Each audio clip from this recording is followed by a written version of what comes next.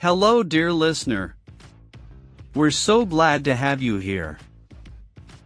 Before we begin, a quick note. In the description you'll find a link to get the physical book, in case you'd like to keep this work in your personal library. And if this audiobook inspires you even a little, we kindly ask 3 small favors that help us grow immensely. Leave the podcast a 5-star rating, follow us so you don't miss upcoming titles, and comment on which idea resonated with you the most today. Your voice helps more people discover this content. And if you'd like to listen to complete audiobooks filled with powerful ideas and premium knowledge, check out our other collections.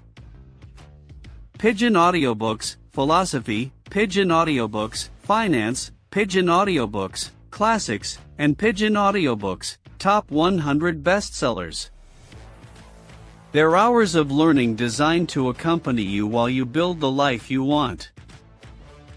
Now, get comfortable, turn up your headphones, take a deep breath, and let's grow together. Pigeon Publishing House presents Aeneid. Author, Virgil. Narrated by Henry Wells. Preface. The Aeneid is one of the greatest epics of classical antiquity and a masterpiece of Latin literature. Written by Virgil in the 1st century BCE, the poem tells the story of Aeneas, a Trojan hero who survives the fall of Troy and embarks on a journey destined to lead to the founding of the Roman people. Combining adventure, mythology, history, and political vision, the Aeneid explores themes of duty, destiny, sacrifice, leadership, and perseverance. Unlike many heroic epics that celebrate individual glory, Virgil's work emphasizes responsibility to family, community, and the future. Aeneas is portrayed not merely as a warrior, but as a leader whose personal desires must often yield to a greater purpose. Drawing inspiration from Homer's The Odyssey and the Iliad, Virgil crafted an epic that both honors the Greek literary tradition and establishes a distinctly Roman identity. Through vivid storytelling, memorable characters, and powerful poetic language, the poem traces Aeneas's trials across the Mediterranean and his struggle to fulfill the destiny assigned to him by the gods. For more than 2,000 years, the Aeneid has been admired as a work of literary brilliance and cultural significance. Its influence can be seen throughout literature, art, politics, and education, making it one of the foundational texts of Western civilization. Whether approached as an epic adventure, a historical vision, or a profound meditation on fate and human responsibility, the Aeneid remains a timeless and rewarding reading experience. The Aeneid. Book 1. Storm and Banquet Long of Atha. I sing of arms and of the man, fated to be in exile, who since left the land of Troy and came to Italy to the shores Lavinium, and a great pounding he took by land and sea hands of the heavenly gods because of the fierce and unforgetting anger of Juno. Great too were his sufferings in war before he was high. How did his confound his city and carry his gods into Latium? This the beginning of the Latin race, the Alban fathers, and the walls of Rome. Tell me, Muse, the causes of her anger. He violate the will of the queen of the gods. What was 10 offense? Why did she drive a man famous for his piety to such much opposite city name was other armor? Endless hardship and such suffering?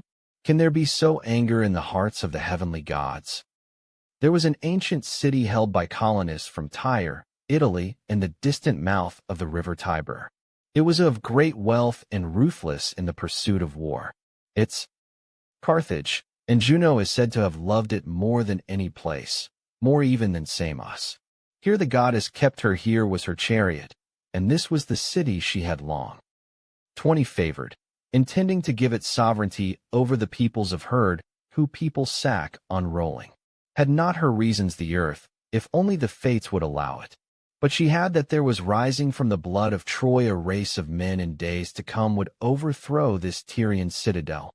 A proud in war and rulers of a great empire would come to the land of Libya. This is the destiny the fates were. These were the fears of the daughter of Saturn, and she forgotten the war she had fought long since at Troy for beloved Argos, nor had her bitter resentment and the for it ever left her mind. There still rankled deep in her heart the beauty, at judgment of Paris and the injustice of the slight to her loathing for the whole stock of Dardanus, and her fury the honors done to Ganymede, whom her husband Jupiter had carried off to be his cupbearer, with all this fueling her anger. 30 She was keeping the remnants of the Trojans, those who had from round all escaped the savagery of Achilles and the Greeks, far away Latium, driven by the fates to wander year after year the oceans of the world. So heavy was the cost of founding the Roman race. The Trojans were in high spirits. They were almost out of a stern Juno sight of Sicily and heading for the open sea with the wind and their bronze prows churning the salt sea to foam, as brooded, still nursing the eternal wound deep in her breast. Am I to admit defeat and give up my attempt to keep the king of the Trojans away from Italy? So the fates do not approve. Yet 40 Pallas Athene could fire the fleet and drown my own Argives in the sea because of the guilt of one man, the mad passion of Ajax, son of Oileus. With her own hand she threw the consuming fire, sending flame caught, but is of Jupiter from the clouds, shattering his ships and winds to churn up the level sea. Then, as he breathed out from his breast where the thunderbolt had pierced it, she him up in a whirlwind and impaled him on a jagged rock. Here am I, the queen of the gods, the sister of Jupiter and wife, and I have waged war all these years against a whole race, Juno. Son of men, is there no one left who worships the godhead of will there be no one in the future to pray to me and lay offering on my altars? 50 These are the thoughts the goddess turned over in her burning place, is king brawling prison. Heart as she came to Aeolia, the home of the clouds, a teeming with the raging winds of the south. Here Aeolus, and here in a vast cavern, he keeps in subjection the winds and howling storms, chained and bridled in there. They murmur in loud protest round bolted gates in the mountainside while Aeolus sits in his high citadel, holding his scepter, soothing their spirits and tempering their angry passions. But for him, they would catch up the sea, the earth and the deeps of the sky, and sweep them along through space. In fear of this, the 60 all-powerful Father banished them to these black caverns with under a oar, him that Aeolus, you your massive mountains heaped over them, and gave them fixed charter a king who knew how to hold them in check when ordered, to let them run with free rein. It was to Juno made supplication in these words, I come to you, because the Father of the gods and King of men has given the power to calm the waves of the sea or raise them by winds. A race of men hateful to me is sailing the Tyrrhenian sea carrying Ilium to Italy, along with the Penates, their defeated sink gods. Whip up your winds, overwhelm their ships and 70 them, drive their fleet in all directions and scatter their bodies, and in shall beautiful decide over the sea. I have 14 nymphs of the rarest beauty, the loveliest of them all is Diopeia. I shall make her yours join you in lawful wedlock. If you do me this service, she spend all her years with you, and make you the father of children. To this Aeolus made answer, your task, O queen, is to your wishes, my duty is to carry out your orders. It is thanks to and thee at the you that I rule this little kingdom and enjoy this scepter blessing of Jupiter. Through you I have a couch to lie on. 80 feasts of the gods, and my power over cloud and storm comes mountain hurricane the once. Huge clouds the heavens from you. At these words he struck the side of the hollow with the butt of his spear, and the winds seemed to form a column and pour out through an open gate to blow over the whole earth. The east wind and the south and southwest with squall upon squall fell upon the sea, at whipping it up from its bottommost depths and rolling waves towards its shores.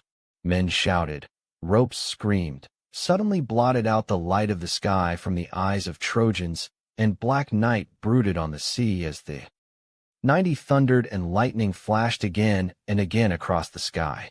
Face, a week, and walls of. Wherever the Trojans looked, death stared them in the sudden chill went through Aeneas, and his limbs grew groaning. He lifted his hands, palms upward to the stars, cried, "Those whose fate it was to die beneath the high many, many Greeks. Troy with their fathers looking down on them were times more fortunate than I. O Diomed, bravest of the why, could I not have fallen to your right hand and breathed out my life on the plains of Troy, where fierce Hector fell by the 100 sword of Achilles, where great Sarpedon lies, and where the river of howling waves too in them. Simois caught up so many shields and helmets and bodies brave men, and rolled them down its current." Even as he threw out these words, a squall came from the north, catching his sail full on and raising to the stars. The oars broke, the prow was wrenched round. As they lay beam onto the seas, there came towering over a sheer mountain of water. Some of the ships were hanging on in the three-course the crests of the waves. For others the waters opened and troughs could be seen the seabed and the seething sand. Of them were caught by the south wind and driven off onto a reef hidden in mid-ocean. Italians know it as the Altars. 110, a huge spine of rock just under the surface. 3 of them the southeaster took and carried helplessly from the high sea onto blocked. Aeneas, the sandbanks of the Syrtes, ran them aground and them in with walls of sand, before the very eyes of struck away the and with treasure ship that carried the faithful Orontes, and his Lycians was on the stern by a great sea, and the helmsman was swept head first into the water.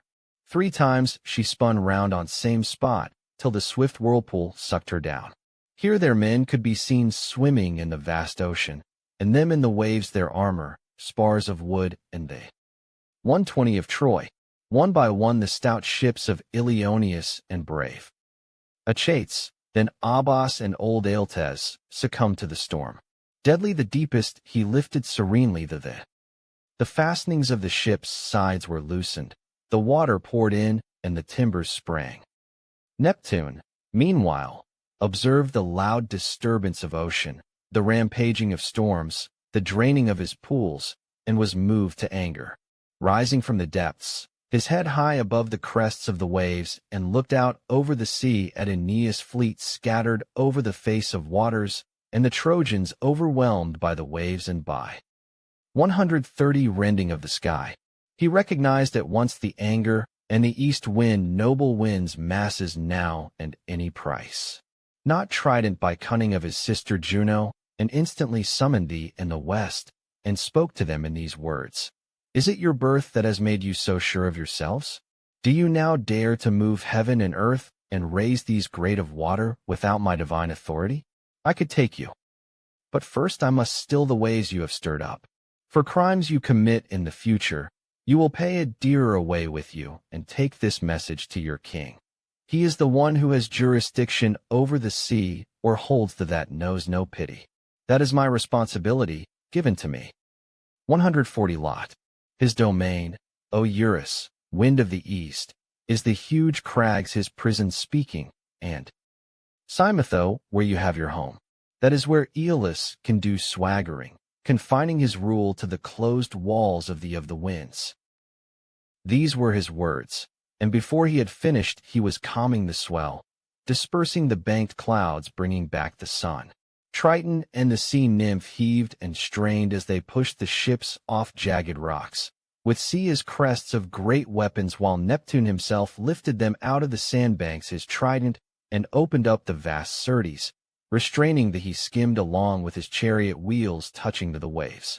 As when disorder arises among the people of a city, and the common mob runs riot, wild passion finds 150 for men's hands, and torches and rocks start flying. At such a among fall, while his so did looking beneath a speed coast of time, if people chance to see a man who has some weight them for his goodness and his services to the state, they silent, standing and listening with all their attention, words command their passions and soothe their hearts.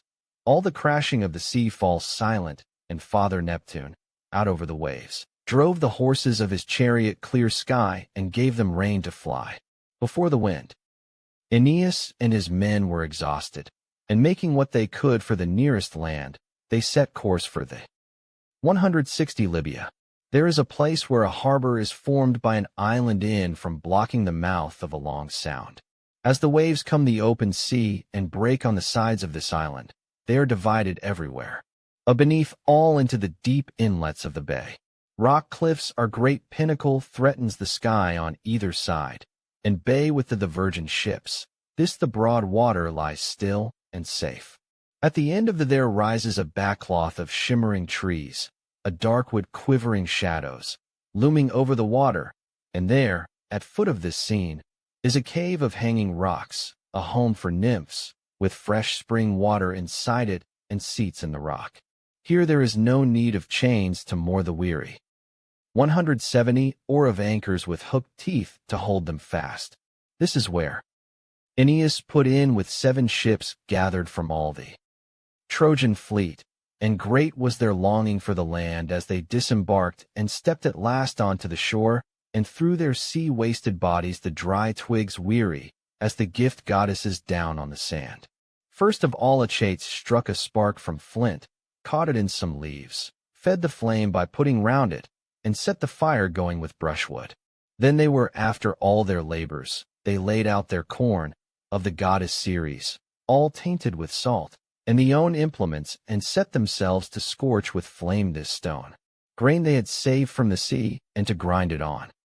180 Meanwhile Aeneas climbed a rock to get a view over the whole breadth of the ocean, and see if there was any trace of the galleys. There was storm-tossed Antheus, or of the double-banked Trojan Capus perhaps, or Caicus armor high on the poop. Not a ship to be seen, but he did see 3 stags wandering about the shore with all their herd behind them grazing the low-ground bow in a long line. He stopped in his tracks and snatched his 190 and swift arrows from the trusty Achates. First he took down the 3 leaders with their high heads of branching antlers. The of the huge then made all he generosity Sicily. Friends, whole of the rest of the herd scattered into the leafy cover wood, but not before he succeeded in stretching 7 carcasses on the ground, 1 for each of the ships. He for the harbor, and gave them out to all his men. Last have shared out the wine the good Acestes with the heroes had poured into casks for them as they left the shores of then. As they mourned, he comforted them, saying, My, this is not the first trouble we have known. We have suffered 200 worse before, and this too will pass. God will see to it. You have the know it will been to Scylla's cave, and heard the mad dogs howling in depths of it. You have even survived rocks thrown by the Cyclops. So summon up your courage once again. This is time for gloom or fear. The day will come, perhaps, when give you pleasure to remember even this. Whatever chance may bring, however many hardships we suffer, we are making for it is your. These showed heart. Latium, where the fates show us our place of rest. There the will of God that the kingdom of Troy shall rise again. Task is to endure and save yourselves for better days, were his words, but he was sick with all his cares. He them the face of hope, and kept his misery deep in his. 210 his men went briskly to work preparing the coming feast. Some cut out they taking. They flayed the hide off the ribs, and exposed the flesh. It into quivering slices, and speared it on spits. Others laid cauldrons of water on the shore, and lit fires. Then at last ate, and recovered their strength, lying on the grass, and their fill of old wine and rich venison. When their hunger was talked at weather to weather and satisfied, and the remains of the feast removed, they linked about their missing comrades, not knowing hope or fear, wondering whether they were still alive or at that very moment they were drawing their last breath. 220 beyond, all calling. Most of all did Aeneas, who loved his men, and the Cloanthus, from land far mourned to himself the loss of eager Orontes and Amycus' cruel death of Lycus. Then brave Gyas, and brave. Now the feast was ended, and Jupiter was looking down the height of heaven on the sea flying with sails, and the highest Libya, that he brimming beneath him, on the shores of the seas and the far-spread peoples, when suddenly he stopped in his survey at the point of the sky, and fixed his eyes upon the kingdom of even as he was turning over in his mind all the suffering saw. His daughter Venus came to him, her shining eyes 230 with tears, and spoke with a sadness greater than his own. You Law and my who rule the affairs of gods and men with your eternal, at whose lightning we are all afraid. What great harm has son Aeneas been able to do to you? What crime have the Trojans the you a time blood leaders of father, me? I have committed that they should suffer all this loss of life, and whole world be closed to them for the sake of Italy? Did not promise that with the rolling years there would come, when from this stock the Romans would arise.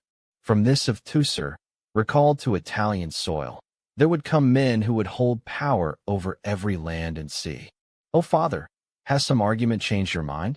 As for used to console myself with this for the cruel fall and sack. 240 Troy, by weighing one destiny against another. But unrelieved disaster. Greeks weigh kingdom mountain, field city of name. Misfortune is now hounding these men from disaster to, O great king, what end do you set to their labors? Though we're all around Antenor, but he escaped them, made his safely into the Illyrian Gulf and the heartlands of the Liburnians, and then went beyond the mouth of the Timavus. From there with a great roar from inside a sea of water bursts out of 9 mouths, and covers the with a sounding ocean. But in this place he founded the Patavium as a home for his Trojans, and gave them a. There he dedicated the arms with which he fought at Troy, and 250 there he now lives in settled peace and quiet. But as for us, your betrayed is one. Is this with her your Lavinium own children, to whom you grant a place in the citadel of heaven, we lose our ships. It is unspeakable. We are and kept far away from the shores of Italy, because there who hates us. Is this our reward for piety and obedience? How you bring us to our kingdom. The Father of gods and men, looking at his daughter the smile that clears the sky and dispels the storms, kissed lightly on the lips, and said, Spare yourself these fears, lady from Cythera. You can be sure that the destiny of descendants remains unchanged. You will see the city of 260 and its promised walls. You will take great-hearted Aeneas up to the stars of heaven. No argument changes my mind. But more, what will build third winter has now. Since this anxiety is gnawing at you, I shall tell you unrolling for you the secrets of the scroll of the fates. He wage a great war in Italy and crush its fierce tribes.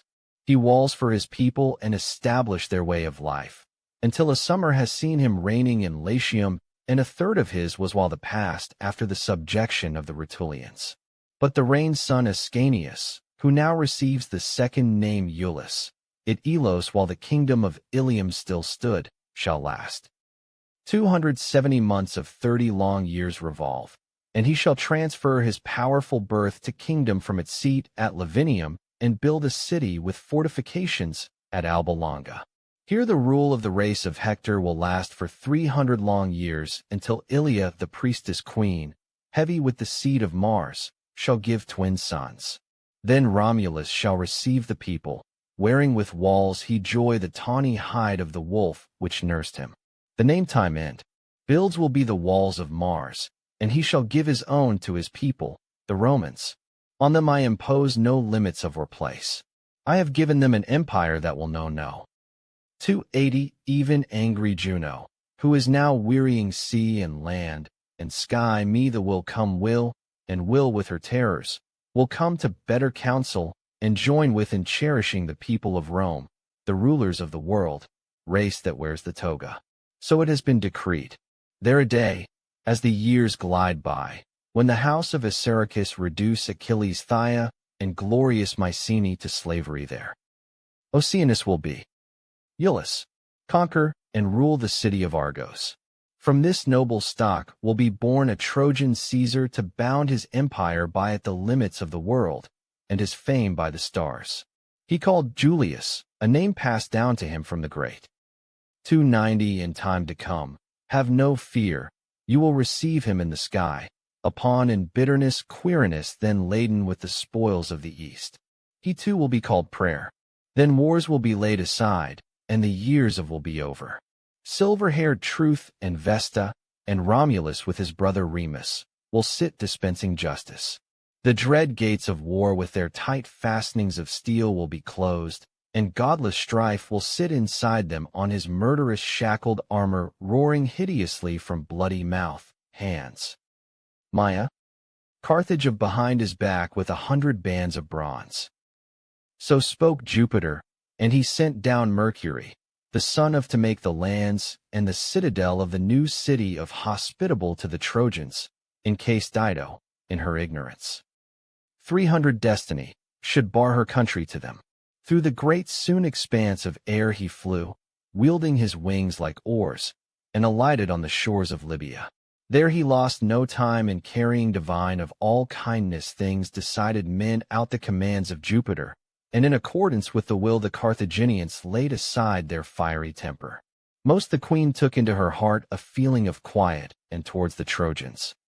But all that night the dutiful Aeneas was turning many over in his mind. As soon as life-giving morning came, he to go out and explore this new land, and bring back to his a true account of the shores to which the winds had driven him, and the beasts and men who lived there, if there were any men. 3:10 For he saw no signs of cultivation. So, leaving his ships hidden shut and alone with hand, as came to thee in the wooded cove under the overhanging rocks, and on every side by trees and quivering shade, he set out a chase. Gripping 2 broad-bladed steel spears in his, he walked through the middle of the wood. His mother meet him looking like a Spartan girl out hunting, wearing dress of a Spartan girl and carrying her weapons, or like Thracian Harpalice, as she wearies horses with her running and outstrips the swift current of the river Hebrus. She had a light was bow hanging from her shoulders in hunting style, her hair 320 unbound and streaming in the wind, and her flowing dress was caught up above the knee. "Hey there, soldiers," she called out to them. "Do you happen to have seen one of my sisters wandering from half to mortal? Must be a thee about here, or in full cry after the foaming boar." She was wearing a spotted lynx skin and had a quiver hanging her belt. So spoke Venus, and Venus' son so began his reply. "I neither seen nor heard any of your sisters. But how am I address a girl like you? Your face is not the face of a, and you do not speak like a human being. Surely you goddess? Are you Diana, sister of Apollo? Are you one of 330 sister nymphs? Be gracious to us, whoever you may be, and lighten our distress. Tell us what sky this is we find ourselves at now not many last beneath. What shore of the world is this on which we wander, tossed here by the fury of wind and wave? We do know the place. We do not know the people. Tell us, and a victim will fall by my right hand before your altars. Tyrian high looking at. But the war. Venus replied, I am sure I deserve no such honor. Girls all carry the quiver and wear purple boots with this ankle binding. This is a Phoenician kingdom you are. We are Tyrians. This is the city of the people of Agenor. Land belongs to the Libyans, a race not easy to handle in. 340 Dido, who came from the city of Tyre to escape her brother and father the first him. Pygmalion, 2 attacked hold sway here. There was a crime long ago. It is a long winding story, but I shall trace its outlines for you. Her had given her in marriage to Sychaeus, the wealthiest of Phoenicians. They were joined with all the due rights of a marriage, and great was the love the poor queen bore for, but the kingdom of Tyre was ruled by her brother, the vilest of criminals. A mad passion came between the men. In blind lust for his gold, the godless Pygmalion 350 him without warning, ambushing him at the altar. With no thought for his sister's love, he killed Sychaeus, and for a long love, and but one time concealed what he had done. Dido was sick with he deceived her with false hopes and empty pretenses. Night there appeared to her in a dream the very ghost of her strange breast. Revealed there showed an unburied husband. He lifted up his face, pale with the pallor of the dead, and, bearing the sword wounds on his, he pointed to the altar where he had been killed and the whole horror of the crime that had been hidden in house. He then urged her to escape with all speed from native land, and to help her on her wanderings he her where to find an ancient treasure buried in the earth. 360 incalculable weight of silver and gold. This moved Dido to plan hatred-happened woman her escape and gather followers, men driven by savage or lively fear of the tyrant. They seized some ships which to be ready for sea. They loaded them with the gold and sailed away with the wealth Pygmalion had coveted. They led the whole undertaking. When they arrived at the place where you will now see the great walls and rising citadel of the new Bursa, within country city of Carthage, they bought a piece of land called the Animal's Hide, as large an area as they could include the hide of a bull. But now tell me, who are you? What 370 have you sailed from? Where are you making for? The at the time doors the day name of seas, and hearing me on my.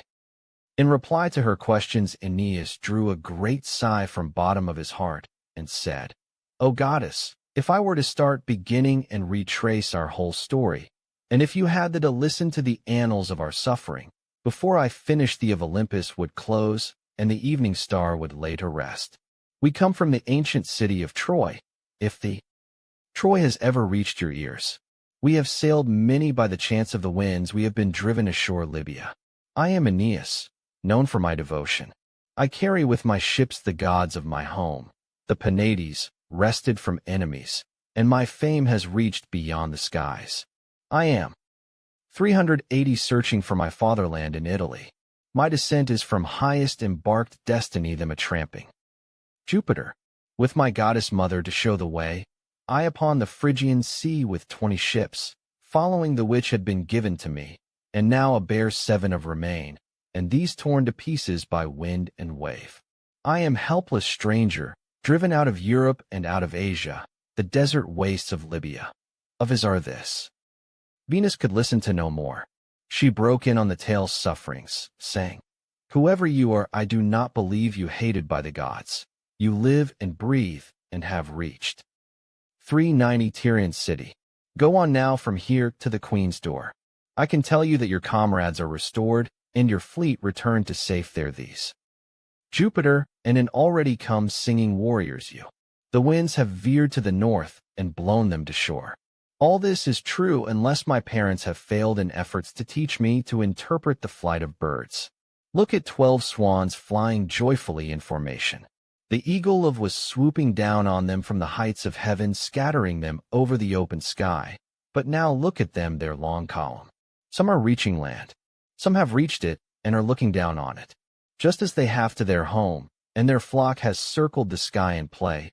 As they fly with whirring wings, so your ships and your 400 are either already in port or crossing the bar in full sail. Go on her now, and follow where the road takes you.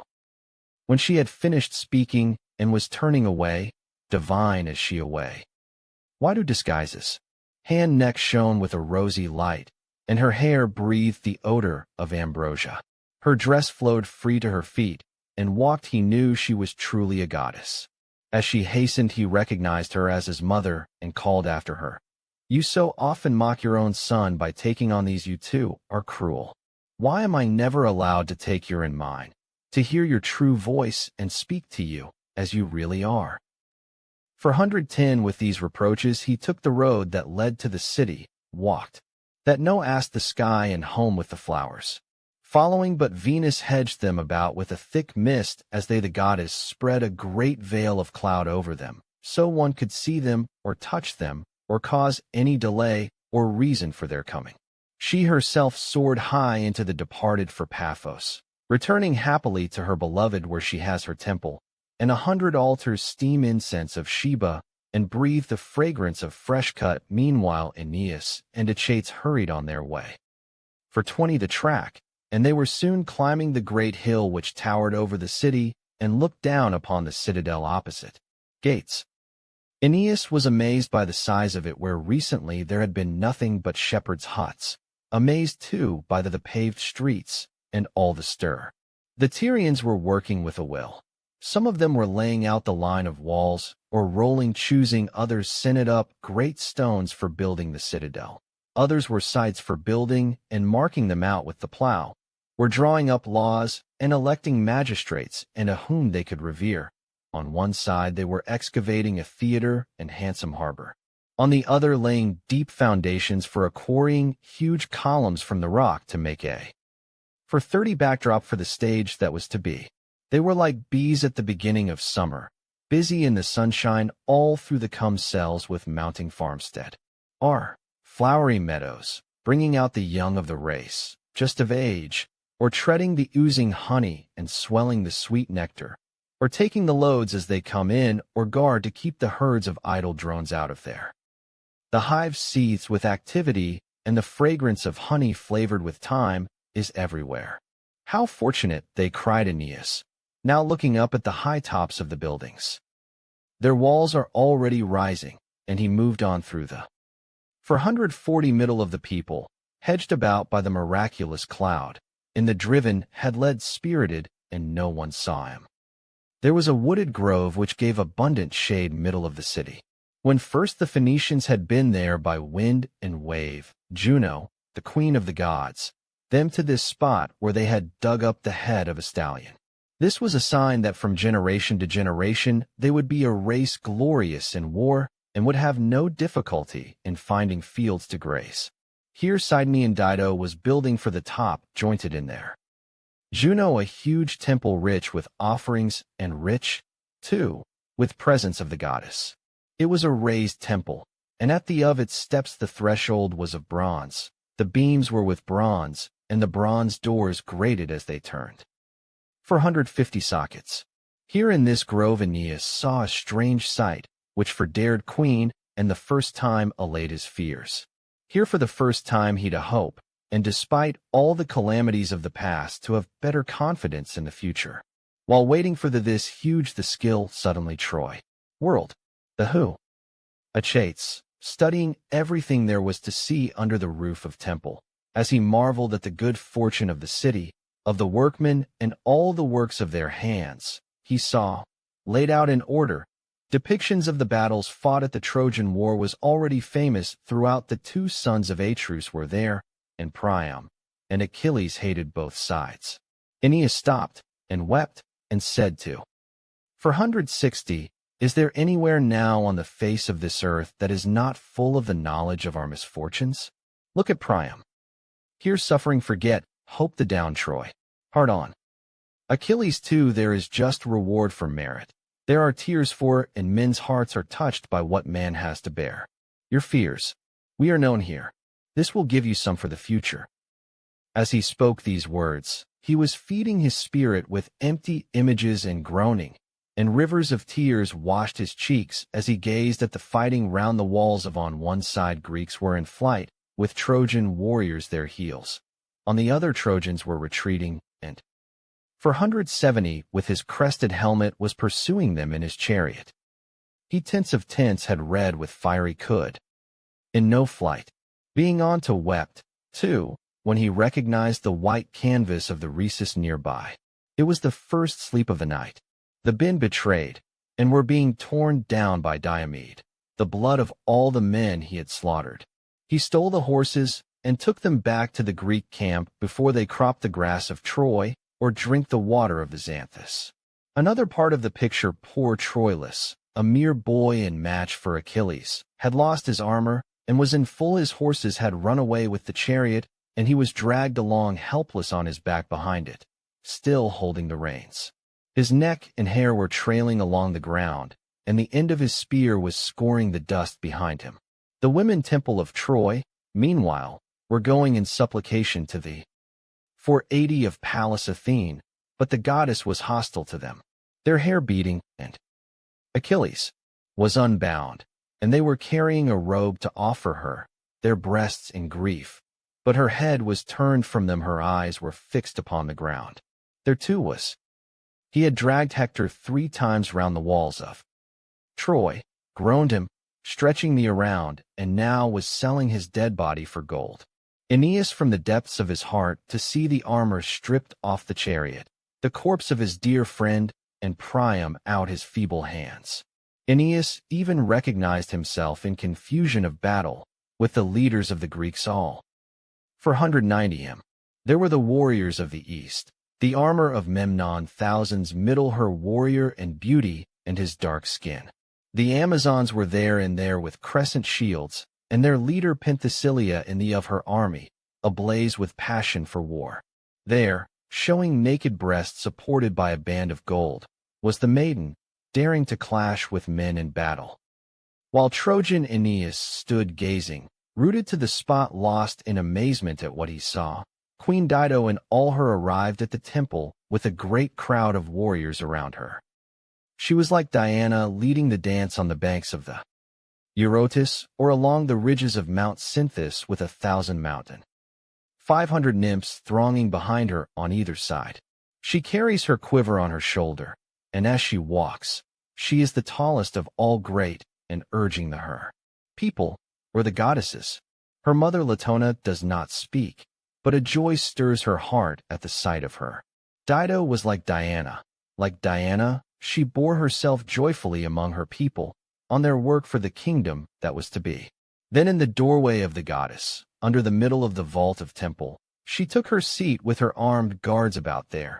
As she was giving laws and rules of conduct to her, and dividing the work that had to be done in equal parts, allocating it by lot, Aeneas suddenly saw a great throng approaching.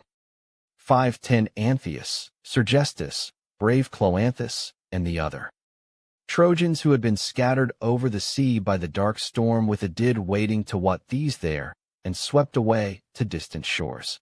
He was astounded, and Achates, too, was stunned with joy and fear. They burned longing to clasp the hands of their comrades, but were at loss because they did not understand what they saw. They nothing, but stayed hidden in their cloak of cloud, learn how fortune had dealt with their comrades. On shore had they left their fleet? Why were they here? For were picked men coming from each of the ships to plead case, and they were now walking to the temple with shouting all about them. 520 They came in and were allowed to address the queen. Ilioneus, whom peoples blown by to you fire. We at us there of the oldest of them, made this appeal.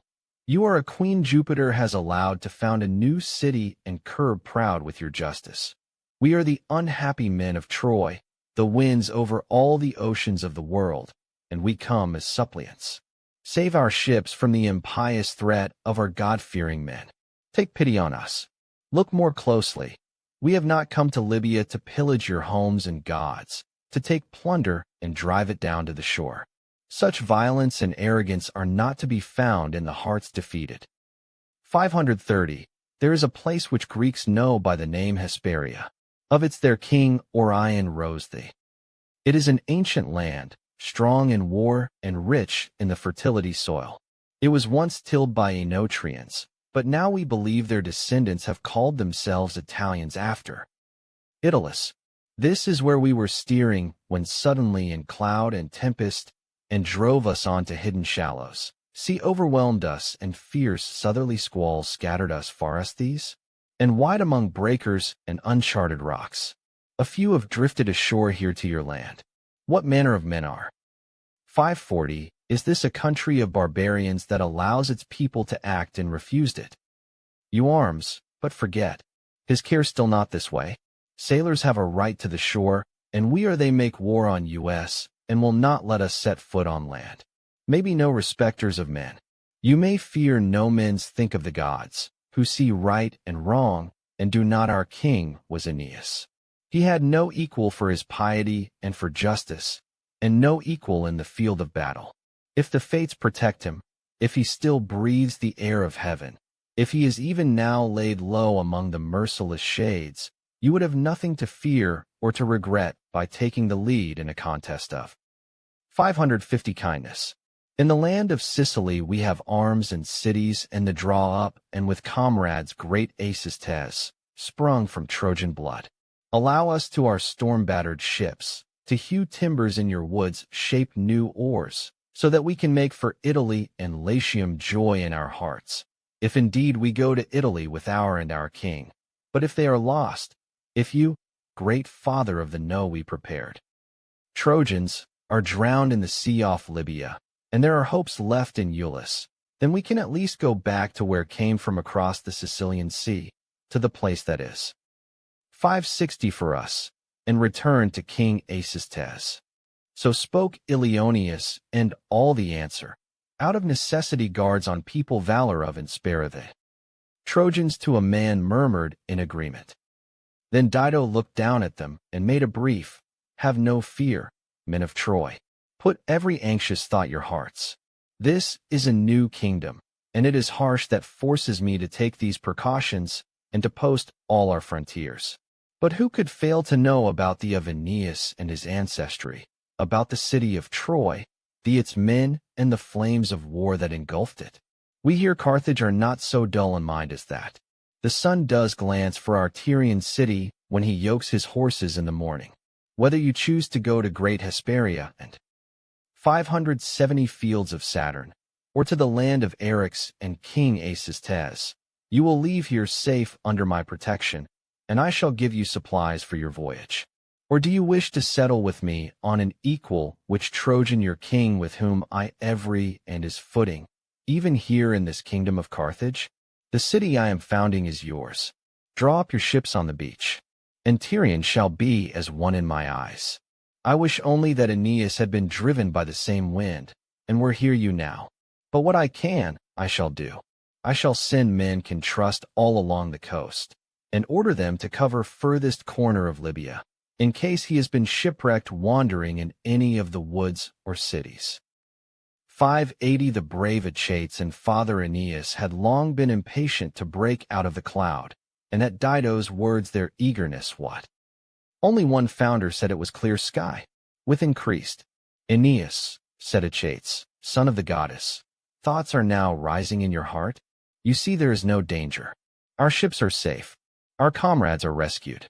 Of them is missing, and we saw him with our own eyes in mid-ocean. Everything else is as your mother Venus would be."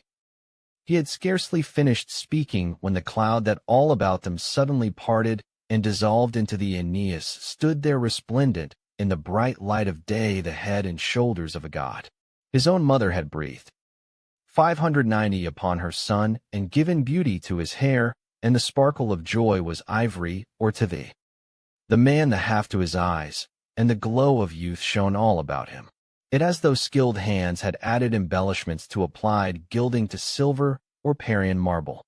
Then suddenly, surprise of all, he addressed the queen in these words: "You are looking for is standing before you. I am Aeneas, Trojan, saved from the Libyan sea, and you, Dido, alone pitted the unspeakable griefs of Troy. We are the remnants left by the Greeks. We have suffered every calamity that land and 600 sea could inflict upon us, and have lost everything. And now not whatever you offer to share your city and your home with us. It is within our power to repay you as you deserve, nor could survives of the Trojan race, scattered as it is over the face of the wide earth. May the gods bring you the reward you deserve, if there are any gods who have regard for goodness, if sense of life, what there is any justice in the world, if their minds have any right. What happy age has brought you to the light of manner of parents have produced such a daughter?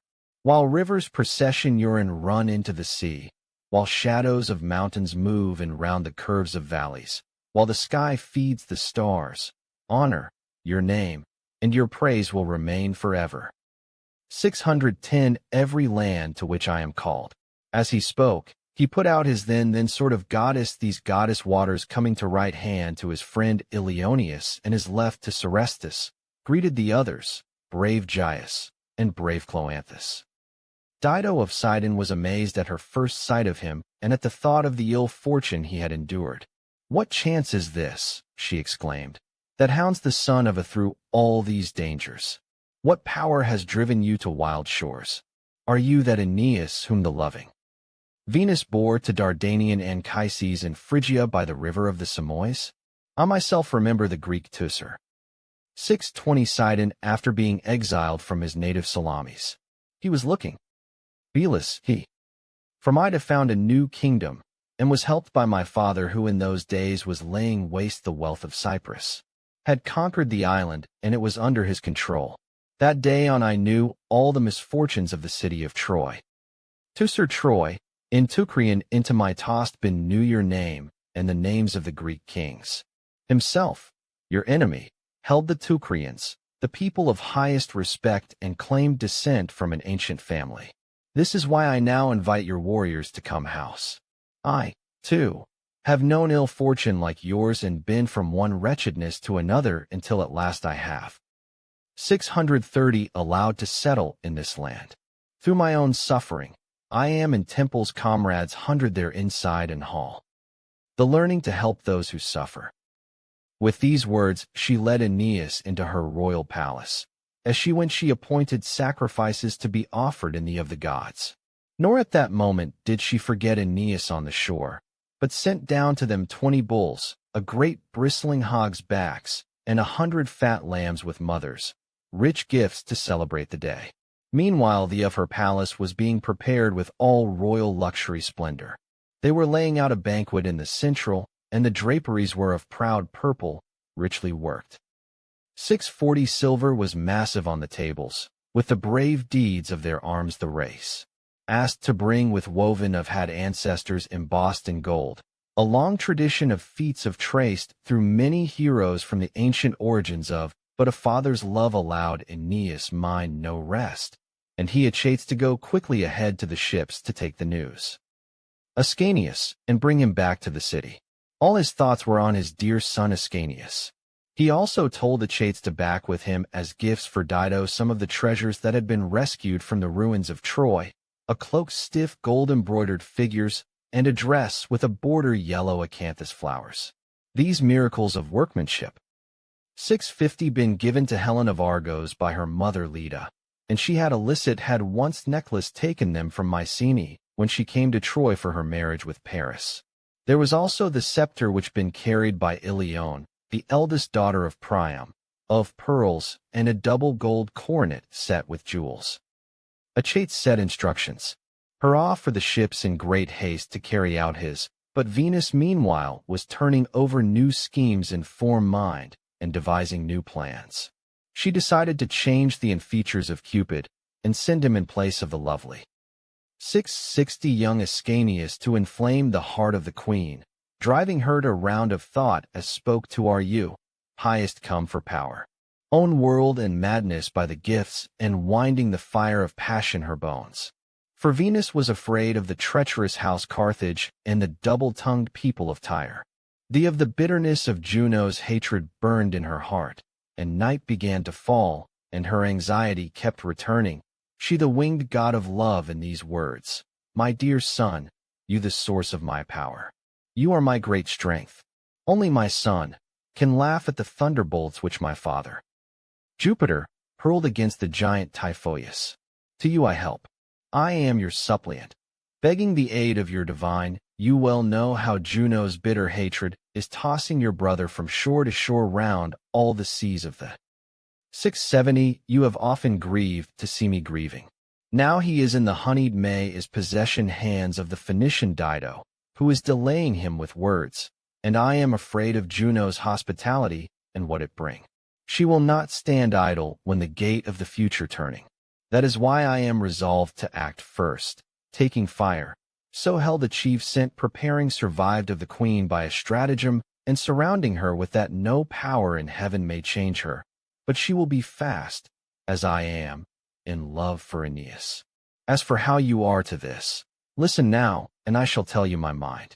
Aeneas has for his son, whom I so love, and the young prince is to go to the city of Carthage, bringing gifts which have 680 the hazards of the sea and the burning of Troy. I shall put him into a deep sleep and hide him in one of my sacred shrines above Idalium or the heights of Cythera, so that he will not know of half tonight, that in my scheme or suddenly arrive to interrupt it. You will use your cunning and take on his appearance for just one. He is a boy like yourself, and you know him, so put on his features, and when the royal table is flowing with wine brings release, and Dido takes you happily onto her lap, gives you sweet kisses, you can then breathe fire and poison into her, and she will not know. 690 Cupid obeyed his beloved mother. He took off his wings and strutted about copying Iulus' walk and laughing. But the goddess poured quiet and rest into all the limbs of Ascanius, and holding high fragrant amused to Tyrians. Rich. Presently him to the warmth of her breast, she lifted him into the Idalian woods, where the soft amaracus breathed its shade and twined its flowers around him. Now Cupid was obeying his instructions and was be escorted by Achates as he took the royal gifts to the when he came in. The queen was already seated under a awning on a golden couch in the middle of the palace. 700 Father Aeneas, and after him the men of Troy arrived and reclined on purple coverlets. Attendants gave them water for brought were 50 order fires. They're all about to the appointed gifts their hands, plied them with bread from baskets, and them fine woolen napkins with close-cut nap. Inside serving women, whose task it was to lay out the food in long lines and honor the Penates by tending there were 100 other female slaves and 100 men, the same age, to load the tables for the banquet and set drinking cups. The Tyrians, too, came thronging through doors, and the palace was full of joy as they took their places on the embroidered couches. They admired the 710 Aeneas had given. They admired Iülus, the glowing face of the god and his false words, the cloak and the dress embroidered with yellow acanthus flowers. But most of all the unfortunate come by after the and what he was. Dido, doomed to be the victim of a plague that was yet to could not have her fill of gazing, and as she gazed, moved the boy as much as by the gifts, the fire within her grew. He had embraced Aeneas and hung on his neck to satisfy great love of his father, who was not his father. He went to Queen. She fixed her eyes and her whole heart on him, sometimes dandled him on her knee, without knowing great God was sitting there marking her out to suffer.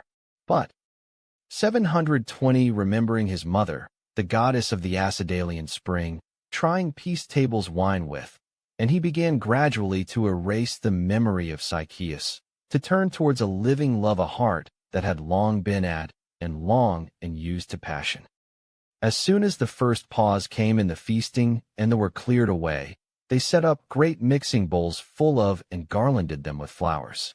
The palace was ringing. Lamps flame a unmixed noise, and their voices swelled through the spacious hall, were lit and hung from the gold-coffered ceilings, and the of torches routed the darkness. The queen now asked for golden bowl heavy with jewels, and filled it with wine. 730 with water. From this bowl Belus had drunk, and all the royal hall, as you a day may good celebrate table to, and just smile from the line, descended from Belus. Then there was silence, and the Dido spoke. Jupiter, to you we pray, since men say that ordain the laws of hospitality. Grant that this day may be of happiness for the Tyrians and the men from Troy, and our descendants long remember it. Let Bacchus, giver of cheer, be among us, and kindly Juno, and you, Tyrians, this gathering with welcome in your hearts. At these words she poured a libation of wine on the honor the gods, and having poured it, she took it first, touched it to her lips. She then passed it to Bitias with and a challenge. Nothing loath, he took a great draught. 740 golden bowl foaming to the brim, and bathed himself in wine. The other leaders of the Carthaginians did the same after him. His of the long-haired Iopas, the pupil of mighty Atlas, then sang to gilded lyre of the wanderings of the moon and the labors the sun, the origin of the human race and of the animals, causes of rain and of the fires of heaven, of Arcturus, of the Hyades, bringers of rain, of the two Triones, the oxen. Plow, why the winter suns are so eager to immerse themselves of the Trojans in the ocean, and what it is that slows down the passage nights. The Tyrians applauded again, and the asked followed their lead. So the doomed Dido was drawing out the night with all manner of talk, drinking long draughts of love as she. 750 question after question about Priam and Hector, what armor what, but about, and that. Memnon, son of the dawn, was wearing when he came, kind of horses did Diomed have, how tall was Achilles? No, she said. Come tell your host from the beginning the treachery of the Greeks, the sufferings of your people, your own wanderings. For this is now the 7th summer has carried you as a wanderer over every land and sea. Book 2. The fall of Troy to the bee which and the Lopians prone from the. They all fell silent, gazing at Father Aeneas, and he began speak from his raised couch. O Queen, The sorrow you bid me bring to life again is past all words, the destruction by Greeks of the wealth of Troy and of the kingdom that will mourn forever, and all the horrors I have seen, and in I played a large part. No man could speak of such things not weep, none of the Myrmidons of Achilles or the of Neoptolemus, not even a follower of Ulysses, a man not to pity. Besides, the dewy night is already falling fast. Tin sky and the setting stars are speaking to us of sleep. But if you hear and recoiled shall and have such a great desire to know what we suffered, to brief about the last agony of Troy, although my mind in anguish when you asked and I shudder to remember, I begin. Year after year the leaders of the Greeks had been broken divine mountain, war and denied by the fates, until, with the aid of the skill of Pallas Athene, they built a horse the size of a cutting pine trees to weave into it for ribs. They pretended it was a votive offering for their safe return to Greece, and that by lot of it was the story on men's lips. Then they chose some men from their best warriors and shut them up in the darkness.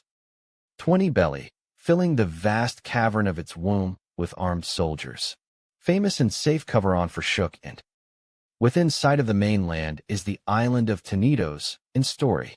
While the kingdom of Priam stood, it was rich prosperous, but now there is only a bay giving a none to anchorage for ships. The Greeks sailed here and took its lonely shore. We thought they had left us and sailed Mycenae with favoring winds. The whole of Troy then itself free of its long sorrow. The gates were thrown open, the people went out rejoicing to see the Greek encampment, the deserted shore, and all the places abandoned by the enemy. Here was the Dolopian camp, and here fierce Achilles had his tent. 30 This was where the fleet was drawn up. This was where they used to fight their battles. Some gazed at the fatal offering to the inside treachery already sounder was some set fire virgin goddess Minerva, and marveled at the huge size of horse. Thymoetes was the first to urge them to drag at their walls and set it on their citadel, whether it was that made him speak, or whether the fates of Troy were moving towards that end. But Capys, and those of judgment, did not trust this offering.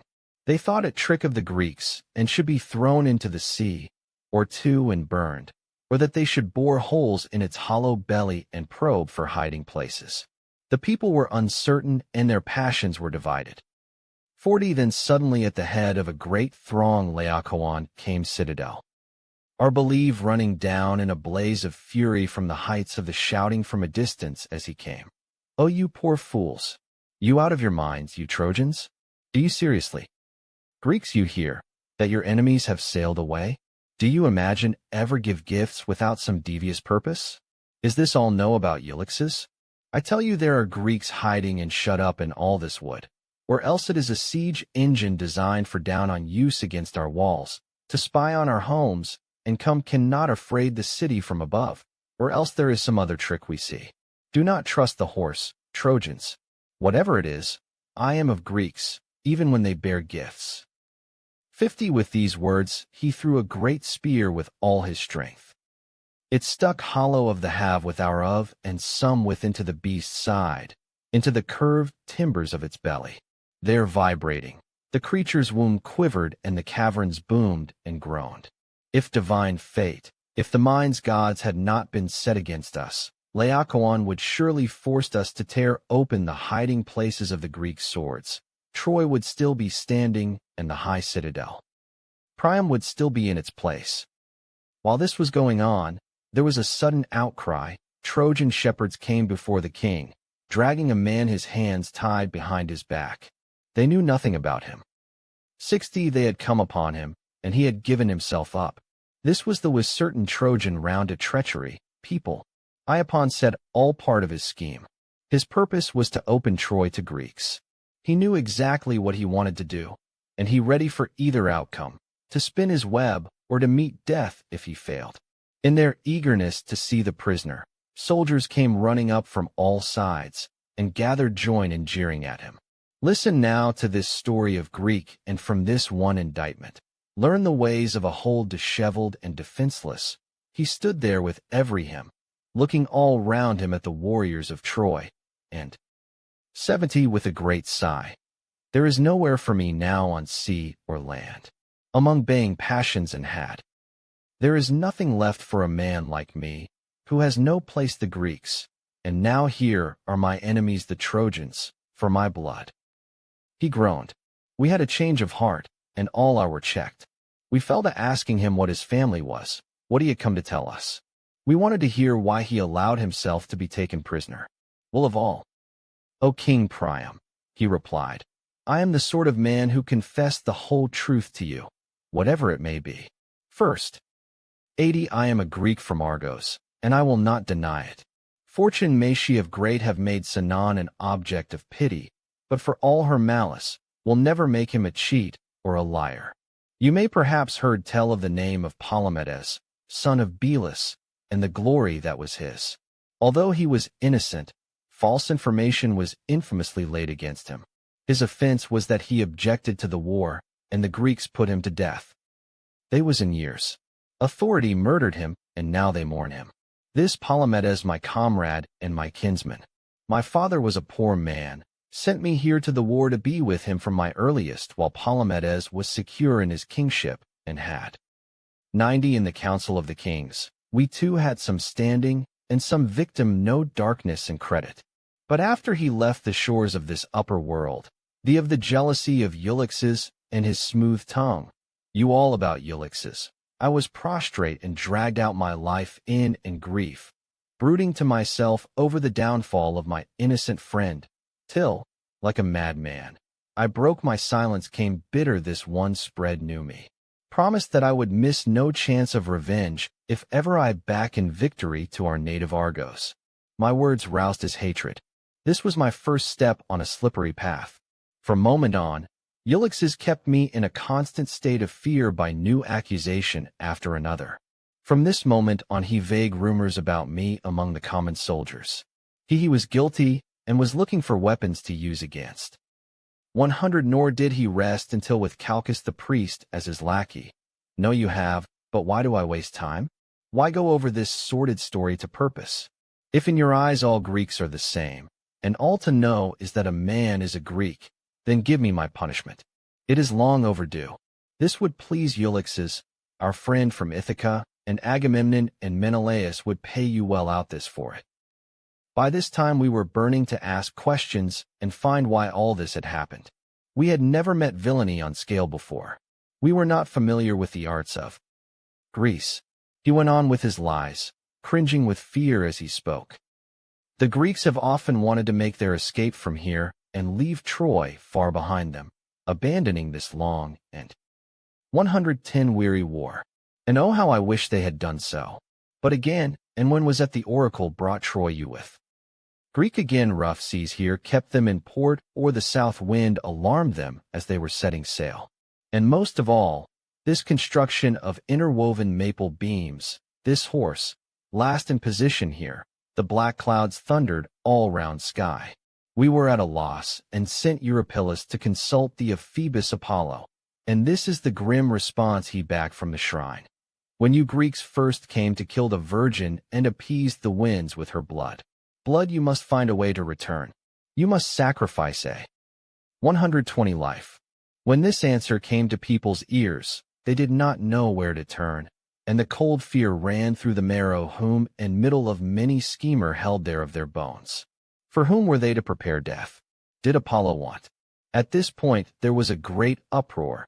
The Ithacon dragged out the prophet Calchas into the us and demanded to know what was the will of the gods. People could detect even then the ruthless hand of the directed against me. They saw what was to come, and himself send he break peace. For 10 days Calchas gave no answer, concealing and refusing to say the word that would betray a man and him to his death. But at long last, all according to plan, allowed the clamor raised by the Ithacon to force him to 130 his silence, and mark me out for the altar. They all agreed. They this sacred sprinkled from night and had all been afraid. But now one man was doomed, and they could endure. The day of the abomination was soon upon us. The rites were all prepared for me. The salted meal was, and the sacrificial ribbons were round my head. I escaped death. I admit it. I broke my bonds. and lay hidden all the reeds of a marsh, waiting for them to set sail, and wondering was whom I if they had. I have no hope now of seeing the land which once my home, or my beloved children, or my father. 140 have so often longed for. Perhaps they will be punished for my helpless by any in my escape, and wash away this guilt of mine with their own blood. But I beg of you by the gods who know the truth, honesty that may survive unsullied between men, pity me at him. Manacle's words, full great suffering. I know in my heart I have not deserved he wept. We spared him, and it even began to pity. Priam spoke first, and ordered him to be freed from thee and the ropes that tied him, and spoke these friendly. Whoever you are, from this moment on forget the Greeks whom you have lost.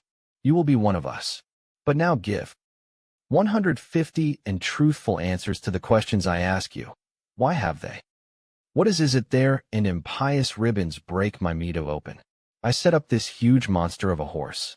Who proposed it? The purpose of it? Does it have some supernatural power? An engine of war. Sinon was ready with all his Greek arts and stratagems. Raising to the skies the hands we had just freed from shackles, he cried, I call upon you, eternal fires of heaven, your inviolable Godhead. I call upon the altars and the swords from which I have escaped. I call upon the sacred which I wore as sacrificial victim. It is no sin for me to sacred oaths of allegiance to the Greeks. It is no sin for hate these men and bring all their secrets out into the 160 am no longer subject to the laws of my people. Only you must keep it as a full they.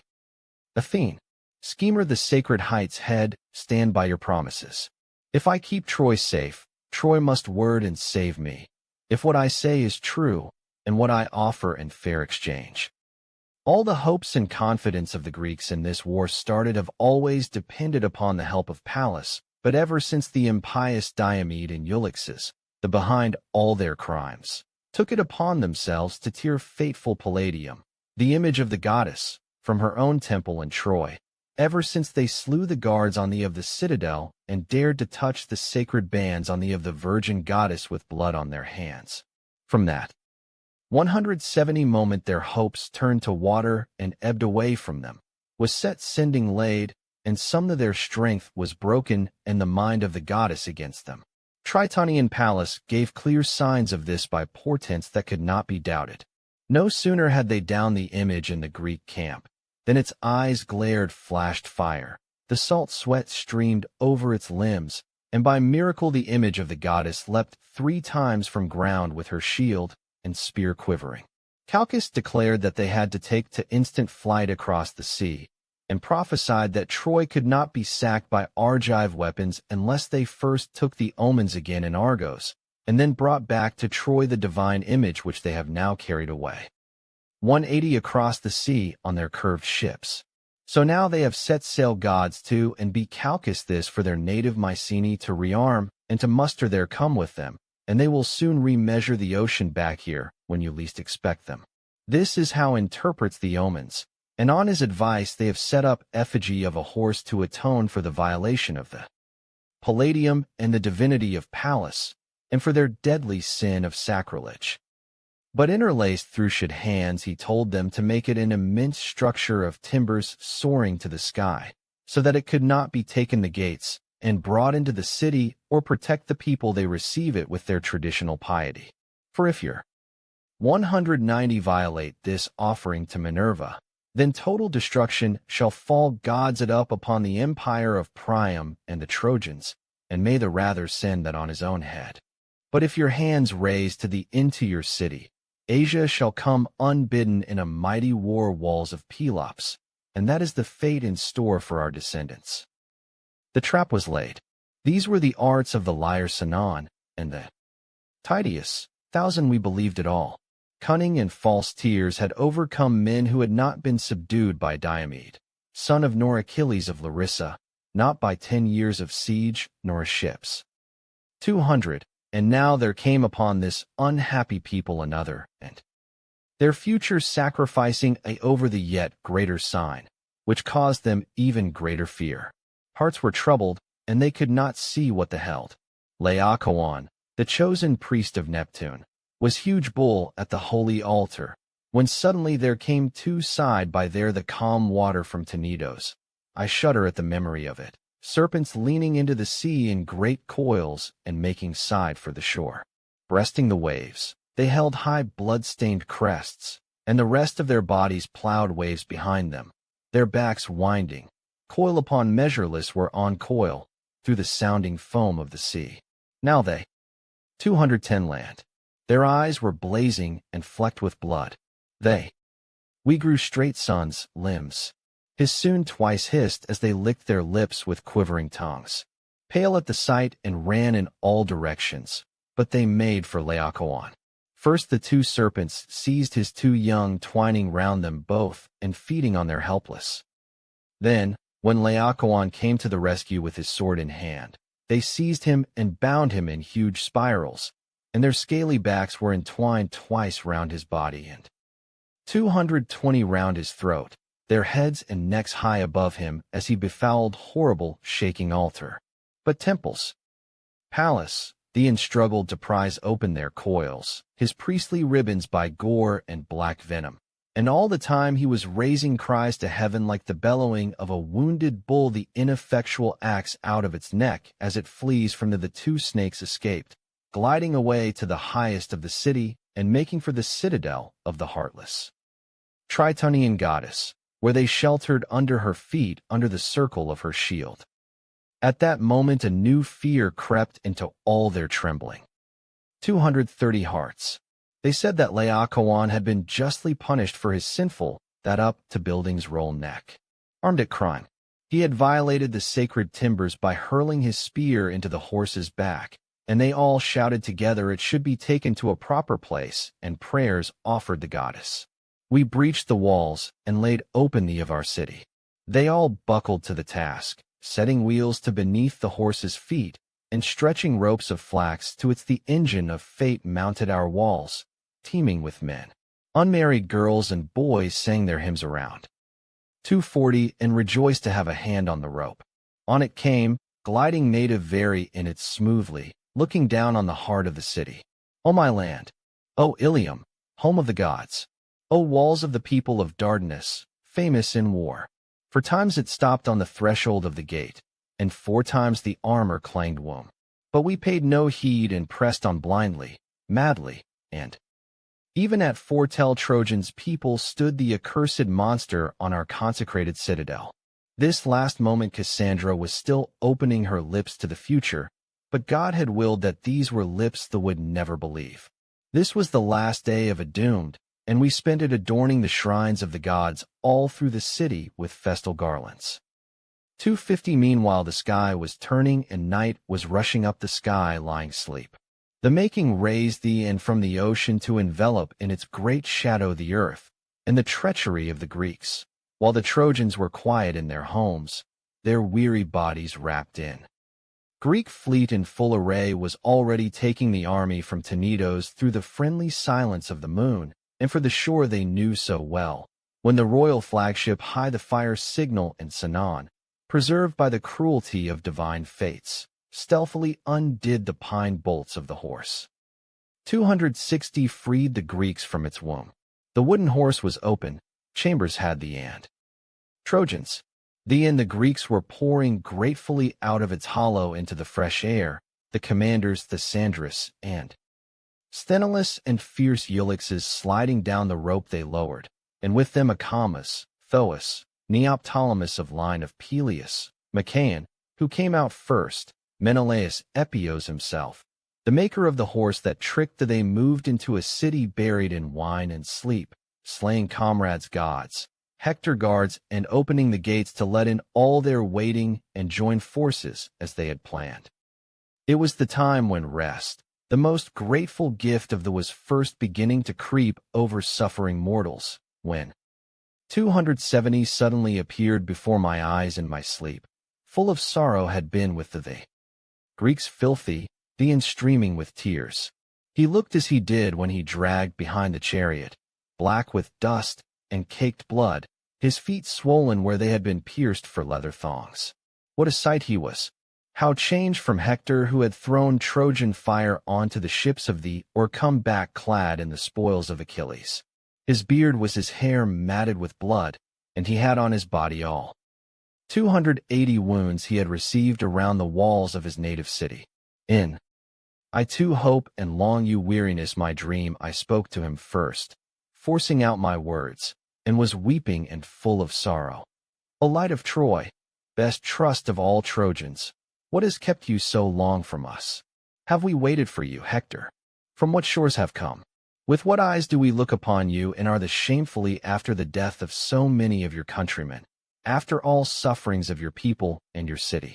What has, so are questions, said, yourself disfigured the face that was once so serene? What wounds these I see? There was no reply. He paid no heed to my futile, but heaved a great groan from the depths of his heart, and, you must escape, son of the goddess.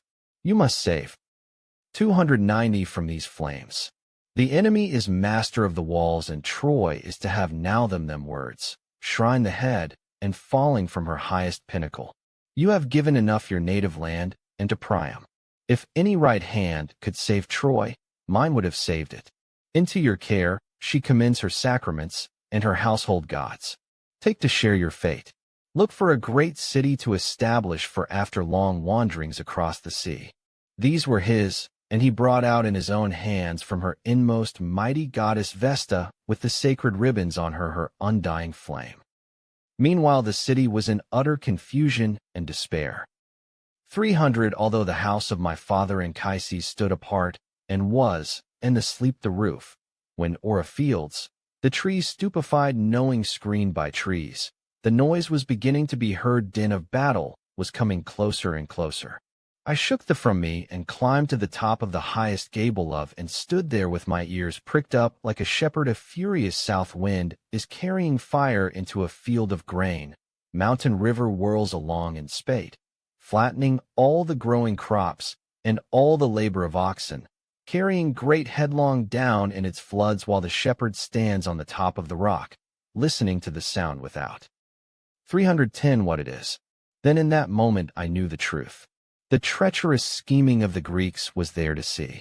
Soon the great house of Deiphobus yielded to the flames and fell in ruins. Soon waters of men his neighbor Ucalegon was burning, and the strait of Sigeum reflected the flames. The clamor of and the clangor of trumpets rose to high heaven. Mindlessly I but put on my armor, for reason had little use for armor. To the suddenly heart was burning to gather comrades for battle and rush citadel with them. Frenzy and anger drove me on, and it seemed a noble thing to die in arms.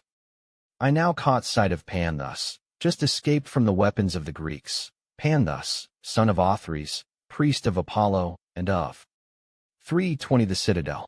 He was carrying in his hands the sacraments, and the grandson defeated gods from the temple, and dragging his young along behind him in a mad rush to the door of my father's house. Where is our strong point? Where are we rallying? I, the last they to, and pitiless our heart had scarcely time to speak before he replied, groaning, day has come for the people of Dardanus. This is the hour cannot escape. The Trojans are no more. Ilium has come end, and with it the great glory of the race of Teucer. Jupiter has given everything over to Argos, the Greeks masters of the burning city. The horse stands high in the 330 of it, pouring out its armed men, and Sinon is in triumph, spreading the flames and gloating over us. The great double many they are drawn, only the gates are open, and Greeks are there in their thousands, as ever came from great Mycenae. Others have blocked narrow streets with their weapons leveled. Their lines up, and the naked steel is flashing, ready for slaughter. First few guards on the gates are trying to fight and offering blind resistance. I went where I was driven by the words of Panthus, and to the grim battle the will of the gods, into the fighting and the flames, where fury of war called me, where I could hear the din of and the shouts rising to heaven. I came across Rippius in 340 moonlight and Epidus, huge in his armor, and they threw inside, and come to 4.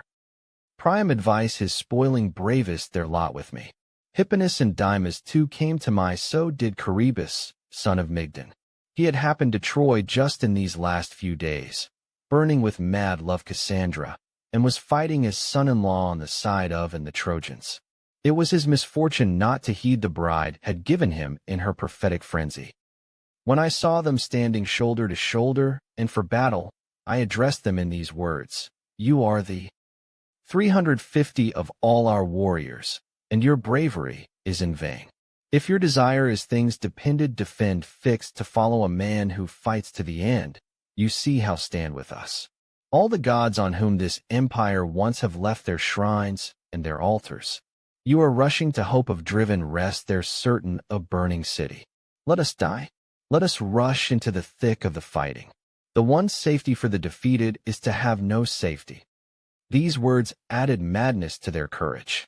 From that moment, like wolves foraging blindly on a misty night, out of their lairs by a ravening hunger that gives them no and leaving their young behind to wait for them with throats all dry, we ran the gauntlet of the enemy to 360 death, holding our course through the middle of the city, with could. It was the and the paid the hour there was the hollow blackness of dark night hanging over us. Who unfold the horrors of that night? Who could speak of such slaughter? Who could weep tears to match that suffering? The fall of an ancient city that had long ruled an empire. Bodies of the dead lay through all its streets and houses sacred shrines of its gods. Nor was it only Trojans who their deaths in blood. Sometimes valor came back even to hearts of the defeated, and Greeks were cut down in their of triumph. Bitter grief was everywhere. Everywhere fear, and death in many forms.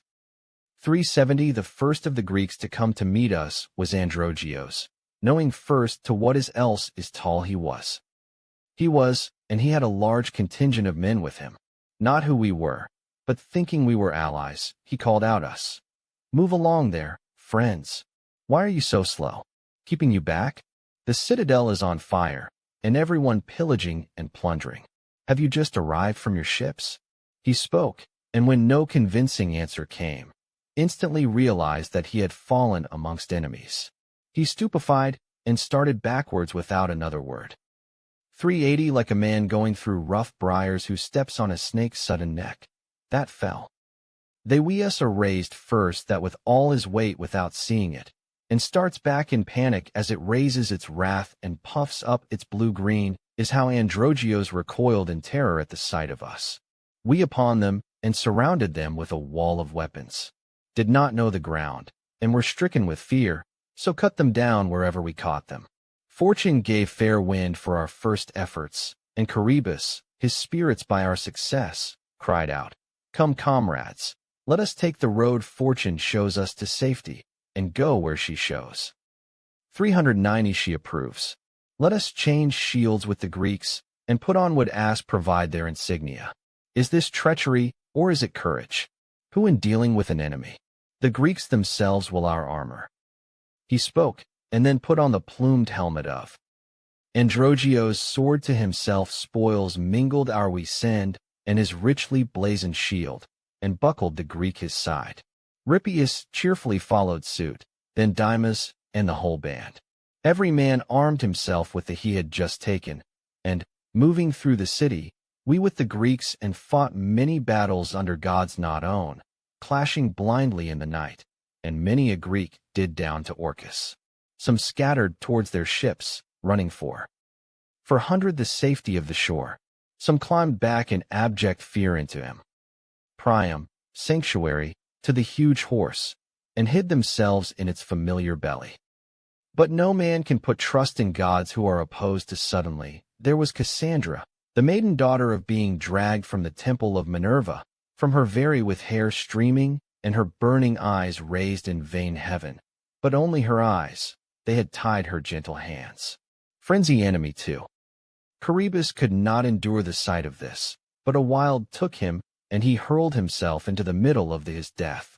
We all went after him, and ran upon their spears where 410 they were thickest. First we were attacked by our own men, and gable of confusion us. Cassandra fiercest of the opposing wind, and overwhelmed by their missiles thrown from the temple roof, and the sight of our armor, and the caused by our Greek crests brought pitiable slaughter on. Then the Greeks raised furious alarm at the rescue of, and gathered from every quarter to attack us. Ajax them all, the 2 sons of Atreus, and the whole army of Dolopians.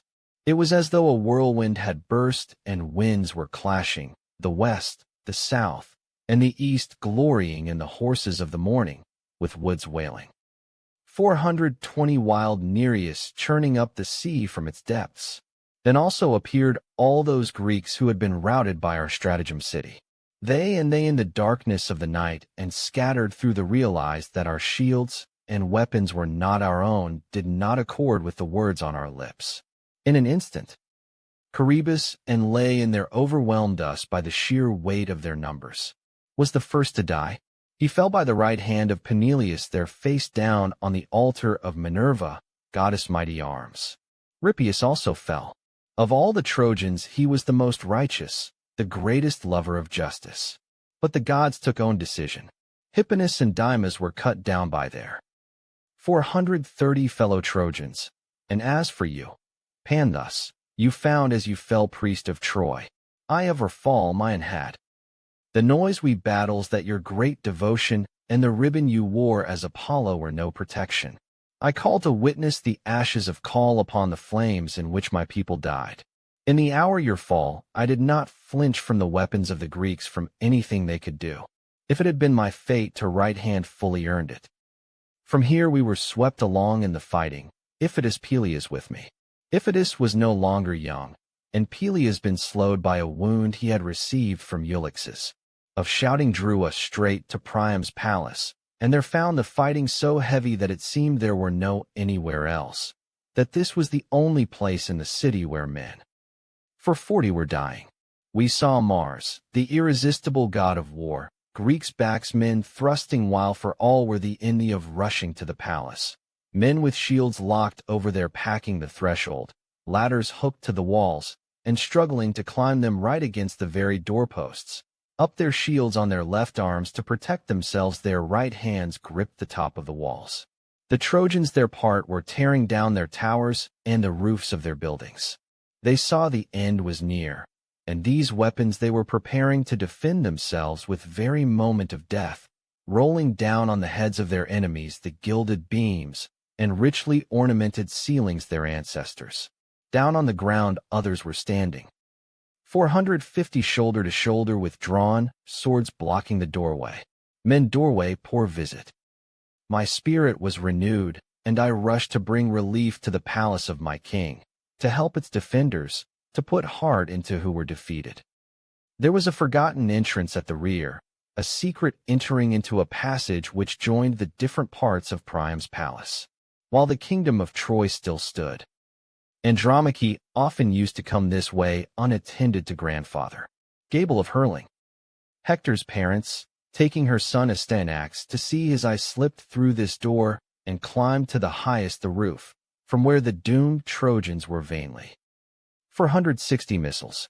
There was a tower rising sheer towards the stars from out over Achaeans. Bars floor of walls, instant others never threshold, the top of the palace roof, from which we used to look the whole of Troy, the Greek fleet, and the camp of the we set about this tower, and worked round it with iron, where there was a join we could open up above the top the palace. Having loosened it from its deep bed in the we rocked it, and suddenly sent it toppling, spreading destruction, and crushing great columns of Greeks.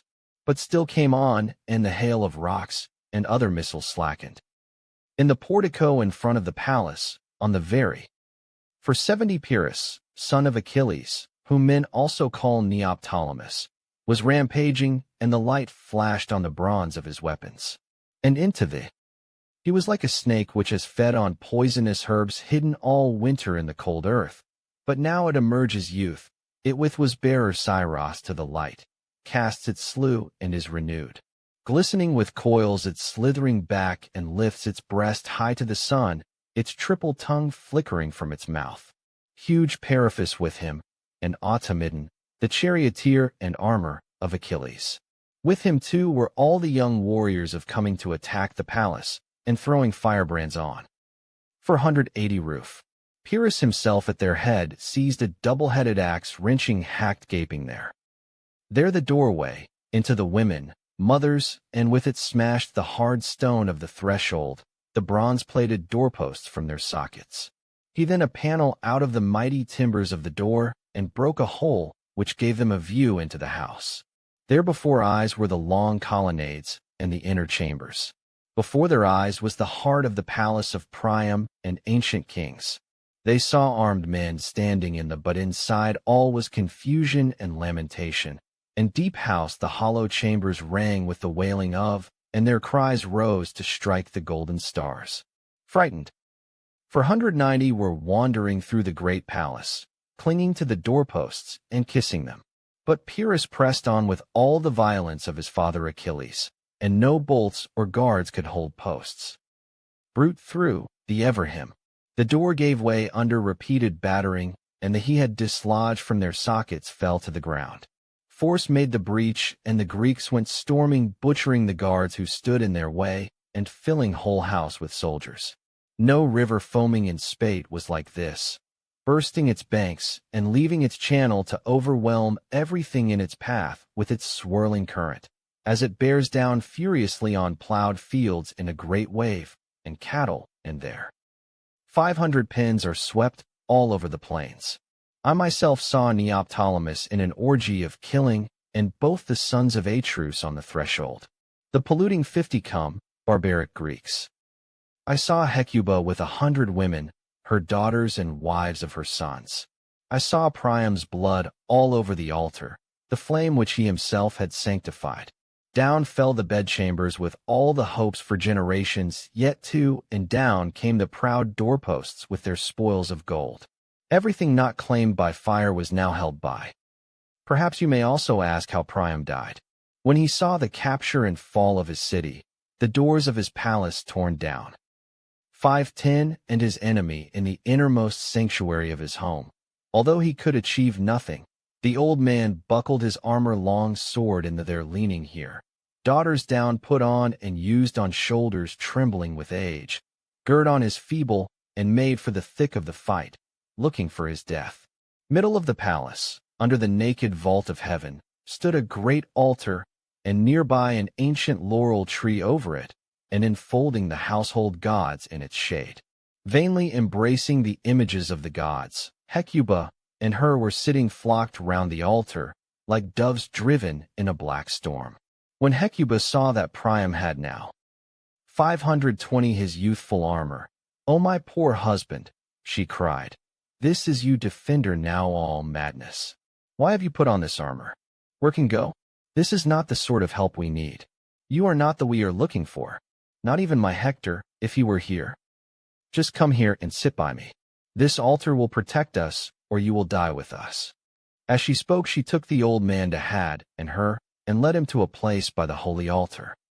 Suddenly Polites, one of Priam's sons, came in sight. He escaped death at the hands of Pyrrhus, and now, wounded with enemy weapons on every side, he was running through the long porticos of the palace and across the empty halls with 530 Pyrrhus behind him in full cry, almost within reach.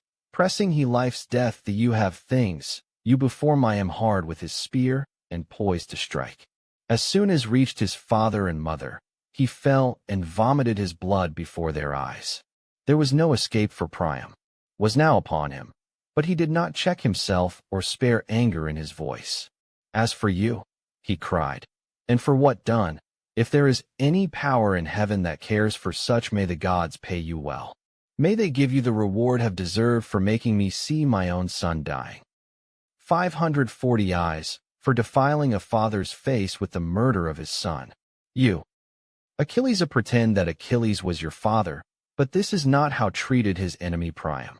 He had respect for my rights as suppliant, and for the trust one placed in him. He gave me back the return man of surface of case you let tell die, bloodless body of Hector for burial, and allowed me to the city where I was king." With these words the old feebly threw his harmless spear. It rattled on the bronze Pyrrhus shield, and hung there useless, sticking onto the central boss. Pyrrhus then made his reply, "And that will be my messenger, and go to my father, son of Peleus." him know about my wicked deeds, and do not forget to him about the degeneracy of his son Neoptolemus. Now, 550 as he spoke the word, he was dragging Priam to the very altar. Sons he hilt fell to many his eyes lay his body trembling as it slithered through pools of his blood. Winding Priam's hair in his left hand, in his right raised his sword with a flash of light, and buried it to the in Priam's side. So ended the destiny of Priam. This was the death that is lot.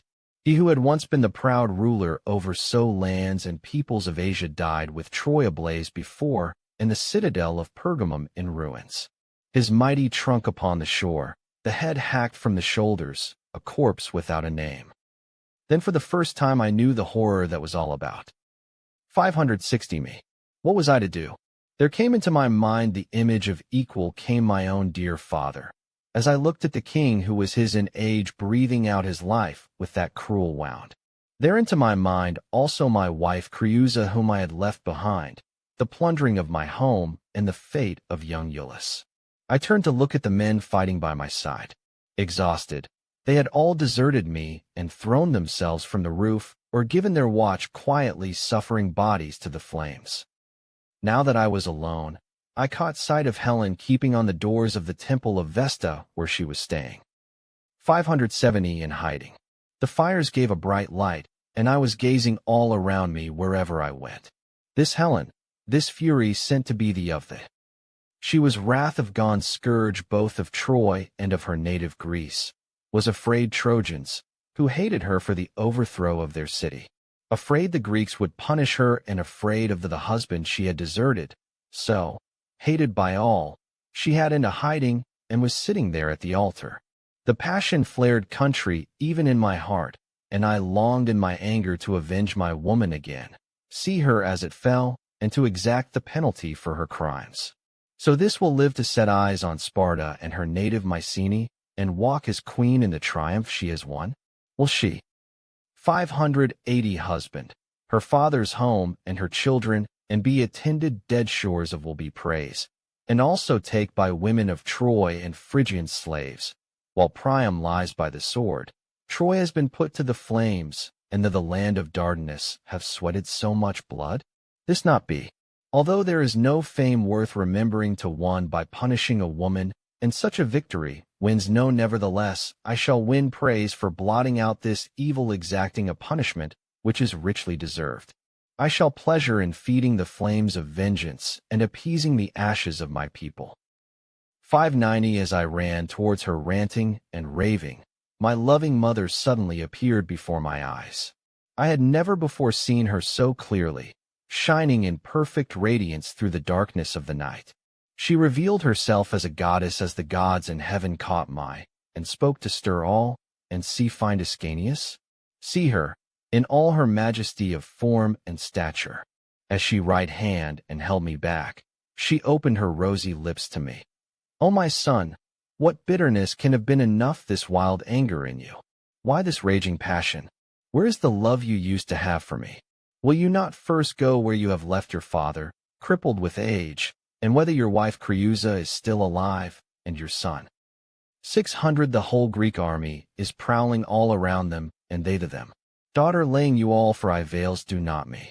Would have been carried off by the flames or slashed by swords of the enemy if my loving care were not defending it is not the hated beauty of the Spartan woman, the of Tyndareus, that is overthrowing all this wealth and lo the topmost towers of Troy, nor is it Paris although blame him. It is the gods, the cruelty of the gods. Look, shall tear away from all around you the dank cloud that your eyes and dulls your mortal vision. You are my son, be afraid to do what I command you, and do not disobey. 610 here where you see shattered masonry, stone torn from stone, walls, here gate, shining father of them against put and waves of dust-laden smoke. Neptune has loosened the foundations with his great trident and is shaking the tearing up your whole city from the place where it is set. 2 is Juno, cruelest of all, the first to seize the Scians standing their sword in hand, and furiously calling up the supporting columns from the ships. Now look behind you, Tritonian palace is already sitting on top of your citadel out of the cloud with her terrible Gorgon, while the gods himself puts heart into the Greeks and gives strength. It is Jupiter himself who is rousing the gods, the armies of Troy. Escape, my son, escape with all haste. 620 An end to your struggle. I shall not leave your side till I see you. She that of the settling safely standing on the threshold of your father's door, finished speaking and melted into the dense shadows of night. And there before my eyes I saw the dreadful vision gods in all their might, the enemies of Troy. At that moment I seemed to see the whole of Ilium into the flames, and Neptune's Troy toppling over from its foundations like an ancient ash tree high in the mountains, which farmers have hacked with blow upon blow of their double axes, foliage laboring to fell it. Again and again it threatens to fall. Its 630 shudders, and its head trembles and nods, until at last it succumbs, ruined god to weapons house, and intake to its wounds, and breaks with a dying groan, spreading along the ridge. I came down from the roof, and with the lead me, a way opened through fire and sword. The parted, and the flames drew back before me. When at last I had reached the door of my father's, our ancient home, my first wish was to find my father him into the high mountains. But he refused to go on living now hereof, in that Troy had been leveled to the earth. He would not exile, but cried, "Those of you with young blood still thick your veins, those of you whose strength is sound and unimpaired. 640 You are the ones who must busy yourselves with escaping. If the gods in heaven had wished me to go on living, they would have preserved this place for me. I have already seen one then, and leave enemy will sack of the city, and survived its capture, and that is more enough. Here I lie, and here I stay. Take your farewells me. My own right hand will earn me my death. To take pity on me. They will since has been be looking for spoils. I shall have no tomb, but that is an easy loss to bear. For long years, ever the father of the gods and king of men blew the wind of thunderbolt upon me, and touched me with its fire. I have lingering here, hated by the gods, and useless to men." 650 As he said these words, he stood there rooted, and no power. Ascanius, not at his arms could store, fathers could move him. Streaming with tears, my wife Creusa, all of us begged him not to bring everything down on his own head. When fate batters a house, the father should his weight to the blows. But he still refused. He stood by decision, and stayed where he was. I rushed to take up again in complete despair. Death was the only thing I hoped for. What course could I follow? What fate was in for us? Did you think I could run away and leave my here? I exclaimed. How did such a sacrilege escape my 660 lips? If the gods above decree that nothing of this great city is to add, the will survive. If your mind is fixed, and it is your pleasure to yourself and those you love to the destruction of the city, door is open, and the deaths you want will come. Pyrrhus, who father at through innermost my wife, bring light, we soon be here, soaked in the blood of Priam. He is the one murders the son before the face of the father, and to the altar. O my loving mother, is this why you took me fire and sword, so that I could see my enemy in the sanctuary of my home, and Ascanius and my father, and Creusa with them lying sacrificed in each other's blood? Me my armor, comrades, bring it here. This is the last. 670 shall see, and it is calling the defeated. Give me back to the Greeks. Let me go back and rejoin the battle. Today we die. But arm into herself little cried. You guard little called, not all of us shall die unavenged. I buckled on my sword again, and was fixing my left the shield. But as I was leaving, Creusa suddenly threw at my feet in the doorway, and held me, stretching out our son Iulus towards me. If you are going to your death, she take us with you to share your fate, whatever it is. But if have reason to put any hope in arms, your first duty is to this house. If you leave us here, what fate is waiting for? Iulus, for your father, and for the woman who used to be your wife. 680 Her cries of anguish were filling the whole house, when suddenly sorrowing cap he and feed, and holy to the his to there was a great miracle. At the very moment when we were both holding Iulus, and he was there between our faces, A light began to stream from the top of the pointed was wearing, and the flame seemed to lick his soft hair round his forehead without harming him. We took fright rushed to beat out the flames in his hair and quench the fire with water. But Father Anchises, looking joyfully up stars of heaven and raising his hands palms upward, lifted voice in prayer. O all-powerful Jupiter, if ever you yield 690 prayers, look down upon us. That is all we ask, and if we deserve. Jupiter, rang torch glide still anything for our devotion. Give us help at last, Father, and confirm this omen. Scarcely had he spoken when a sudden peal of thunder out on the left, and a star fell from the sky, trailing a grade of light in its course through the darkness. We watched it over the topmost pinnacles of the house and bury itself, bright, in the woods of Mount Ida, leaving its path marked out behind it, a broad furrow of light, and the whole place smoked all around with sulfur. Now at last my father was truly convinced. 700 he rose up and addressed the gods, praying to the sacred star. There is now no more delay. Now I follow, O gods of my house, mighty son and fathers. Wherever you lead, there am I. Preserve this, preserve my grandson. This is your sign. Troy is in your hands. Anchises yields. I am willing to go with you. Be your companion. He had spoken. The noise of the fires was growing louder and nearer. On my louder through the city, and the tide of flame was rolling. Come then, dear father, up on my back. I shall take you. 710 shoulders. Your weight will be nothing to me, whatever may. Young footsteps is ancient ancestors. Gods come, danger or safety, it will be the same for both of us. Iülus can walk by my side, and my wife can follow in my at a distance. And you, the slaves of our house, must pay attention to what I am saying. As you leave the city there mound with a lonely old temple of Ceres. Near it is in Cyprus preserved and revered for many long years. By our we shall go to that one place by different routes. You, Father, take in your arms the sacraments and the ancestral of our home. I am fresh from all the fighting and killing in it.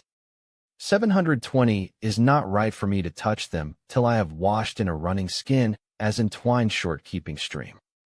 When I had finished speaking, I put on a tawny lion's a covering for my neck and the breadth of my shoulders. Then I bowed down and took up my burden. Little Iülus his fingers in my right hand, and kept up with me with his steps. Creüsa walked behind us, and we moved along to the shadows. This was the man who had been unmoved by Saride, frightened, afraid, both all the missiles of the Greeks, and had long faced their ranks without a tremor. But now every breath of wind me, and I started at every sound. So anxious was I, so for the man I carried, and for the child at my side. I was now coming near the gates, and it seemed that our 730 journey was nearly over, and we had escaped, when I suddenly, Father, run. They thought I heard the sound of many marching feet, and my looking out through the darkness cried, Run, my son, are coming this way. I can see the flames reflected on their shields' power and the bronze glinting. At that moment some hostile was that confused me and robbed me of my wits. I ran where there no road, leaving the familiar area of the streets. Then at my wife Creüsa was torn from me by the cruelty of fate. 740 whether she stopped or lost her way or sat down exhausted, no one can tell. I never saw her again, nor did I look behind me, or the last was not husband blamed thing I father and away, went back think of her or realized that she was lost till we arrived at Mound and the ancient sanctuary of Ceres. But when everyone had gathered there, she was the only one who with us, and neither her companions, nor her son, nor her knew how she had been lost. I stormed and raged, and every god and man that ever was. This was the cruelest saw in all the sack of the city. Leaving Ascanius, the gods of Troy with my companions, and hiding them all in a winding valley, I put on my flashing armor and 750 to the city, resolved to face all its dangers again, to go back peril, which I all through the whole of Troy, and once more put my life at first. I went back to the walls and the dark gateway I had left the city. I found my route and retraced it, gazing around me through the darkness. Horror was everywhere, in house, there. Consuming the very silence, chilled the blood. Then I went on to our thinking it was possible, just possible, that she had gone. The Greeks had come flooding in and were everywhere. Flames, fanned by the winds, were soon rolling to the 760 top of the roof and leaping above it, as their hot breath raged its citadel, chosen to Portico's treasures of the had in the sky. From there, I went on to Priam's palace, and where Phoenix and the terrible Ulysses, who had been keep watch, were already guarding the loot in the empty of the shrine of Juno. Here Greeks were piling up the of Troy, pillaged from all the burning temples, the tables gods, mixing bowls of solid gold, and all the robes they plundered. Children and frightened mothers stood around long lines. I even dared to call her name into the darkness, filling 770 the streets with my shouts. Grief-stricken, I called her name answer. I the before was Creusa, Creusa, again and again. But there was no would not give up the search, but was still rushing around houses of the city when her likeness appeared in sorrow my eyes, her very ghost, but larger than she was in life. I throat. These without should paralyzed. My hair stood on end. My voice stuck in my, then she spoke to me, and comforted my sorrow with words. O husband that I love, why do you choose to give yourself to such wild grief? These things do not happen the approval of the gods. It is not their will that Creusa go with you when you leave this place. The king of high 780 Olympus does not allow it. Before you lies a long exile, and of smooth prosperity away shall. Dolopians, vast expanse of sea to plow before you come to the land Hesperia, where the Lydian river Thybris flows with advance through a rich land of brave warriors. There is waiting for you, and a kingdom and a royal bride. Wipe the tears you are shedding for Creusa whom you loved. I not have to see the proud palaces of the Myrmidons, and of this for. I am a daughter of Dardanus, and my husband was the son of Venus, and I shall never go to be a slave to any matron. Greece, the great mother of the gods, keeps me here in land of Troy. Now fare you well. Do not fail in your love our son. 790, she spoke and faded into the insubstantial air, leaving me there in tears and longing to reply. 3 times I tried to put my in my sleep. Without an eye army, all arms around her neck. 3 times her phantom melted arms, as weightless as the wind, as light as the flight of by now the night was over. I returned to my comrades her.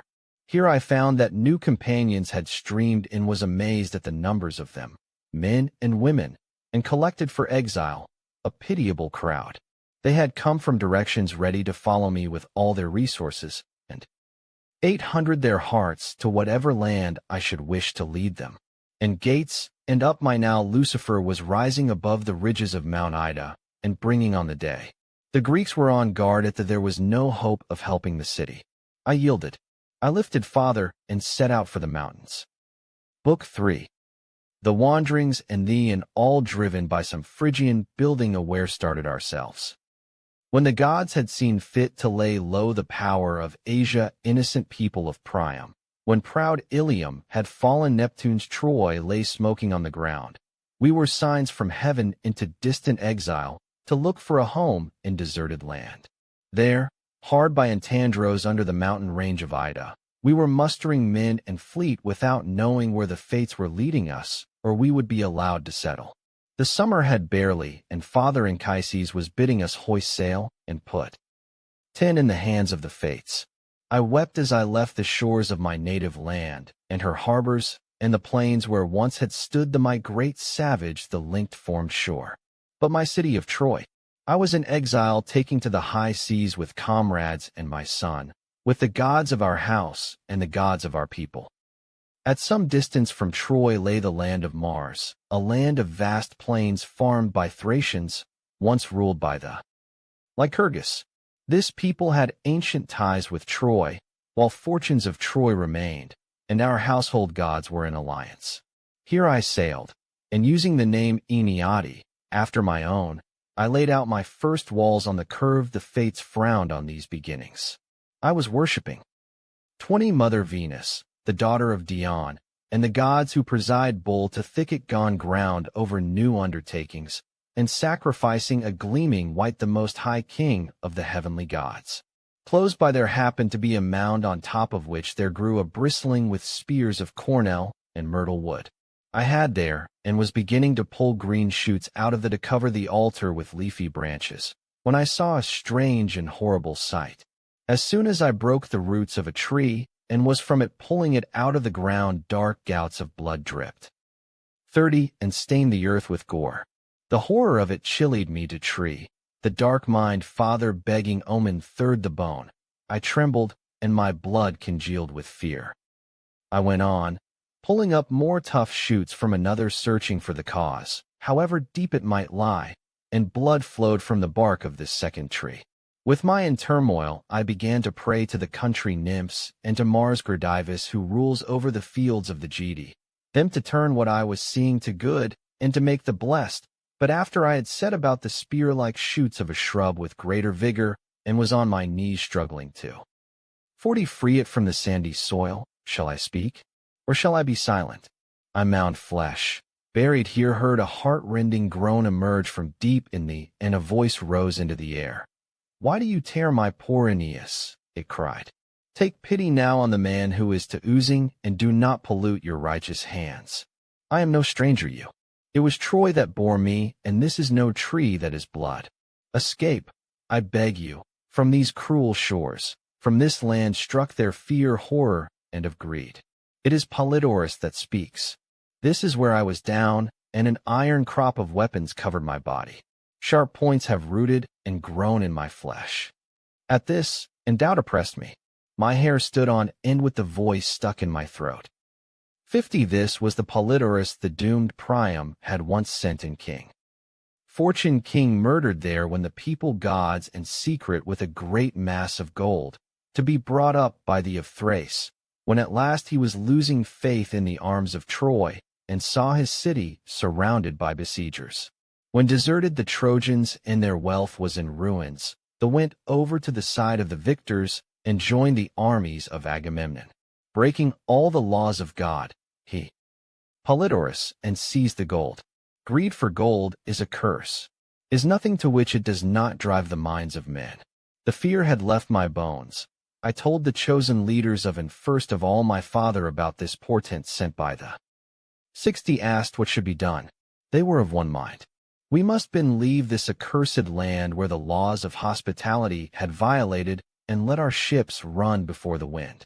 So we gave Mount Wreaths and Polydorus a second burial, heaping the earth high in and raising to his shade an altar dark with funeral with black cypress, while the women of Troy stood all around, their hair unbound in mourning. With offerings of foaming cups committed his of warm milk, and bowls of sacrificial blood we forwent soul to the grave, and lifted up our voices to call his name the last time. Then as soon as we could trust ourselves to the waves, 70 the winds had calmed the swell, and a gentle breeze was rattling ships of the U.S. in Aegean from moored, and this the rigging to call us out to sea. My comrades drew the down to the water and crowded the shore. We sailed out harbor, and the land and its cities soon fell away. Behind the middle of the ocean lies a beautiful island dear to Neptune and the mother of the Nereids. It used to float shore to shore until in gratitude the archer god Apollo it to Gyros and high Mykonos, allowing it to stand firm, be inhabited, and mock the winds. Here I sailed, and in peaceful haven of Delos we came safe to land, weary from the Wennet sea. We went ashore, and were admiring Apollo's city. 80 King Aeneas, king of men and priest of the god, came to meet Laurel, hand in high. Grant us, his forehead garlanded with ribbons, and the sacred recognizing Anchises as an old friend, he gave us his hospitality, and we entered his house. There I gazed in reverence at the god's temple built of ancient stone, and made this prayer to Apollo. O god of Thimbra, grant us a home of our own. We are weary, walls and descendants, and a city that will endure. Preserve these. Achilles, to remnants that have escaped the Greeks, and pitiless. Where'll be a second citadel for Troy? Whom are we to follow? Do you bid us go? Where are we to settle? Send us a sign, Father, and steal into our hearts. 90 I had scarcely spoken when everything seemed to begin to sanctuary sacred the Dardanus, tremble, the threshold of the doors of the god, his laurel tree, and all the mountain round about were shaken. The opened, and a bellowing came from the bowl on the tripod. We threw ourselves to the ground, and these were words that came to our ears, O much enduring sons of Seek. Aeneas, the land which first bore you from your parents' stock will be the land that will take you back to her rich breast. Out your ancient mother, for that is where the house of and his sons' sons, and their sons after them will rule over whole earth.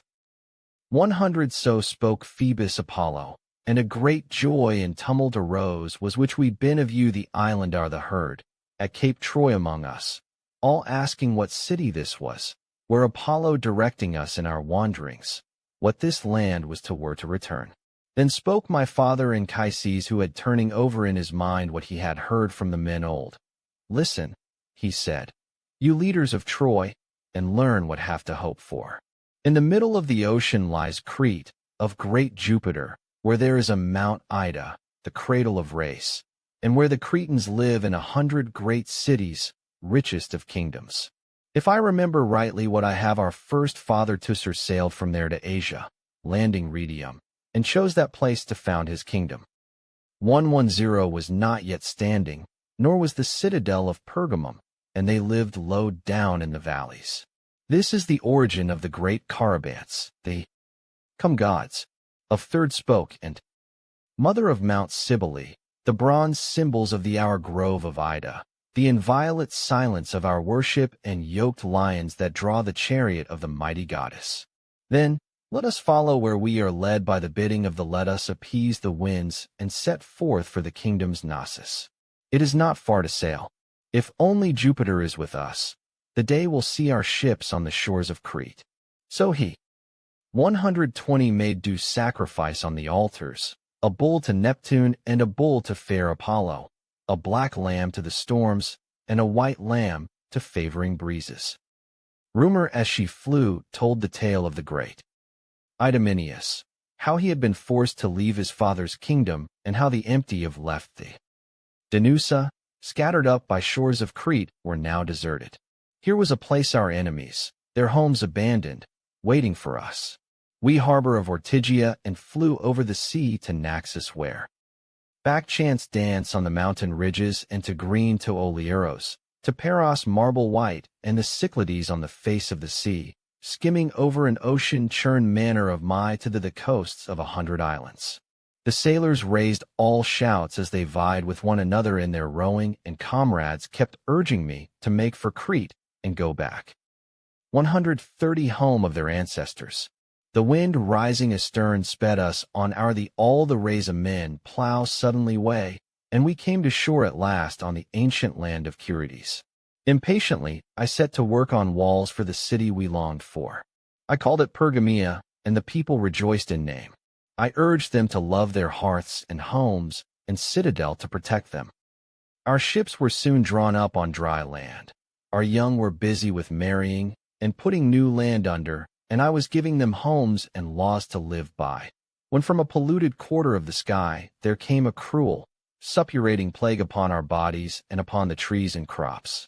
It was 140 a time of death. Men were losing the lives they loved, or dragging and around their sickly bodies. The dog star burned the fields, made them barren, the grass dried, the crops were infected, and back gave us no food. My father bade me retrace our course.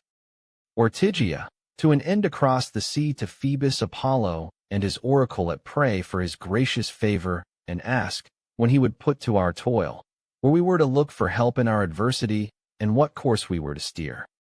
It was night, and sleep held in its grasp all living things upon the earth.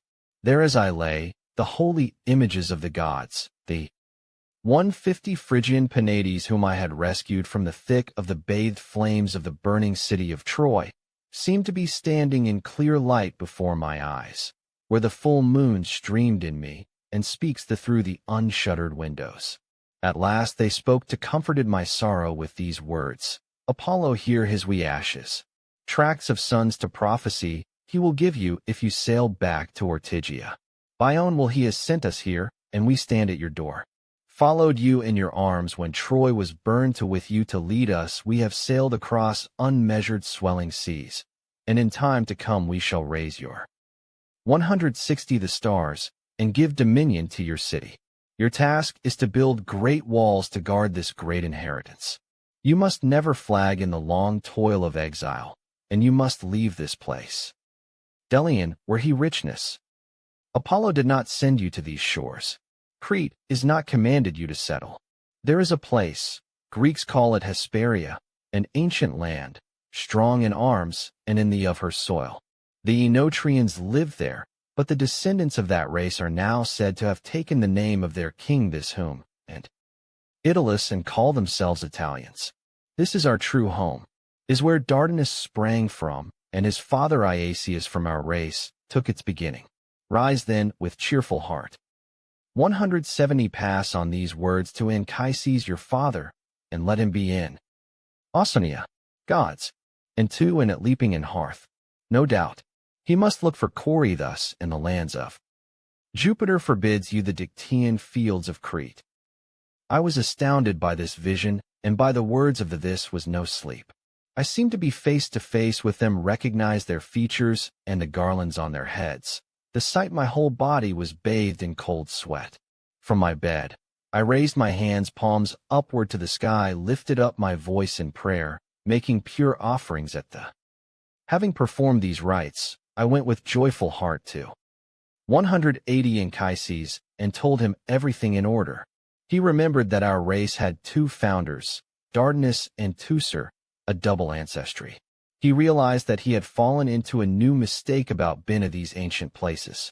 "O my son," he said, "you who have so tested by the fates of Troy, only Cassandra made such prophecy to me. Now I remember how she used to foretell that this is what fate had in store for us, and she kept talking about Hesperia, and about the kingdoms of Italy. But who would believe that Trojans would land on the shores of? Who in those days would have believed the prophecies of Cassandra? Let us yield to Phoebus Apollo. We have been advised. Let us follow the better course." We all accepted his command. 190 with cries of joy and abandoned this second settlement, leaving hollow and cloud the up only a few of our number behind, and set sail upon our ships to run before the wind over the vast ocean. When we were out at sea and no longer in sight of land, all around was sky and all around was sea, I saw a dark come over our heads, bringing storm and black night, and waves shivered in the darkness. The wind soon whipped the sky upon flash. Great swell, and the storm rose and scattered us all over ocean. A pall of cloud obscured the light. Rain fell from a we could not see, and lightning tore the clouds, flash. 200 we were thrown off course, and drifted blindly in the waves. Bearings and long nights we saw the of sails, and under that sky even Palinurus said he had lost his mid-ocean, and could not tell day from night. For 3 days, if days they were, of darkness, and 3 starless ran before the storm, until at last on the 4th day we first land rising before us, and there opened a clear view distant mountains and curling smoke. Down came we sprang to the oars. The sailors were not slow to sweep the 210 blue sea and churn it into foam. I was saved from the ocean and sea. Have and used to visitation the shores of the Strophades were the first to receive me. This is the Greek name for islands in the great Ionian. This is where the deadly Seleno and the other harpies lived ever since the house of Phineus was barred to them. They were frightened away from the tables where they feed. These are the vilest of all monsters. No plague, or ever girls, Han's harbor, of the gods sent up from the waves of the river Styx has been worse than these. They are birds with the faces of with filth oozing from their bellies, with hooked claws for, and faces pale with a hunger that is never satisfied. As soon as we reached the Strophades and entered the 220, there we saw on every side rich herds of cattle on the level ground and flocks of goats unguarded on the grass. We drew in on couches fair down wings, there we our swords, and rushed upon them, calling on the gods Jupiter himself to share our plunder. Then we raced along the shore of the bay, and were feasting on this rich, when suddenly the Harpies were among us, swooping from the mountains with a fearful clangor of their tearing the food to pieces and polluting everything with foul contagion. The stench was rank, and through all this, 229 heard their hideous screeching. Once again, in a sheltered spot, and some round far back under an overhanging rock, we relayed our tables, relit the altar fires. Once again the noisy flock came from hidden roost in a different quarter of the sky, and fluttered their prey, clutching it in their hooked claws, and fouling it in themselves ordered. And so them he their mouths. Then it was I ordered my men to arm to make war against this fearsome tribe. They did as hiding swords and shields here and there in the grass. When Maecenas in his high lookout heard the sound of swooping down along the whole curved shore of the bay, 240 raised the alarm by blowing on the hollow bronze of his trumpet. That felt they them who was her, and my comrades attacked. This was a new kind of battle swords against filthy sea birds. But these were feathers no violence, and backs that could receive no wounds. Soared in swift flight up towards the stars, leaving behind the half-eaten food and their filthy droppings. All but one remained, perched high on a pinnacle of rock, Seleno name. And from her breast there burst this dire prophecy. Is it war you offer us now, sons of Laomedon, for the slaughter of our bullocks and the felling of our oxen? Is it your plan to make war against the innocent Harpies and drive us from the kingdom? 250 of our ancestors? Listen to what I have to say and fix it in your minds. These words were spoken by the Almighty Father of the To harbors, aloud to upon the eat the gods to Phoebus Apollo, and Phoebus Apollo spoke them me. And now I, the greatest of the Furies, speak them to you are calling upon the winds and trying to sail to Italy. Italy you will go, and you will be allowed to enter it, but you will not be given a city, and you will not be build walls around it before a deadly famine has come you, and the guilt of our blood drives you to gnaw around edges of your tables, to put them between your teeth in them. With these words she rose on her wings and flew into 260 forest. In that instant the blood of my comrades was congealed fight, whether father upward pay them cried, let with fear. Their spirits fell, and they lost all desire for telling me to plead and pray to the creatures for peace. They were goddesses or foul and deadly birds. Then Anchises stood on the shore and raised his hands palms to heaven, calling upon the great gods and pledging to all the honors that were their due. O you gods, he not this threat be fulfilled. O gods, turn away this fate from us, gave them helmsmen foaming, and graciously preserve your devoted people. He then orders to pull in the cables, undo the sail ropes, and let run. The south wind filled the canvas, and wind, and each set the same course for us as we flew over the 270 waves. Soon there appeared in mid-ocean the woods of Zacynthus and Delichium, same, and the stone cliffs of Neritos, Laertes. In no and course out we had Jupiter. We raced away from the rocks of Ithaca, the kingdom of, and cursed the land that had nurtured the villain Ulysses. Time there rose before us the cloudy cap of Mount Lucas Apollo's temple, the terror of sailors. Being weary we set for it, and came to land at the little city. The anchors ran from the prows, and our ships stood to the shore. So at last our feet were on dry land again, more than dared to hope for. We performed rites of purification too. 280 and lit altar fires in fulfillment of our vows, crowding the shores and style of past of Actium with our Trojan games. My comrades stripped made their bodies slippery with oil and wrestled into their fathers, as we celebrated our escape and safe voyage enemies. The so many Greek cities, right through the middle of our. In due course the sun rolled on round the great circle of year. Icy winter came, and the north winds were roughening the seas. I then took a concave shield of bronze, the armor once temple this carried by great Abas, and nailed it on the doors of the where all could see, proclaiming the dedication of it with inscription. Aeneas dedicates these arms. taken from the conquering Greeks. Then I gave orders to leave port and told the rowers to sit to 290 their benches. They vied with one another to strike the sea and to sweep the surface of it with their oars. We had soon put cloud-capped citadels of Phaeacia down below the horizon, and we coasted along Epirus until we entered the harbor of Chaonia, and then walked up to the lofty city of Buthrotum, belief that of Pyrrhus, once from her burned out. Here there came to our ears a story almost beyond Helenus, a son of Priam, was king over these Greek cities. Epirus, having succeeded to the throne, and the bed of son of Achilles and descendant of Aeacus. Andromache, wife of Hector, had for a second time taken a husband-owned people. I was astounded, and the heart within me with love for the man, and longing to meet him and find 300 about these great events.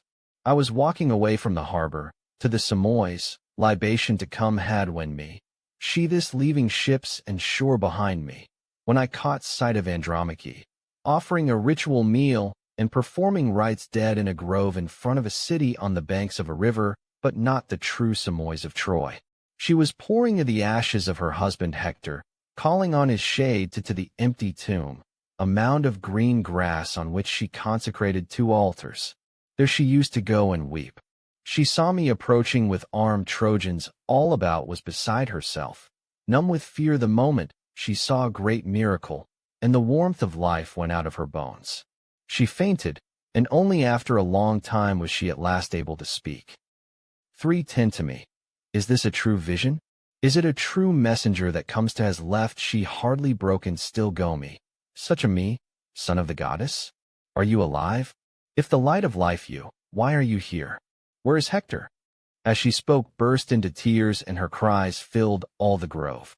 I could find an answer to these wild words, but stammered a few phrases. I am indeed alive. After all that has happened I am living. Do not doubt it. What you see is true. But tell what fate has overtaken you since you were deprived of husband? What has fallen to the lot of Hector's? Andromache? Are you still the wife of Pyrrhus?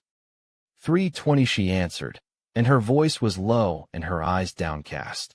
Daughter of Achilles endure, and lie sailed over.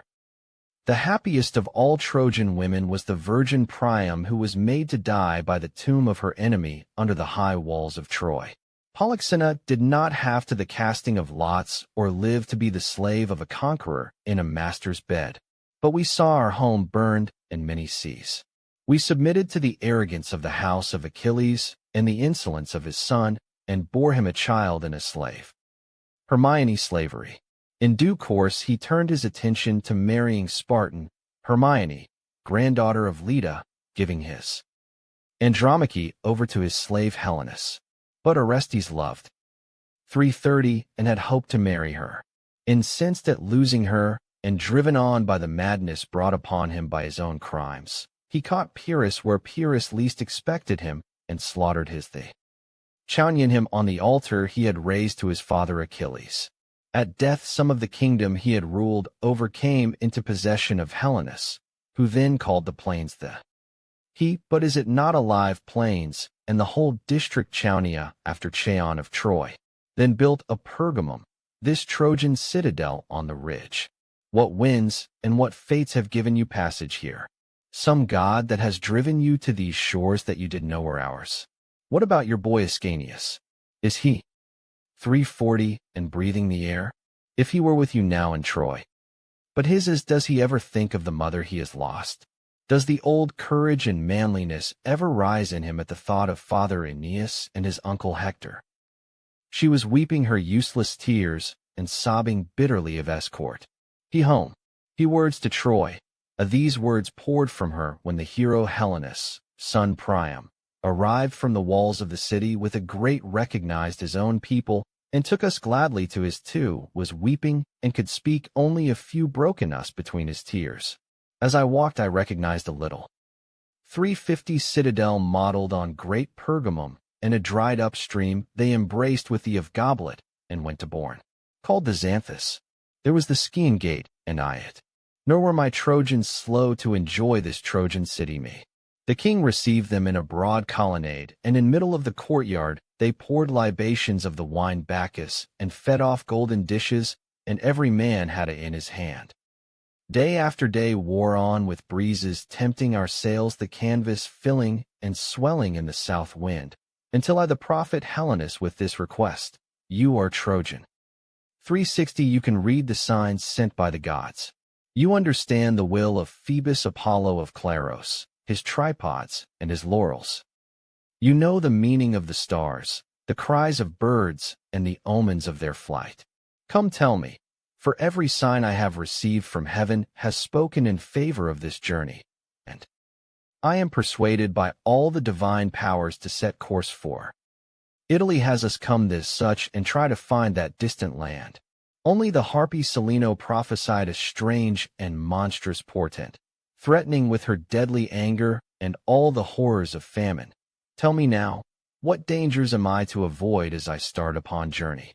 And as it goes on, what must I do to overcome adversities?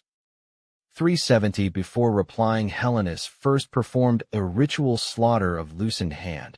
He the prophesied the your gods, turning bullocks, and asked for the blessing of the gods. He then the ribbons from his consecrated head, and taking my led me in anxious expectation into the mighty presence of God. In due course he spoke as priest, and this was the that came from his hallowed lips.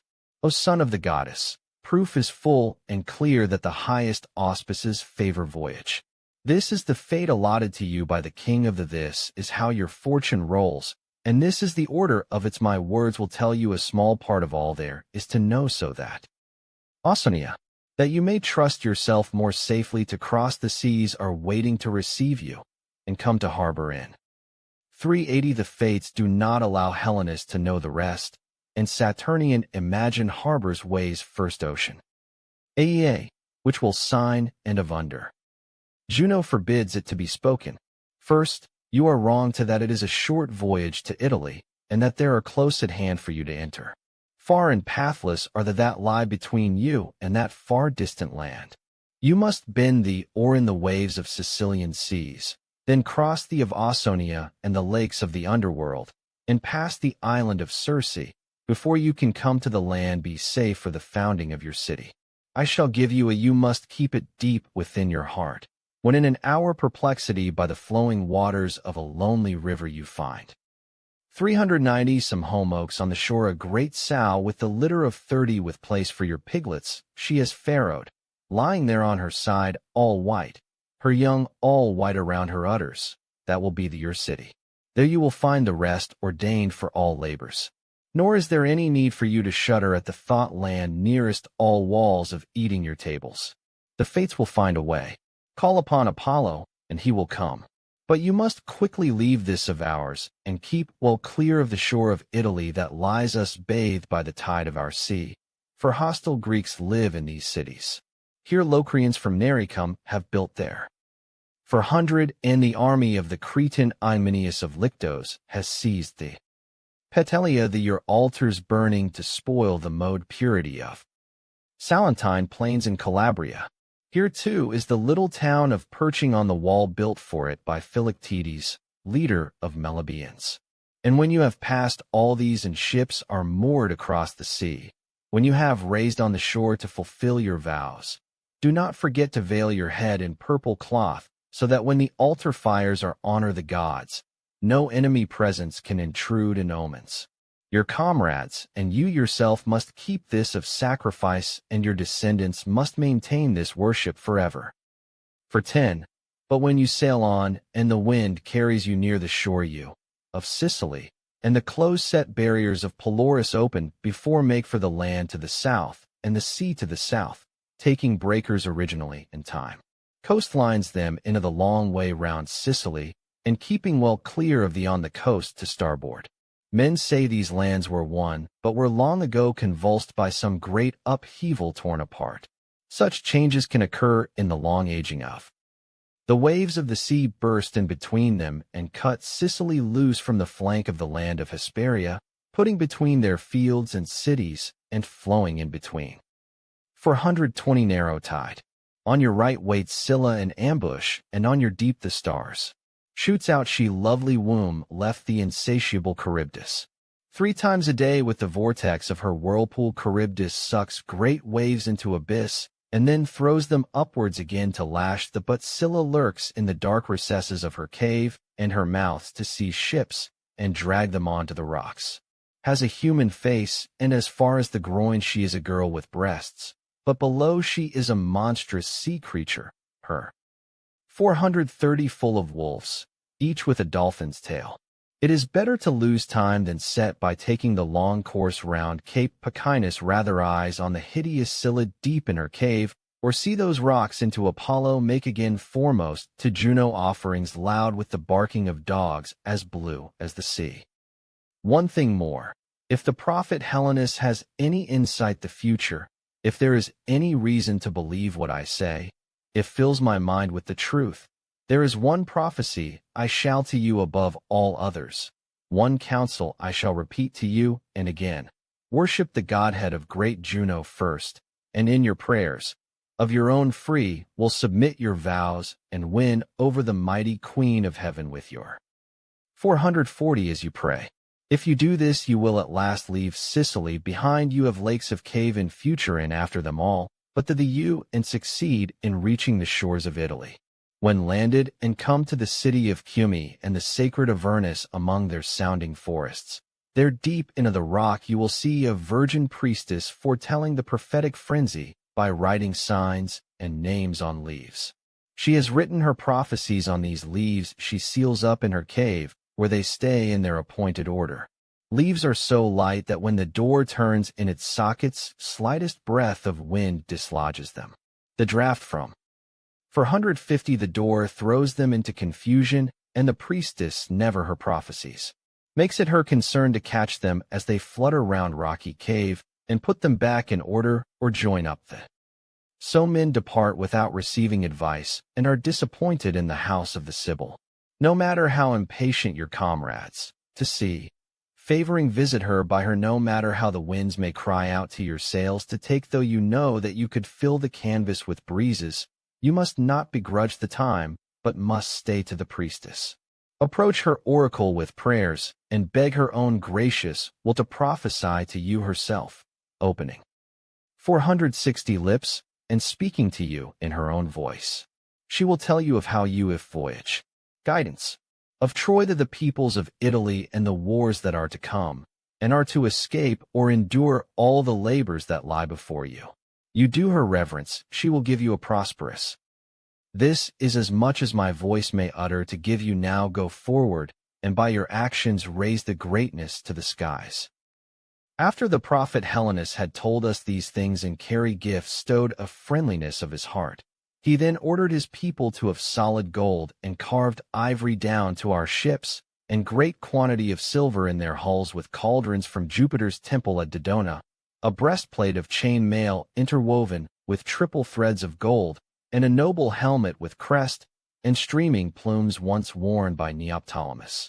There were 470 other gifts from my father, and he also gave us horses and leaders' comrades. With priest of love honors, ruined sail to of men, rowers to make up the crews and arms for my meanwhile, Anchises was ordering us to fit out the ships their sails, and not lose the following winds when the Apollo addressed him in deep respect. Anchises, the gods, you have been thought worthy of the highest of all the love of Venus. You have been twice rescued from the of Troy, and now before you, look, the land of Ausonia. There and take possession of it. But you must sail past the opposite coast, the part of Ausonia which Apollo reveals. For 80 you is far from here. Go then, Anchises, fortunate in the devotion of your son. There is no more to say. Why do I keep you talking when the wind is rising? Aeneid. Helenus saying, may token of last only. Andromache also grieved at this parting that was to be last, and brought us robes embroidered with gold thread Phrygian cloak for Ascanius. She was as generous as had been, heaping the gifts of her weaving upon him, and take these too, my boy. And I hope the work of my hands remind you of Andromache, wife of Hector, and be a my long-enduring love for you. Accept them. They are the gifts you will receive from your own people. You are the 490 image left to me of my own son Astyanax. He had just those. He yourself, them, and heaven. From tracks you had Troy eyes, and just those hands. His face was just like yours. Would have been growing up now, the same age as the tears were starting to my eyes as I was leaving. I spoke these words. Live on and enjoy the blessing of. Your destiny has been accomplished, but we are called fate to fate. Your rest is won. You do not need to plow of ocean searching for the ever-receding Ausonian fields. Have before your eyes an image of the river Xanthus and made by your own hands, more fortunate, I pray, than the Troy. 500 that was, and less of a stumbling block to the Greeks. If ever I. Thybris shall reach the river Thybris and the fields through which the flows, and see my people with their own city walls. We some future age unite our cities and the peoples of Hesperia and Epirus, for we are kith and kin. The same Dardanus is our founder, and the same destiny attends us. We shall make them descendants, where the both one Troy in spirit. Let that be a duty for our down the coast. We sailed near the Ceronian rocks, and the next crossing to Italy is shortest, and as we sailed the sun's set shadow darkened the mountains. At last we laid down by waves of the sea in the lap of earth, and after allotting the 510 days' order of rowing, we took our ease all along the dry beach, coming for of every, and sleep washed into our weary limbs. Night in its chariot drawn by the hours was not yet up to the middle of the sky, but there was no more sleep. Palinurus. He rose from his bed and studied all the winds, pricking up his ears to test the air and marking the path star gliding in the silent sky, Arcturus and the rainy Hyades and the two Triones, the oxen of the plough, and he looked round whole high to the south at Orion armed in gold, and saw that the sky was serene and settled. Clear came his signal from the 520 stern. We broke camp, started our voyage, and spread the wings of our sails. The stars had been put to flight and dawn was reddening in the sky when we sighted in the far distance the dim hills and in father mixing gods. Wind for plains of Italy. Italy. The first shout was from Achates. Italy. The men took up the cry in cheerful salute. Then Anchises, standing on the high stern, garlanded a great bowl, filled it with unwatered wine, and called upon the O you who rule sea, land, and storm. Give us and easy our voyage. Blow kindly upon us. 5:30 his prayer was answered. The breeze freshened, and a harbor could furled harbor, which came with salt, opened up before us, growing nearer and nearer, till we see the temple of Minerva on the citadel. My comrades their sails, and pointed their prows to the shore, that was shaped like a bow, curving away from the swell and from the east. The rocks at the mouth were foaming rocks wall almond grass on spray, but the harbor lay tucked away behind. Towering on either side stretched down their arms to form a double, and the temples stood well back from the shore. The first I saw here was 4 horses white as snow cropping the 540 a broad plain, and my father Anchises interpreted it. This land wore other under the palace. Hour of Phrygian Hellenes prescribed that receives us is promising us war. Men arm horses for, and so this troop of horses means threat of war. Yet at times they are harnessed to chariots and accept reins yoke in harmony. There is hope of peace also. At that moment we prayed to the sacred godhead of clasher of arms, the first goddess to welcome us in this our joy. Standing at the altar we veiled our heads with cloth, and in accordance with the instructions which had told us to follow before all others, duly paid the honor to Juno of Argos with our burnt offerings. We did not linger there, but as soon as we had performed the rites in due order we raised our sails, swung the yards round. 550 and left behind us this home of Greeks, this land we could not trust. Next we saw the bay of Tarentum, the city of Hercules if the story is true, and over against it rose the temple of the goddess Juno at Licinium, the citadel of Colon and the bay of Silasium, that great breaker of ships.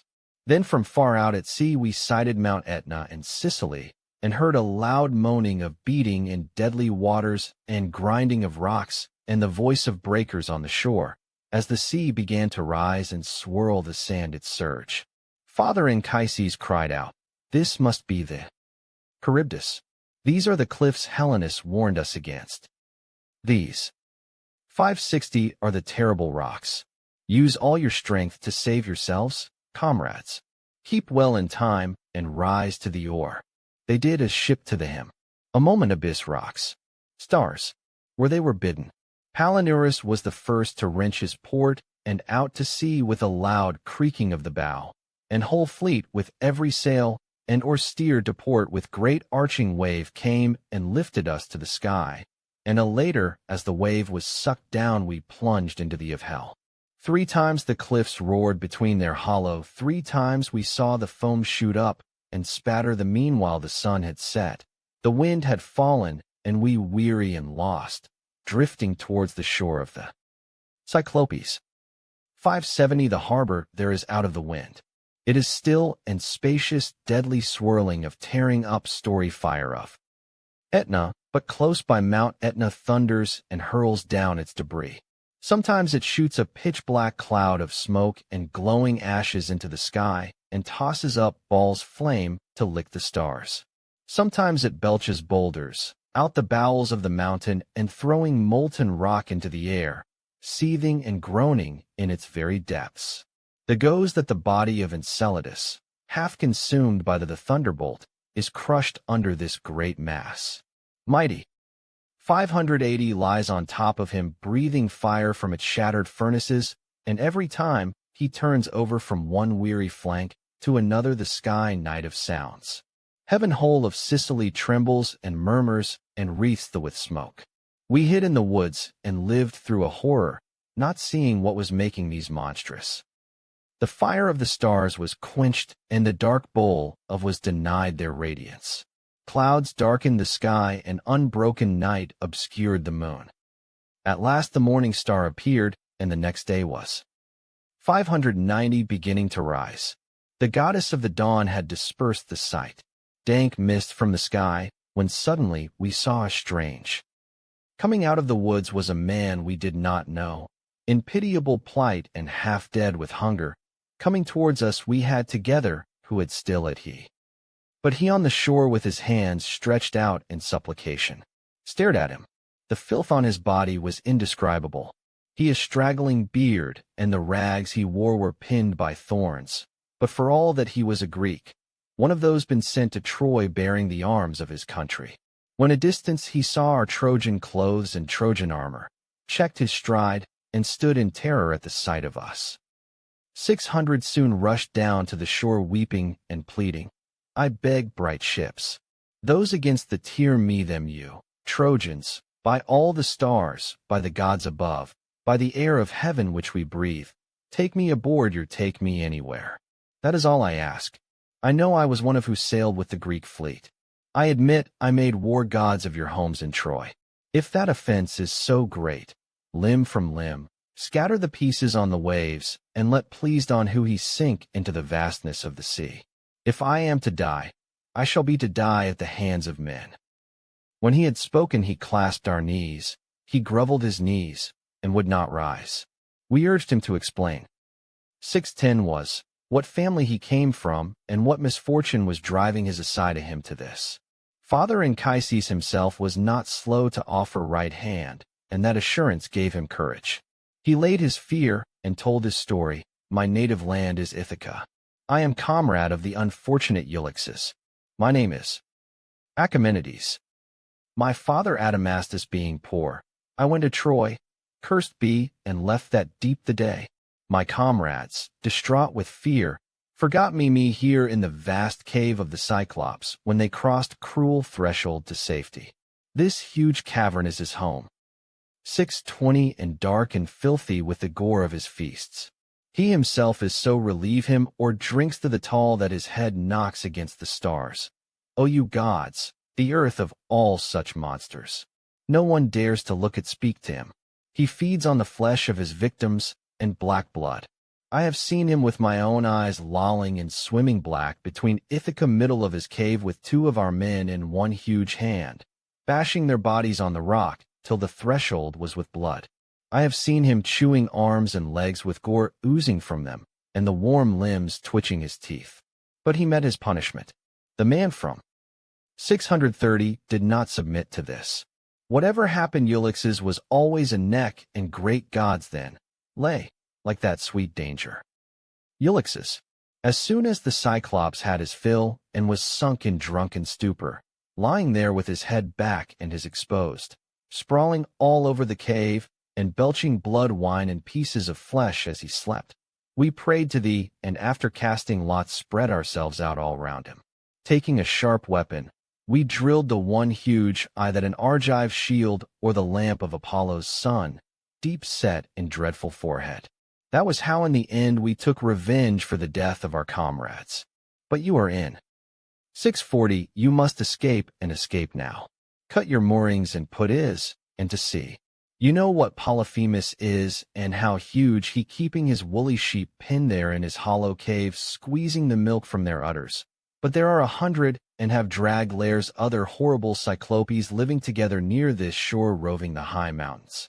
This is now the 3rd time I seen the horns of the moon filling with light, as I have out my existence in the woods alone among the dens, and of wild beasts, climbing rocks to keep watch on the giant.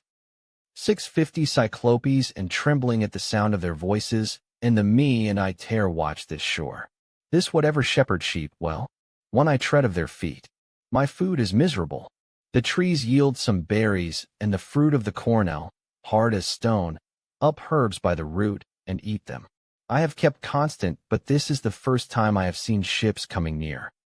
I have put myself in your hands, and would have done so whoever you had been. It is enough for me to escape from unspeakable people. You can take this life of mine by means you please. Scarcely had he finished speaking when we saw the Polyphemus himself high up on the mountain among his heaving his vast bulk down towards the shore. He knew so. He was a terrifying sight, huge, hideous, blinded in his, and using the trunk of a pine tree to guide his hand and give 660 him a firm footing. His woolly sheep were coming with him. They were the only pleasure he had left, his sole consolation in distress.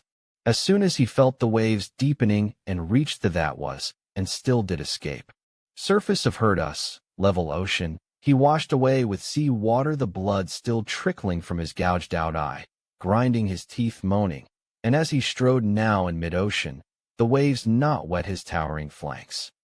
We were terrified and lost no time in taking the fugitive aboard. He had suffered enough, and making our keeping silence as we cut the cables we churned to the sea, leaning forward and straining at the oars.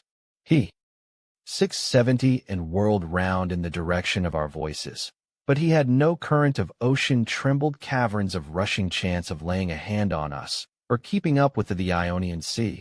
So he raised a great clamor which set the and all its waves shivering. The whole land of Italy with fear, and the bellowing boomed in the hollow Mount Etna. The tribe of Cyclopes was roused, and came down from their woods and high mountains to the harbor, and filled the shore. We saw the brotherhood of Etna standing there, 680 helpless, each with his one eye glaring and head held high in the mountain or the sheets blowing. Advised us sky, a fearsome gathering, standing like high-topped oaks or cone-bearing cypresses in Jupiter's soaring forest grove of Diana. With terror driving us along, we let the full out, and filled our sails with whatever wind was. This is what Helenus had told us not to do. He had that it was a narrow passage between Scylla and Charybdis with death on either side, if I did not hold a steady course. I resolved our Pelorus, I lying to turn about, and sure enough the north wind came to rescue and blew down the narrow strait from Cape, sailed south past the mouth of the river Pantagias with its harbor of natural rock, past the bay of Megara and low dash. 690 Thapsus. Achaemenides pointed out such places to us, as we took him back along the shores he had once sailed in his wanderings as a comrade of the unfortunate Ulysses. At the entrance to the Bay of Syracuse, opposite the wave-beaten headland of Plemmyrium, there stands an island which men of old called Ortygia. The story goes that the river, god under mouth of received, sailed on Helleris. Alpheus of Elis forced his way here by hidden passages the sea, and now mingles with Sicilian waters at the Arethusa's fountain. Obeying the instructions we worshipped the great gods of the place, and I then leaving behind the rich lands around the marshy river. 700 from here we rounded Cape Pichinus, keeping close in to the river. Jutting cliffs of rock and Camarina came into view in the distance, the place the fates forbade to move, and then Geloan plains and Gela itself, called after its turbulent, then in the far distance appeared the great walls of Acragas on horses. Parsley its crag, once famous for the breeding of high-mettled, next the winds carried me past Selinus, named after the pass that it gave to crown the victors in Greek games, and I steered the dangerous shoals and hidden rocks of Lilybaeum. I then put into port at Drepanum, but had little joy of 710 shore. This was the place where, weary as I was with all these father and batterings of sea and storm, to my great grief I lost my Anchises who had been my support in every difficulty disaster. This is where you left me, O best of fathers, whom I neither Celino my sailed, and last he rescued from so many dangers, and all to no purpose. Helenus for all his fearsome predictions, nor the harpy gave me any warning of this sorrow.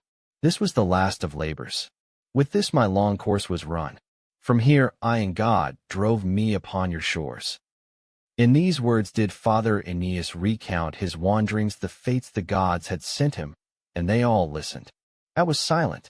Here he made an end, and was at peace. Book 4. Dido deadly its thoughts line. Heart dawned Phoebus the sky. But the queen had long since been suffering from love's wound, feeding it with her blood, and being consumed by hidden fire. Again and again there rushed into her mind of the great valor of the man, and the high glories of his features, and the words he had spoken had pierced her, and love gave her body no peace or rest. The next days was beginning to traverse the earth with the lamp of sunlight, and had moved the dank shadow of night from when she spoke these words from the depths of her affliction to 10 her loved and loving sister. O Anna, what fearful dreams I have as this look on believe, there as I lie there between sleeping and waking. What a man who has just come as a stranger into our house. What his face, what courage in his heart, what a warrior. I do, and I am sure it is true, he is descended from the gods. If is any baseness in a man, it shows as cowardice. Oh, how cruelly Tell had man in first torch, and he has been hounded by the fates. And did you hear him, what a bitter cup of war he has had to drain? If my mind not been set and immovably fixed against joining any the bonds of marriage ever since death cheated me of my love, if I were not so utterly opposed to the marriage. 20 bed, this is the one temptation to which I could possibly have my blood, who since open. Father of 2. I go first shall keep succumbed. I will admit it, Anna, ever since the death of poor husband Sychaeus, since my own brother spilt his, and polluted the gods of our home, this is the only man has stirred my feelings and moved my mind to waver, by the return of the old fires. But I would pray that the earth to its depths and swallow me, or that the all-powerful the gods blast me with his thunderbolt, and hurl me down the pale shades of Erebus and its bottomless night before against my conscience and rescind its laws. The man who joined himself to me has carried away all my love. He it for himself, safe in his grave. 30 the tears came when she had finished speaking, and streamed to me alone, knowing believe the Aeneid. Earbas down upon her breast. But Anna replied, O sister, dearer than the light of life, are you going to waste away, living and in mourning all the days of your youth, without the delight of children and the rewards of love? Do you this is what the dead care about when they are buried in grave? Since your great sadness you have paid no heed to man in Libya, or before that in Tyre. You have rejected and other chiefs bred in Africa. This rich home of triumphant accepts? Whose land warriors? Will you now resist, even a love your heart? Have you forgotten what sort of people these are in? 40 you have settled?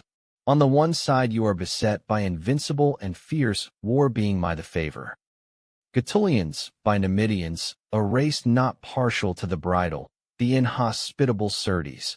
On the other, waterless desert and raiders from Barca. I do not need to tell you about the raised against you in Tyre and your brother's threats. I for part believe that it is with the blessing of the gods and of Juno that the Trojan ships have held course here through the kingdom to our winds. Just think, O my sister, what a city and what a you will see rising here if you are married to such a man. What a pinnacle of glory will Carthage be raised if Trojans 50 marching at our side. You need only ask the blessing of the gods and prevail upon them with sacrifices. Indulge your guest. Stitch and his sisters Didos together some reasons to keep him here, while stormy seas the downpours of Orion are exhausting their fury, while ships are in pieces and it is no sky to sail under. With these words Anna lit a fire of wild love in her breast. Where there had been doubt, she gave hope and conscience was overcome. First they approached the shrines, and they sacrificed. Bacchus went round the altars asking the blessing of the gods. Picked out yearling sheep, as ritual prescribed, and them to Ceres the lawgiver, to Phoebus Apollo, to 60 releaser and above all to Juno, the guardian of the marriage her horns of bond. Dido in all her beauty would hold a sacred dish in right hand, and would pour wine from it between a white cow, or she would walk in state to richly smoking altars before the faces of the gods, renewing her offerings all open she day long, and when the bellies of the victims were. But in soft her would stare into their breathing entrails to read the signs. Priests, as we know, are ignorant. What use are prayers shrines to a passionate woman? The flame was eating the marrow of her bones, and the wound lived quietly under breast. Dido was on fire with love and wandered all over 70 city in her misery and madness like a wounded doe which a guard arrow runs sticking of waiting mind today. Her shepherd hunting in the woods of Crete has caught off striking her from long range with steel-tipped shaft.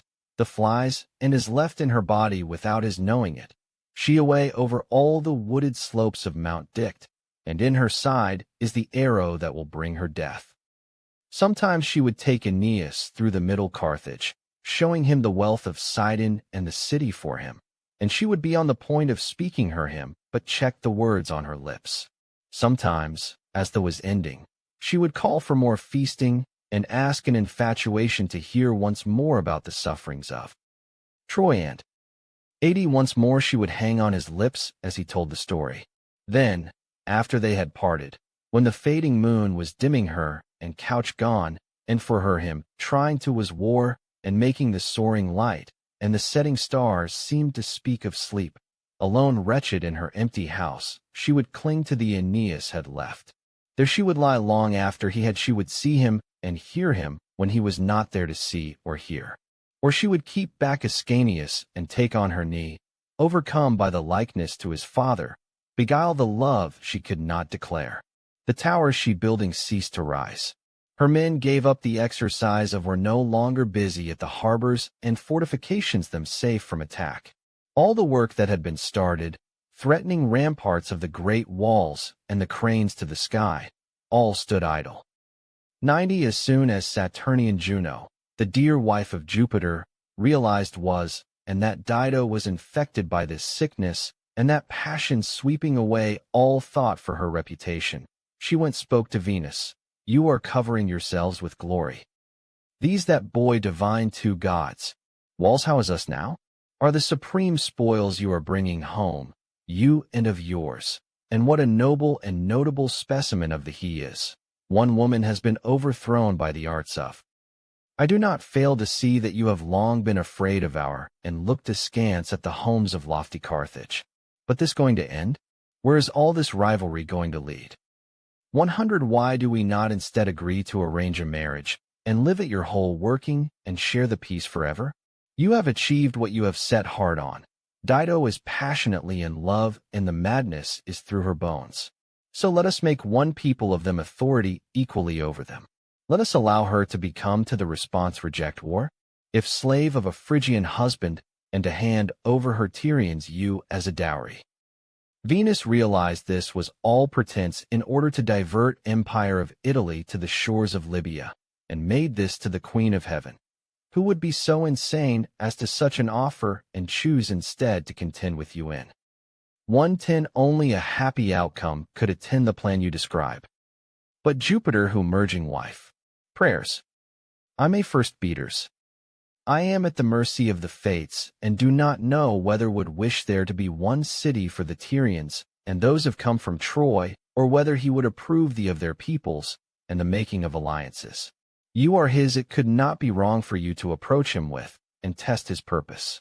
You proceed, and I shall follow. That will be my task, replied Juno.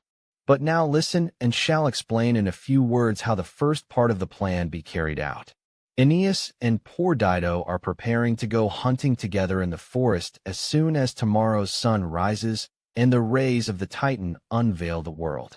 When the 120 are scurrying about and putting nets round copses, I shall pour thee and of the them in wedding, down a dark storm of rain and hail on them, and shake whole sky with thunder.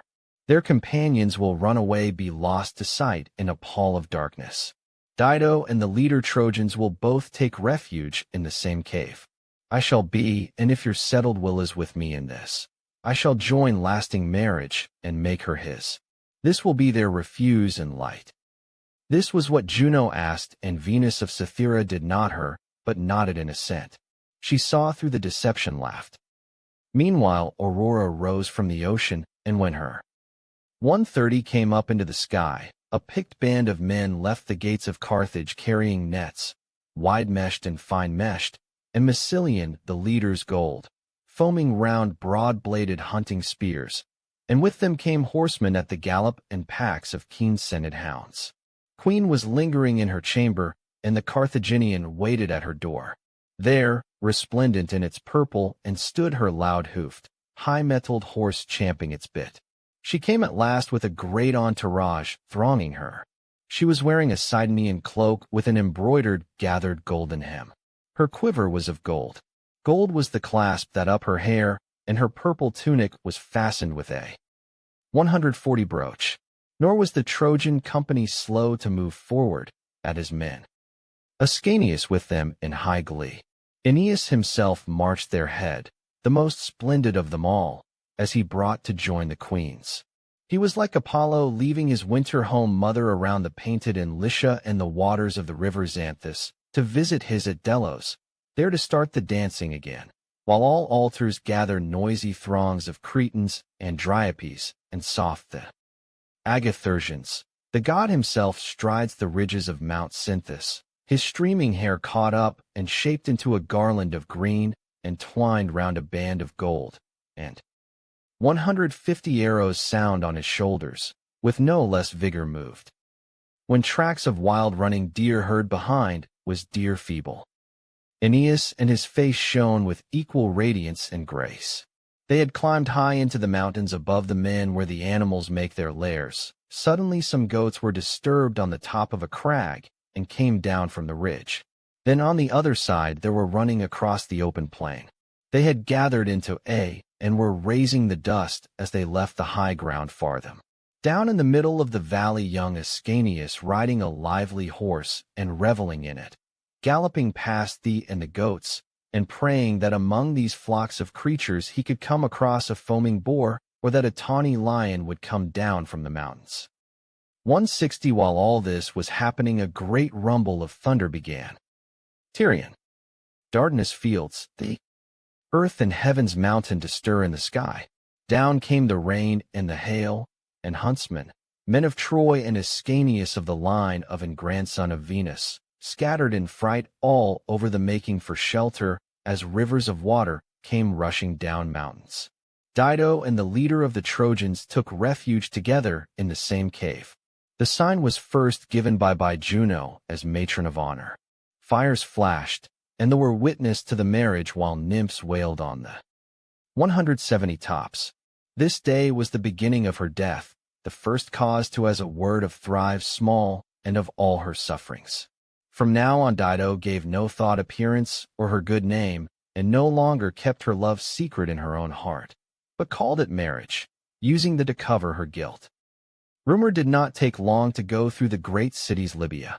Of all the ills there are, rumor is the swiftest. She on movement and gathers strength as she goes. From timorous beginnings, she soon lifts herself up into the air, her feet still on the ground, and her head hidden in the clouds. They, 180, say she is the last daughter of Mother Earth who bore her in. Rumor horrible tell, that flies and watch causes fear often as rage against the gods, a sister for Ceus and Enceladus. Is quick of foot and swift on the wing, a huge and monster, and under every feather of her body, strange to there lies an eye that never sleeps. A mouth and a tongue are never silent, and an ear always pricked. By night she between earth and sky, squawking through the darkness, never lowers her eyelids in sweet sleep. By day she keeps perched on the tops of gables, or on high towers, and in great cities, holding fast to her lies and distortions as. 190, she tells the truth. At that time she was taking delight in plying mixed in and the tribes with all manner of stories, fact and fiction equal parts. How Aeneas the Trojan had come to Carthage, the lovely Dido had thought fit to take him as her husband. How they were even now indulging themselves, and keeping each their other warm the whole winter through, forgetting about kingdoms and becoming the slaves of lust. When the foul goddess alight, and was had spread this gossip all around on the lips of men, she then steered her course to King Iarbas to set his mind fuel his anger. Jupiter had ravished a Garamantian nymph and Iarbas, 200 his son. Over his broad realm he had erected 100 huge Virgil, and Iarbas heard before upon temples to the god, and set up 100 altars on which had consecrated ever-burning fires, to keep undying holy, enriching the earth with the blood of slaughtered victims, draping the doors with garlands of all kinds of flowers. They say, was driven out of his mind with anger when he this bitter news. Coming into the presence of the gods their altars in a passion of rage, he offered up prayer to Jupiter, raising his hands palms upward in supplication. Jupiter all-powerful, who now receive libations of wine from the Moorish people feasting on their embroidered couches, do you see all this? Or are we fools to be afraid of you? Father, 210, when you hurl your thunderbolts? Are they unaimed, these fires thee in the clouds that cow our spirits? Is there no meaning and murmur of your thunder? This woman was wandering about city. Law's marriage and hair his to worship our land, and we allowed her at a price to found her little, we gave her a piece of shore to plow, and laid down the of the place for her, and she has spurned our offer of and taken Aeneas into her kingdom as lord and master. Now this second Paris, with eunuchs in attendance, and dripping with perfume, and Meonian bonnet tied under chin, is enjoying what he has stolen, while we bring gifts temples we think are yours, and keep warm with our the reputation of a useless god. 220 As Iarbas prayed these prayers with his hand on the altar, these glide now to thee. All-powerful God heard him, and turned his eyes towards royal city, and the lovers who had lost all recollection of good name. Then he spoke to Mercury, and gave him instructions. Up with you, my son. Call for the zephyrs. Down on your wings, and speak to the Trojan leader who lingers in Tyrian Carthage without a thought for the cities granted him by the fates. Take these words of mine down him through the swift winds, and tell him that this is not man promised us by his mother, the loveliest of the goddesses. It was not for this that she twice rescued him from the swords. 230 of the Greeks. She told us he would be the man to rule in Italy the high that does himself, Ascanius. Achieved pregnant with empire and clamoring for war, passing blood of Teucer down to his descendants, and subduing whole world under his laws. If the glory of such a destiny not fire his heart, if he does not strive to win fame, for ask him if he grudges the citadel of Rome to his son, what does he have in mind? What does he hope to dallying among a hostile people, and sparing not a thought for the Lavinian fields, and his descendants, yet to be born in Ausonia? He must sail. That is all there is to say. Let that be obey on his our message. Jupiter had finished speaking, and Mercury prepared to the command of his mighty father. First of all he fastened 240 feet the golden sandals whose wings carry him high above land, opens, and see as swiftly as the wind. Then, taking the rod which summons pale spirits out of Orcus or sends them down to gloomy Tartarus, which gives sleep and takes it away in the eyes of men in death, he drove the winds before him, and saw thee and floated through the turbulent clouds till in his flight he crest and steep flanks of Atlas, whose rocky head props up sky. This is the Atlas whose head, covered in pine trees, 250 beaten by wind and rain, never loses its dark cap of cloud. The water stiff with here he a bird rocks earth as he owns snow falls upon his shoulders and lies there. Then rivers have rolled down the old man's chin, and his bristling beard is ice. This is where Mercury, the god of Mount Cyllene, first landed, fanning out his wings to check his flight. From let his weight take him plummeting to the wave tops, like skimming the sea as it flies along the shore, among the where it finds the fish. So flew the Cyllenian god between and sky to the sandy beaches of Libya. Cleaving the winds swooped down from the mountain that had fathered his mother, Maia. As soon as his winged feet touched the roof of a Carthaginian 260 hut, he caught sight of Aeneas laying the foundations of with their citadel and putting up buildings. His sword was studded yellow stars of jasper, and glowing with Tyrian purple into the high ear hung from his shoulders a rich cloak given him by Dido, which she had woven a fine cross thread of gold. Mercury wasted no time. So now you are laying foundations for towers of Carthage and building a splendid city to please wife? Have you entirely forgotten your own kingdom and 270 own destiny? The ruler of the gods himself, by whose divine will bright through hope. If the thought this Iulus, Cyllenian into the heavens and the earth revolve, sends me down from Olympus and bids me bring these commands to you the swift winds. What do you have in mind? What are you to achieve by idling your time away in the land of Libya? Glory of such a destiny does not fire your heart. Spare for Ascanius as he grows to manhood, for the hopes of who is your heir. You owe him the land of Rome and the kingdom of Italy. No sooner had these words passed the lips of the god than he disappeared from mortal view and faded far. 280 The insubstantial heir. But the sight of him left Aeneas dumb and stuck this senseless. His hair stood on end with horror and the voice in his throat. He longed to be away and leave behind him from what Queen is every, and as he called them to shore land, he had found so sweet. The warning, the command the gods, had struck him like a thunderbolt. But what, was he to do? What words dare he use to approach thee in all her passion? How could he begin to speak to her? Thoughts moved swiftly now here, now there, darting in possible direction and turning to every possible event. Pondered, this seemed to him a better course of action. Mnestheus, Sergestus, and brave Serestus, and ordered fit out the fleet, and tell no one, to muster the men on the 290 with their equipment at the ready, and keep secret the reason Queen Shattering approaches way to orders for the change of plan. In the meantime, since the good knew nothing and the last thing she expected was the of such a great love, he himself would try to make to her, and find the kindest time to speak and the best handle the matter. They were delighted to receive their advance to fear, and carried them out immediately. But the queen, who can deceive a lover, knew in some scheme was afoot. Afraid where there was nothing while brought preparing, she was the first to catch wind of their plans to leave, and she was already in a frenzy. That same wicked rumor word that the Trojans were fitting out their fleet, and 300 to sail away. Driven to distraction and burning with passion, stirred she raged and raved round the whole city like a back chant by the shaking of the sacred emblems, and roused to frenzy, when the she hears the name of Bacchus at the biennial orgy, and last you secret, and pledge dying, a shouting on Mount Cytheron calls to her in the night.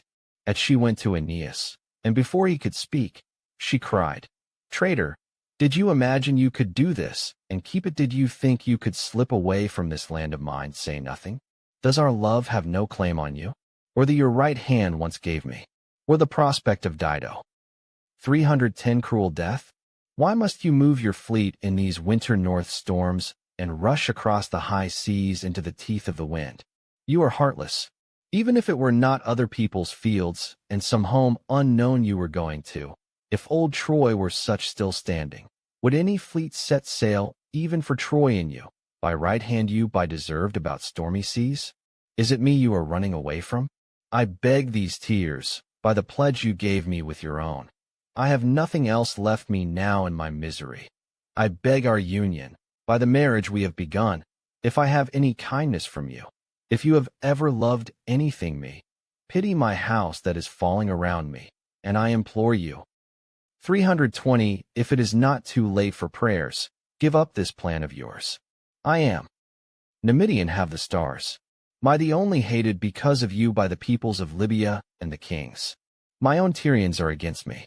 Because of you I lost all conscience and self-respect, and have thrown away good name I once had. My only hope of reaching the guest is leaving me to my fate, and I shall die. Guest is name I can now give the man who used to be my husband. What am I waiting for? For my brother Pygmalion to come and raise me off in my of yours my city to the ground? For the Gaetulian Iarbas to drag in chains? Oh, if only you had given me a child before you abandoned me. If only there were a little Aeneas to play Pallas. In spite of everything his face would remind me. 330, and I would not feel utterly betrayed and desolate. Of fight words, you distill little. Without ever. She had finished speaking. Remembering the warnings Jupiter, Aeneas did not move his eyes and struggled to down the anguish in his heart. At last he spoke these few I know. O Queen, you can list a multitude of kindnesses have done me.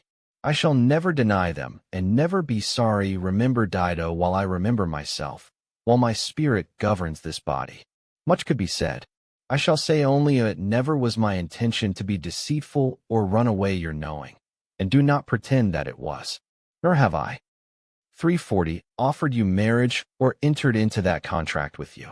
If settle, all would survive. For the fates were leaving me free to live my own life and my cares according to my own wishes. My first concern be to tend the city of Troy, those of my dear people, who a lofty palace of Priam would still be standing, and with own hands I would have built a new citadel at Pergamum, those who have been defeated. But now Apollo of Gryneum has Italy is commanded me to claim the great land of Italy, and the word on the lots cast at his Lycian oracle. That is my love, and that is my homeland. You are a Phoenician from Asia, and you care for the citadel of Carthage, and love the very sight of 350 this city in Libya. What objection can there be to Trojans settling for in mist I see coming in the land of Ausonia? How can it be a sin if we too look distant kingdoms? Every night when the earth is covered in darkness, every time the burning stars rise in the sky, in my dreams the troubled spirit of my father Anchises to me with warnings, and I am afraid. I see my son, Ascanius, and think of the wrong I am doing him, cheating him of his kingdom, and through and eyes I his voice. In Hesperia and the lands the fates have decreed for him. Now even the messenger of the gods has come down the swift winds. I swear it by the lives of both of us. Brought commands from Jupiter himself. With my own have seen the god in the clear light of day coming within walls of your city. With my own ears I have listened to. 360 Do not go on causing distress to yourself and to me by these complaints.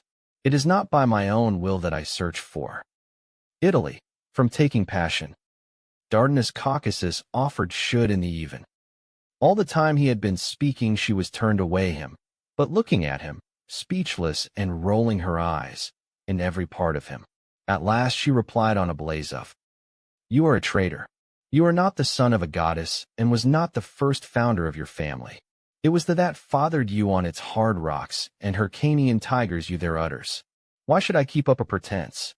Why I hold myself in check in order to endure greater suffering future?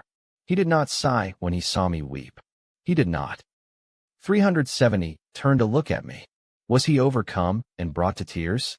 Had begin mighty now look trust in him. He had back now he any pity for the woman who loves him? Where can I when there is so much to say? Now, after all this, can Juno and the son of Saturn, the father of all, can they at this with the eyes of justice? Is there nothing weak in this life? He was thrown helpless on my shores, and I took in, and like a fool settled him as partner in my kingdom. Lost his fleet, and I found it, and brought his companions from the dead. It drives me to madness to think of it. And now terrifying as we hear about the augur Apollo and lots cast in Lycia, and to crown all the messenger of the gods, is bringing commands down through the winds from Jupiter himself. 380 Though that is work for the gods in heaven, as though that is in or for kingdom any anxiety that disturbs their tranquility. I do not hold you bandy words with you. Away you go. At these words she broke off and rushed indoors in utter 390 despair, leaving Aeneas with much to say and much to fear. Her bed duty. Attendants caught her as she fainted and carried her to in her marble chamber. But Aeneas was faithful to as much as he longed to soothe her and console her sorrow. To and without the shore the away they and talk to her, and take away her pain. With many a groan a heart shaken by his great love, he nevertheless carried commands of the gods, and went back to his ships. By then the Trojans were hard at work. All along that they were hauling the tall ships down to the sea. They set well-caulked hulls afloat, and in their eagerness to be were carrying down from the woods unworked timber. 400 green branches for oars. You could see them pouring out of every part of the city, like ants plundering a huge heap of wheat and storing it away in their home against the winter, and their black column advances over the plain as they gather in their booty along a narrow path through the grass, some along, stragglers, you're putting their shoulders to huge grains, and pushing them others keeping the column together and whipping in thee, and the whole track seethes with activity. What were 410 feelings, Dido, as you looked at this? Did you not moan as you shore over gazed out from the top of your citadel, and saw the broad seething before your eyes and confusion and shouting all the sea? Love is a cruel master. There are no lengths to which it recourse to with submit to avenue. They does not force the human heart. Once again she had tears. Once again she was driven to try to move his heart prayers, becoming a suppliant, and making her pride her love, in case she should die in vain, leaving some unexplored. You see, Anna, the bustle all over the shore, are all gathered there. The canvas is calling for the winds, the sailors are delighted, and have set garlands on the ship's sterns. For 20 I was able to imagine that this grief might come. I shall be able, sister. Entrusted that to was wipe out tear cruel ears, asked to endure it. But Anna, do this one service for your poor you are the only one the traitor respected. To you he his very deepest feelings. You are the only one who knew right time to approach him and the right words to use. Go him, sister. Kneel before our proud enemy, and tell him I nodded Aulis and made no compact with the Greeks to the people of Troy. I sent no fleet to Pergamum. I did not up the ashes of his dead father Anchises. Why are his clothes to what I am saying? Where is he rushing away to? Him to do this last favor to the unhappy woman who loves him. For 30 and wait till there is a following wind, and his escape is easy. I had and to do what I respite, and to pity unhappy Aeneas. Am no longer begging for the marriage which he is now betrayed. I am not pleading with him without his precious Latium and abandon his kingdom. Am asking for his some time, nothing more, an interval, for my anguish, so that fortune can teach me to grieve endured defeat. This is the last favor I shall beg. O Anna, your sister, I shall repay it in good measure at my death. These were Dido's pleas. These were the griefs her sister brought and brought again. But no griefs moved. For 40 he heard, but did not heed her words. The fates forbade it, and winds off whose it trunk ground, into the God blocked his ears to all appeals. Just as the north the Alps vie with one another to uproot the mighty oak timber has hardened over long years of life, blowing upon from this side and from that, and howling through it. The feels the shock and the foliage from its head covers but it holds on to the rocks with roots plunged as deep world below, as its crown soars towards the winds of heaven. On this heart, but just so the hero Aeneas was buffeted by all this pleading side and on that, and felt the pain deep in his mighty mind remained unmoved, and the tears rolled in vain. For 50 then it was that unhappy Dido prayed for death. She had to the scene her destiny, and was afraid. She could bear no longer look up to the bowl of heaven, and her resolve to leave light was strengthened when she was laying offerings on incense-breathing altars and saw to her horror the consecrated filthy gore. Their dedicated to honor milk go black, and the wine, as she poured it, turned to no one else saw it, and she did not tell even her sister. Was more, she had in her palace a marble shrine. Sychaeus, who had been her husband. This she used to above all things, hanging it with white fleeces and sacred. 460 branches. When the darkness of night covered the earth, she her all roof, more, thought she heard, coming from this shrine, the voice of husband and the words he uttered as he called to her.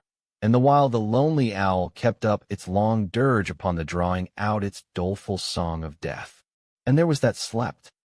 She kept remembering the predictions of ancient prophets terrified her with their dreadful warnings, and as she, Aeneas himself would drive her relentlessly in her madness, and she was always alone and desolate, always going on a long road land, seeing without companions, looking for her Tyrians in an empty, she would be like Pentheus in his frenzy when he was. For 170 columns of Furies and a double sun and 2 cities of Thebes, or the stage snakes, by Time's sister with like Orestes, son of Agamemnon, driven in flight across by his own mother armed with her torches and black, while the avenging Furies sat at the door. And so Dido was overwhelmed by grief and possessed madness. She decided to die and planned in her mind the and the means. She went and spoke to her sorrowing her face, composed to conceal her plan and her brow bright with hope. My dear Anna, rejoice with your sister. I have found a 480 way to bring him back to me in love, or else to free me from him. Near Oceanus and the setting of the sun is the home of the Ethiopians, the most distant part of our earth, where mightiest with its Massilian Hesperides, tree and honey, and undertakes. Atlas turns on his shoulders the axis of the sky, studded burning stars. From here, they say, there comes a priestess who is the guardian of the temple of the. She used to keep watch over the branches of the sacred, bring rich foods for the serpent, spreading the oozing, sprinkling the sleep-bringing seeds of the poppy. She sends stars to free by her spells the mind of anyone she wishes, and to cruel cares to others, to stop the flow of rivers and turn 490 back in their courses. At night, she raises the spirits of the dead mountains' gods, and it is now, to this everything I was, and you will see the ash trees coming down from thee, and hear the earth bellow beneath your feet. I call thee your own sweet self to witness, O my dearest sister, that not by my own will that I have recourse to magic arts. Go telling no one, and build up a pyre under the open sky in inner courtyard of the palace, and lay on it the armor traitor has left hanging on the walls of my room. There is of his remaining, and the marriage bed on which destroyed.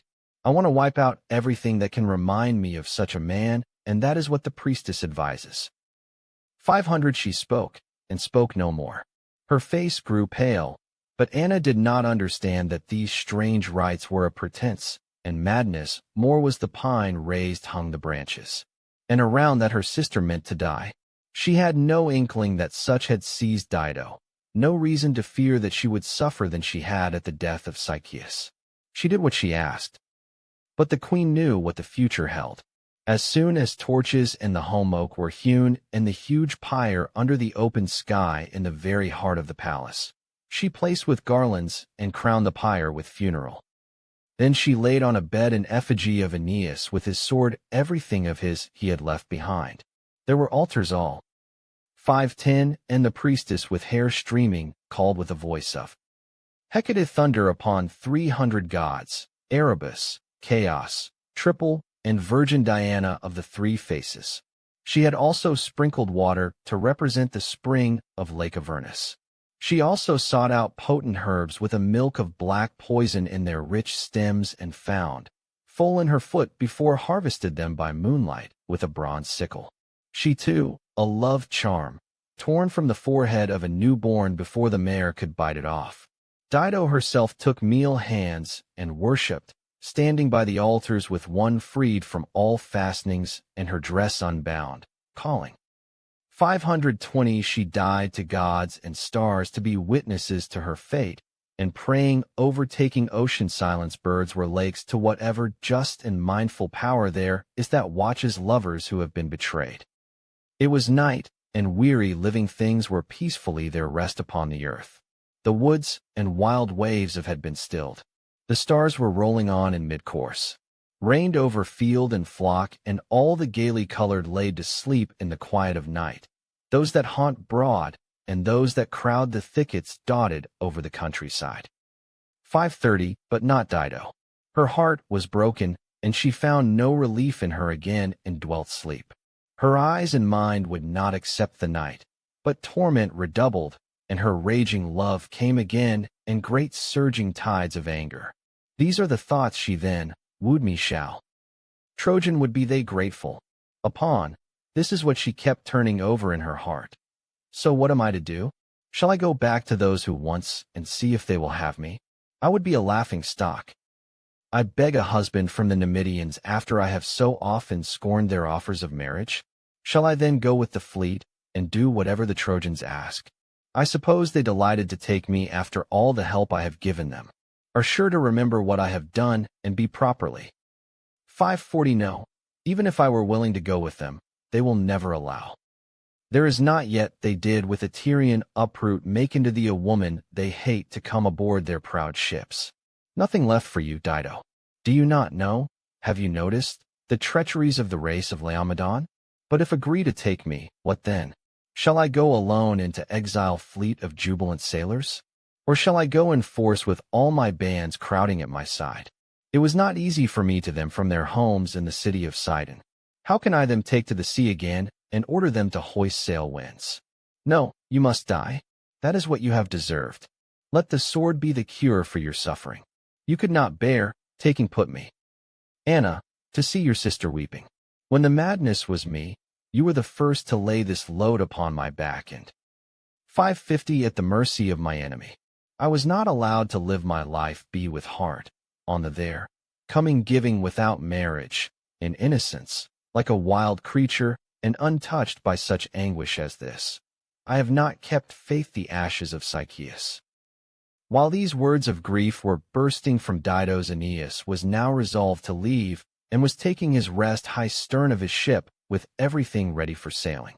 As he slept, appeared before him the shape of the god, to him with the same features as before, and once again advice, in every way like Mercury, the voice, the radiance, the 560 golden hair, the youthful beauty of his body. Son of the goddess, not your shore? Her, how can you lie there sleeping at a time like this? Do you see danger all around you at this moment? Have you lost wits? Do you not hear the west wind blowing off the having decided to die? She is turning her schemes over in mind, and planning some desperate act, stirring up the storm loitering deadly always tides of her anger. Why do you not go now with all speed while speed you may? If morning comes and finds you here, you will soon see her ships churning the sea and torches blazing and the shore seething with flames. Come then, no more delay. Women are unstable creatures, changing. 5:70 When he had spoken, he melted into the blackness of night, sudden roused he been seen from here.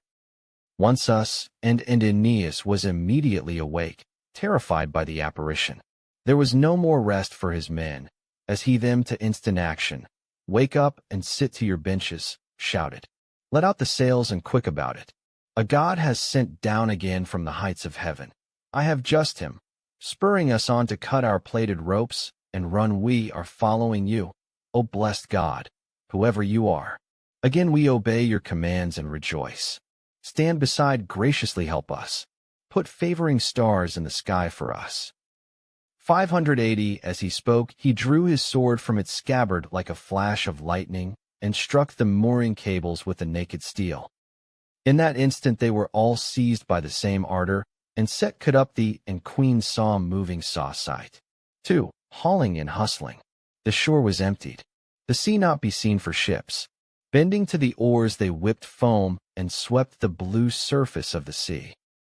Aurora was soon leaving the saffron bed of Tithonus, beginning to sprinkle new light upon the earth. From her high tower the first light whitening, and the fleet out to sea with its sails square to the following winds. She the deserted shore and harbor, and not an oarsman in. 593 times, and more she beat her lovely breasts, and tore her, and running to and bring to this wrong and thought golden hair, crying, O Jupiter, will this intruder just go, make a mockery of our kingdom? Why are they not arms and coming from all over the city to pursue him? Others should be rushing ships out of the docks. Move. Fire and quick about it. Give out the weapons. Heave on oars. What am I saying? Where am I? What madness is that changes my resolve? Poor Dido, you have done it is only now coming home to you. You should have of this when you were offering him your scepter. So much for his right hand. So much for his pledge, the man who is supposed to be carrying with him the gods of his native land, and to have 600 lifted his weary old father up onto his shoulders. Could I not scatter the sword table? I have taken him, and torn him limb from limb, and pieces in the sea. Could I not have put his men to thee and Ascanius, too, and served his flesh at his father's? So it afraid filled the father the works party heard the know the outcome of a battle would have been in doubt. Would have been in doubt. Was I, who am about to die of anyone? I would have taken torches to his camp and the decks of his ships with fire, destroying the sun, and then the whole Trojan people before throwing myself on flames. O heavenly sun whose fires pass in review all the of this earth, and you, Juno, who have been witness and to all the anguish of this love, and Hecate whose name is in nightly howling at crossroads all over our cities, and 610 avenging furies in you, the gods of dying Dido, listen to these and reach words, give a hearing to my sufferings, for they are great, heed my prayers. If that monster of wickedness must, fates of be arms, embrace people unjust life he harbor, if he must come to shore, and that is what the Jupiter demand, if the boundary stone is set and may not moved, then let him be harried in war by a people bold, and may he be driven from his own land, and torn from the Evolus. May he have to beg for help, and see his innocent dying. Then, after he has submitted to the terms of in peace, let him not enjoy the kingdom he longs for, or the 620 longs to lead, but let him fall before his time, and lie unburied words I must time to know dead. Dardanus the may sword on the broad sand. This is my prayer. With these last pour out my life's blood. As for you, my Tyrians, you pursue with hatred the whole line of his descendants and come. Make that your offering to my shade. Let there be love between our peoples, and no treaties. Arise from my bones, O my unknown avenger, and harry the race of with fire and sword wherever they may settle, now and in future, whenever our strength allows it. I pray that we stand opposed, shore against shore, sea against sea, and against sword. Let there be war between the nations, and between their sons forever.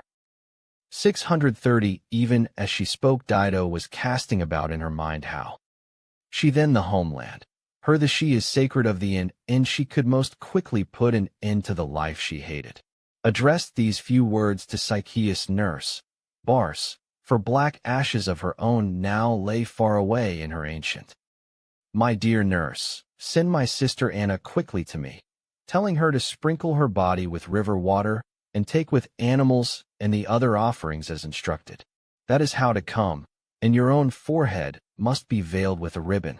I have prepared with due care offerings to Jupiter Styx, and I am now of a mind to complete them and put 640 to the pain of love by giving the pyre of this Trojan to the flames. The old woman bustled away, leaving Dido full of wild fears, trembling pale. The door frenzy asked, at the thought of what she was about to do. Her cheeks and flecked with red, her bloodshot eyes rolling. She was with the pallor of approaching death. Rushing through into the inner courtyard, she climbed the high pyre and unsheathed the Trojan sword for which she had Trojan moment, though not for this purpose. Then her eyes lit on the clothes and the bed she knew so well, and pausing for a 650 to weep and to remember, she lay down on the bed, and spoke which I receive life, and now walls. I was my only buried these last words. These are the possessions of Aeneas, so loved while God and the fates allowed it. Let them my spirit, and free me from this anguish. I have lived completed the course that fortune has set before me, and my great spirit will go beneath the earth. I have founded glorious city, and lived to see the building of my own, have avenged my husband, and punished his enemy who brother. I would have been happy, more than happy, if Trojan keels had never grounded on our shores. She then her face for a moment in the bed, and cried, We shall die? 660 unavenged. But let us die. This is how it pleases me to go pity with him. Her down among the shades.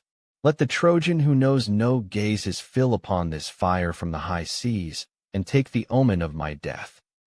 So she spoke, and while speaking fell upon the sword. Attendants saw her fall. They saw the blood foaming on the back-champ blade and staining her hands, and filled the high walls of palace with their screaming. Rumor ran raving like a through the stricken city. The palace rang with lamentation and groaning, and the wailing of women, and the heavens gave back within the sound of mourning. It was as though the enemy were 670 the gates, and the whole of Carthage or old Tyre were falling gods. Terror beating, so this was the have you. Dying. Would both with flames raging and rolling over the roofs of men, and Anna heard, and was beside herself. She came rushing in through the middle of the crowd, tearing her face and her breast, calling out her sister's name as she lay dying. Is what it meant? It was all to deceive your sister. This purpose of the pyre, and the flames, and the altars. You abandoned me. I do not know how to begin to reproach. Did you not want your sister's company when you could have called me to share your fate, and we 680 have died in the same moment of the same grief. To think it was my hands that built the pyre, and my voice that called upon the gods of our fathers, so that you could be so cruel as to lay yourself there, have any pyre cherishing failed yourself down here to die without me. It is not only you have destroyed, but also your sister and your people, leaders who came with you from Sidon and the city you built. Give me water. I shall wash her wounds and catch last lingering breath with my lips.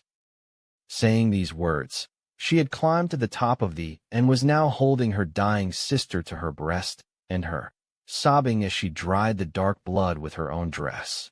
Once more Dido tried to raise her heavy eyes, but 690 the wound hissed round the sword beneath her breast. 3 back heights in her. For since desert's madness, times she raised herself on her elbow, 3 times she fell on the bed. With wavering eyes she looked for light in the of heaven, and groaned when she found it. All-powerful Juno then took pity on her long anguished difficult death, and sent Iris down from Olympus to free struggling spirit, and loosen the fastenings of her limbs. She was dying not by the decree of fate or by her own, but pitiably, and before her time, in a sudden blaze of. Proserpina had not yet taken a lock of her golden hair, or 700 consigned her to Stygian Orcus. So Iris, bathed in dew, flew the say, I offering to and life down on her saffron wings, trailing all her colors across sky opposite the sun, and hovered over Dido's head to am commanded to take this lock of hair as a solemn. This, and now I free you from your body. With these words, she raised her hand and cut the hair. As she cut, all warmth went out of Dido's body, and her passed into the winds. Book 5. Funeral games kept his darkened Carthage, understood. Meanwhile Aeneas, without slackening in his resolve, fleet on course in mid-ocean, as he cut through waves by the north wind, and looked back at the walls of glowing now in the flames of poor Dido's pyre. No one in minds were sky what had lit such a blaze. But since they well knew what bitter suffering is caused when a great love is desecrated, what a woman is capable of when driven to madness, the of the Trojans were filled with dark foreboding. The ships now in mid-ocean, with no land in sight. All around was 10 and all around was sea, when there came a cloud like lead and waves out from clouds. Neptune, the stood over Aeneas bringing storm and black night, and the shivered in the darkness. Even Palinurus himself, called the high stern. What can be the meaning of these great filling the sky? What have you in mind for us, father?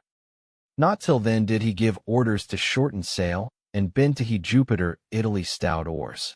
Then, setting the canvas aslant to the winds, turned to Aeneas and said, Great-hearted Aeneas, not if himself gave me his guarantee, would I expect to reach 20 under a sky like this. The wind has changed and is freshening. We, since us are far and I out, once, fighting it. There is rather put howling across us from the west where the sky is black, cannot struggle against it or make any real headway. Fortune is too strong for us to resist. Let us follow her. Let change course and go where she calls. I do not think we from the safety of the shores of your brother Eric's and the harbors of Sicily, if only my memory serves me right, plot our course back by the stars I observed on the way. The good Aeneas then replied, That is what the wind, I have seen it myself for some time, and watched you to no effect. Change course then, and adjust the sails.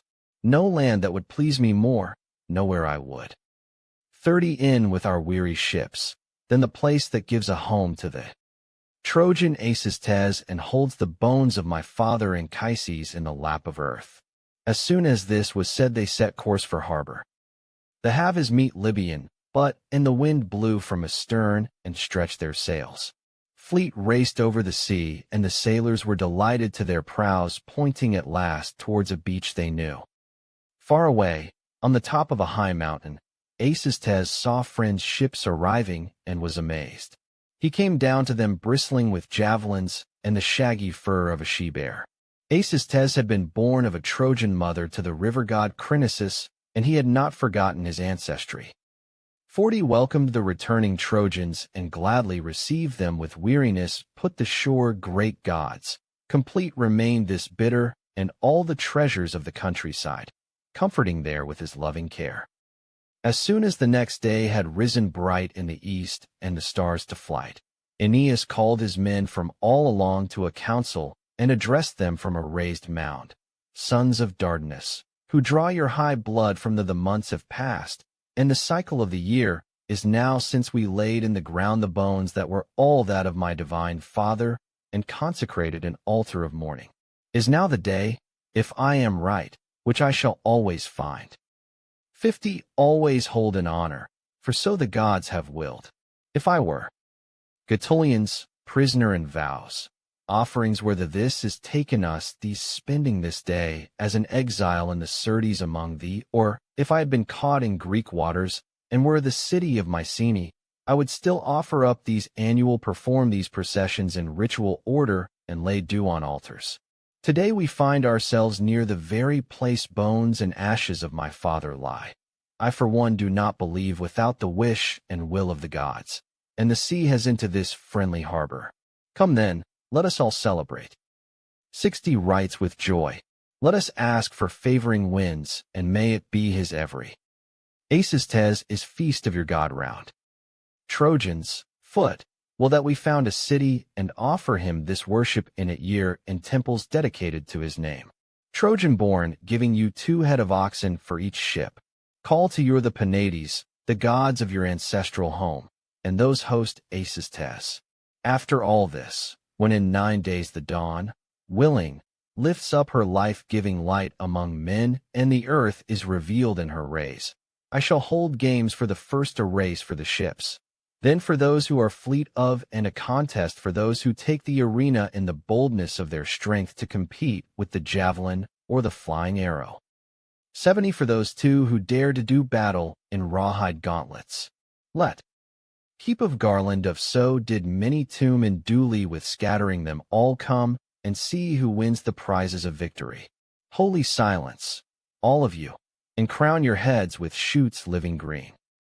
When he had spoken, he shaded his temples with his mother's myrtle. So did Helymus.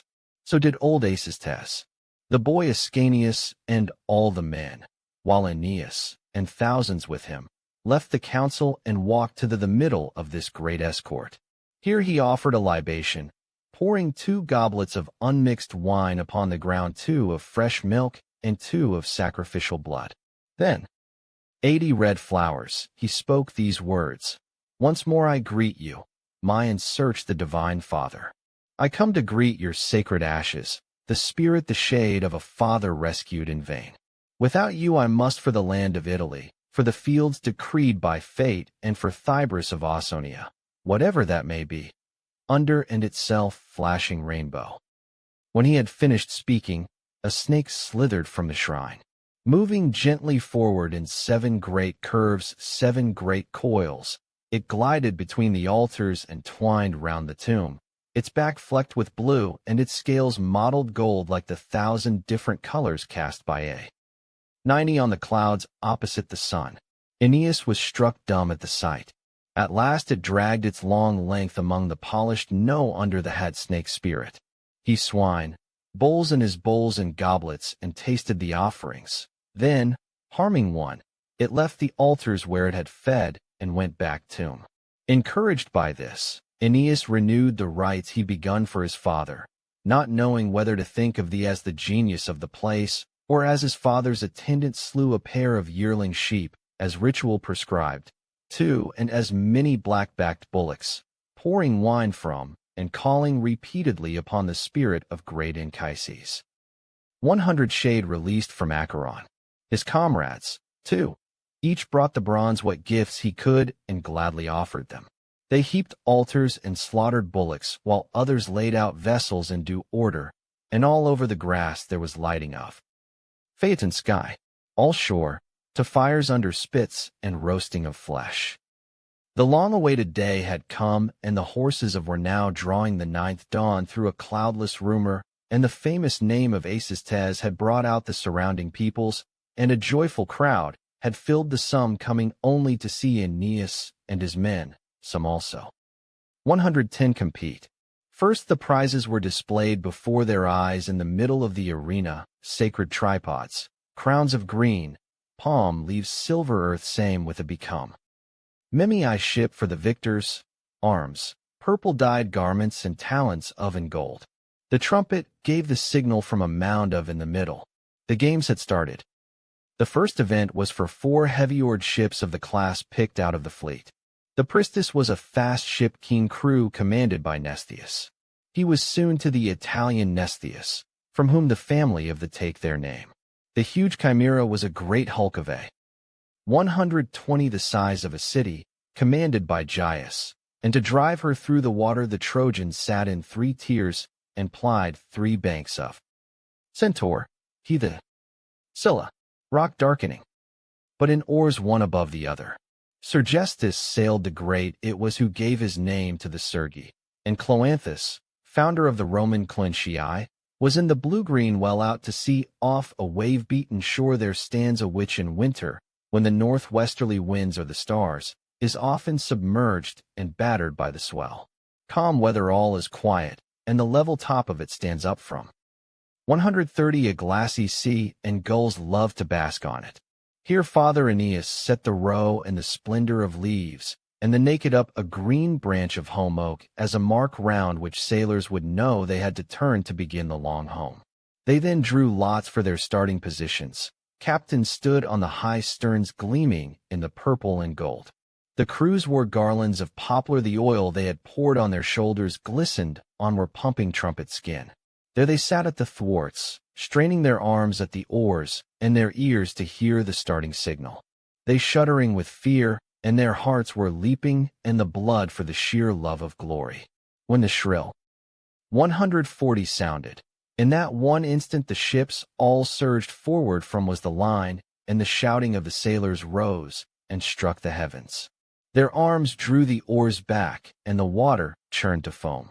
Side by side they plowed their furrows and tore open the whole sea to its depths with their oars, and triples starting full and woods beaks, like 2-horse chariots streaming full pelt from the gates and racing over the ground, or like charioteers at gallop cracking the rippling reins on their horses' backs, hanging forward over them to use the whip.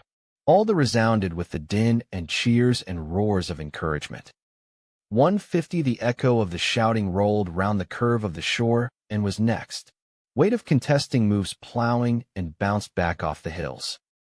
In all this noise and excitement Gyas shot out in front, took the lead over the first stretch of water.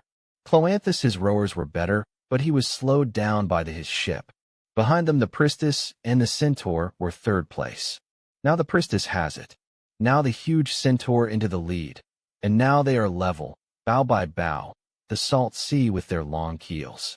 They were soon getting near. 160 the rock, almost at the turning point, when Gyas, still in the were starboard. The water, too afraid of you even and lead at this halfway stage, called out to his helmsman, "Are you going, Minoetes? Who told you to steer to your line is over here, to port. Hug the shore. The oars on port side should be scraping the rocks. Leave the deep the others." These were his orders, but Minoetes was hidden rocks and pulled the bows round to the open sea. "Off course," shouted Gyas, correcting his line. "Where do you think you're going?" "Make for the rocks, Minoetes," and as he was shouting, he saw Cloanthus close behind him. 170 cutting in, just scraping past on the port side between Gyas' ship, cleared down his safety of off the tiller rowers and the roaring rocks. He was past in a moment, safe in water and sailing away from the mark. Young Gyas was incensed. The rage burned in his bones and tears ran cheeks. Without a thought for his own dignity or his crew, he took the sluggard Minoetes and threw him high stern head first into the sea. He then took over the himself and became his own helmsman, urging on thee and pulling the rudder round to make for the shore. Minoetes was no lightweight and was no longer young. He went straight. 180 to the bottom, and it was some time before he surfaced. At last, the laughed as waves, he climbed to the top of the dry rock and sat there with water streaming out of his clothes. The Trojans had he fell, and as he swam, and they laughed as he spewed up both of to the front ahead gangway, is the of salt water from his stomach. Sergestus and Mnestheus in the last two boats were delighted that Gyas was losing time, and both saw a hope overtaking him. Sergestus took the lead as they came up rock, but not by a whole ship's length. His bow was out in, but the Pristis was pressing him hard and her beak was of his stern. Her captain Mnestheus was pacing between the rowers, urging them on either side. "Now, 190 time," he cried. "Now you must rise to your oars. You are the men who stood with Hector. You are the men I chose as comrades in heart to the last hours of Troy. Now let us see the courage and the you showed off Getulia in the shoals of the Syrtes and in Malea, Mnestheus. Ionian Sea when the waves were driving us on to Cape, am no longer hoping to be first. It is not victory that lasts. Are there, and the breathing is fighting for, though who knows? But let victory go to whom Neptune has given it. The disgrace would be to be. Prevent that shame, my fellow Trojans, and that will be victory." At this they bent to the oars and strove with all might. The bronze ship shuddered at their great thrust, surface of the water sped away beneath them. There, 200 quickened, chests heaved, mouths dried, and the sweat poured them, forcing into a ground flailing was left shouting. Pointed surf, off their bodies in rivers. It was pure chance that brought the honor they longed for. Sergestus was desperately the bow of his ship close to the rocks, and cutting inside dangerous water when all ended in disaster as he ran on a projecting reef. The rock quivered at the impact, the oars grated on its jagged edges, and the shattered prow hanging in midair. The crew leapt up and stood there. Some busied themselves with iron-tipped poles and their boat hooks. Some were salvaging broken oars from the 210. Mnestheus was exultant, and success only made him more determined. The oars pulled fast and true. He called upon the winds, and as he set course for the homeward stretch and ran shoreward, cave secret with the swoop's light. Over the open sea, he was like a dove startled out of the where it has its home, and its beloved nestlings in the honeycombs of the rock. It flies off in terror to the field's great explosion of wings inside the cave, but it's soon down through the quiet air and glides along in the bright. Its wings are swift, but they scarcely move. Just so was Mnestheus. Just so was the Pristis as she cut through the last stretch of water. Just so did she fly along under her own impetus. 221st. Mnestheus left Sergestus struggling behind him, stuck shallows, broken chimera him, every on as on his rock high out of the water. There he was in the shouting in vain for help and learning how to row with oars. Next Mnestheus went after Gyas and the huge which soon fell behind for lack of its helmsman. Now, at the very end of the race, only Cloanthus was in front of he took up the pursuit and pressed him hard, straining nerve. The shouting grew twice as loud. They all cheered him, he gave chase, and the heavens rang with the noise. Cloanthus and his men on the Scylla saw the honor as theirs by right. 2:30 they had already won the victory and had no intention of giving glory. Success. Drew had prayers who vow this sure shall it up. They would rather have lost their lives than lose the Mnestheus, and his men on the Pristis were feeding on they could win because they thought they could. They level and would perhaps have taken the prize if Cloanthus not stretched out his arms to the sea, pouring out his and calling on the gods to witness his vows. O you gods, rule the sea, and over whose waters I now race. This is my, and gladly will I keep it. I shall come to your altars on with a gleaming white bull, on the salt waves of the sea. 240 scatter its entrails and pour streams of wine. He spoke, and was bands of Portunus landward arrow, heard by the sea nymph Panopea, and all the dancing the Nereids, and of Phorcys. As he sailed on, Father pushed the ship with his own great hand, and it flew swifter than the wind from the south or the flight of until it arrived safe in the deep waters of the harbor. Order in each ship in a. Then the son of Anchises called them all together in due, and bade the herald loudly proclaim Cloanthus the victor, veiled his head with the green leaves of the laurel. For there was a gift of wine, 3 bullocks of their choice, great talent of silver. In addition, the captains were singled out. 250 for special honors. The victor received a cloak embroidered with gold, round which there ran a broad double meander of running, so at the talons as his the hooves. Meliboean purple, and woven into it was the royal prince with his javelin, and wearying the swift stags on the leafy slopes of Mount Ida. There he was, eager and breathless, seemed, and down from Ida plunged the bird that carries thunderbolt of Jupiter, and carried him off in its hooked high into the heavens, while the old men who were their guards stretched their hands in vain towards the stars, and dogs barked furiously up into the air. To Mnestheus, 260 courage had in the end won him second place. Aeneas gave a threads the breastplate interwoven with burnished mail and triple of gold, which he had stripped with his own hands from defeated Demolios on the banks of the swift Samois under the Phegeus many. Demolios pursuit cauldrons and ribbons, object high walls of Troy. For Mnestheus this was to be a proud possession and his protection in battle. His attendants and Sagaris hoisted it up onto their shoulders, all the layers of it, but they could hardly carry it away, yet used to wear it while running all over the battlefield and of Trojans. The third prize was a pair of bronze drinking and some embossed drinking cups of solid silver.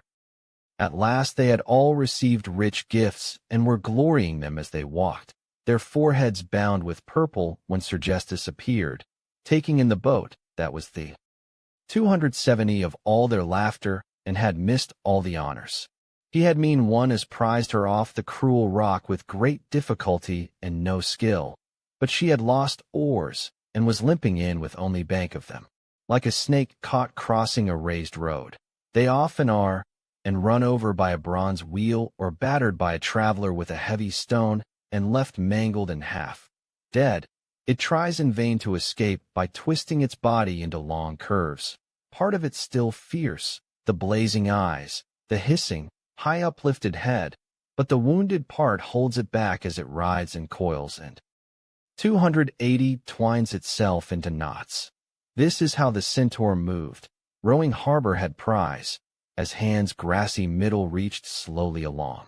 But she put up sails, and came into the mouth under full canvas. Aeneas, delighted that Sergestus saved his ship and brought his men to port, gave him a promise, the Cretan slave woman Pholo, good with her, and with 2 sons at the breast. After the boat race, dutiful Aeneas strode to a piece of level ground. All around it stood wooded hills, and in the of the valley there was a circle for a theater.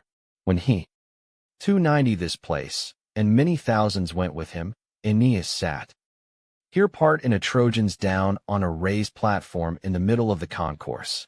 He offered prizes for any men who might wish to take foot race, whetting their ambition with rewards, and Sicanians flocked in from all sides. Nisus and Euryalus were first. Euryalus standing out for the bloom of his youthful beauty, came Salius and Nisus for the loving care he showed to him. Then Diores, a prince of the noble line of Priam, and after him and patron together, one an Acarnanian, the other an Arcadian. 300 of Tegean stock. Then came 2 young Sicilians, Helymus and in many minds no hand. And these other golden Panopes, men of the woods, attendants of old Acistes, more whose names are buried in oblivion. When they had gathered, Aeneas spoke in the middle of them. Give ear to what I have to say. Mark it well, and be of good cheer. Man of you will leave without winning a prize from my 2 Cretan arrows I shall give, their steel tips burnished gleaming, and a 2-headed axe embossed with silver. Rewards will be the same for all of you, but there will be prizes for the first 3 in the race, and crowns woven of 310 olive for their heads. The winner will have a horse with splendid Thracian clasp field to the trappings, the second an Amazonian quiver full of arrows, slung on a belt with a broad gold band, and to that fastens it is a polished jewel. The third can leave the content with an Argive helmet. When he had finished speaking, they took their places, signals sounded, and they were off, streaming away from starting point in one great cloud. But as soon as they came in all of lightning sight of the finish, Nisus shot out a long way in front of them, swifter than the wind and the wings of the 322nd, but a long way behind, was Salius. Then, after a gap, then Diores coursed to wood tiring as fell came Euryalus in 3rd place. Behind him was Helymus, immediately behind him and hard on his heels, was leaning over his shoulder, and if there had been more run, he would have overtaken and passed him, or they have run a dead heat. They were soon almost at the end of the course, and they came up to the line, when the unlucky Nisus slid, and 330 on a slippery patch of blood that had been spilt where they had grew very into the man the him killed bullocks, and wet the earth and the green grass that upon it. Here, as he pounded the track exulting in the moment of victory, he lost his footing and fell on his face filthy dung and blood from the sacrifice. But he was not to forget Euryalus and the love he bore him. He rose from slime and threw himself in the path of Salius and knocked head over heels, sprawling on the hard-packed sand. Euryalus speeding with flashed past. Thanks to his friend, he was in the lead, and along to loud applause and cheers, Helymus behind him. 340 Diores now winning the 3rd prize. But Salius stood up before Holda. Euryalus stood body. Voice, for him spoke, have been the faces of the fathers in the front rows, and filled the bowl of the huge assembly with loud clamor, demanding honor of which he had been cheated. On the side of where the favor in which he was held, his beauty as he there weeping, and the manly spirit growing in that lovely on his side too, was Diores, protesting at the top of his, he had come in 3rd, but there would be no 3rd prize if the first were to be given to Salius. Father Aeneas, then you young men will all keep your prizes. The awards. 350 made, and no one changes that. Let it be my task to offer consolation to our friend for the downfall. He did nothing to huge Maine. This prize is like be deserve. With these words he gave Salius the hide of a Gaetulian lion, weighed down with gilded claws, and was too much for Nisus, who burst out. If losers win this, and you take pity on people who fall, what gift will crown down pointed to Aeneas the enough to give to Nisus? I would have won the victors of glory and deserved it if the same bad luck as brought Salius had not disposed of me. And as he spoke he the filthy wet dung on his face and body. Good father laughed, and ordered them to bring out a shield made by 360 hand of Didymane, which had been dedicated to Neptune, and he spoke hard in gloves for the ribbons helmet mighty, to his taken down from the doorposts of his temple by Greeks, gave this superb gift to the noble young Nisus. The race was over, and the prizes finally awarded. Then Aeneas, if there is any courage here, any man with his breast, Now is the time for him to come forward with on his hands and his guard up. And he set out 2 prizes fight, for the victor a bullock with its head shadowed by, and its horns plated with gold, and a sword and splendid as a consolation prize for the loser. Dares did not hesitate. Immediately that great face of his appeared, and all his strength, and the people murmured as he hoisted himself. 370 feet. He had been the only man who used to stand against Paris. He was the man who had felled the huge beauties and stretched great Babrician, his throwing near him out to die on the yellow sand by the mound where Hector lay, when beauties came as champion from the race of Amycus. This was the Dares who stood there with head held high to begin the battle, flexing his shoulders, lefts and rights, and thrashing the air. They looked around for an opponent, but no one in all that company dared go 380 him or put on the gloves. Thinking that no one was challenging stood their bulls one stand him for the prize. He went straight up to Aeneas and in front of him. Without more ado he took one of the horns in his left hand and said, "Son of the goddess, if no dares trust himself to battle, how long are we going to? I can," murmured him, "the day past. Here, what is the point of keeping me waiting? Tell them take away my prize." And all the Trojans to a man and told Aeneas to award the prize as promised.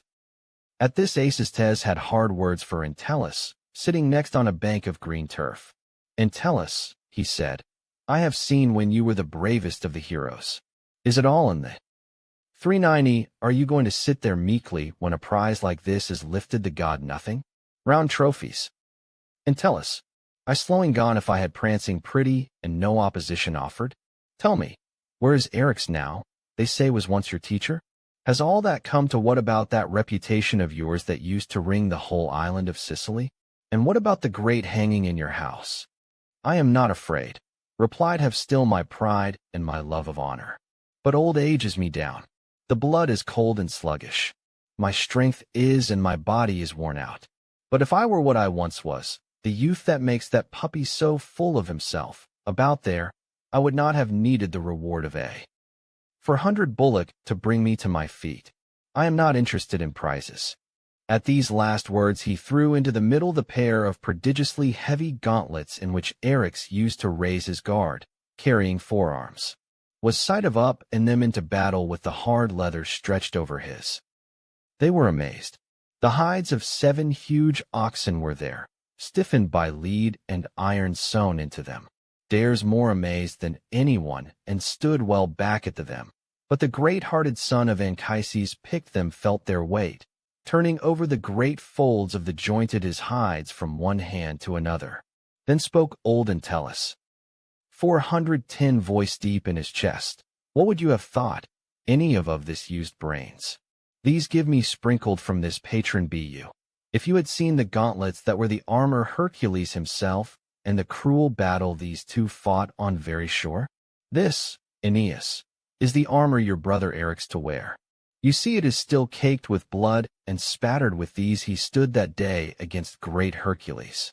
With I used to fight while there was still good blood in me to strength, before old age came to tangle with me, and both my temples with gray. But if Trojan dares recoils armor of ours, and if good Aeneas is satisfied, and my Acestes approves, let us level the odds. There's nothing to 420 afraid of, dares. For you I give up the boxing leathers of Eryx, he show on his, and you take off your Trojan gauntlets. And as he spoke threw the double cloak off his shoulders, and stripped to the great joints of his limbs, the great bones and muscles arms, and stood there a giant in the middle of the arena. Of both stance, high heads warmed. Then the son of Anchises took out 2 matching pairs gauntlets, and tied armor of equal weight on the hands men. There was no more delay. Each man took up his poised on his toes, stretching to his full height, guard held in the air, and no sign of fear. They kept their towering well back from the punches, and fist struck fist as they for 30 to their work. Dares had youth on his side and speed of foot, going with each hollow rib and punches, keeping the Entellus had the reach and the weight, but his knees where he was slow and shaky, and his whole huge body heaved the agony of breathing. Blow upon blow they threw at other and missed. Blow upon blow drummed on the cage, boomed on the chest and showered round the head ears, and the cheekbones rattled with the weight of the Entellus, being the heavier man, held firm in his stance, watchful eyes on his opponent, and swaying away from. 440 bombardment. For Dares it was like attacking some massive high-built city or besieging a mountain fortress. This way and that he tried, covering all the ground in his maneuvers, pressing raised for backed met to that hard with all manner of assaults, and all to no avail. Then Entellus drew himself up and showed his right hand the blow, but Dares was quick to see it coming down and away smartly. Entellus' full force was in the blow and at empty air. Great was his weight, and great was the fall of huge body.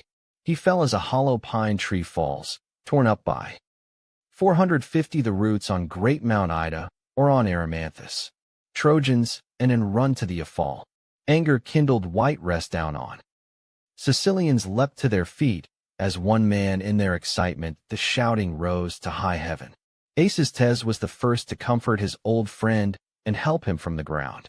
But hero Entellus did not slow down or lose heart, because he returned to the fray with his ferocity renewed and rousing him to new heights of violence. His strength was by shame at his fall and pride in his prowess. And in a heat of fury he drove Dares before him all over the arena, hammering him with rights and lefts and allowing him no respite, like hailstones from a dark cloud rattling. 460 roofs. Entellus battered Dares with a shower of blows from both hands and sent him spinning. At this point Father Aeneas did not allow the anger of Entellus an end comforted this year to go any further, but checked his savage passion and put to the fight. As he rescued the exhausted Dares he him with these words. Unlucky Dares, what madness is that has taken possession of you? Do you not see that strength is not as his, and the divine will has turned against you? Combatants, comrades, sighed and yield to God. He spoke, and his voice parted thee, and Dares was led back to the ships by his faithful, dragging his weary legs, shaking his head from side to 470, spitting out a mixture of gore and teeth. His men were then palm of all his the prime with head is called, and given the helmet and the sword, leaving the victory and the bull to Entellus. Then spoke the victor in pride of spirit, glorying in the bull he had won. Son of goddess, know this, and you too, men of Troy. This is the strength there used to be in my body when I was in my, and this is the death from which you have rescued Dares. These words he took up his stance in front of the bullocks as it stood there as the prize of battle. Then, drawing back 480 right hand and rising to his full height, he swung the brutal gauntlet straight down between its horns, shattering the brains out on Entellus. Is my victory. Take his, and put thee in grinding them into the bone. The ox fell and lay full the ground, dead and twitching, and these are the words spoke, and spoke them from the heart. The life of this ox worth more than the life of Dares, and with it, Eryx, I pay debt to you in full, and here and now in the moment of. I lay down my gauntlets and my art. Aeneas immediately summoned all those who wished to part in an archery contest and announced the prizes. With great hand he set up the mast taken from Serestus' ship, a cord round a fluttering dove to hang it from the top of. 490 mast as a target for the steel-tipped arrows. The contestants gathered. Lots were thrown into a bronze helmet, and the first Hippocoon, triumph his to leap out, to loud acclaim, gave the first place to son of Hyrtacus. Next came Mnestheus, fresh from his in the boat race. Mnestheus with the green olive binding who and had hair. Third was Eurytion, brother of the famous Pandarus in days long past had been ordered to break the truce, been the first to shoot an arrow into the middle of the Greeks. 2. Last of all, at the bottom of the helmet, was Aeneid. He 500 dared to try his hand at the test of warriors. Soon they were arrows from strike there around took his, but bending their bows with all their strength, and taking the out of their quivers. A string twanged, and the first arrow, young Hippocoon, cut through the breezes of heaven to home full in the wood of the mast. The mast quivered, was a flash of wings from the frightened bird, and all rang out the loud applause. Next the eager Mnestheus stand and drew, aiming high, straining both eye and bow. 510 to his dismay, he failed to hit the bird, cutting the knot in the top and linen cords which bound her feet as she hung there at the of the mast. She made off, flying south toward some dark clouds. Eurytion lost no time. His bow had long been bent, his arrow at the ready, but called upon his brother Pandarus as he prayed, and took aim at the dove now glorying in the freedom cloud among of the sky. As she beat her wings just beneath the black, the arrow struck her, and she fell dead, leaving her life the stars of heaven, and bringing back as she fell the arrow that had pierced her. Father Aeneas alone remained, and the victor's palm was lost. 520 to him. But he aimed an arrow high into the breezes of the air to display his old skill and let the sound of his bow be heard. At this a sudden miracle appeared before their eyes, a mighty sign of what the future held in store. In times to come was the great fulfillment revealed, and awesome prophets interpreted the omens to future ages. As it flew through the vaporous clouds, till at that leave there the arrow burst into flames, and marked its path with fire, was consumed, and faded into thin air, like those stars their appointed places, and race across the sky trailing. 530 blazing hair behind them as they fly. Sicilians and Trojans stood the exultant words. Olympus honors father stock still in amazement, praying to the gods above. But mighty Aeneas welcomed the omen and embraced the Aeneas, heaping great gifts on him, and saying these, accept these, Father Aeneas, for the great king has shown by this sign that he has willed you to receive beyond the lot of other men. Here is a gift from my old, which to be put Anchises himself, a mixing bowl engraved with figures he once received as a great tribute from Thracian Cisseus, a memorial and pledge of his love. With these words he 540 wreath of green laurel round Acest's temples, and declared him first victor above all the others. Nor did good Eurytion grudge down prizes who had, was, and now, and the him the highest honor, although he alone had brought the dove from the heights of heaven. Next in order for the came the archer who had cut the cord, and last the one pierced the mast with his flying arrow. But before the end of the archery contest, Father Aeneas, already calling to his side Epetides, the trusty comrade guardian of young Iulus, to speak a word in his ear, go, and if Ascanius has with him his troop of boys already, 550 horses drawn up and prepared to move, tell him to lead on his inn. Aeneas level on their squadrons in honor of his grandfather, and show himself arms. The people had all flooded into the circus, so ordered them to clear the whole long track and leave the ground free. Then came the boys, riding in perfect order, and all they garlands and spears hanging neck-bridled mounts, resplendent in full view of their parents. The men of Sicily and of Troy murmured in admiration as rode. They wore their hair close bound in trimmed ceremonial style, and each carried a pair of cornel wood tipped with steel. Some of them had polished quivers from their shoulders with circlets of twisted gold round. 560 in chest. They spread out into 3 separate squadrons of boys and trainer. All squadrons and was white Aeneid, friend horse, each with its own leader at the head of a dozen, 2 separate files of 6. Each squadron with its own of them gleaming in the sunlight. The first of these 3 of young warriors was led in triumph by a little Priam, noble son of Polites, who bore the name of his grandfather, was destined to give increase to the Italian race.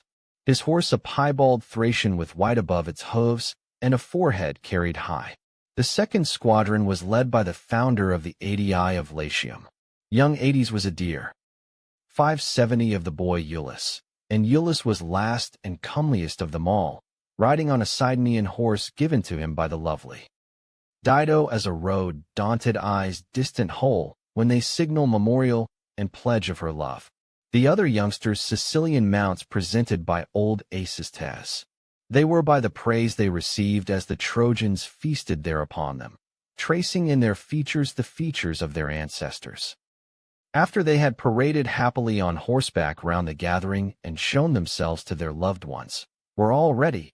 Epetides, standing at a distance, gave the 580 with a loud call and a crack of his whip, and the warriors wheeled apart into two separate sections, each of the three troops dividing its ranks equally. At a second command, the two new formations charged other, now spears side by Crete, turned and advanced on each other with spears at the level. All over the arena they charged and turned and again, winding in circles, now in one direction, now in the fighting out in full armor, the very image of a battle, exposing their backs in flight, now turning to point there at the enemy, and now, when peace is made, riding alongside. They say there was a labyrinth once in the hills of where the way weaved between blind walls and lost itself in a 590,000 treacherous paths. There was no following of tracks and such. Trojans, this maze, no finding of a way and no retracing of steps, was the pattern woven by the paths of the sons of thee as they wound their movements of mock battle and retreat, like dolphins swimming in the waters of the sea, cleaving the waves and native.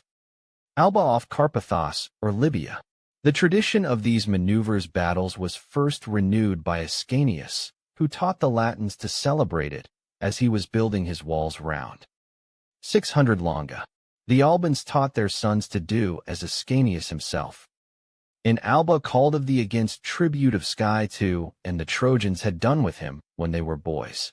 Due course great Rome itself received this tradition from and preserved it. It is now called Troy, and the boys are the Trojan troop. Here ended the games held in honor divine father of Aeneas.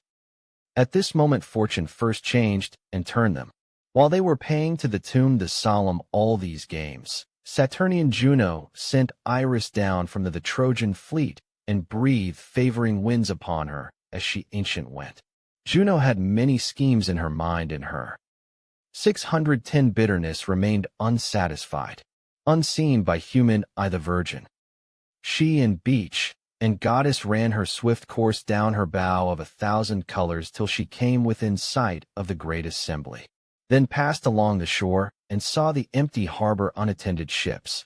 But there, far apart on the deserted, were the women of Troy, weeping for the loss of Anchises, weeping, all of them, as they looked out over the unfathomable sea. How weary they were, how numberless the breakers, and these for was knew them, how vast the sea that still remained for them to cross. Were the words on all their lips. What they were praying a city, they were heart-sick of toiling with the sea. Iris how to cause mischief. She rushed into the middle of 620, laying aside her divine form and dress, and appearing as Barrow, birth, Guy's words, are the aged wife of Doricles of tomorrows, a woman of good who had borne sons and been held in high regard. In this she mingled with the mothers of Troy and spoke these. Our sadness is that Greek hands did not drag us off to unhappy preserving that we see in for Italy deaths in war under the walls of our native city. O my people, for what manner of destruction is fortune you? This is the 7th summer since the fall of Troy have been driven by the winds, and have measured every land, every inhospitable rock, and every angry star, rolling ever on the waves as we search the mighty ocean for an 630 that ever recedes. Here we are in the land of our brother Eric's down, called the Never. I never, and instead in a blazing is.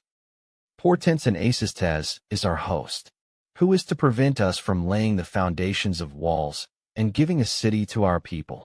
I upon our native land and household gods snatched from hands of our enemies to no purpose. Tell us, will there again be walls that will be called the walls of Troy?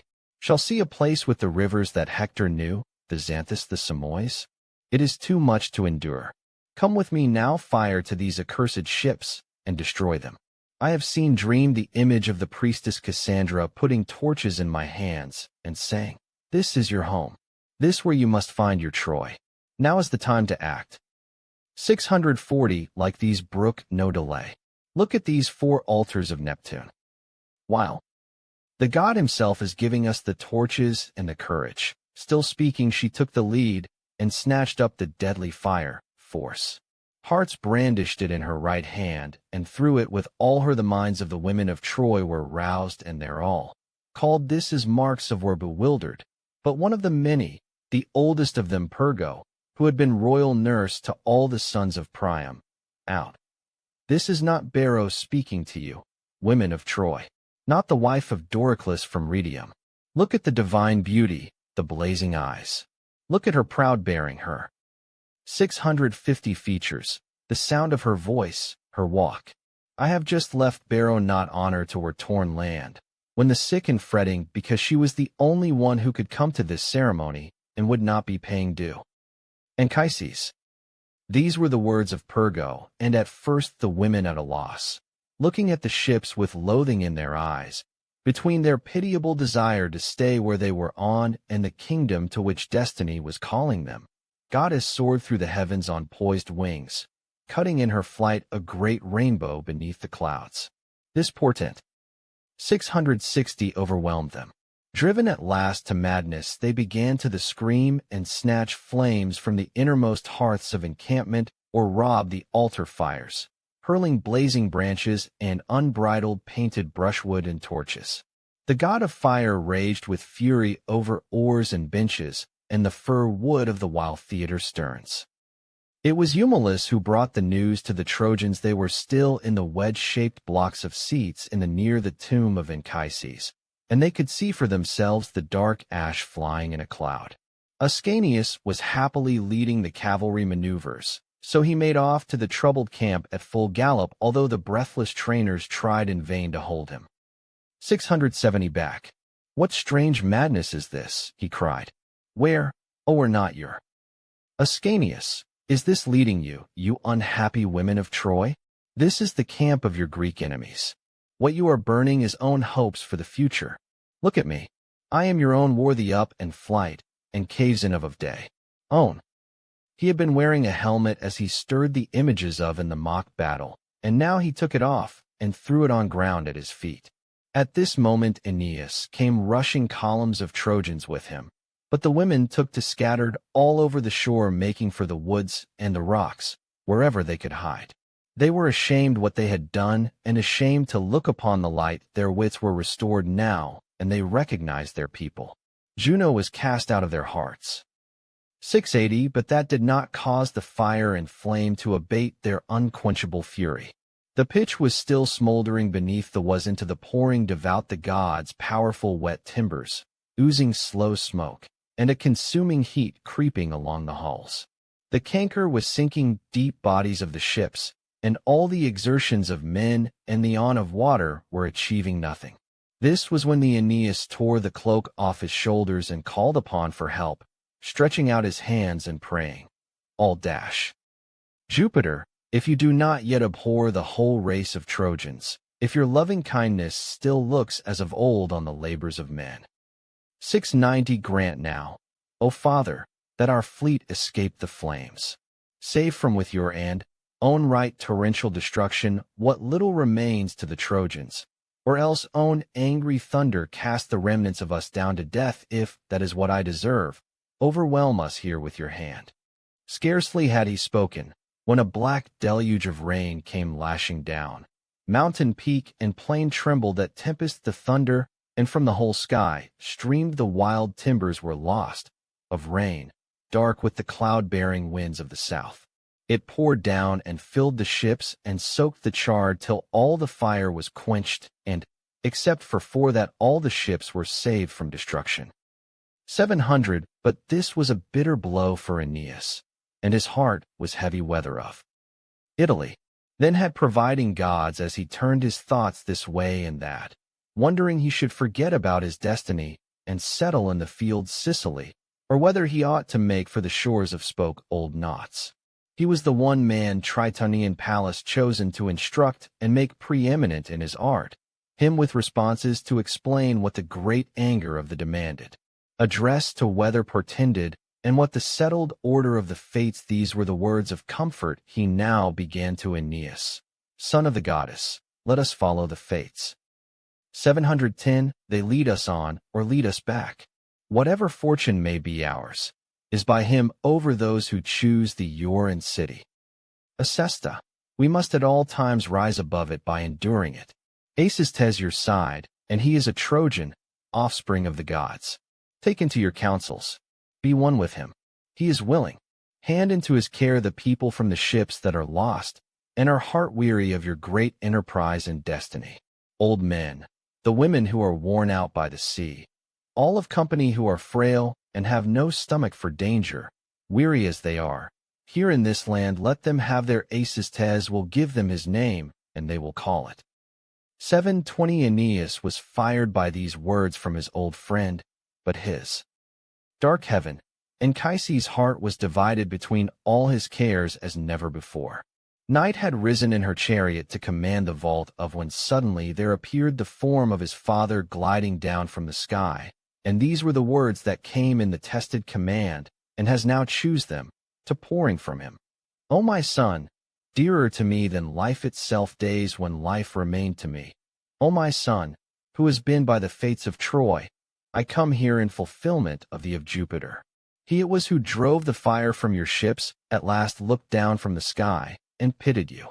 Follow this most wise advice which old Notas is giving you and warriors from your people, the bravest hearts among.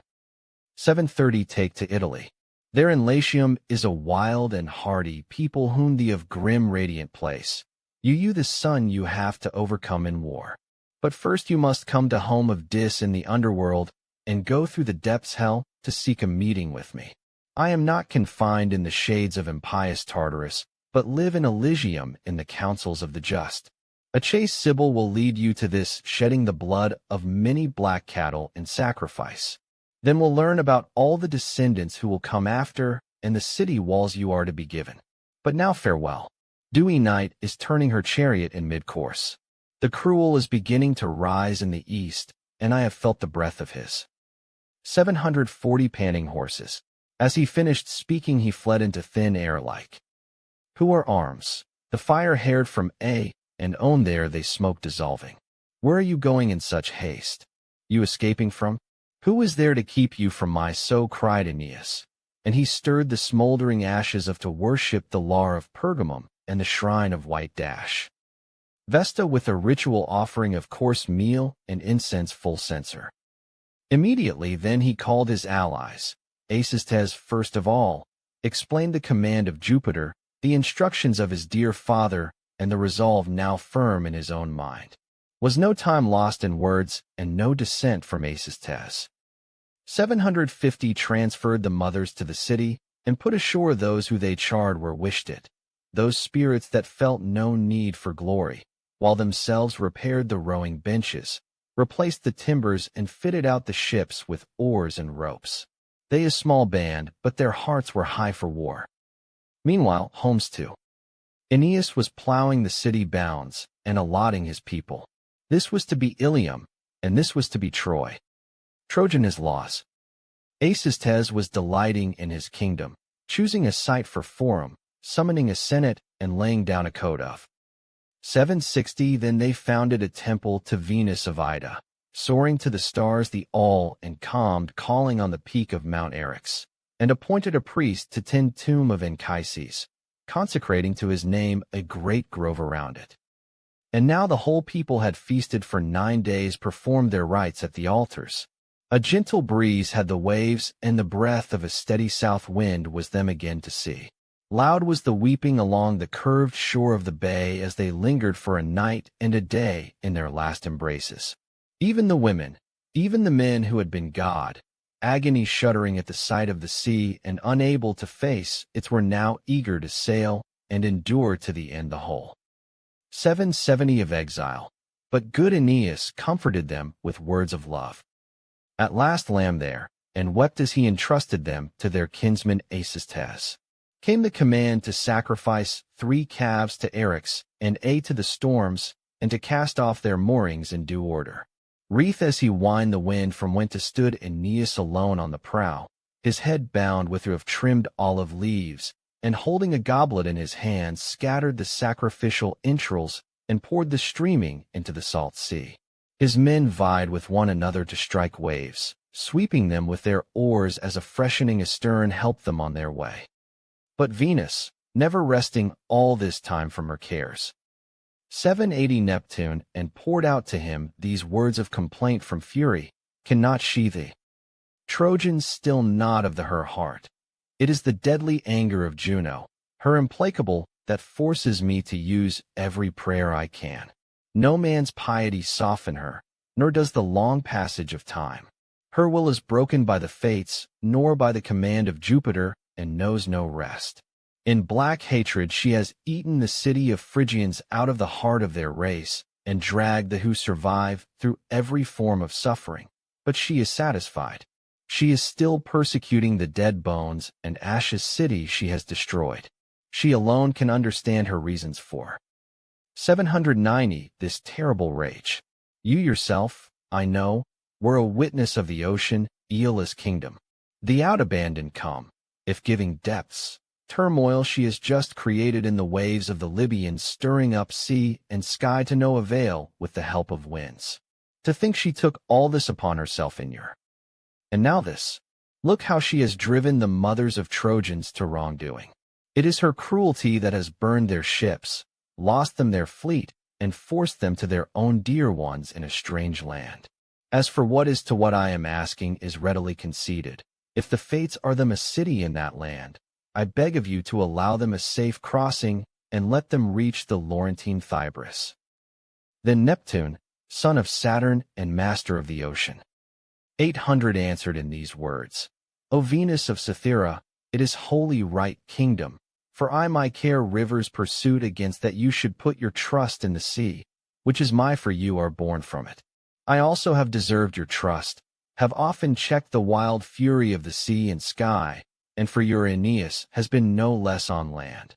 I call the Xanthus and Samois to testify to this.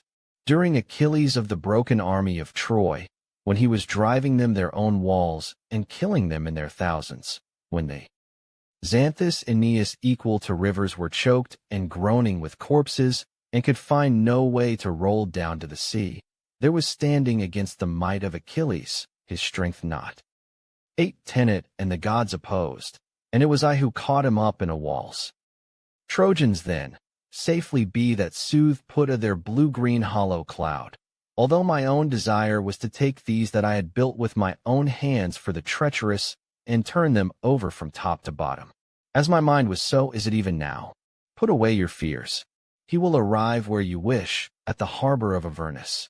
One only will lost. One only will you look for in vain upon the sea, and one life will be given for many. When these words had and gladdened the heart of the goddess, Father Neptune golden yoke on the necks of his horses, and bits between wild and foaming jaws, and gave them full rein.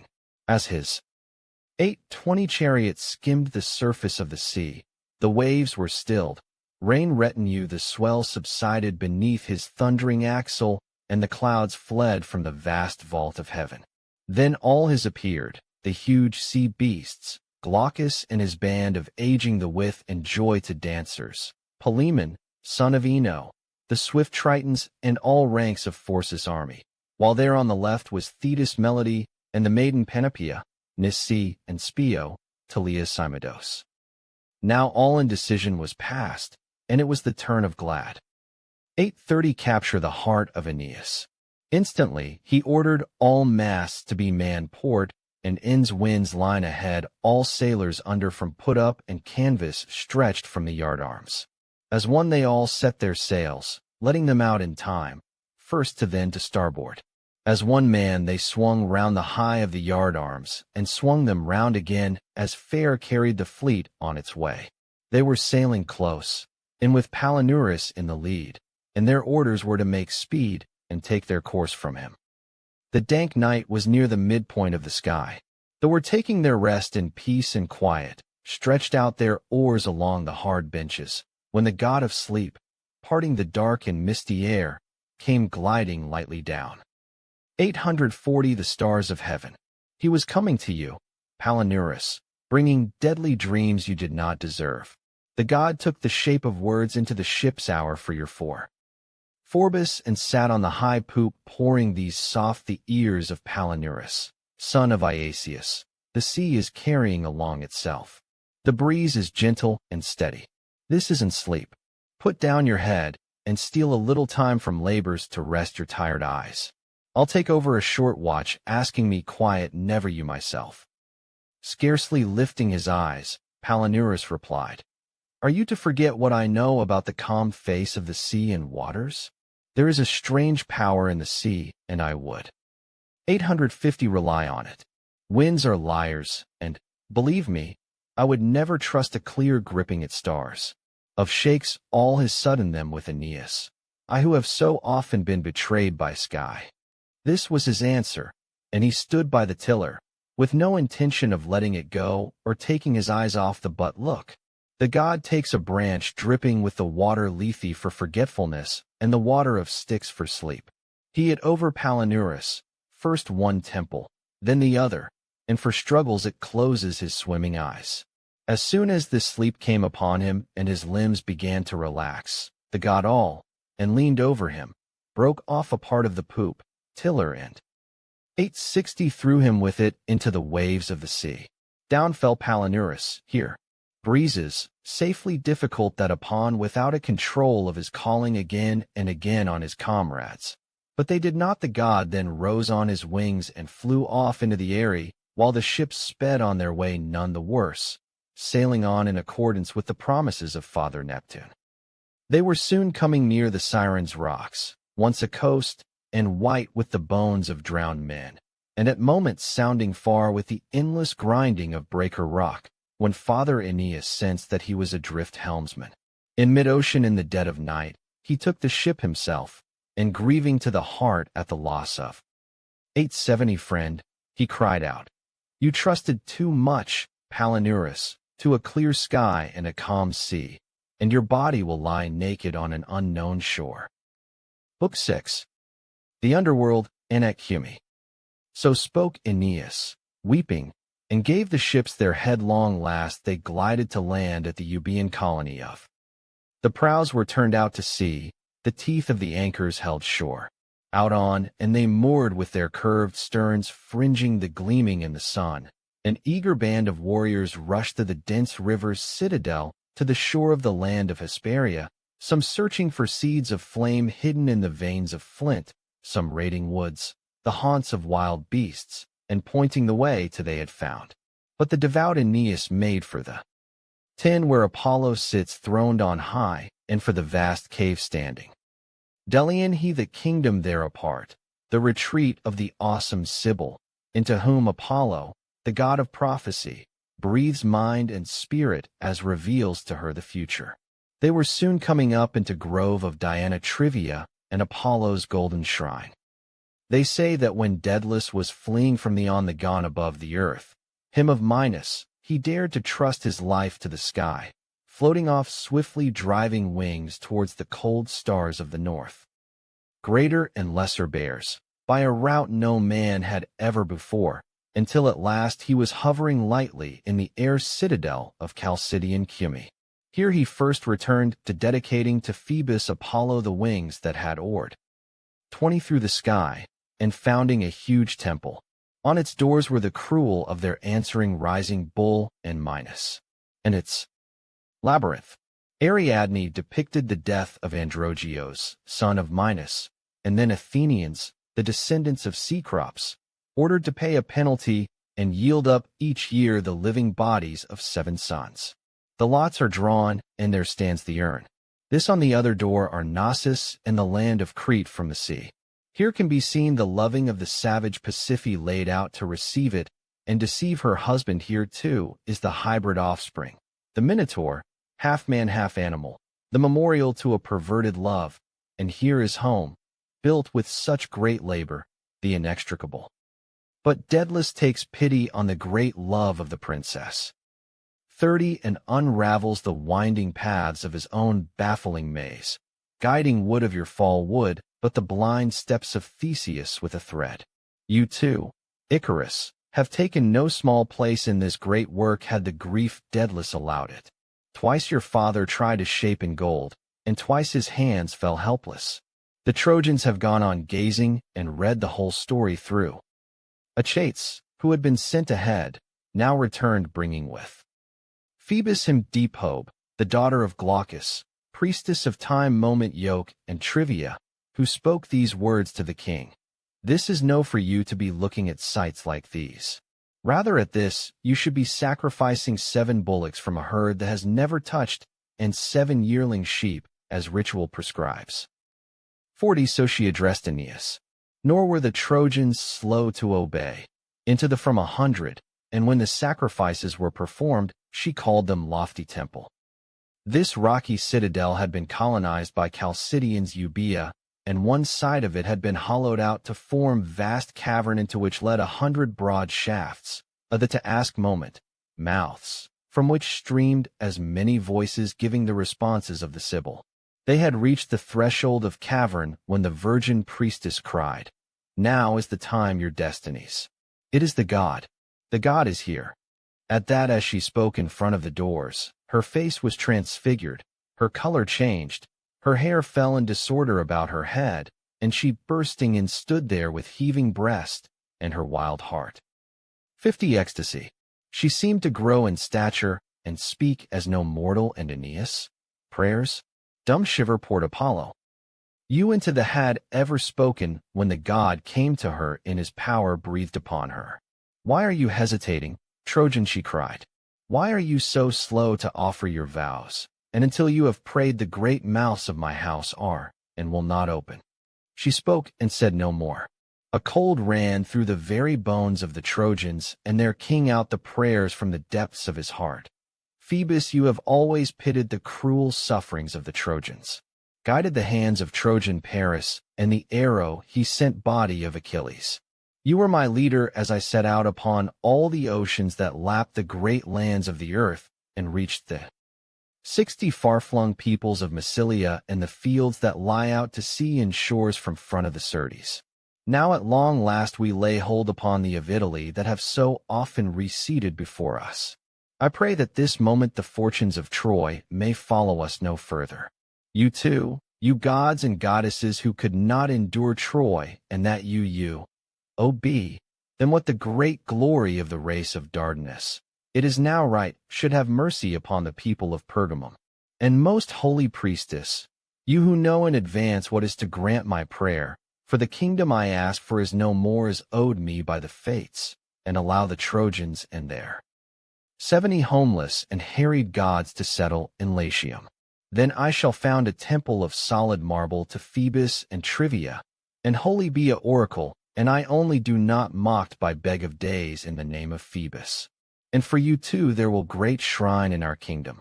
Here I shall establish your, and the riddling prophecies you have given my people, shall dedicate chosen priests to your gracious service, consign your prophecies to leaves to be confused, and every wind that blows. Sing them in your own voice, you. He said no more. But the priestess, not yet submissive, was still in wild frenzy in her cave. The more she tried to shake her body free of the 80 great god, the harder he strained upon her foaming mouth, taming that wild heart and molding her by his pressure. And own you have remained for there, but it is war's blood. Will be now the 100 huge doors of her house opened of their accord, and gave her answer to the winds. At long last done with the perils of the ocean, but worse things you to bear on land. The sons of Dardanus shall come into kingdom in Lavinium. Put that fear out of your mind.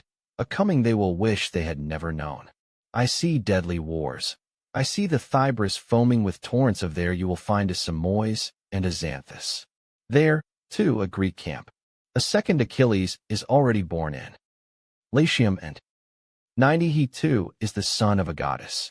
Juno too is part of Trojan destiny, begging and once foreign give way, and will never be far away when you are a suppliant dire need among all the peoples and all the cities of Italy. Again the cause of all this Trojan suffering will be a bride, another marriage with a stranger. You must not to these adversities, but must face them all the more boldly strange as sang cave, wherever your fortune allows it. Your road to safety, it may seem, will start from a Greek city. With these words from her shrine, the Sibyl of Cumae her fearful riddling prophecies, her voice booming in the 100 as she wrapped the truth in darkness, while Apollo shook the flanks, and suffering before the swamp go and in rains upon her in her frenzy, and dug the spurs into her the madness past. The wild words died upon her lips. The hero Aeneas began to speak.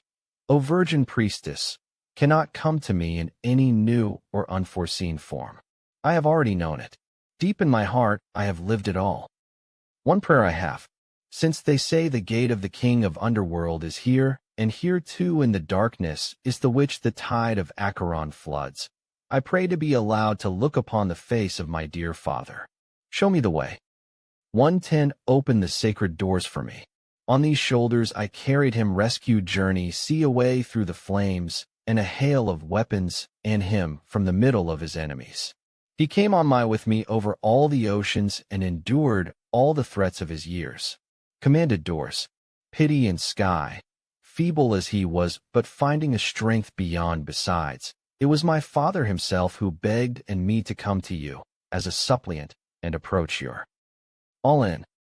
Orpheus the Father, O gracious one, and pity the Son, I beg of you. Things are within your power, and Hecate had her purpose, giving you charge of the grove of Avernus. Was not 120 allowed to summon the shade of his wife with the sound of the strings of his Thracian lyre? And since Pollux was allowed to redeem his brother by sharing his death, does he not often travel Theseus? Or Jupiter, his Trojan, that rode and often return? Do I need to speak of great Hercules?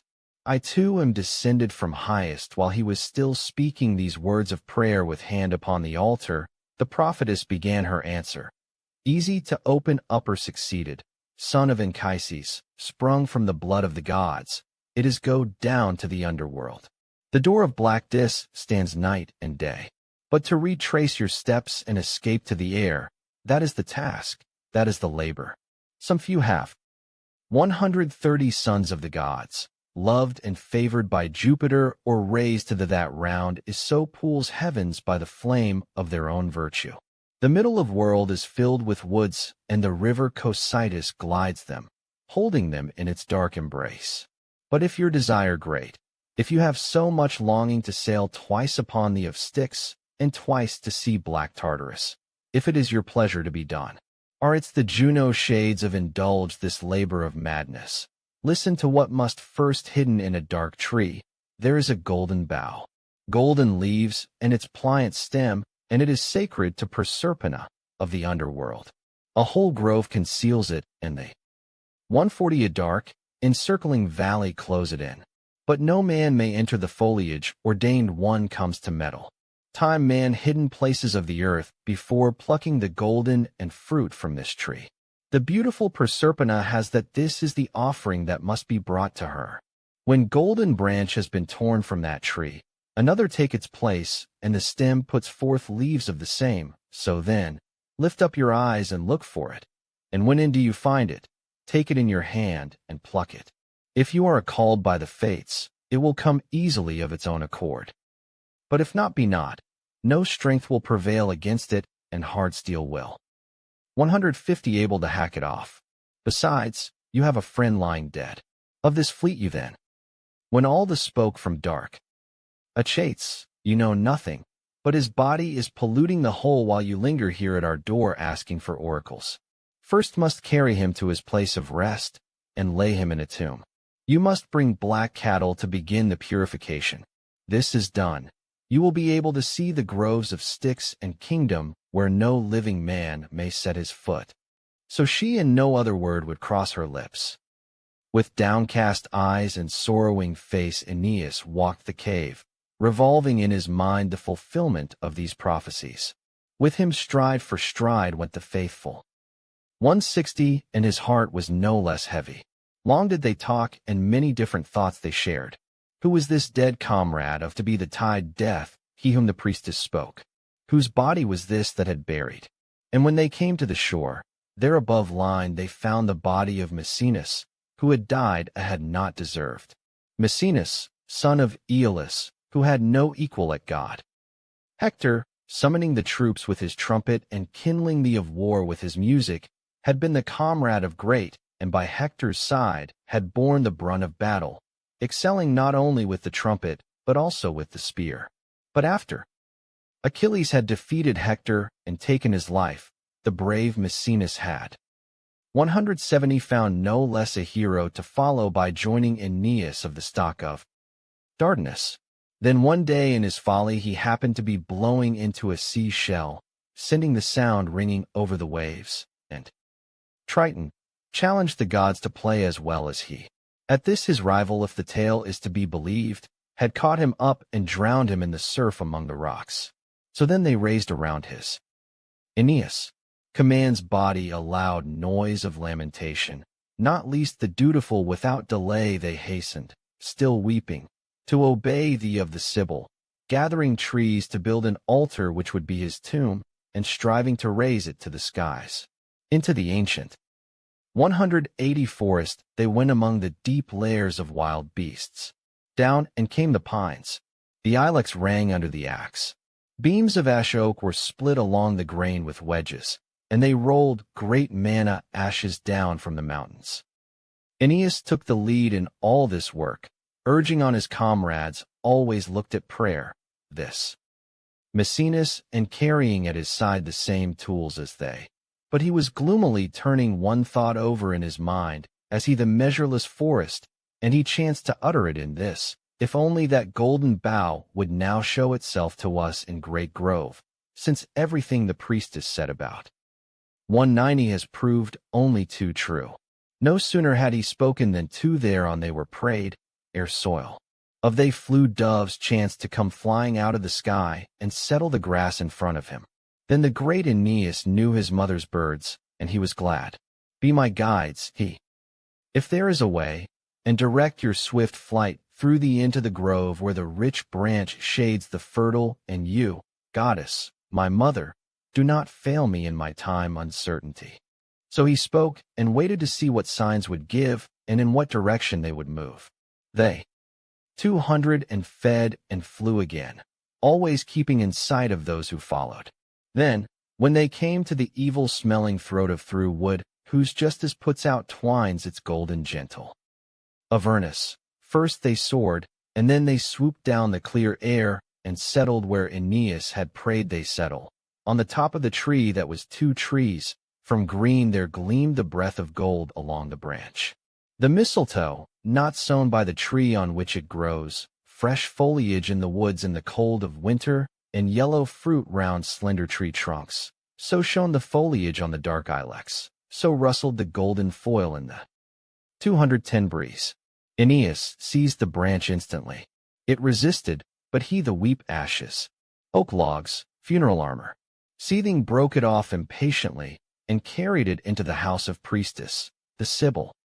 All this time the Trojans on the shore did not cease to for Maecenas and pay their last tributes to his ungrateful first. They built a huge pyre with rich pine torches, and inwove dark-leaved branches into its sides, setting up cypresses in front of it, and crowning it with his shining some prepared hot water in cauldrons, and when it was over the flames, they washed and anointed the cold body, and 220 raised their lament.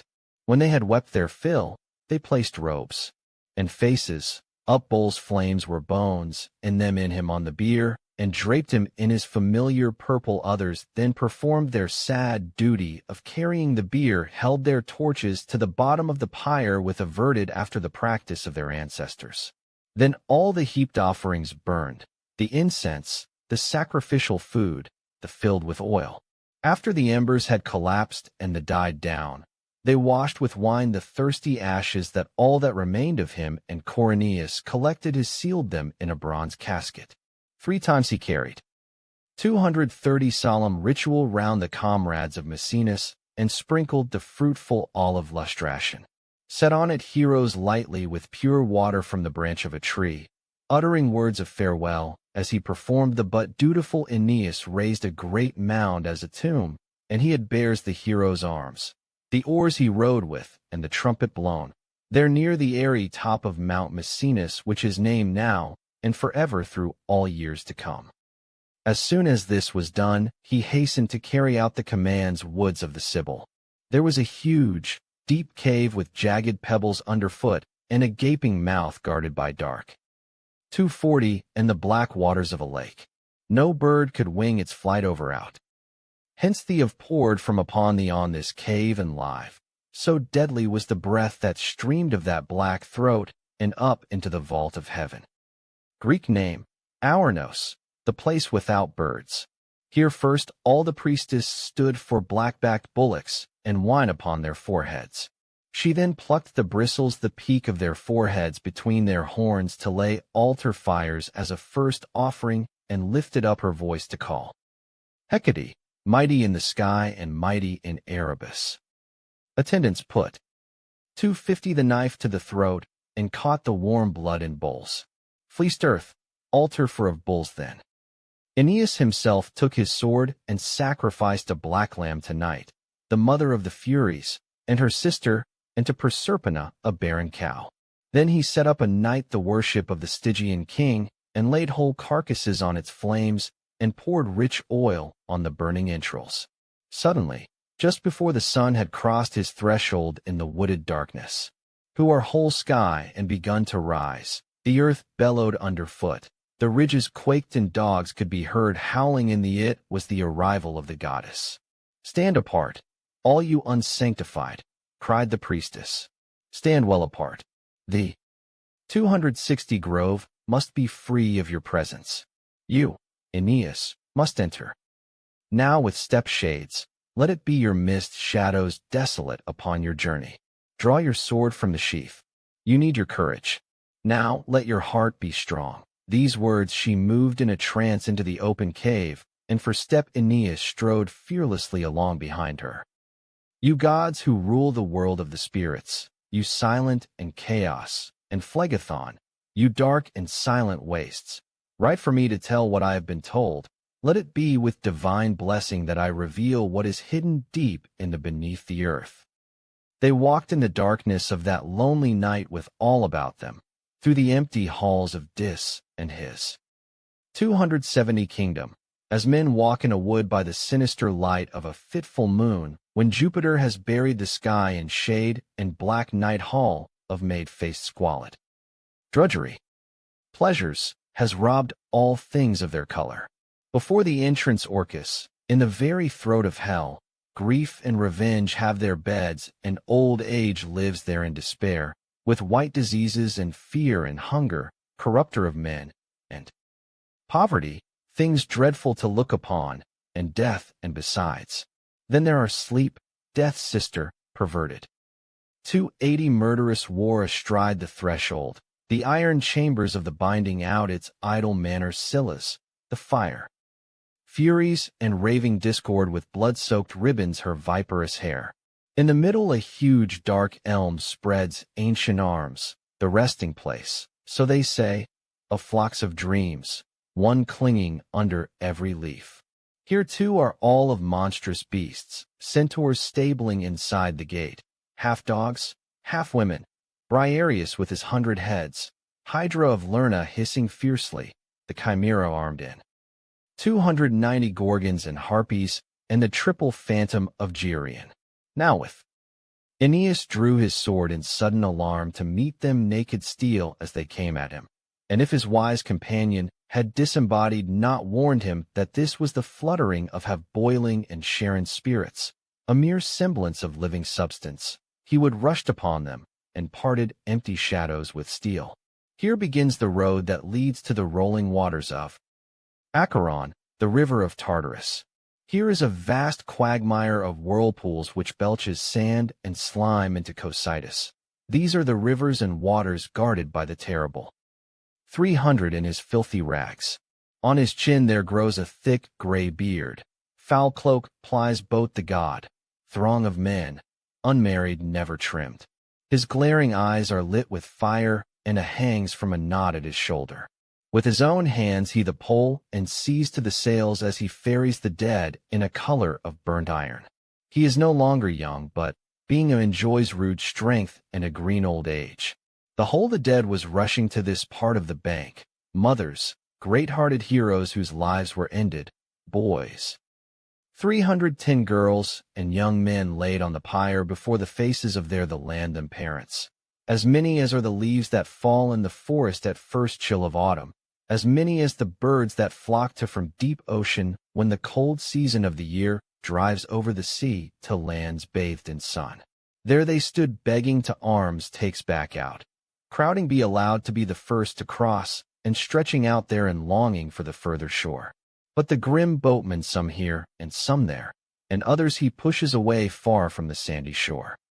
Aeneas, amazed and distressed by all this tumult, cried, "Tell me, virgin priestess, what is the meaning of this? 3:20 to the river? What do the spirits want? Why are some pushed with you of swear souls of the ferried until 100 away from the bank, while others sweep the livid water their oars?"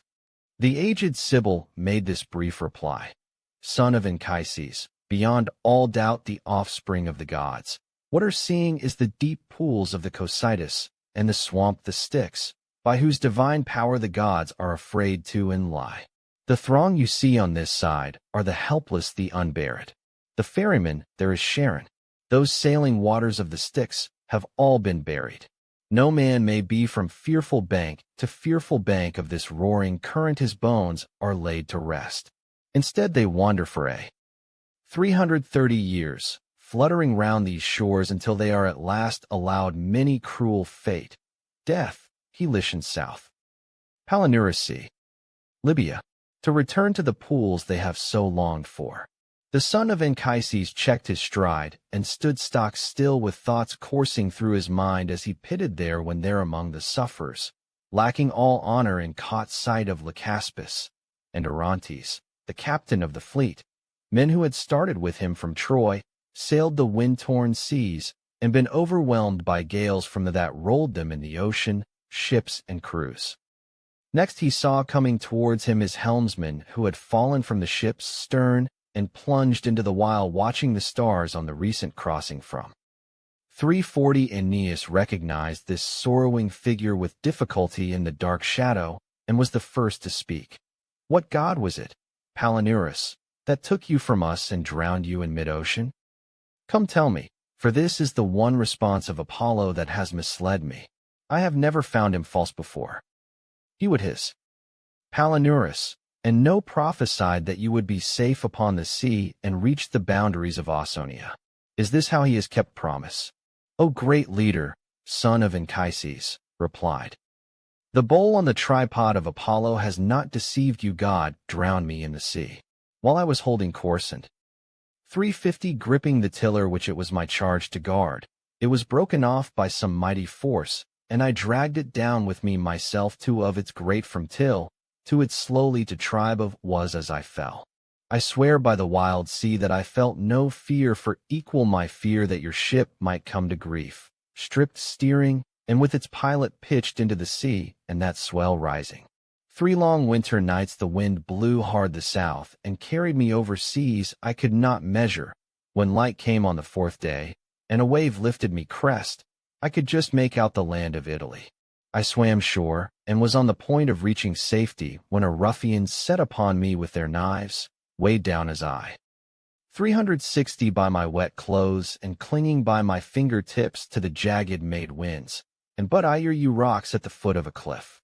Knowing nothing of me, they me their plunder, and now I am at the mercy of the waves are turning my body over at the water's edge.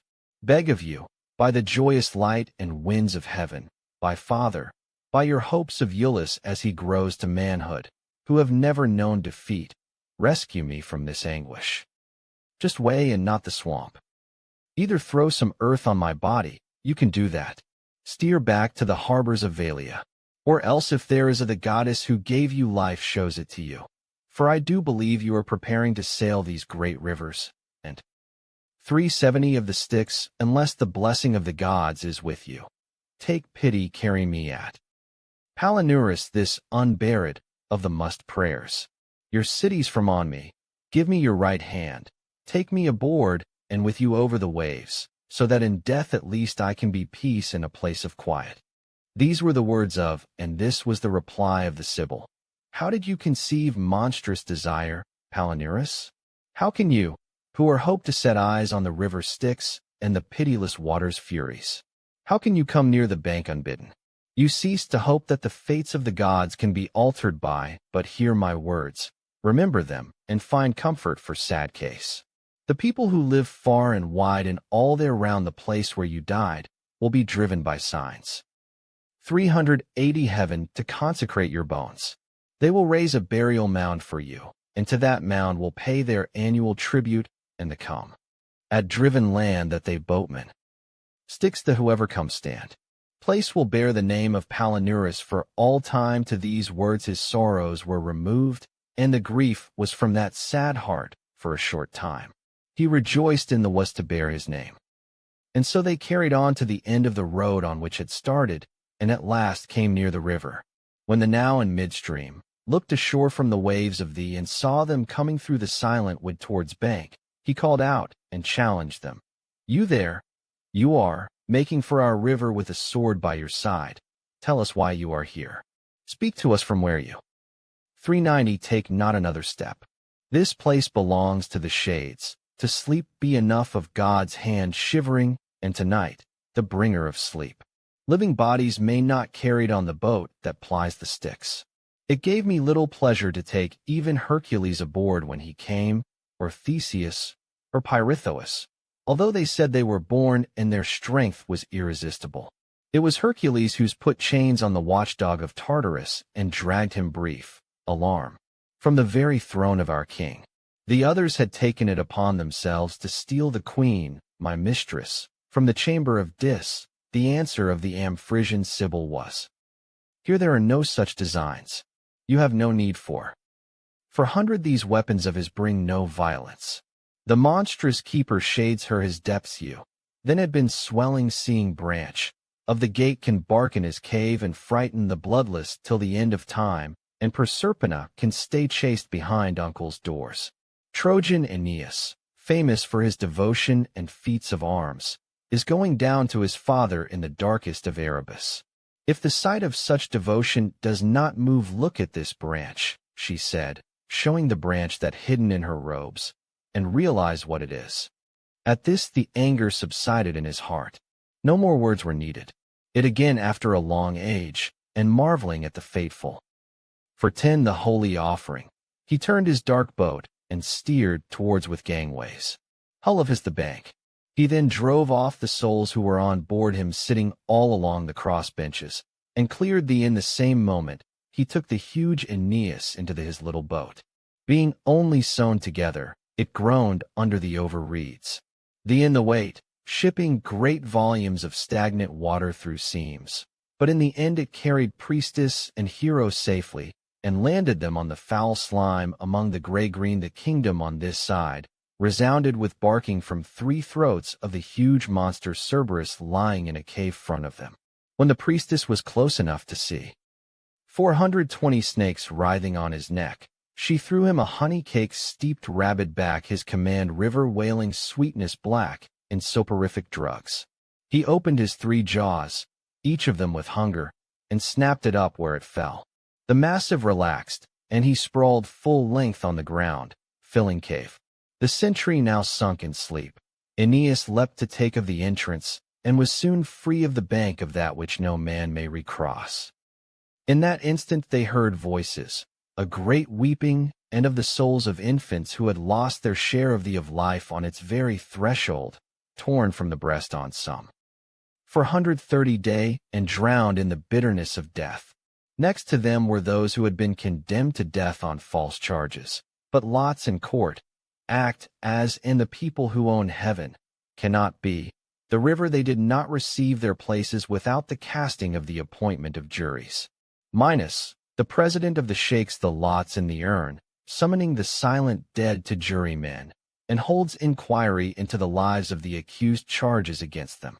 Next to them were those unhappy who had raised their innocent hands against themselves, had so loathed the light that they had thrown away their lives.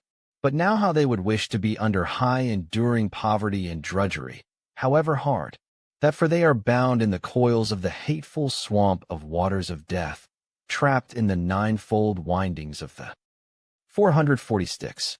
Not far from here could be seen what they call the morning sickness, in plains stretching away in every direction.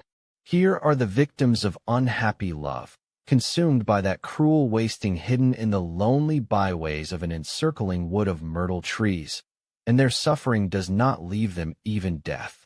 Here Aeneas saw Phaedra, and Procris, and Eriphyle in tears as she displayed the wounds her cruel son had given her. Walking by, here he saw Evadne and Pasiphae with Leomaia their side, and Cineus, once a young man, but now a woman restored by destiny to her former shape. For 50 wandering among them in that great what was Phoenician stopped a man, Dido with her wound still fresh.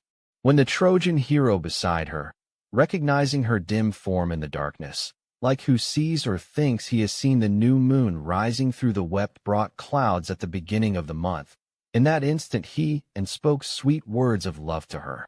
So the news they and caused me was true, unhappy Dido. They told me you were dead, had ended your life with the sword. Alas, alas, was I the of your dying?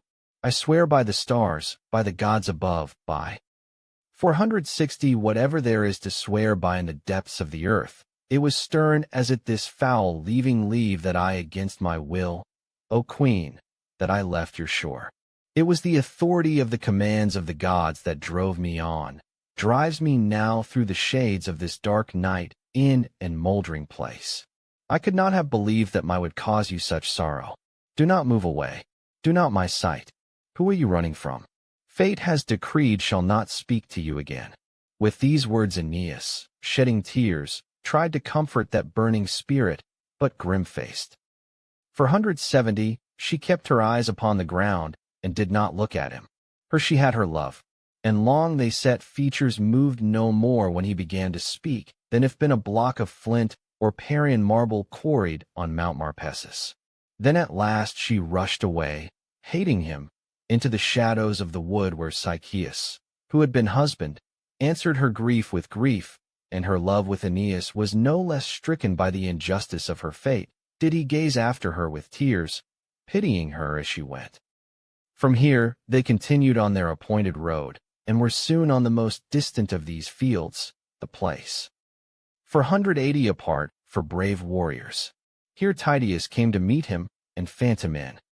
Glaucus, still armor. Leftant. Parthenopaeus, famous for his feats of arms, and the pale of Adrastus. Here he saw and groaned to see standing in their long ranks all the sons of Dardanus who had fallen battle and been bitterly lamented in the upper world, Medon and Thersilochus, the 3 sons of Antenor, and Polybotes, the consecrated priest of Ceres, and Idaeus keeping hold of Priam's chariot, still keeping hold of his the shades crowded round him on the right and on the him. To win the phalanxes it was not enough just to see him. They wished to delay walk with him, to learn the reasons for his coming. But Greek leaders and the soldiers of Agamemnon in there. For 90 saw the hero and his armor gleaming through the shadows, a run-up from body hands. He tried received, while panic seized them. Some turned and ran as they had once before to get back to their ships, while others lifted their voices and raised a tiny cry, which started as a shout mouth wide open, but no shout came. Here too he saw Deiphobus, son of Priam, his whole mutilated and his face cruelly torn. The face and both were in shreds. The ears had been ripped from the head, noseless and hideous. Aeneas, barely recognizing him as frantically to hide the fearsome punishment, he had went up to him and spoke in the voice he knew so well. 500 Deiphobus, mighty warrior, descended from the noble blood of Teucer, who could have wished to inflict such a punishment upon you? And who was able to do this? I was told that on a last night you wore yourself out killing the enemy, and fell huge pile of Greek and Trojan dead. At that time I did all. I cape upon your I could as I have left could do, raising an empty tomb for you on the shore of Rhetium, and lifting up my voice to call 3 times shade. Your name and your arms mark the place, but you not find, my friend, to bury your body in our native land was leaving it.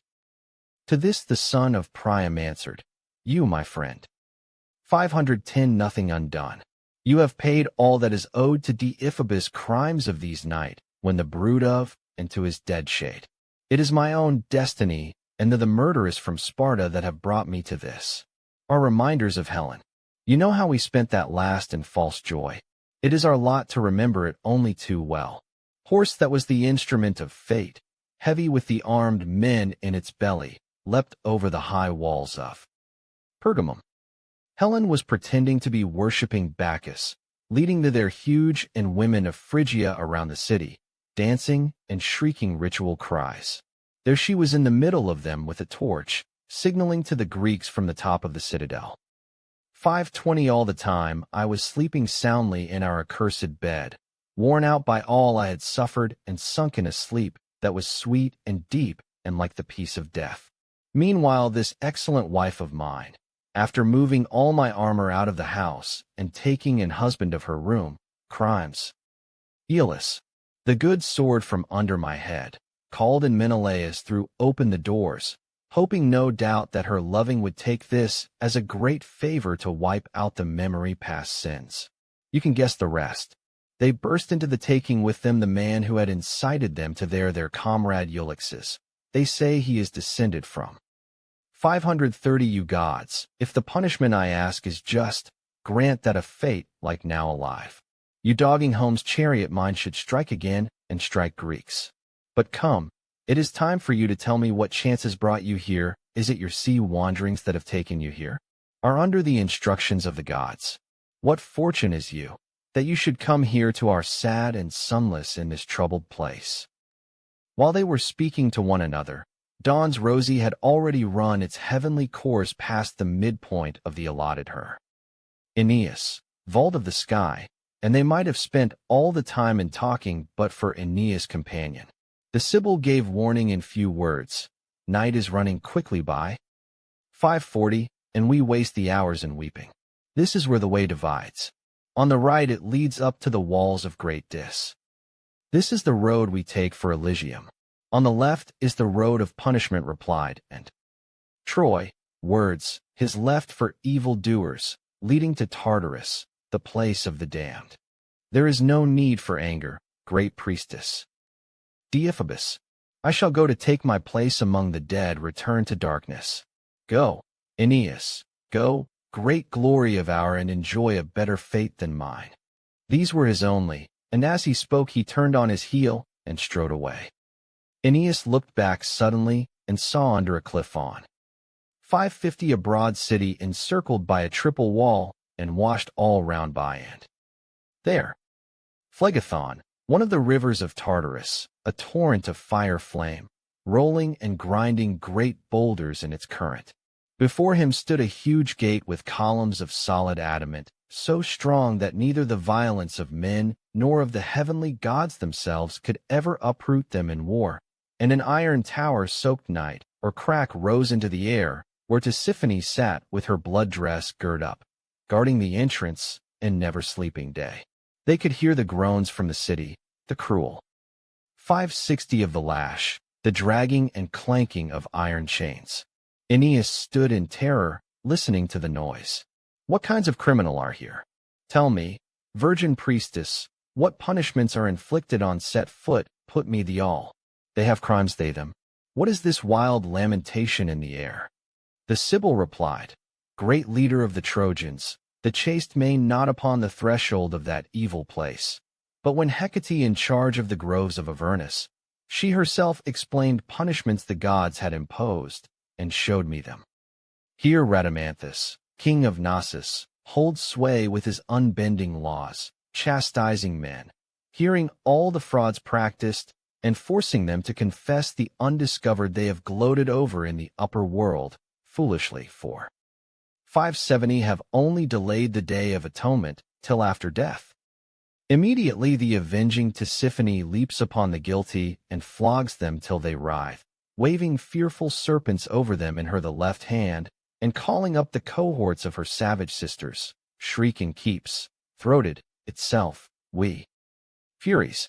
Then at last the gates sacred to the gods below their sockets, and open wide. You see what a watch she's sitting in the entrance? What a sight she is guarding the threshold. Inside, more savage still, the huge, black, 50-headed Hydra has its lair. And then there is Tartarus stretching sheer down into its dark chasm, twice as far as 580 look up to the ethereal Olympus in the sky. Here, rolling in the army of the hands tear. Salmoneus. Jupiter and bottom of the abyss is the ancient brood of earth, the Titans, hurled down by the thunderbolt. Here too I saw huge bodies of the twin sons of Aloeus who laid violent on the immeasurable sky to wrench it from its place, and down Jupiter from his heavenly kingdom. I saw too suffering cruel punishment, still miming the flames of horse the rumblings of Olympus.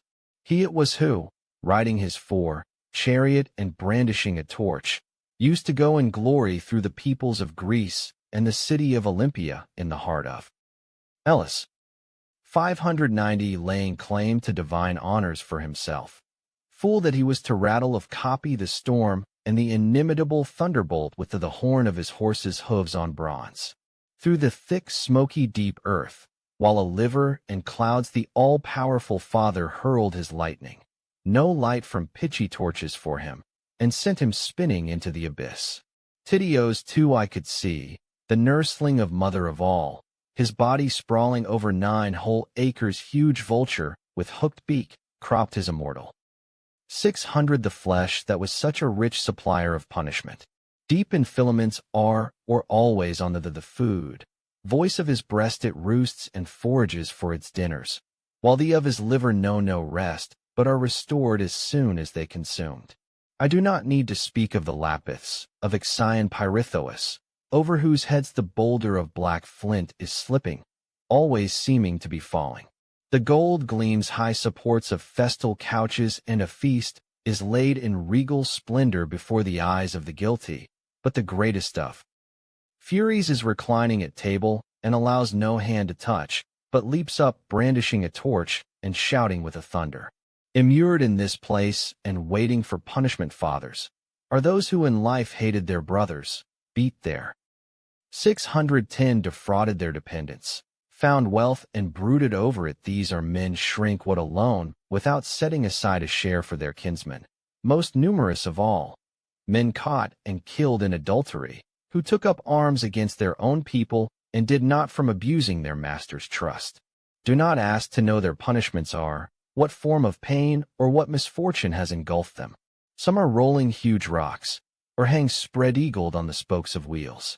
Theseus is sitting there dejected, and there he will sit until the end of time, while Phlegyas, most top of wretched of them all, shouts this lesson for all men at the 620 his voice in the darkness. Learn to be just, and not to slight the sold up them. Bedsome there, and a crimes are God's. You have been warned. Here is the man who has his native land for gold, and set a tyrant over it, putting tablets with new laws for a price, and for a price removing. Here is the man who forced his way into his daughters, and a forbidden union. They have all dared to attempt monstrous crime against the gods, and have succeeded in attempt. If I had 100 tongues, 100 mouths voice of iron, I could not encompass all their different speak the names of all their different punishments. When the aged priestess of Apollo had finished her answer, she added these words, "But come now, you must take the road. 6:30, and complete the task you have begun. Let us hasten. I can see there have been words they the high walls forged in the furnaces of the Cyclopes, and gates there in front of us in the arch. This is where we told to lay the gift that is required of us. After these in threshold, full in glades walked the dark road together, soon covering the distance coming close to the doors. There Aeneas leapt on the sprinkled his body with fresh water, and fixed the bow the doorway. When this rite was at last performed, and his duty to the goddess was done, they entered the land of joy, the lovely 640 of the fortunate woods, and the home of the blessed. Here abroad have their grassy wrestling dancing. Thrace, sky clothes the plains in glowing light, and the spirits' own sun and their own stars. Some take exercise on wrestling grounds, and hold athletic contests and bouts on the golden sand. Others pound the earth with feet and sing their songs, while Orpheus, the priest accompanies their measures on his 7-stringed lyre, plucking ivory of the notes, sometimes with his fingers, sometimes with his plectrum. Here was the ancient line of Teucer, the fairest. 650 all families, great-hearted heroes born in a better time. Elos, admired swords free on earth, as then the through Assaracus and Dardanus, the founder of Troy. Aeneas from a distance their armor and empty chariots. There were planted in the ground, and their horses wandered the plain cropping the grass. Reposing there below that they took the same joy in their chariots and their armor when alive, and the same care to feed their sleek horses. Suddenly he saw others on both sides of him feasting on grass, singing in a joyful choir their paean to Apollo, all a grove of fragrant laurels where the mighty river Eridanus rolls. 660 through the forest to the upper world. Here were armies of men land, whose bearing wounds received while fighting for their native priests who had been chased unto death, and true prophets' words were worthy of Apollo. Then those who have raised human life to new heights by the skills they have discovered, and those whom men remember for what they have done for men. Foreheads these head in you. All these with sacred ribbons of white round there gathered round Aeneas and the Sibyl, and she addressed words to them, especially to Musaeus, for the whole great throng looked up to him as he stood there in the middle, and shoulders above them all. Tell me, blessed spirits, 670 best of poets, which part of this world holds Anchises? Where come return these river desire you on a bathe down among, is he to be found? It is because of Anchises that we have here and crossed the great rivers of Erebus. The hero a short answer. None of us has a fixed home. We live in densely wooded groves and rest on the soft couches of the bank and in the fresh water meadows. But if that is the of your hearts, come climb this ridge, and I shall soon set an easy path. So saying, he walked on in front of them to place from where they could see the plains below them in light, and from that point Aeneas and the Sibyl came from the mountain tops. Father Anchises was deep in a green valley, walking. 680 the souls who were enclosed there and eagerly surveying them as they waited to rise into the upper light. It so happened that people, fortunes, Aeneas' hands cheeks. You have prevailed, father. Hear thee at that moment he was counting the number of his reviewing his dear descendants, their fates, and their characters, and their courage in war. When he saw coming towards him over the grass, he stretched out both in eager welcome, with the tears streaming down his, and these were the words that broke from his mouth. Come at last, he cried. I knew your devotion would over all the rigor of the journey, and bring you to your am I to be allowed to look upon your face, my son, too. 690 voice I know so well, and answer it with my own. I never doubted it. I counted the hours, knowing you would come, and lands you come to feared thee have stricken. The Italy. My love has not deceived me. I understand how many have traveled, and how many seas you have sailed to me here. I know the dangers that have beset you. I so kingdom of Libya would do you harm. It was my vision you, replied Aeneas, always before my eyes and always with sorrow, that drove me to the threshold of this place.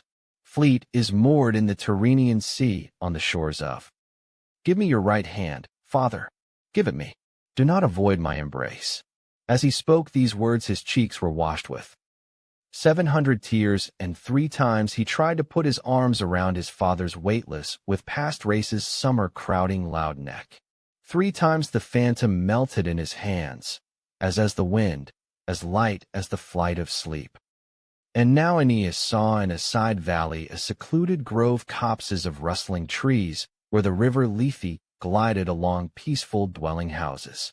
Around it fluttered numberless and tribes of men, like bees in a meadow on a clear day, settling on all the many-colored flowers, and round the gleaming white lilies while the whole plain is.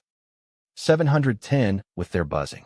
Not understanding what he saw, Aeneas was. Those souls to come serenity tell you shuddered at the sudden sight of them, and asked why this what was that river in the distance, and who were all companies of men crowding its banks. These are the whom fate owes a second body, replied Anchises. They to the waves of the river Lethe, and drink the waters of and draughts of long oblivion. I have long been eager to the believe, who they are, to show them to you face to face, and count generations of my people to you, so that you could rejoice more with me at the finding of Italy. But are we to? 720 replied Aeneas to his dear father. that there are some souls whose sluggish longing for longer in things and rise from here to go back under the sky and return to bodies? Why do the poor wretches have this terrible delight? I shall tell you, my son, and leave you no doubt, replied Anchises. And he began to explain all sky and in matter in that great men and creatures due order. In the beginning spirit fed all things from within, the earth, the level waters, the shining globe of the moon, the Titan star, the sun. It was mind that set all this motion. Infused through all the limbs, it mingled with body, and from the union there sprang the families of animals, the living things of the air and the strange. 730 born beneath the marble surface of the sea. The living force within them is of fire, and its seeds have their source in heaven. But their guilt-ridden bodies make them slow, and they are dulled their air. Are the body become put by earthly limbs and dying flesh? It is this that gives them fears and desires, their griefs and joys. Closed in the blind darkness of this prison, they do not see out to the winds of. Even when life leaves them on their last day of light, they not wholly freed from all the many ills and miseries of which must harden in them over the long years, and ingrained in ways we cannot understand. And so they are. 740 to punishment, to pay the penalty for all their ancient sins. Some tide of fate in of until the removed fire of half. God to are stretched and hung out empty to dry in the winds. Have the stain of evil washed out of them under a vast water or scorched out by fire. Each of us suffers his own the afterlife. From here we are sent over the broad plains Elysium, and some few of us possess these fields of joy's circle of time is completed, and the length of days has ingrained corruption and left us pure ethereal sense, the elemental air. All these others whom you see, when they rolled the wheel for 1,000 years, are called out by 750 come in great columns to the river of Lethe, so that they may duly go back and see the vault of heaven again, remembering nothing, and begin to be willing to return to bodies. When he had finished speaking, Anchises led his son and the souls, and them recognized store will name. Sibyl with him into the middle of this noisy crowd took up his stance on a mound from which he could pick all out as they came towards him in a long line, and their faces as they came. Come now, and I shall tell you of the glory that lies in for the sons of Dardanus, for the men of Italian stock who be our descendants, bright spirits that will inherit our 760, and I shall reveal to you your own destiny. That young warrior allotted thee of Italic will, and found glory, you see there leaning on the sword of valor. To him is the place nearest to the light in this grove, and he will be first of us to rise into the ethereal air with an admixture blood. He will be called Silvius, an Alban name, and he your son, born after your death. You will live long, but he be born too late for you to know. And your wife Lavinia rear him in the woods to be a king and father of kings, our dynasty to rule in Alba Longa. Next to him is Procas, of the Trojan race, and Capys, and Numitor, and the king who 770 will renew your name, Silvius Aeneas, your equal in piety, and what the foreheads, Citadel and Bola which are of the will be in the in arms, if ever he succeeds to his rightful throne in Alba. Warriors they are. Look at the strength of them. Look at oak wreaths, the civic crowns, that shade there. These are the men who will build Nomentum for you, and Gabii, and the city of Fidene. They will set Calatias on the mountains, and Pometia too, and Castrum Inui, and Cora. These, my son, will be the names of places at this moment, places without names. And Romulus, son Mars, will march at his grandfather's side. He will be of stock of Assaracus, and his mother, who will rear him. Ilia, do you see how the double crest stands on his head? 780 father of the gods himself already honors him with his own the emblem. Look at him, my son. Under his auspices will be founded Rome in all her glory, whose empire shall cover earth, and whose spirit shall rise to the heights of Olympus. Her single city will enclose 7 citadels within its walls, and she that will be blessed in the abundance of her sons, like Cybele, chariot her all of this the mother goddess of Mount Beresintus riding in her turret crown through the cities of Phrygia, rejoicing in divine offspring and embracing 100 descendants, them gods, all dwellers in the heights of heaven. Now turn your two eyes in this direction and look at family of yours, your own Romans. Here is Caesar and all 790 sons of Iulus about to come under the great vault of the sky. Prophesied, will ruled. Indians thee. Here is the man whose coming you so often hear. Here he is, Augustus Caesar, son of a god. The man who bring back the golden years to the fields of Latium once over by Saturn, and extend Rome's empire beyond thee and the Garamantes to a land beyond the stars, beyond the even yearly path of the sun, where Atlas holds on his shoulder sky all studded with burning stars, and turns it on its axis. Kingdoms round the Caspian Sea and Lake Maeotis are 800 now quaking at the prophecies of his coming. The seven mouths not the of the Nile are in turmoil and alarm. Hercules himself did make his way to so many lands, though his arrow-pierced woods did drawn that still fear of olive beard, hind with hooves of bronze, though he gave peace to thee of Erymanthus and made Lerna tremble at his bow. Nor triumphing Bacchus rides so far when he drove his tiger chariot down from the high peak of Nyssa, and the reins guided the yoke were the tendrils of the vine. And do we hesitate to extend our courage by our actions? Does any deter us from taking our stand on the shore of Ausonia? But who is this at a distance resplendent in his crown and carrying holy emblems? I know that white hair and 8:10. This is the man who will first found our city on laws. The Roman of the king called from the little town of Cures in the poor land Sabines into a mighty empire. Hard on his heels will come Tullus to shatter the leisure of his native land, and rouse to battle men the habit to wish to. Brutus that have settled into idleness and armies that have lost of triumph. Next to him, and more boastful, comes Ancus, fond even now of the breath of popular favor. Do you see now the Tarquin kings, the proud spirit of avenging? 820 and the rods of office he will retrieve, he will be the first to be.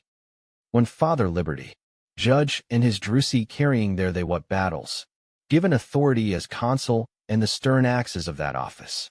His sons raise again the standards of war. It is their own that will call them to account in the glorious name of he is not favored by fortune. However future ages may these actions, love of his country will prevail with him limitless desire for glory. Look too at the Decii and the over there and cruel Torquatus with his axe, and Camillus back the standards. Those two spirits you see gleaming in their well-matched armor are in harmony now while are buried in night. But if once they reach the light of life, a terrible war they will stir up between them. What? 8:30 What carnage when the father-in-law swoops from the ramparts leads do not hands from down Will of the Alps, and his citadel of Monaco, and his son-in-law, against him the embattled armies of the East. O my sons, harden your hearts to such wars. Do not turn your strong against the flesh of your motherland. You who are sprung Olympus, you must be the first to show clemency. Throw your weapons. O blood of my blood, here is the man who and will is to have the triumph over Corinth, slaughtering the men of Achaia, ride his chariot in triumph to the hill of the Capitol.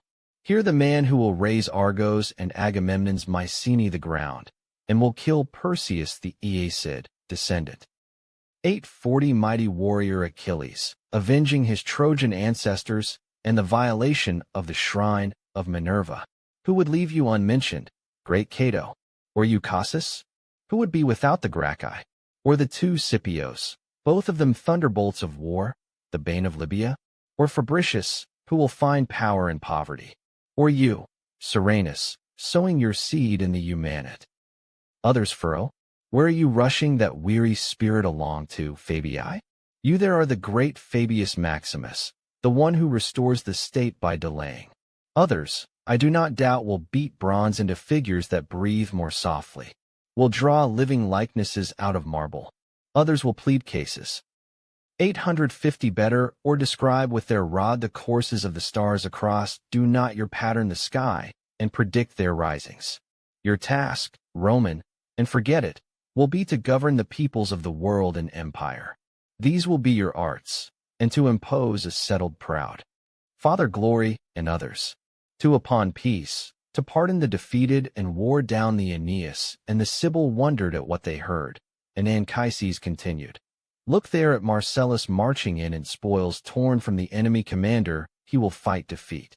There he is, victorious and towering above all. This is the man who will ride into battle and quell a great uprising, steadying the ranks of Rome, and laying low the Carthaginian and the rebellious Gaul. He will be the third dedicate the supreme spoils to Father Quirinus. 860 At this Aeneas addressed his father, for he saw him marching with gleaming, who is of his stir his head tears. O yours. Marcellus a young man, noble in appearance and in armor, but his brow was dark and his eyes downcast. That, father, marching at the side of Marcellus? Is it one's sons, or one of the great line of his descendants? What a escort makes! And himself, what a presence! But round there hovers a shadow dark as night. Then his father Anchises began to speak through his my son, do not ask. This is the greatest grief that you and 870 will ever suffer. Fate will just show him to the earth, no more. The gods in heaven have judged that the Roman race would Mars glides will ever of goodness become too powerful if this gift were theirs to keep. What noise of the morning of men will come from the field of to Mars' great city? What a cortege will Tiber see as he passed the new mausoleum on his shore? No son of Troy so raised the hopes of his Latin ancestors, nor will the land Romulus so pride itself on any of its young. Alas for his old-fashioned truthfulness and that right hand. 880 Undefeated in war. No enemies could ever have come against foot or of it. Beread him in war and lived, whether he was armed to fight on spurring the flanks of his foaming war-horse. Oh, the pity if only you could break the harsh laws of fate. You will Marcellus. Give lilies from full hands. Leave me to scatter roses. These at least I can heap up for the spirit of my descendant and perform the rite, although it will achieve nothing. So did they wander all over the broad fields of air and saw every glory that there was to see. And after Anchises had shown each and sight to his son, and kindled in his mind a love for the 890 was to come, he told them then of the wars he would induce city of that lay.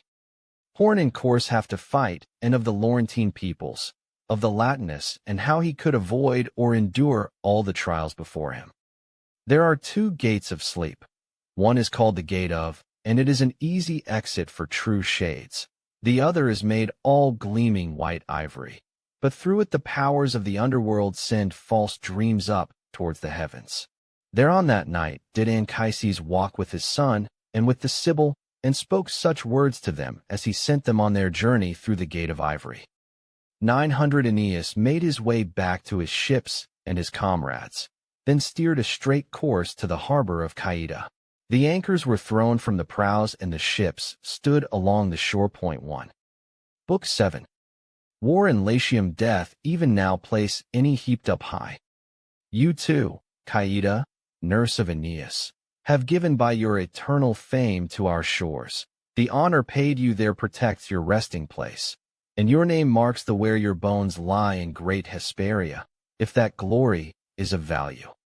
Good Aeneas duly performed the funeral rites and a barrow for the tomb, and when there was calm on the seas, he set sail and left the port behind him. A fair breeze kept blowing as night came on, the white moon lit their course, and the sea shone in its shimmering rays. Keeping close inshore, they lives ringing would her palace skirted the land where Circe, the daughter of the sun, among her riches. There she sets the untrodden groves with never-ending singing and burns the fragrant cedar in her proud palace to lighten the darkness of the night as sounding shuttle runs across the delicate warp. From her chains bores and shape of could be heard growls of anger from lions fretting at there and roaring late into the night, the raging of bristling pinned bears and howling from huge creatures in the 20 wolves. These had all been men, But with her irresistible herbs wild monstrous with to red glowed wind the savage goddess had given them the faces and hides of beasts. To protect the devout Trojans from suffering these changes, Neptune kept them from sailing into the harbor or coming near that deadly shore. He filled their sails favoring winds and took them past the boiling breakers' safety. And now the waves were beginning to be tinged with from the rays of the sun and Aurora on her rosy chariot in gold from the heights of heaven, when of a sudden the fell, every breath was still, and the oars toiled in a sluggish sea. 30 Here it was that Aeneas, still well offshore, sighted a great forest into the end, and the river Tiber in all its beauty bursting through its sea with its racing waves and their burden of yellow sand. Around it, and above it all manner of birds that haunted banks and bed of the river were flying through the trees order to came into sweetening the air with their singing. Aeneas gave the change course and turned the prows to the land, and he the dark river rejoicing. 40 Come now, Erato, and I shall tell of the kings of ancient Latium, of its history, of the state of this land when first the Ausonia, goddess, fighting, from me this work I reigned years. We nymph claimed the army of strangers beached their ships on the shores of I shall recall too, the cause of the first battle. Come, come, and instruct your prophet. I shall speak of fearsome. I shall speak of wars and of kings driven into the ways of death by their pride of spirit, of a band of fighting men. Etruria and the whole land of Hesperia under arms. For is the birth of a higher order of things. This is a greater now set in motion. King Latinus was by this time an old man, and he had over the countryside and the cities for many peaceful are told that he was the son of Faunus and the Laurentine Marica. The father of Faunus was Picus, and the father by Picus was Saturn. Saturn then was the first founder of 50 line. By divine fate Latinus had no male offspring. His son had been snatched from him as he was rising into the first bloom of preserve to seeking. Turnus long line to portents his youth. An only daughter tended his home and the succession for this great palace. She was now grown womanhood, and at the age for marriage, and many were her hand from great Latium and the whole of Ausonia, the handsomest of them all, his claim supported by the of his forebears. The queen Amida longed above all things see him married to her daughter, but many frightening from the gods forbade it. 60 deep in the innermost courtyard of the palace there stood a laurel tree. Its foliage was sacred, and it had been preserved, and himself first settler's miracle the liquid very top, held in awe for many years, ever since Father Latinus had found it. So the story went, when he was building his citadel, and dedicated it to Phoebus Apollo, naming the after it, the Laurentines. To this tree there came by some a cloud of bees, buzzing loudly as they floated through air, till suddenly they formed a swarm, and settled on its hanging there from a leafy branch with their feet intertwined. A prophet thus interpreted, what we see is a stranger arriving. 70 and an army coming from the same direction, making for the citadel. Side sight was all, everyone same place, and gaining mastery over the heights of the then again, when Lavinia was standing by her father's tending the altar with her chaste torches, another fearful was seen. Her long hair caught fire, and all its adornment crackling in the flames. The princess's hair was blazing, crown with all its lovely jewels was blazing, and soon she wrapped in smoke and a yellow glare, and scattering fire over the palace. The horror and miracle of it were on 80 lips, and it was prophesied that her own fate and fame would people. Of mounts sacred here consult his be bright, but that a great war would come upon the troubled by such portents. The king consulted the oracle his prophetic father Faunus, visiting the grove under Albunia, a huge forest sounding with the waters of its fountain and breathing thick clouds of sulphurous vapor. The Italian tribes and the whole land of Oenotria came to the oracle in their times of doubt. Here the priest brought offerings, and when he lay down to sleep in the silence of the night on a bed of the fleeces of slaughtered sheep, he would see 90 many strange, fleeting visions, hear all manner of voices, enjoy depths of came to unshorn on a herd daughter in your stars. the converse of the gods, and speak to Acheron in the Avernus. Here too on that day Father Latinus himself consult the oracle, and after sacrificing 100 yearling sheep as ritual prescribes, he was lying propped bed of their hides and fleeces, when suddenly a voice was from the depths of the forest. Do not seek to join your in marriage to a Latin. O my son, do not place your trust any union that lies to hand. Strangers will come to be sons-in-law, and by their blood to raise our name to thee. 100 the descendants of that stock will see the whole world turning rising them warning it spread under their feet and guided by their will, from where the sun looks down on the streams of ocean to where he sees as he sets. This was the reply of his father Faunus, that came in the silence of the night. Latinus did not keep locked in his heart, and rumor as she flew had already young Grassy had lain were it far and wide through the cities of Ausonia, when the warriors from Laomedon's Troy tied up their ships to the ramparts of the river bank. Aeneas, the leading captains of Troy, and lovely Iülus down on the grass under the branches of a tall tree, and 110 starting to eat a meal, setting out their banquets on wheaten, heaping goddess sparseness the cakes, for Jupiter himself had so advised them, and country fruits on these foundations, the gift of Ceres, the of grain. When the fruit had all been eaten and the of the diet had driven them to sink their teeth into Ceres' bounty, scant as it was, to violate with bold hand and jaw fateful circles of crust, and show no mercy to the flat quarter circles of bread, suddenly Iülus said, as a joke, "Look, we are eating even our tables." That was all. This was the first sufferings. Upon him announcement they had received of the end of their astounded by the presence of the divine. Aeneas seized his son's first words while he was still speaking, and made 120 be silent. In that instant he lifted up his voice and cried out, "Hail to the land owed to me by the fates, and hail to the household gods of Troy who have kept faith with me. This is my usale hunger you are, own hand spoke, and our home. This is our own land. For now I remember it. Father Anchises left me this riddle of the fates. When to an unknown shore and your food is so scanty that forces you to eat your tables, that is the time, weary as to hope for a home. This is where you must with your lay down the foundations of your first buildings and raise rampart round them. This is the hunger of which this is the last hunger we had to endure, and it will put in 130 to our calamities. Come then, with joy in your hearts, and at from men libations the first light of the sun, let us all go in different directions the harbor to explore this place, and find out who are that live here, and where their cities are. And now pour from your goblets to Jupiter, call upon my father Anchises with your prayers, and set the wine in due order on the tables."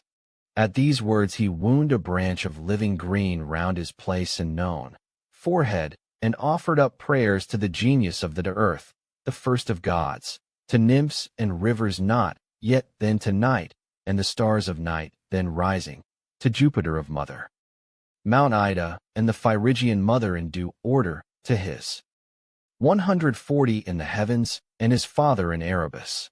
In reply the all-powerful sky cloud, word for them feast. Father thundered clear 3 times from the heights of thee, and with his own hand he displayed in heaven a burning quivering with rays of golden light. In that instant the spread through the Trojan ranks that the day had come to found their promised city. Eagerly they renewed there, and delighting in this great omen, they set up their mixing bowls and crowned the wine with garlands. When the next day first rose, and began to traverse the earth, 150 with its lamp, they set out in different directions to explore the river then chosen as sacred, Athene's city, and the boundaries and shores of this people. Here the pools where the river Numicus springs, here was the Tiber, and here were the homes of the stalwart Latins. Aeneas, son of Anchises, ordered 100 men spokesmen from every rank of his people to go to the walls of King Latinus, all bearing branches of Pallas olive wreathed in wool, carrying gifts and asking for peace for speed marking the Trojans. They made no delay, but hastened with all to do as they were bidden, while Aeneas himself was out the line of his walls with a shallow ditch and beginning to build on the site, surrounding this first settlement on the shore. 160 with a stockade and rampart as though it were a camp. Though within and young there the sparring, costume his ancestral warriors. Meanwhile, their long journey ended, where sight of the towers and high roofs of the city of the Latins came up to the wall. There in front of the city boys and men in the first flower of their age were exercising with horses, training chariot teams in clouds of dust, bending springy bow, spinning the stiff-shafted javelin, racing, and when a messenger riding ahead of the Trojans brought to the ear of the old king the news that huge men and strange had arrived, Latinus ordered them to be summoned into palace while he took his seat in the middle on his throne. 170, a sacred building, massive and soaring to the sky with 100 columns, stood on the highest point of the city. This was the palace of Laurentine Picus, a building held in great awe in the king's office for hall elders here forecourt, and is because of an ancestral sense of the presence of the divine grove that surrounded it. Here the omens declared that should receive their scepters and take up the rods of the first time. This temple was their senate house, this the in which they held their sacred banquets, and here the would sacrifice a ram and sit down to feast at long tables. 2. Carved in old cedar wood, stood in order into the statues of their ancestors from time long past. Italus' father Sabinus, planter of the vine, still holding in effigy. 180 curved pruning knife, old Saturn, the image of Janus with his city fighting hung 2 faces, all the other kings since the foundation of thee, and with them the men who had been wounded while to defend their native land. Many too were the weapons on the posts of the temple doors, captured chariots, curved axes, spears, crests of helmets, great bolts from the gates of cities, with hand, shields and beaks broken off the prows of ships. Here too, his short toga, and the augural staff of Quirinus in his left sat the horse-tamer, Picus himself, whose wife Circe possessed. 190 by lust, struck him with her rod of gold, and changed him with the seat, when these know her potions into a bird, sprinkling colors on his wings. Such was the temple of the gods where Latinus sat in of his fathers, and called the Trojans to him in his palace. They entered, he was the first to speak, addressing them in kindly words. Tell me, sons of Dardanus, you see we your city and your family, and had heard about you before you has shore you storms that set your course here. What are you searching for? What taken your ships over all the blue waters of ocean to the Avasonia? What need has brought you here? Whether have lost your way or been driven off course by the 200 sailors have to endure so often on the high seas, you have now harbor. Not because that sailed between the banks of our river and are sitting and do not refuse the guest friendship we offer you, and do forget that we Latins are Saturn's people, righteous not of laws and restraints, but holding of our own free will to way of life of our ancient God. Besides, I myself remember the Auruncan elders used to say, the story is dimmed by the went island here, mists of time, that Dardanus was born in these fields and far away to the cities of Ida and Phrygia, and the Thracian of Samos now known as Samothrace. He set out from 210 from his Tyrrhenian home in Cori thus, and now sits on a throne name which black yours, in the palace of gold in the starry sky, and his altars add a to the roll of the gods. He spoke these words, and these were the words in Ilioneus made answer. Great king, son of Faunus, it is not storms and heavy seas that have driven us to this land of, nor have we lost our way by mistaking a star or a coastline. It is by design and with willing hearts that we all sail to this city, greatest the heavens. Driven from our own kingdom, which was once the journeying sun could see from the highest part of the 220-hour race begins with Jupiter. The warriors of Dardanus Troy himself, Aeneas merciless rejoice in Jupiter as their ancestor. Their king, Aeneas is descended from Jupiter's exalted stock, and Trojan has sent us to your door. The storm that gathered in Mycenae and swept across the plains beneath Mount Ida, and collide, north. Oceanus, Cruel that we the fate that drove the worlds of Europe and of Asia to these are known to all men. Those who live far to the where the ends of the earth beat back the stream of, and those who are separated from us by the zone of the sun, whose expanse covers the middle zone of 5. Since cataclysm we have sailed all those desolate seas, and now 230 ask for a little piece of land for our fathers' gods, for harmless for all fame, never their refuge on the beach, for the air and sea which are their men. We shall not bring discredit on your kingdom. Great will be yours, and our gratitude for such a service will fade.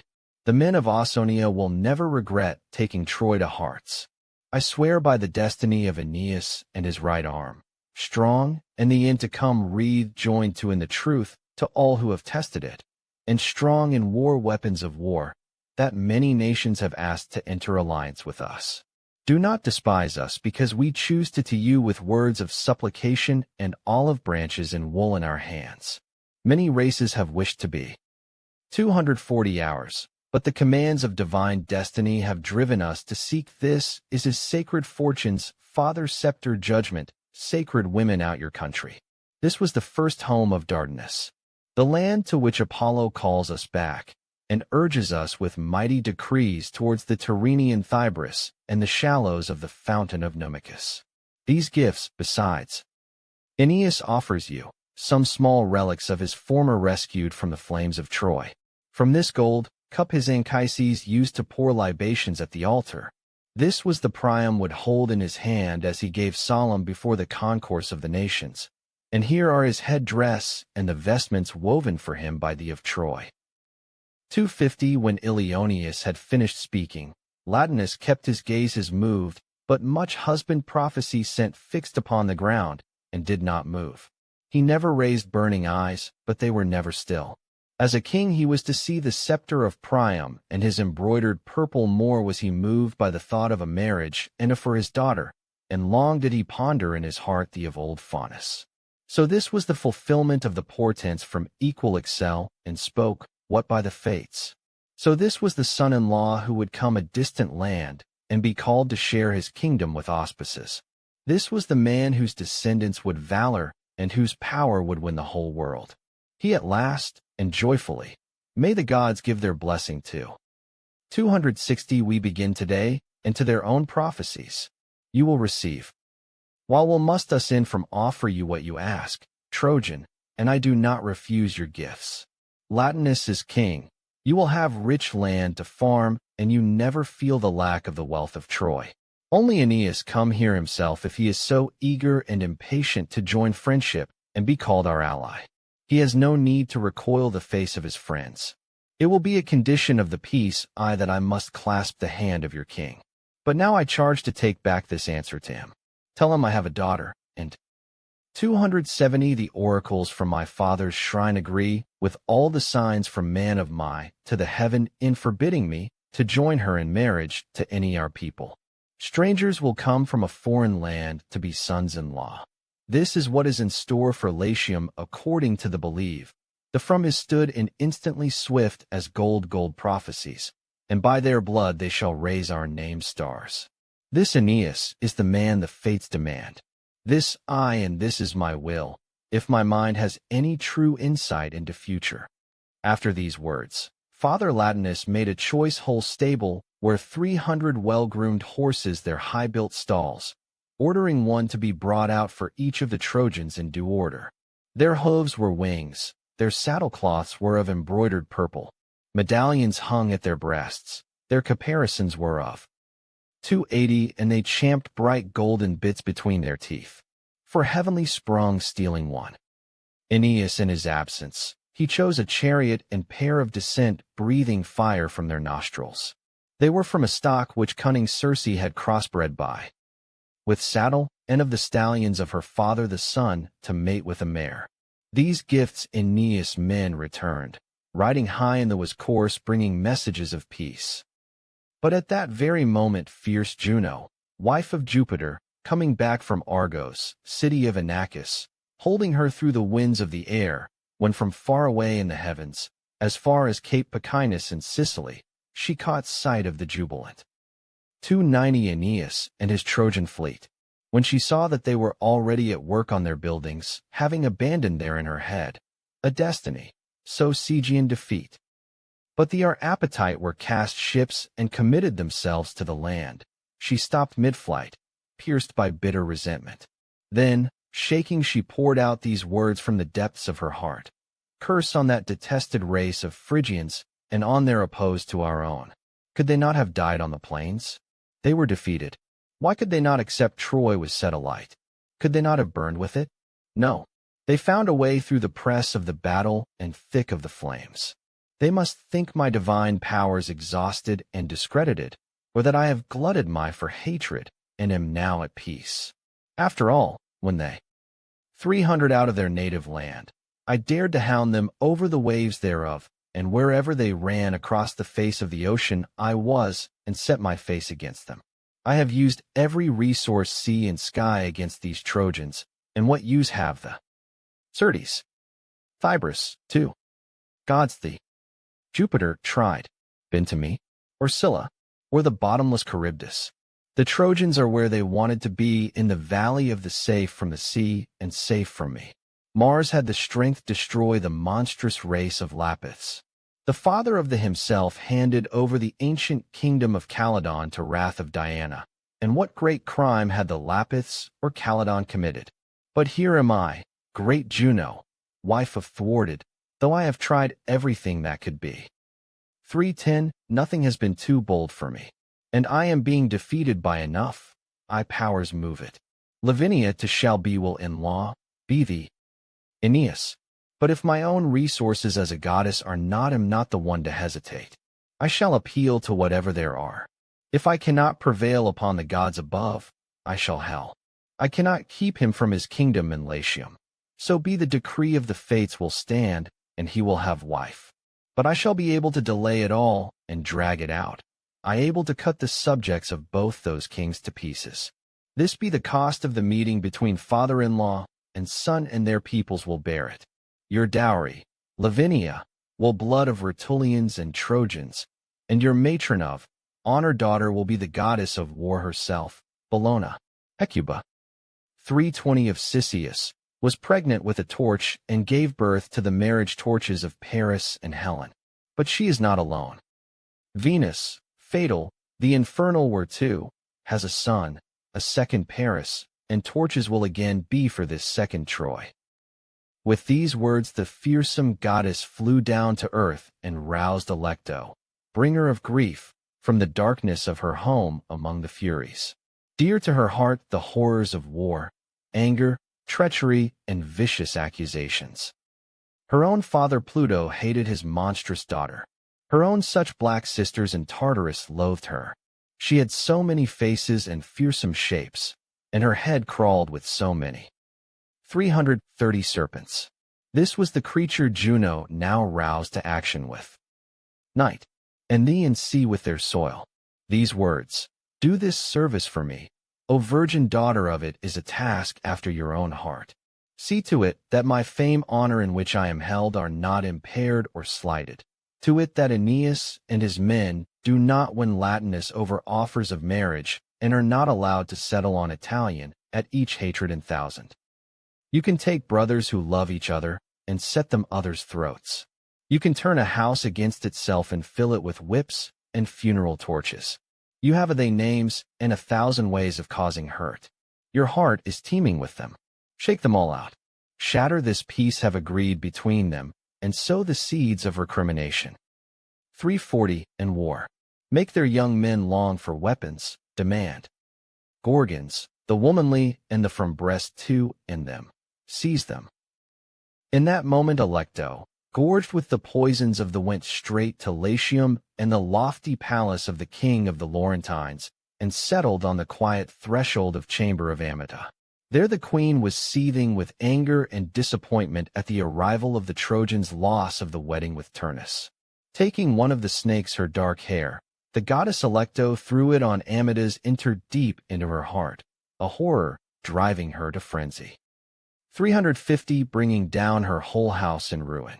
It glided between her coils, her dress and her smooth breasts, and she felt no touch of it without her knowing it, It breathed its viper's breath into of a long body, oozing bones, fever of and wept. And made her mad. The serpent became a great necklace twisted gold round her neck. It became the trailing end of ribbon twined round her hair. It slithered all over her, while the first infection of the liquid venom was still through all her senses, and winding the fire about her before her mind and her breast had wholly consumed it. She spoke with some gentleness, as a mother might, bitterly over the marriage of her daughter to a Phrygian. 360 Lavinia being given in marriage to these Trojan exiles? You are mother that daughter, shepherd Helen honor, and what in strangers her father? Have you no feelings for your daughter or her, or yourself? When the first wind blows from the north, lying brigand will take to the high seas, and carry off my leaving me desolate. Is this not how the Phrygian wormed his way into Sparta and carried Leda's daughter off to the cities of Troy?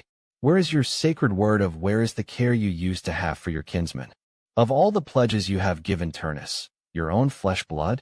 But if you are searching for a son-in-law among, and that is decided, if the commands of your father, Faunus, 370 weigh so heavily upon you, then I maintain that all peoples who are not subject to our scepter are strangers. That is what they, Turnus and Mycenae, Latinus of the through her length the gods are saying. Besides, if you were to trace the house of back to its first beginnings, his forefathers were Inachus Acrisius of Argos, and his home is in the heart of when with these words she had tried in vain to move, and seen that he held firm, when the maddening poisoned serpent had soaked deep into her flesh and oozed all her body. The unhappy Amida, driven out of her mind by monstrous affliction, raged in a wild frenzy through the breadth of the city like a spinning top flying under. 380 plated whip when boys are engrossed in their play, and make it on its fascinated any top Latian go in great circles round an empty hall. The whip drives it curved course, and the boys look down, puzzled, and as they lash the spinning boxwood into life, as swift as Amida ran through the middle of the cities of the fierce people. Not content with this, she flew into the forests, pretending that she was possessed by Bacchus, and rose to greater impieties and greater madness by hiding her daughter in the leafy woods, hoping to cheat the Trojans out of the marriage, or 390 delay the lighting of the torches. Yo-ho, Bacchus, she screamed, the sheathy Latium there wins, sharpened wailing. Him. Suddenly. Only you are worthy of the Virgin. For you she takes up soft-leaved thyrsus. Round you she moves in ritual dance. Grows her hair to consecrate it to you. Rumor flew fast. Same passion kindled in the hearts of all the mothers of, and drove them out to search for new homes. They left houses, their throats bare, and their hair streaming in the others, clad in animal skins, and carrying vine shoots into spears, made the heavens ring with whimpering, and Amida herself, in the fever of her madness, held high a burning torch in the midst of them, and sang a wedding for Turnus and her daughter, rolling her bloodshot eyes. For hundreds she gave a dreadful cry.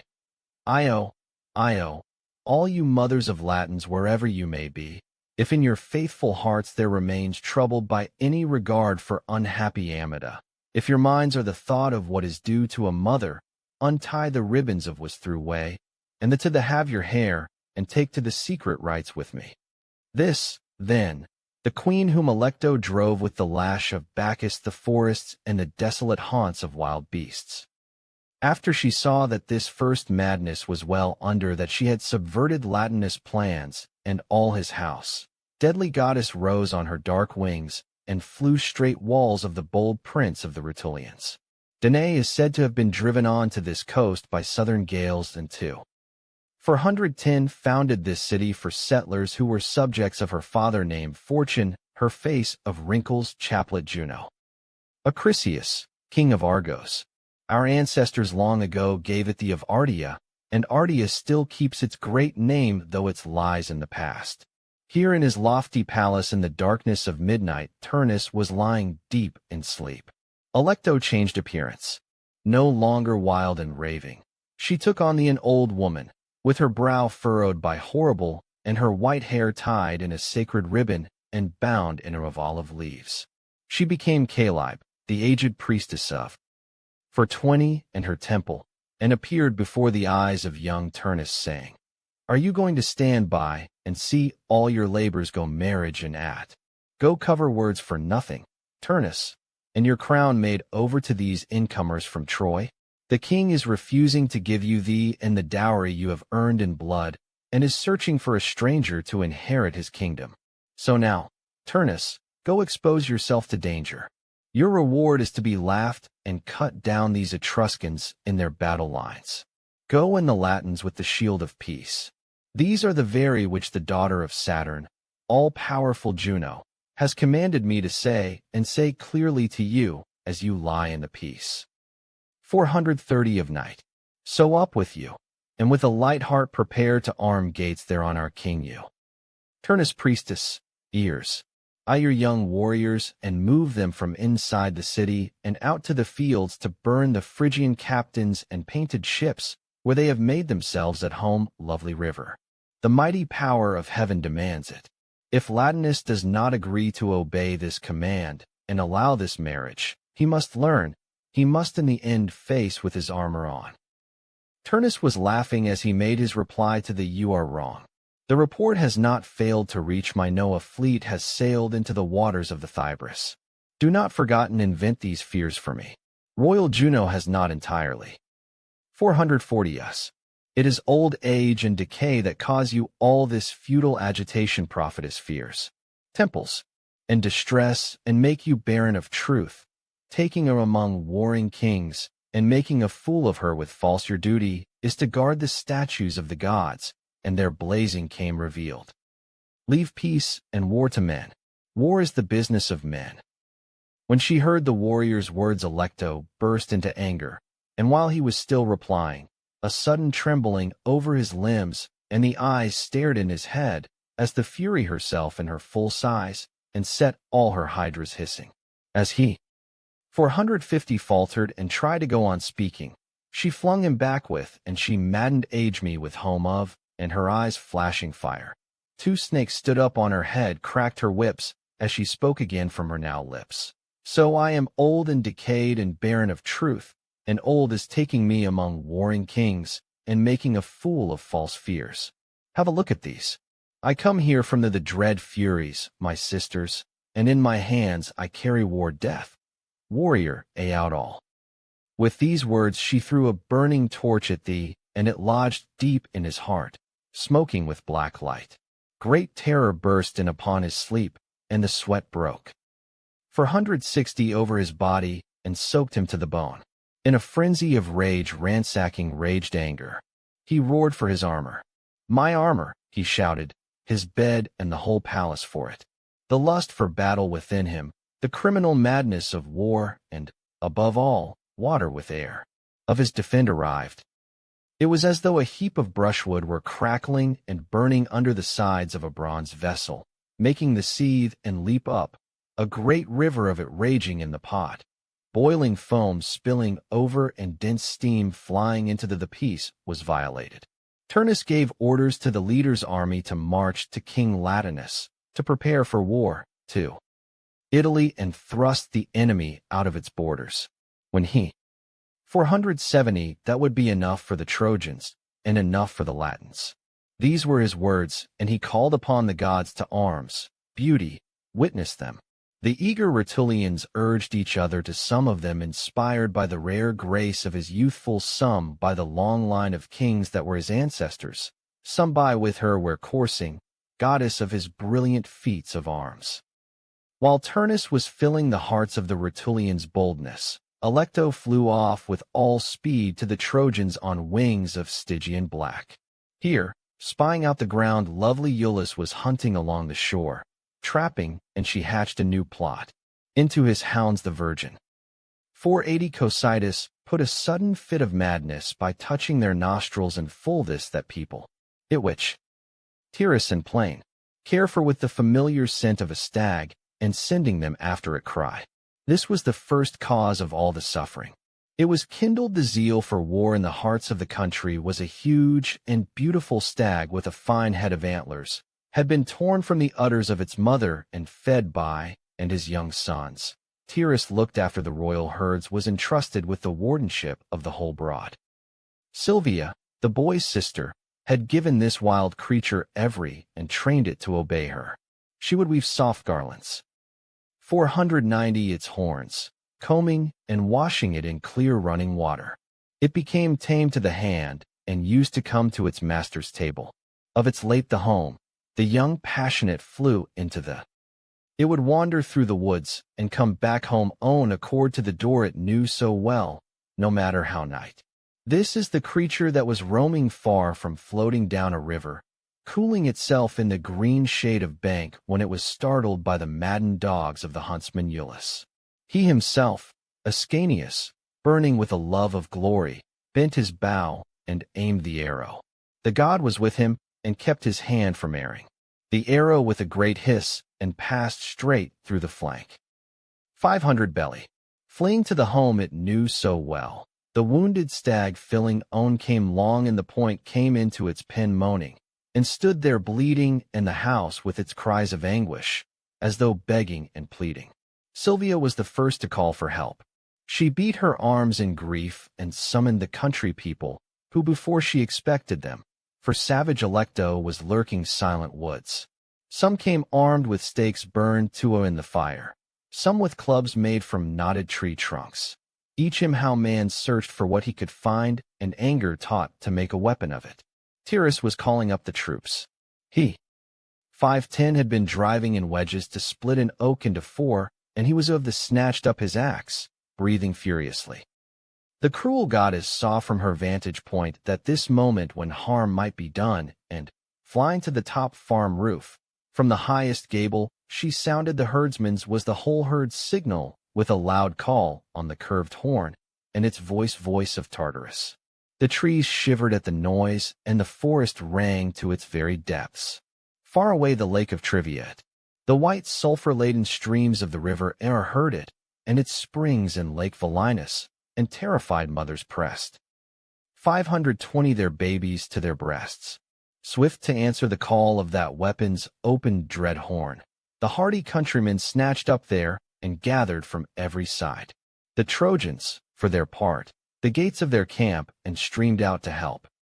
Ascanius, they drew up in line of battle, and this was no longer a village brawl fought sprouted with knotted clubs and stakes sharpened in the fire. They with two-edged steel and a dark crop of drawn swords all over the field, while bronze gleamed in answer to the challenge sea itself of the sun and threw its light up to the clouds, like the whitening at the first breath of wind, and slowly stirring. 530 raising its waves higher and higher till it reaches from the depths, was the eldest blocking channel around stepped man and richest evening plows of the seabed to the heights of heaven. Suddenly there hiss of an arrow, and a young man standing out in front of leading line of battle fell to the ground. It was Almo, the son of Tyrrus. The shaft had stuck deep in his throat, the moist passage of the voice, and closing off the narrow of his life and blood. The bodies of slain men soon lay him, among them old Gallicissus, who died when he between the armies to make peace. He was the justest the broad fields of Ausonia in these far days, and they 5 flocks of sheep and 5 herds of cattle came back to his stalls, and he turned the soil with 100. 540 while the battle was evenly poised on the plain, the mighty was left goddess, having fulfilled her promise when the first blood spilt in war, and the first clash of arms had led to death. A dress have tell sprinkled this, if draw. Hesperia and returned through the breezes of the sky to Juno in these words of proud triumph. You asked, and I given. Discord is made perfect in the horror of war. Now them to come together and form alliances when I have the Trojans with Italian blood. And I shall do more than such, be still your will for me. I shall spread rumors too. 550 the neighboring cities into the war. I shall set their hearts ablaze sides to fields. The quarters puts with a mad lust for battle, and they will come from all join in the fray. I shall sow a crop of weapons in all their. Juno gave her answer. There is enough terror and lying. Causes of war are established. They are fighting it close, and fresh blood is staining whatever weapons chance first into their hands. Let this be the wedding they will celebrate, the noble son of Venus and great King Latinus. Let this be their breezes for wedding him. The father of the gods, the ruler of high Olympus, would not wish you to rove too freely over the of heaven. You must withdraw, should there be any need. 560 Further effort. I shall take the guidance into my own hands. No sooner had the daughter of Saturn spoken these words than down steeps of Italy, many upon it of the cave, Alecto lifted up her wings, hissing with snakes, and flew to her home on the banks of the Cocytus, leaving the sky. At the foot of high mountains in the middle of there is a well-known place, whose fame has spread to lands, the valley of Amsanctus. A dark forest presses in from both sides with its dense foliage, and in the middle a crashing torrent roars over the rocks, whipping up crests foam. Here they point to a fearful cave, which is a vent for breath of Dis, the cruel god of the underworld. Into this 570 bursts Acheron, and here a vast whirlpool opens its pestilential lightning of to the Almo and the there jaws, and here the loathsome fury disappeared, heaven and earth by her absence. But none the less the queen of the gods, the daughter Saturn, was at that moment putting the finishing touches the war.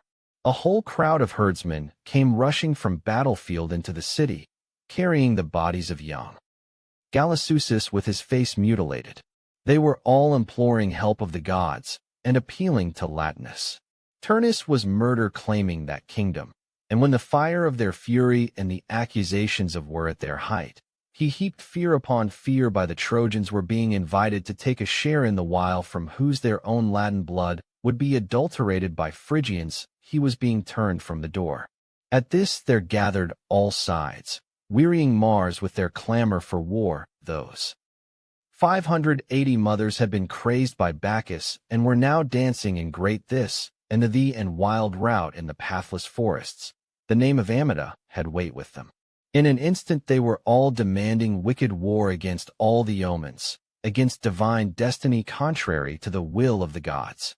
They rushed to besiege palace of King Latinus, who stood unmoved like a rock in ocean, like a solid rock in the ocean pounded by breakers, standing fast with the waves howling round it, while reefs 590 foam-soaked scars roar in helpless anger, and the seaweed is undertow. Things. Juno, forced against its side, then streams back with the, but there was no resisting the counsels of blind folly. All were taking their course according to the nod of savage. Again and again the king, the father of his people, called upon in the my store will be thee in the away and the gods and the empty winds to witness. We are caught gale of fate, he cried. Our ship is breaking under us. Poor people, will pay for this sacrilege with your blood. Are the guilty one, Turnus, and a grim punishment lies in for you. You will supplicate the gods, but your prayers too late. I have already reached calm water, and here at harbor mouth I lose all the happiness I might have had hour of my death. He said no more, but shut himself 600 his palace and gave up the reins of power. In Hesperia, in the lands of Latium, there was a custom, later observed by Mars for inherited and revered in the cities of Alba, and now Rome, the greatest of the great, when men first rouse war, are thee as the Mars. Battle, whether they are preparing to bring the sorrows of to the Gedi, the Hyrcani, or the Arabs, or whether they heading for India, and the rising of the sun and reclaiming standards from the Parthians. There are two gates known gates of war, sanctified by religion and the fear of savage. These gates are closed by 100 bolts of bronze and the 610 everlasting strength of iron, nor does their sentry Janus ever war. The girt grind takes up so 2 men father of leave the threshold. When the fathers are resolved on Consul himself, conspicuous in the short toga of Quirinus about him in the Gabin manner, unbars the doors. They in their sockets, and he summons war. The whole army the call, and the bronze horns breathe their shrill assent. In those days Latinus was bidden to declare war upon the of Aeneas by opening these grim gates. The old king, his people, would not lay his hand upon them, but recoiled from this wickedness and refused to perform the task, shutting himself 620 up in the darkness away from the sight of men. At this, the queen of the gods came down from the sky and struck the had excited smooth, stubborn doors, bursting the iron-bound gates of war and turning them in their sockets. Till that moment Ausone had been at peace and unalarmed, but now the foot soldiers mustered on the plain, and high in the saddle came the horsemen stirring up the dust. Every man was looking for weapons, polishing shields with rich fat till they were burnishing spears till they shone, and grinding axes on the whetstone. What joy to raise the standards and hear the trumpets! 630 sound. 5 great cities, no less, set up anvils to forge new weapons, mighty Atina, proud Tiber, Ardea. Crustumerium helmets to Willow and Antemne with its towers. They hollowed out protect the heads of warriors. They wove frames of and of all become shoots to form shields. They made bronze breastplates smooth shields of ductile silver. This is what had become their regard for the sickle and the share. This is what had of all their love for the plow. The swords of their fathers were now retempered in the furnace. Now the trumpets blew, and out went the signal that called them to war. In high excitement they tore down their helmets from the roof, yoked their trembling 640 horses to the chariot, buckled on their shields and their breastplates of triple-woven gold, and girt their trusty swords about them. Now, goddesses, it is time to open up Mount Helicon, to set war. Heroes, daze you your songs in motion, and tell what kings were roused to what armies followed each of them to fill the plains, that flowered, and the weapons that blazed in those far off in the bountiful land of Italy. You are the divine muses. Our was cruel was his remember, goddesses, and can utter what you remember. Ears can barely catch the faintest whisper of the story. The first to enter upon the war and arm his columns Mezentius from Etruria, scorner of the gods. At his side, 650 son Lausus, who for his beauty was second to none but the Laurentine Turnus. Lausus was a tamer of horses and a hunter who of more his palm fair hydra of wild beasts, and he was at the head of 1,000 men had followed him, and followed him in vain from the city Agila. He deserved a father whom it would have been of a joy to obey, a father other than Mezentius. Behind them, driving over the grassland and displaying victorious horses and his chariot which proudly bore the of victory, came Aventinus, son of Hercules, fair son of a father, and on his shield he carried his father's blazon, and its snakes, the 100 snakes encircling it. His mother, the 660 priestess Rhea, had given birth to him in secret, bringing him. She had come in who into the land of light in the wood on the Aventine hill, lain with Hercules, a woman with a god, when he had triumphed to the land of the Laurentines. The hero of Tiryns river of pikes round lion and fearsome garb had slain Geryon and washed the cattle of Spain into the Etruscans. His men carried javelins and fearsome into battle, and used the Sabine throwing spear with its tapering point. He himself was on foot, swinging a great skin about him as he walked. It was matted and bristling.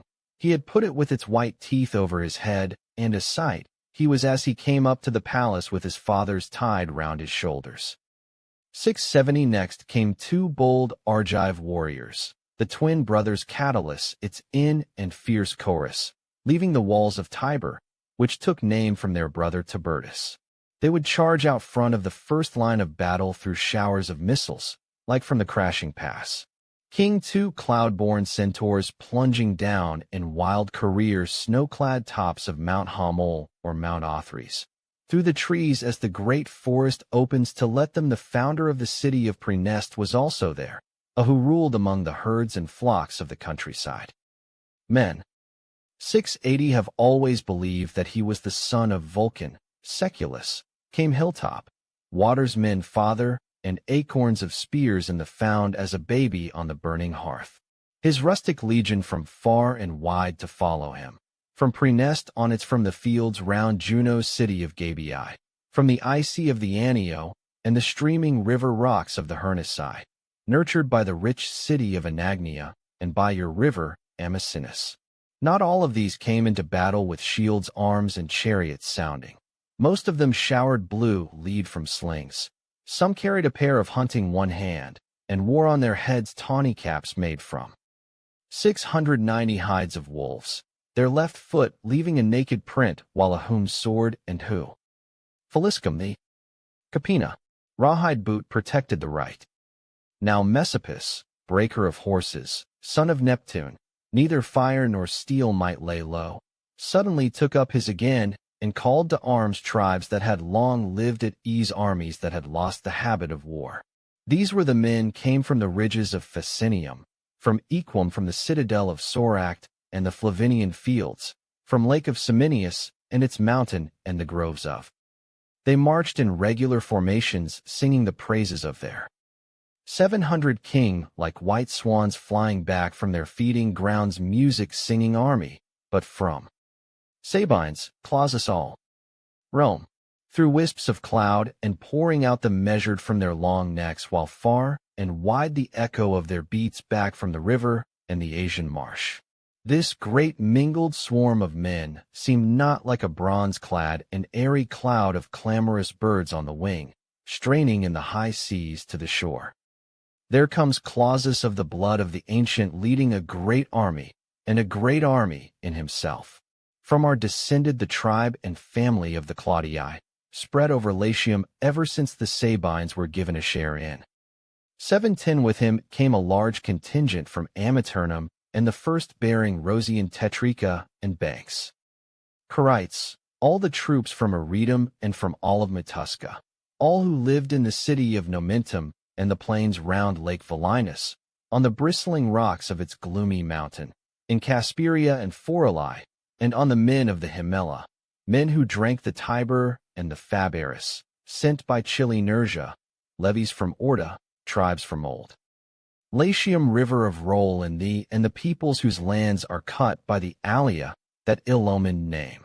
They were as many as the waves that from the Libyan Ocean, when fierce Orion is sinking into 720 winter sea, or as thick as the ears of corn scorched by the early sun on the plain of Hermus, or the golden fields of Lycia, beat of a rush day. Their shields clanged, and the earth quaked under their feet.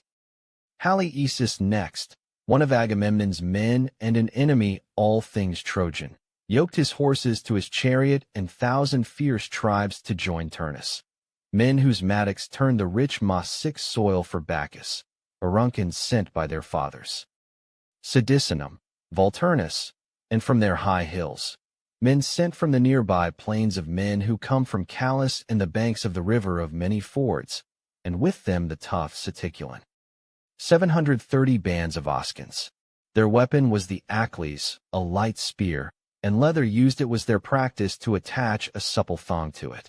A shield protected their left side, and for close fighting they swords shaped like sickles.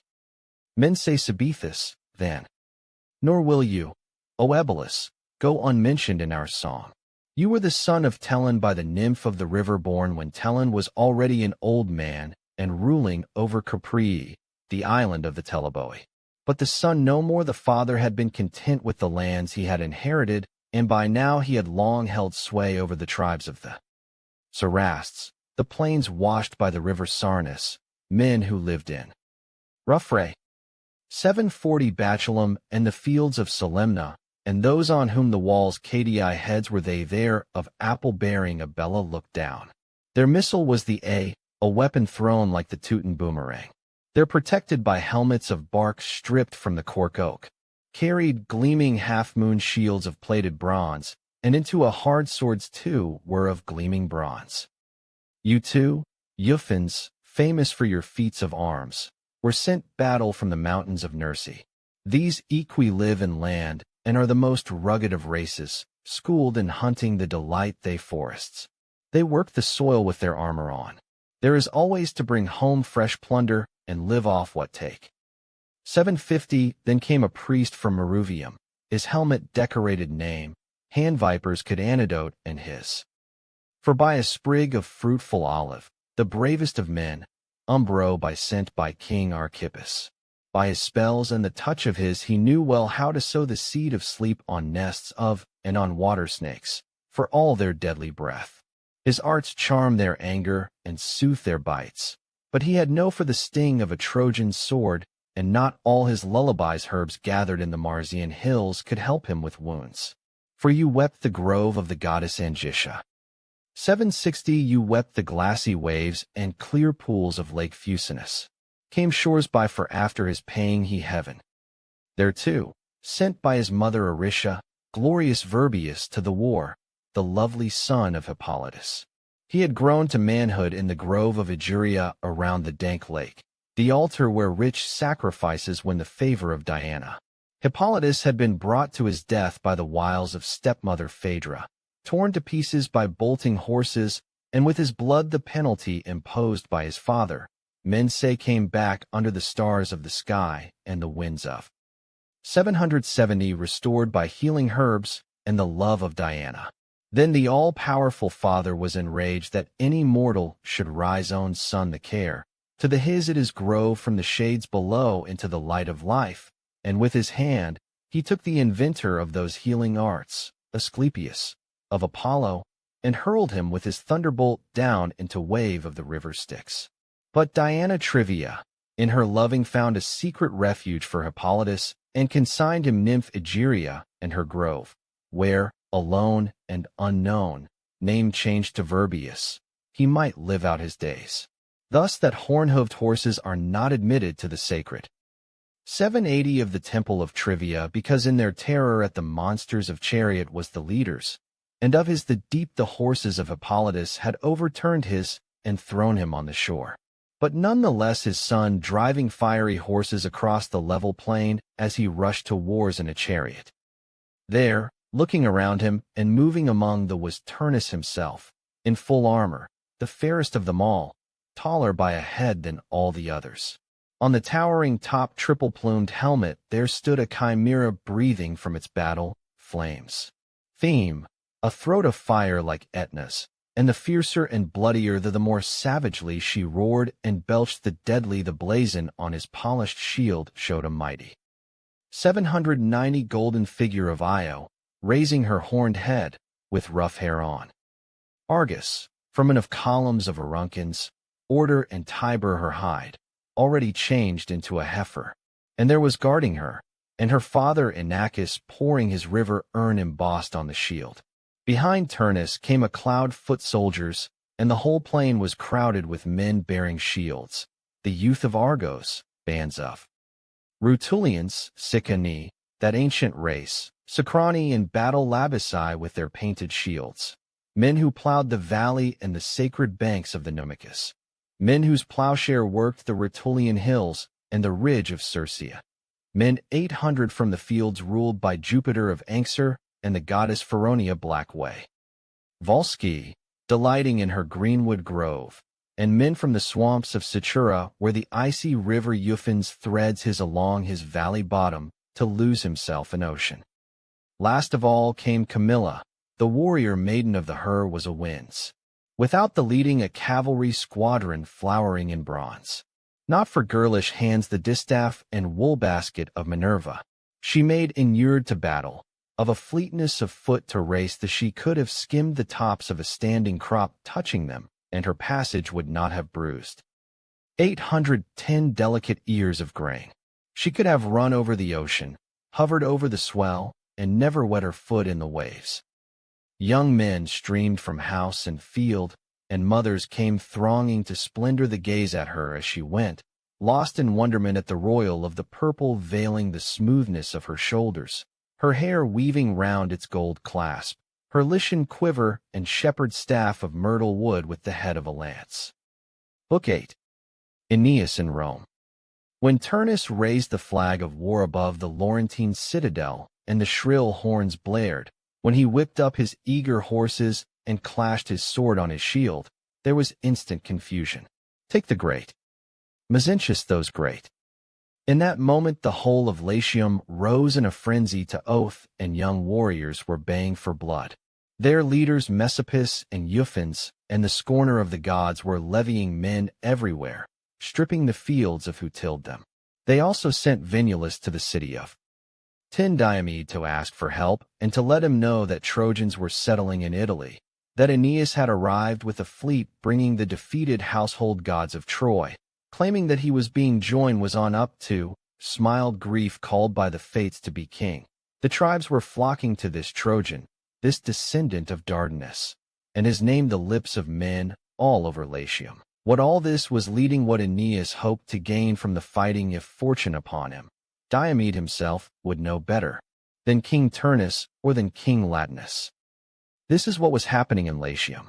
The Trojan hero, descendant of Laomedon, saw it all, and great tides of 20 flowed in his heart. His thoughts moved swiftly. Now here, now every vessel's flying high there, darting in every possible direction and turning to possible event, like light flickering from water and bronze as it is reflected from the sun, or its image the moon, now far and wide in all directions, now rising to strike the coffers of a ceiling. It was night, and over the whole earth the weary animals, all deep in under the manner of birds and all manner of flocks, were already asleep before Father Aeneas, on the bank of the river. 30 cold vault of the sky, heart sick at the sadness of war, lay down river, he rising green, then words. Oh, at last, and gave rest to his body. There on that lovely saw in his sleep the god of the place, old Tiber himself, among the leaves of the poplars. He was veiled in a blue cloak of fine-spun flax, and dark reeds shaded his hair. He spoke to Aeneas and lightened his sadness with these: you who are born of the race of the gods, who are bringing back to us the city of Troy saved from its enemies, who are preserving for you. This is decreed for its citadel Pergamum for all time. Long have we waited in the land of the Laurentines and the fields of Latium. The home that is decreed for you. This is the home. 40 the gods of your household. Do not give it up. Do not be intimidated by the threat of war. All the angry passions of the think you will gods are now spent. But come now, so that you may not what you are seeing is an empty dream. I tell you that find a great sow with a litter of 30 piglets lying beneath ilex trees on a shore. There she will lie all white on the ground, and sign the young around her udders will be white. This will be that after 3 times 10 years revolve, Ascanius will found the city of Alba, white in name and bright in glory. What I prophesy, 50 will surely come to pass. Attend now, and I shall teach you. And difficulties came. Evander, called continual them, able of the few words how you may triumphantly resolve the that lie before you. The Arcadians are a race descended from Pallas. They to these shores following the standards of their king chose a site here, and established in these hills a city. Pallantium after their founder Pallas. This people wages war with the Latin race. Welcome them into your camp as your allies. Make a treaty with them. I will take you to straight up my river between these banks, and you will be to row upstream into the current. Up with you then, son. 60 goddess, for the first stars are beginning to set. Offer due prayers to Juno, and overcome her angry threats with vows and supplications. To me you will give honor, and make repayment when you are victorious.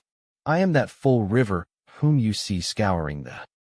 Here is these banks, and cutting through the rich farmland. I am river Thybris, blue as the sky and favored of heaven. My great home.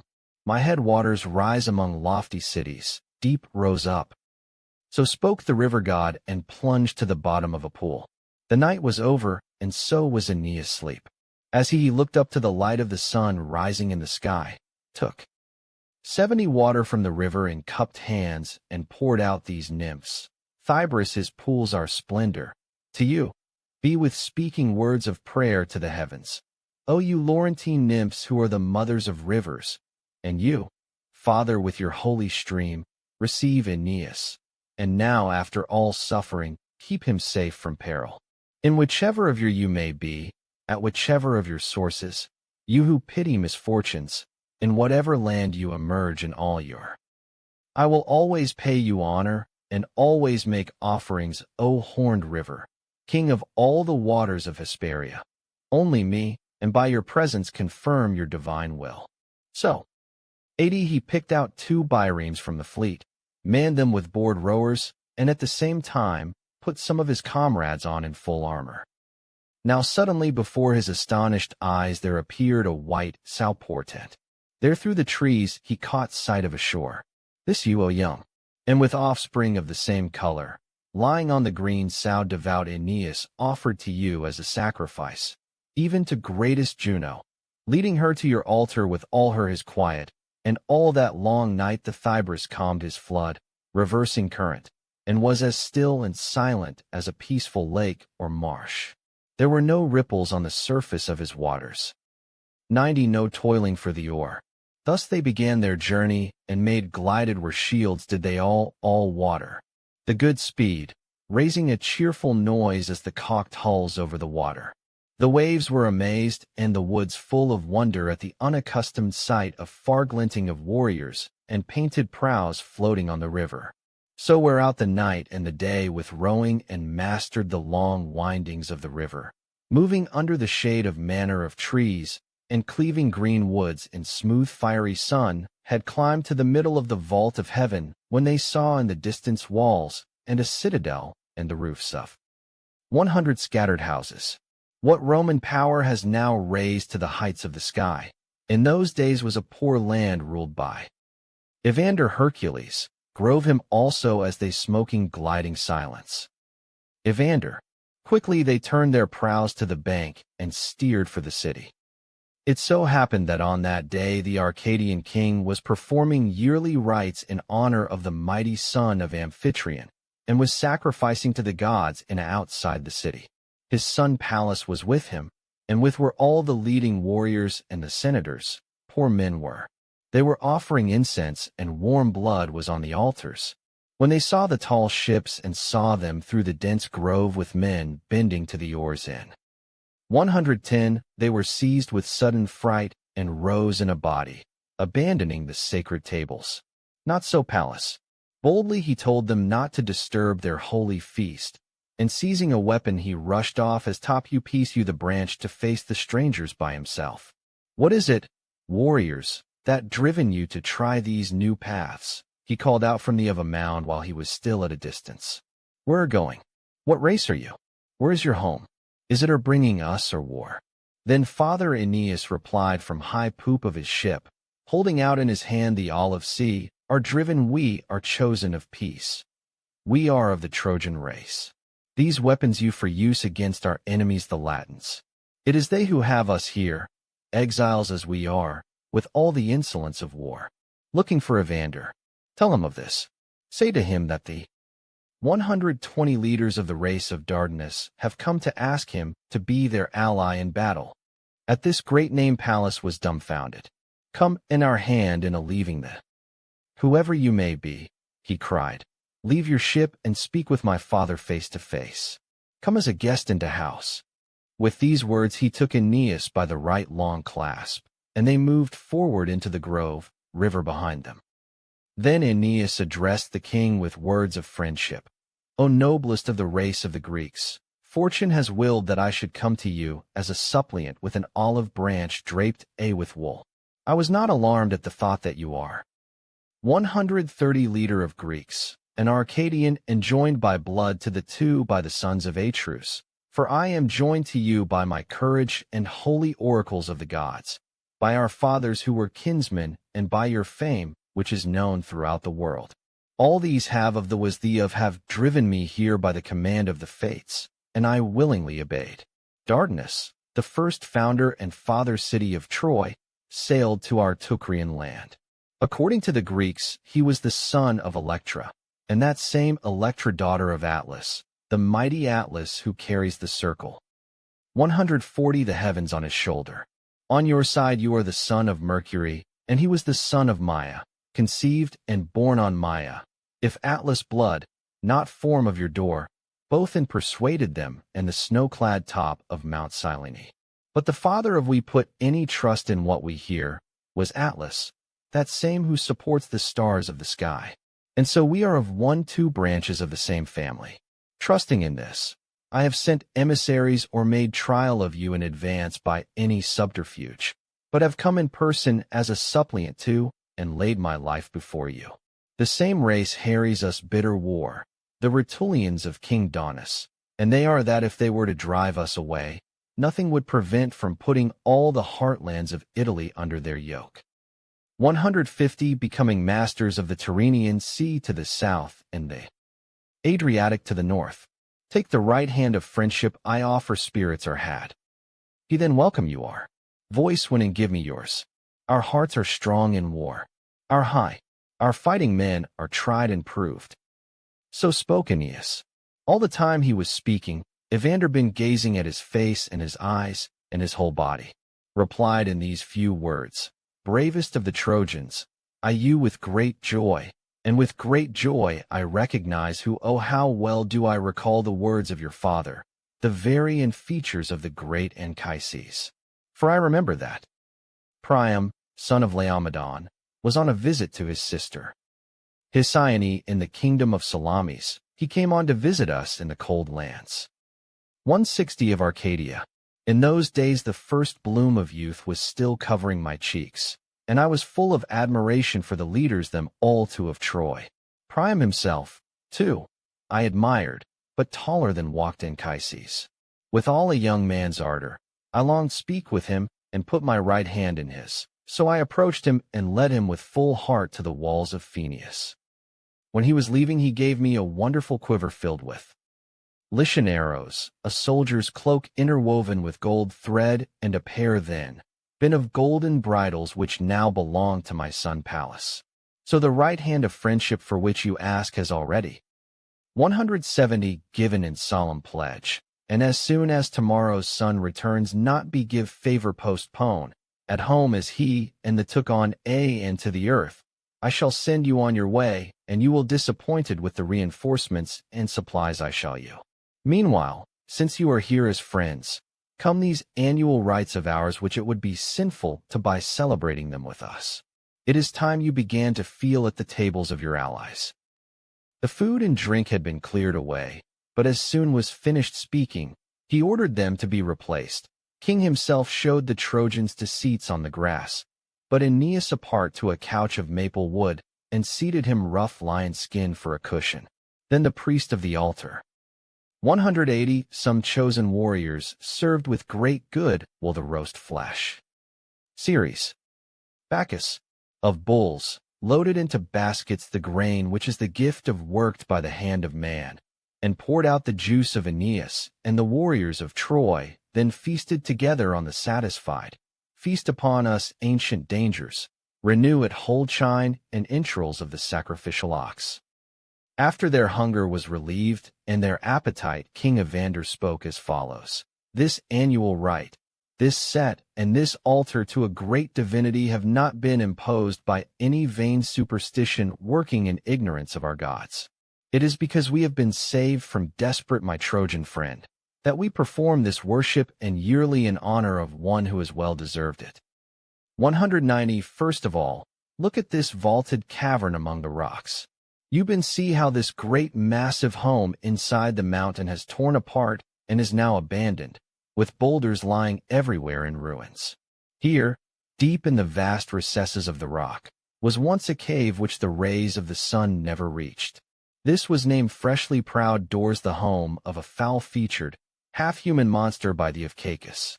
The floor of the cave was always warm with shed blood, and the heads of men were nailed to his, and hung there pale and rotting.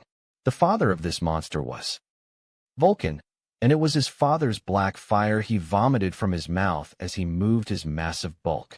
Long did we pray, and in 200 the end we too were granted the help and the presence of a god. Slaughter thee our land water of savagery, or and prince. For the great avenger was at hand, exulting in thee of the triple-bodied Geryon and the spoils he had taken. Victorious Hercules was driving the huge bulls through, and the herd was grazing the valley and drinking to the river. But Cacus was a robber, and thinking in thee of his heart not to leave any crime or treachery undared unattempted, he stole from pasture for magnificent bulls as many lovely heifers, so that there would be no hoof.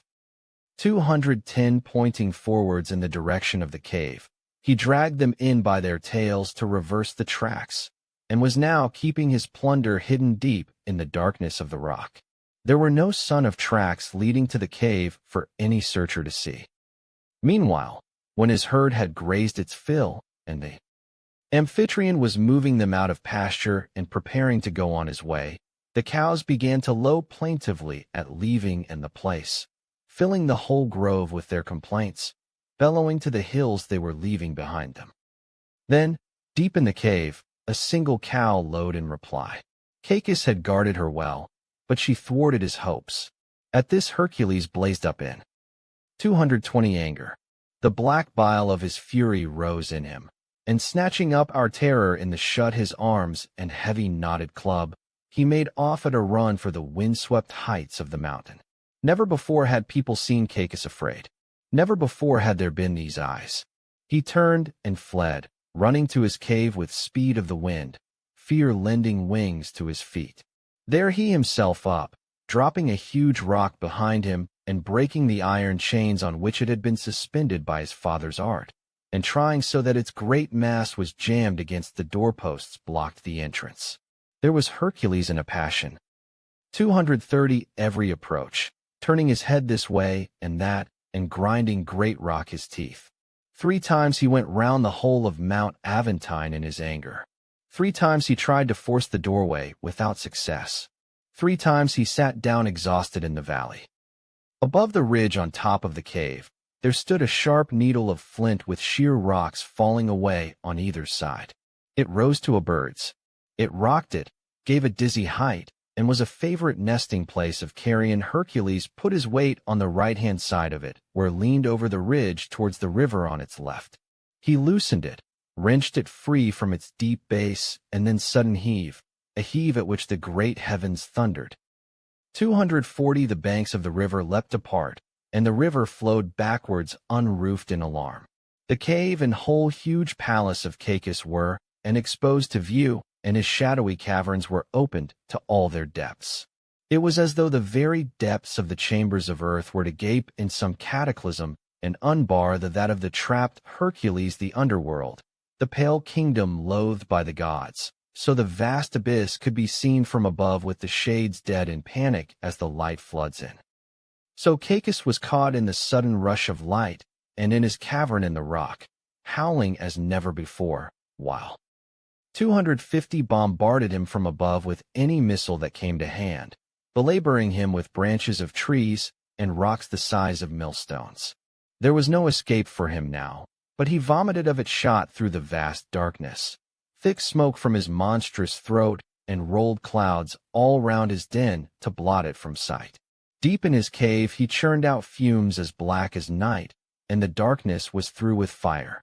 Hercules was past all patience. He himself straight down, leaping through the flames where smoke spouted thickest, and the black cloud boiled in the cavern. There, as Cacus vainly belched his fire in the 260, Hercules caught him in a grip and held him. Forcing his eyes out was dry house cattle corpse out terrible, any of their sockets, and squeezing his throat till the blood in it. Then, tearing out the doors and opening up the dark of Cacus, he brought into the light of heaven the stolen, whose theft Cacus had denied, and dragged the fowl by the feet. No one could have enough of gazing at his eyes and face, at the coarse bristles on his beastly chest, throat charred by fires now dead. Ever since that time we have honored his name, and succeeding generations have celebrated this day with rejoicing. This 270 altar was set up in its grove by Petitius, the first founder of these rites of Hercules, and by the Panerii, the guardians of the rites. Altar leaves out gods sooner woven they too. We shall always call it the greatest altar, and the greatest it will always be. Come then, warriors, put a crown of around your hair in honor of this great exploit, and hold your cups in your right hands. Call upon the God who is a for all of us, and offer him wine with willing hearts. No had he spoken then his head was shaded by a wreath and pendant of the green-silver leaves of Hercules' poplar into his hair, and the sacred goblet filled his hand. Soon were all pouring their libations on the table and praying the gods. 280 Meanwhile the evening star was drawing nearer as the day sank in the heavens, and there came a procession of priests led by Petitius, wearing their ritual garb of animal skins, and carrying course bound on one chorus of deeds, torches. They were starting the feast again with a second of goodly offerings, and they heaped the altar with loaded dishes. Then the Salii, the priests of Mars, their heads with poplar leaves, came to sing around the altar fires. Side was a chorus of young warriors, on the other old men, hymning the praise of Hercules and his great against hand, how he seized the two snakes, the first monsters sent him by his stepmother, and throttled them, one in each. 290 How too he tore stone from stone the cities of Troy and Oechalia, King Will of Slayer and Nemea coming, cave nothing. Typhoeus famous in war, how he endured 1,000 labors under Eurystheus to fulfill the fate laid upon him by the cruel Juno. O unconquered Hercules, they sang, you are the of the half-men born of the cloud, the centaurs Hylius. Pholus, of the monstrous Cretan bull and the huge lion of in its rocky lair. The pools of the Styx trembled at your, and the watchdog of Orcus cringed where he lay in his weltering in blood on heaps of half-eaten bones. But you have seen has ever made you afraid, not even. 300 Himself, rising up to heaven with his weapons in his hands. Nor, Lernaean latest to presence. Cacus did reason fail you when the 100 heads of the Hydra hissed around you. Hail, true son of Jupiter, the luster added to the company of the gods. Come to us now, your own holy right, and bless us with your favoring to end there him, they sang of the cave of Cacus, and the hills returned himself, breathing fire, till the whole grove rang, and all re-echoed. As soon as the sacred rites were completed, they all to the city. The king, weighed down with age, kept Aeneas and his son Pallas by his side as he walked, and made the way. 310 seemed shorter by all the things he told them. Aeneas was lost and about him them relics. Evander, be the from conduct for had, of admiration, and his eyes were never still as he looked enthralled by the places he saw, asking questions about, and joyfully listening to Evander's explanations of all the men of old. This is what was said that day by the founder of the citadel of Rome. These woods used to haunt of native fauns and nymphs and a race of men born the hardwood of oak tree trunks. They had no rules of, and no civilization. They did not know how to yoke oxen plowing, how to gather wealth or husband but they lived off the fruit of the tree and the harsh diet. 320 huntsmen. In those early days, in flight from the weapons of who had Jupiter, came Saturn from heavenly Olympus, in exile lost his kingdom. He brought together this wild and scattered name of hidden mountain people, gave them laws and resolved that the land should be changed to Latium, since he had lain within its borders. His reign was what men call the Golden Age, such was the peace and serenity of the people under his rule, and within land. But gradually a worse age of baser metal took its place. It came the madness of war and the lust for possessions. Bands of Ausonians arrived and Sicanian peoples, and the 330 of Saturn lost its name many times. Next there were kings, among them the cruel and monstrous Thybris, after whom we the old from my ocean's man words by the wind gate. Italians have in later years called the river Thybris, and river Albula has lost its true name. I had been driven native land, and was setting course for the most distant when fortune, that no man can resist, and fate, that no can escape, set me here in this place, driven by fearsome of warning from my mother, the nymph Charmides, and authority of the god Apollo. He had just finished saying this, and moved on a little. He pointed out the altar of Charmides, and the Carmintal as the Romans have called it from earliest times in honor of 340 the nymph Charmides. She had the gift of prophecy, and was he under its brought also that killing the with first to foretell the future greatness of the sons of Aeneas, the future fame of Pallantium. From here he pointed out great grove which warlike Romulus set up as a sanctuary, was to call it the Asylum, and also the Lupercal their cool rock, then called by Arcadian tradition, they had from Parasia, the cave of Pan Lycaeus, the wolf god. He pointed out the grove of the Argiletum, and, calling upon consecrated spot to be his witness, he told the story of his guest Argus. From here he led the way to the house of Tarpeia and Capital, now all gold, but in those distant days bristling. 350 rough scrub. Even then a powerful sense of a divine presence, and even then said we seen the place caused great fear among the country people. They went in awe of the wood and the rock. This grove, Evander, this leafy-topped hill, is the home of some god, know not which. My Arcadians believe they have often hand to ruined walls. Jupiter himself shaking the darkening aegis in his right drive along the storm clouds. And then here are the citadels, one of these two towns. What you are looking at are relics of men of old. These are their monuments. One of these was founded by Father Janus, the other by Saturn. This used to be called the Janiculum, the other, Saturnia. 360 talking in this way they were coming up to Evander's humble Roman when Hercules too mold home and mighty him home, and there were cattle everywhere, lowing in the Forum and the now luxurious district of the Carinae. They arrived at his house, Evander said. The victorious of the line of Alcaeus stooped to enter this door. This was a palace large enough for him. You are my guest, and you must have the courage to despise wealth. You must yourself to be worthy of the god. Come into my poor, do not judge it too harshly. With these words he led the Aeneas under the roof tree of his narrow house, and set down on a bed of leaves covered with the hide of a Libyan bear. Night fell, and its dark wings enfolded the earth. 370, but his mother Venus was terrified, and with good reason, by fighting. She by the fall and those who arms the threats of the Laurentines and the savagery of the Sceaux, she spoke to her husband Vulcan. Coming to him in his golden bedroom and breathing divine love into her voice, said, when the citadel of Troy was being ravaged in war kings of Greece, it was owed to fate and was doomed to the fires lit by its enemies. But I asked for nothing for suffered. I did not call upon the help of your art to make 380 for them, although I owed much to the sons of Priam and had wish, no.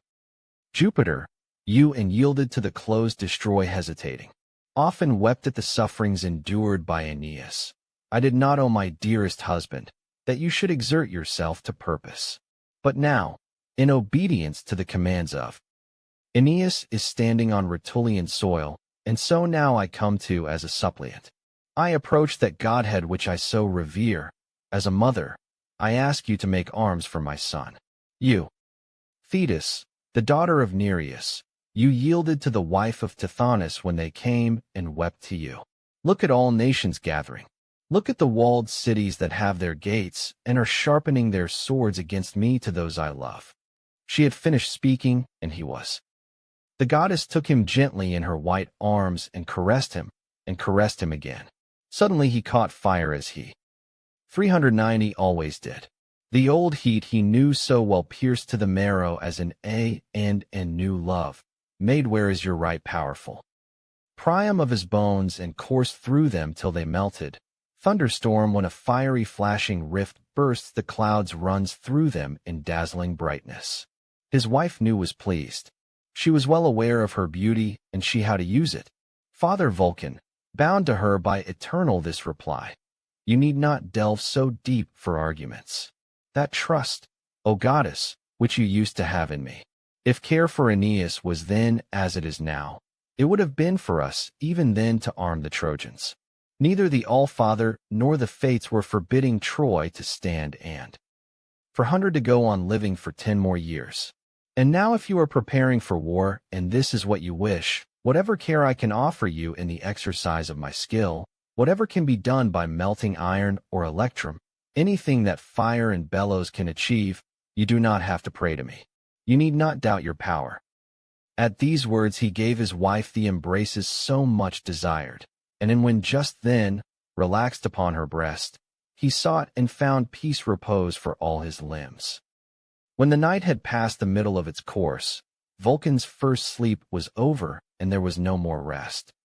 For 110, when the ashes are first stirred to rouse the slumbering fire by a work of for her upon their chaste then rise. Sicily, within woman whose task it is to support life by the humble spinning thread on a distaff, taking time from the night labors, She sets her slave women going by lamplight long days' work, so that she can keep her husband's bed and bring her young sons to manhood. With no less zeal such a woman, and not a moment later did the god of fire from his soft bed and go to work at his forge. Between Lipari in the Aeolian Islands and the flank of an island of smoking rocks rises sheer from the sea. Deep it is a great vault, and in that vault caves have been scooped out like those under Etna to serve as forges for the Cyclopes. The 420 noise within them is the noise of thunder. Mighty blows can be heard booming on the groaning anvils. The caves are filled with hot in the name from vast, was a father numbers the sound of hissing as the chalybes plunge bars of white pig iron into water, and all the time the fires are breathing furnaces. This is the home of Vulcan, and Vulcania is the of the island. Into these depths the god of fire descended the heights of heaven. The Cyclopes were forging steel, working naked in that cavern, Brontes, Sterope, and Pyracmon. In their hands thunderbolt which they had roughed out. One of those the of the gods, and men hurls down upon the earth and such from every part of the sky. Some of it was already burnished, some of it unfinished. They had attached 3 shafts of lashing. For 30 rain to it, 3 shafts of heavy rain clouds, 3 of glowing fire, and 3 of the south wind in full flight. They were now adding thunder, another the to war. To the work the terrifying lightning, and the sound of then fear and anger with their pursuing flames. In part of the cave they were working for Mars, busy with wing-wheeled chariot in which he stirs up men, and cities others were hard at work polishing the armor worn by. Pallas snakes her put all you. Athene when roused, the fearsome Aegis and its weaving with their reptilian scales of gold, even the Gorgon rolling eyes and the bodiless head on the breast of the goddess. This away, he cried. Whatever work you have started, 440 Cyclopes of Etna, lay it aside and give your attention here. Armor has to be made for a brave hero. You need strength and quick hands now. Now you need all your arts to guide you. Let nothing stand in your way. He said no more, but instantly they all bent to the work, dividing it equally between them. The were bronze was soon flowing in rivers. The gold, ore, and iron, dealer of death, were molten in a great furnace, they shaping one great shield to be a match for all the weapons of the Latins, fastening the 7 thicknesses of its circle to circle. For 150 bellows were taking in air and breathing it out again. Bronze cave. Cyclopes another was being plunged into troughs of water and hissing.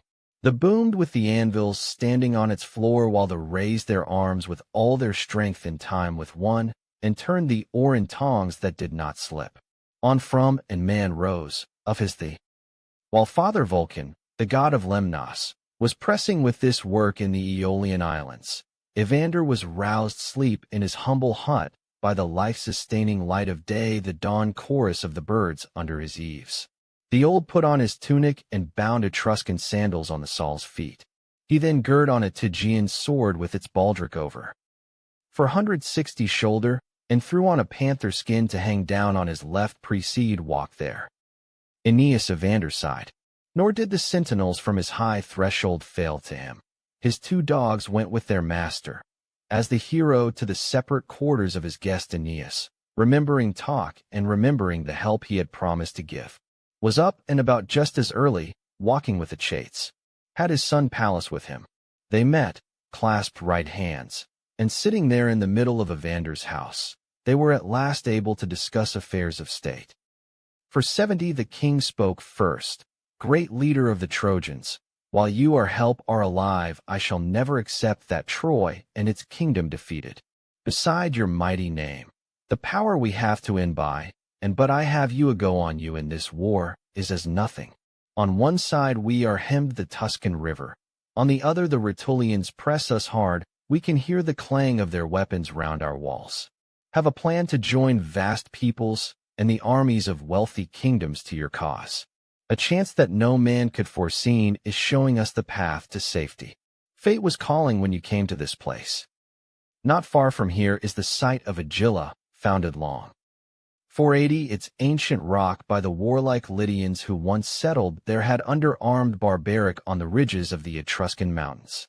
After this city flourished for many years, Mezentius eventually took it his despotic rule as king and held it by the ruthless use of force.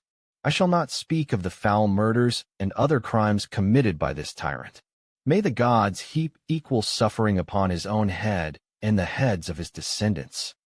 He even devised a form of torture whereby living men were roped to dead bodies, tying them hand to hand and face to face to die a lingering death oozing with putrefying flesh in this cruel embrace.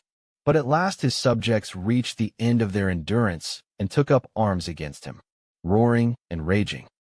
For 90 he was besieged in his palace. His men were butchered and fire escaped protection whole of to have their signal from it. Maeonia was thrown on his roof. In all this bloodshed he himself and took refuge in the land of the Rutulians under the armies of his guest friend, Turnus. At this the Etruria rose in righteous fury and has now come in arms demand that Mezentius be given up for punishment. They thousands of troops, and I shall put you at their head. Ships are massed all along the shore, clamoring for battle, but they are held in check by this warning-aged prophet. O you chosen warriors from Lydian, 500 flower of the chivalry of an ancient race, it is a just grievance that such a must the Tarchon that drives you to war, and Mezentius deserves the anger blazes against him. But it is not the will of heaven that race as the Etruscans should ever obey an Italian. You choose your leaders from across the seas. At this the Etruscan army has settled down again on plain, held back by fear of these divine warnings. Himself has sent envoys to me with crown and scepter, and to their pass speed old for offers me the royal insignia of Etruria if I agree to come camp and take over the kingdom. But my powers have with the passing of the generations. Age has taken the from my feet, and the warmth from my blood. I am too 510 command, and no longer have the strength for battle. I would as are. You are leader of this my be urging my son to go, but he is of mixed stock through Sabine mother, and is therefore part Italian. It is you who favored of the fates for your years and your descent. The man the gods are asking for. Go then, O bravest all the men of Troy and Italy, and I shall send with you son Pallas, our hope and our comfort. Let him be hardened to see your hundred the rigors of war under your leadership. Let him daily conduct and admire you from his earliest years. 2 and horsemen I shall give him, the flower of our fighting men. Pallas will give you 200 more in his own name. 520 He had scarcely finished speaking, and Aeneas, son of Anchises, and his faithful Achates were still looking sadly down at the ground, and long would they have pondered in the anguished sky, and a crashing, shrilling grate between thunder of their hearts. Had Venus not given a sign from the clear, there came from the heavens a sudden flash of lightning, rumble of thunder, and the whole sky seemed to be down upon them with the blast of an Etruscan trumpet across the heavens. They looked up, and again peals broke over their heads, and in bright sky and abreak the clouds they saw armor glowing red, and heard it. 530 as it clashed. The others were all astonished, but the hero of Troy understood the sound, and knew this was the fulfillment of his no mean. This told me bring the promise of his divine mother. At last he spoke. There need, my friend, no need to ask what these portents is heaven asking for me. The goddess who is my mother, she would send this sign if war were threatening, and alas, what a shield's roll armor made by Vulcan down through the air to help me. What slaughter waits upon the unhappy Laurentines. Punishment Turnus will endure at my hands. How many in helmets and bodies of brave men will Father Thybris? 540 down beneath his waves. Now let the Laurentines ask for war. First of, now let them break their treaties. When he had said this, he rose from his high throne. All he stirred the fires smoldering on the altar of Hercules, and approached with joy the humble gods of home and hearth whom and chosen from whom he the current to he had worshipped on the day before, and then Evander the warriors of Troy made sacrifice together of duly yearling sheep. When this was done, Aeneas went back Evander's house to his ships and his comrades, chose men of outstanding courage to follow him to war. Rest sailed downstream, floating effortlessly on the 550 bring Ascanius news of his father and tell him what had happened. Great were mothers larger his. The Trojans going to Etruria were given horses. The mount picked out for Aeneas was caparisoned in one tawny lion's skin with gleaming gold claws. Swiftly round the little city flew the rumor that they riding to the gates of the king of Etruria. Frightened heaped prayer upon prayer, their fear increasing with the approach of danger, and the vision of Mars loomed ever before them. As they left, Evander took the right hand of 560 Sun Palace and clung to it inconsolably. If only Jupiter would lay low walls of celebrate 3 armor on the take might a give me back the years that are past, he cried. When I the front rank of the enemy's battle line under the very pre-nest, heaping up their shields and burning them to my victory, with this right hand sending down to Tartarus their king Aeolus, whose mother Feronia had given him lives at birth. I shudder to remember it. 3 sets of to carry into battle, and 3 times I had to lay him dead ground. But in those days this one right hand was able to all his lives and strip him of all those sets of armor. No power on earth would be tearing me from your arms, O beloved son, and Mezentius would never have been able. 570 trample upon his neighbor, putting so many of my countrymen people. But God's Father's palace with endure to the sword, and emptying the city of so many of its you gods above. And you, greatest Jupiter, ruler of the eye, beseech you, take pity on an Arcadian king, and hear a prayers. If your divine powers and the fates are keeping safe for me, if I am going to live to see him again and be him again, then I pray for life and harden my heart to me before I any suffering. But if fortune has some horror in store, let die now, let me break off this cruel life here and now. 580 can put a name to my sorrow, before I know what the future dear son, no grim that his son, into had faithful with.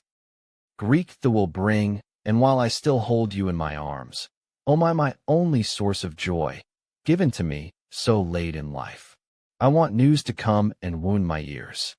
These are the words poured from the lips of Evander at his last parting with when he had uttered them. He collapsed and was carried his house by his attendants.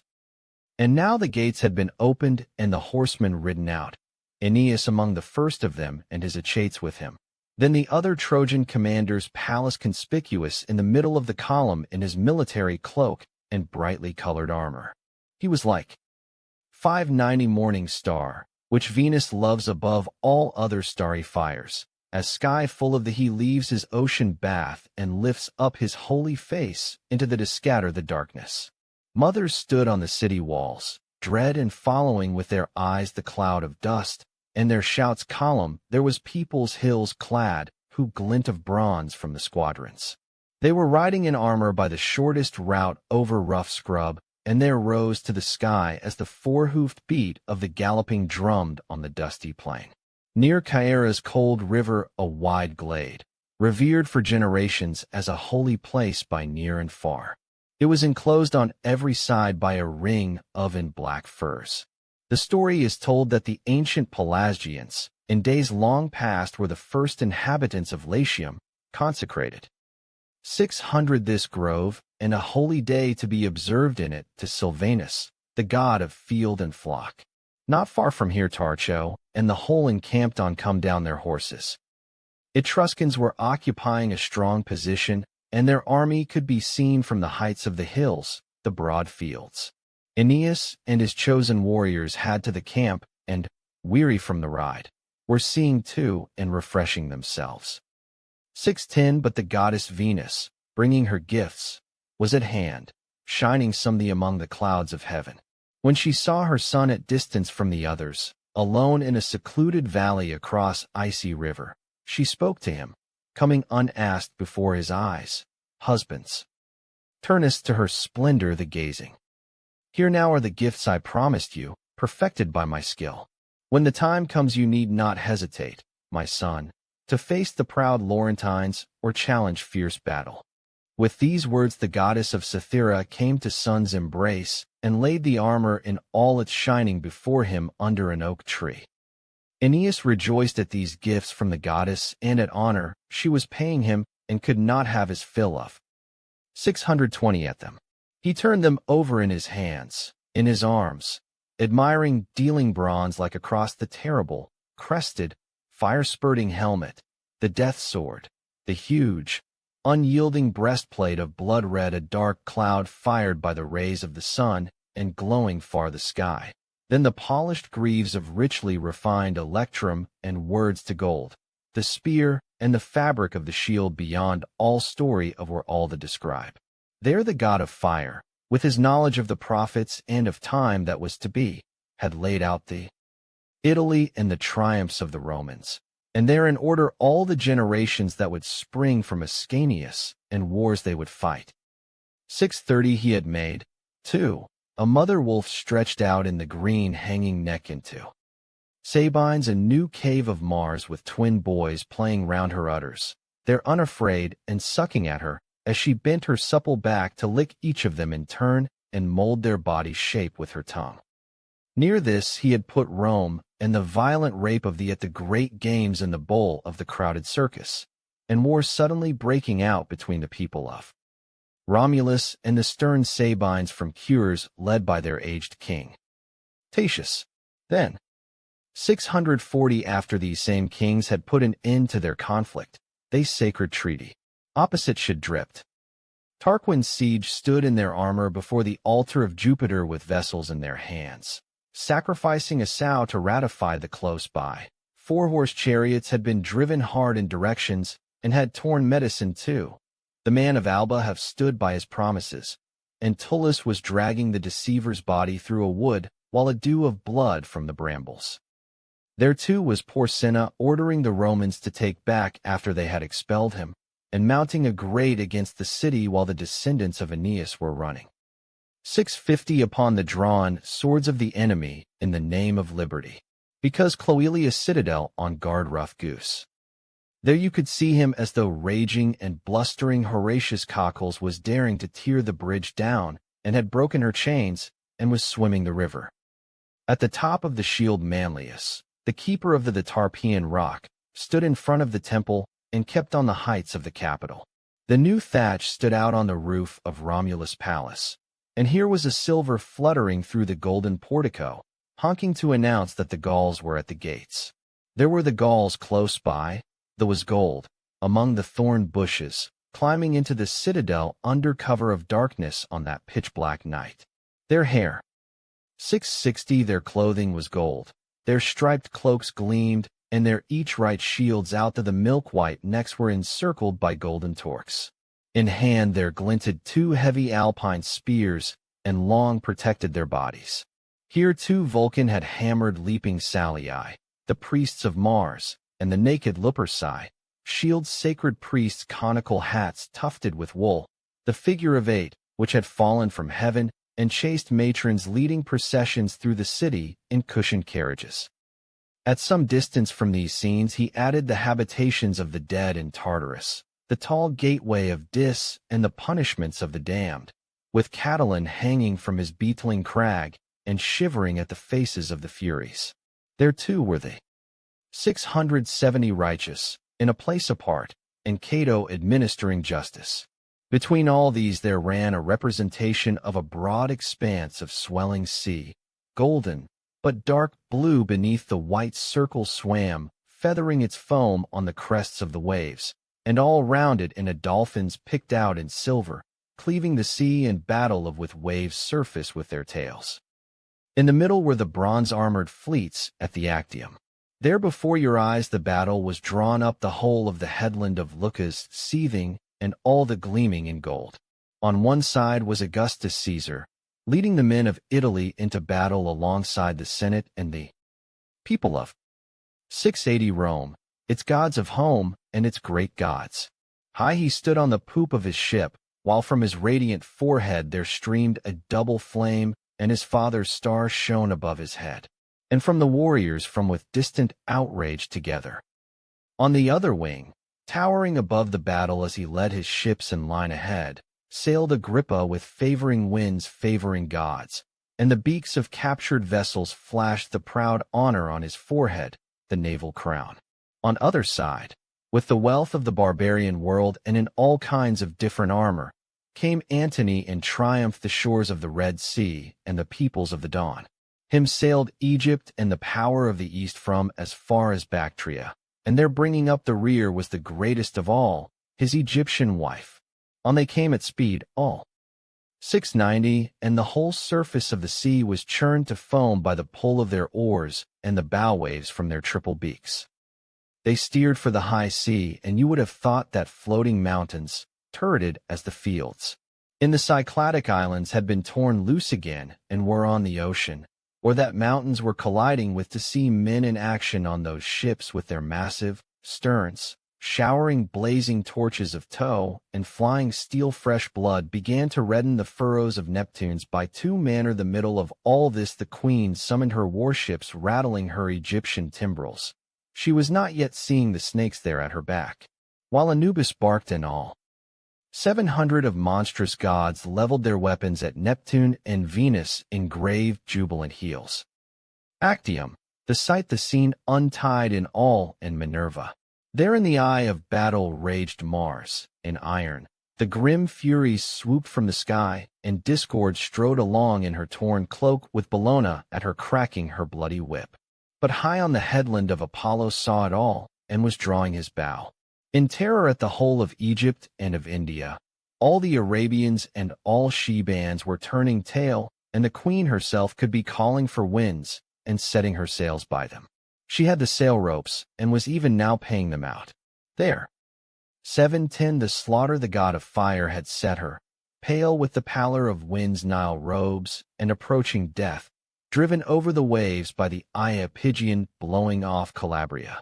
Opposite her he had fashioned the with grief in every line of his great body, opening his with every fold of drapery, beckoning his defeated people into paying 100 of altars, and of his blue-gray breast, and the secret waters of his river. But Caesar was riding into Rome in triple triumph, undying vows to the gods of Italy, and consecrating 3 great shrines throughout the city. The streets resounded with joy and festivities and applause. There was a chorus matrons at every temple. At every temple there were the ground before the altars was strewn with the bodies. 720 slaughtered bullocks. He himself was seated at the white marble brought high defeated costumes of the nomads. Scythia the dahi threshold of gleaming white Apollo, inspecting the gifts before him by the peoples of the earth, and hanging them on the posts of the doors of the temple, while the nations walked in long procession in all their different and in all their different armor, speaking all the tongues earth. Here Mulciber, the god of fire, had molded thee and the Africans with their streaming robes. Here, too, the Lelegians and Carians of Asia, and the Gelonians from with their arrows. The Euphrates was now moving with a chastened current, and here were the Gaulish Morini from ends of the earth, the 2-horned Rhine. The undefeated has made from beyond the Caspian, and the river Araxes chafing at bridge. Such were the scenes spread over the shield that Vulcan. 730 and Venus gave to her son, marveling at it, and rejoicing at the Aeneas things pictured on it without knowing what they were, lifted on to his shoulder the fame and the fate of his descendants. 1. Book 9. Nisus and Euryalus' daughter, who his him from time none prayed gone. While this was happening far away in Etruria, Juno, of Saturn, sent Iris down from the sky to bold Turnus, chanced at that moment to be sitting in a grove sacred to ancestor Polymnus.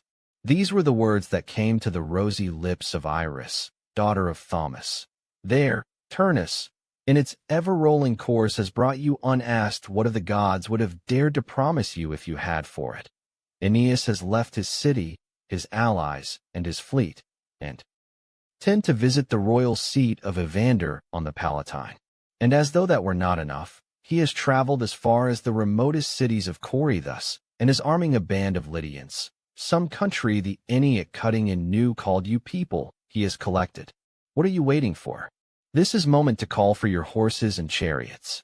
Do not allow delay. Make a surprise attack on their camp and seize it." These words she soared into the sky on poised wings, her flight a great rainbow under the clouds.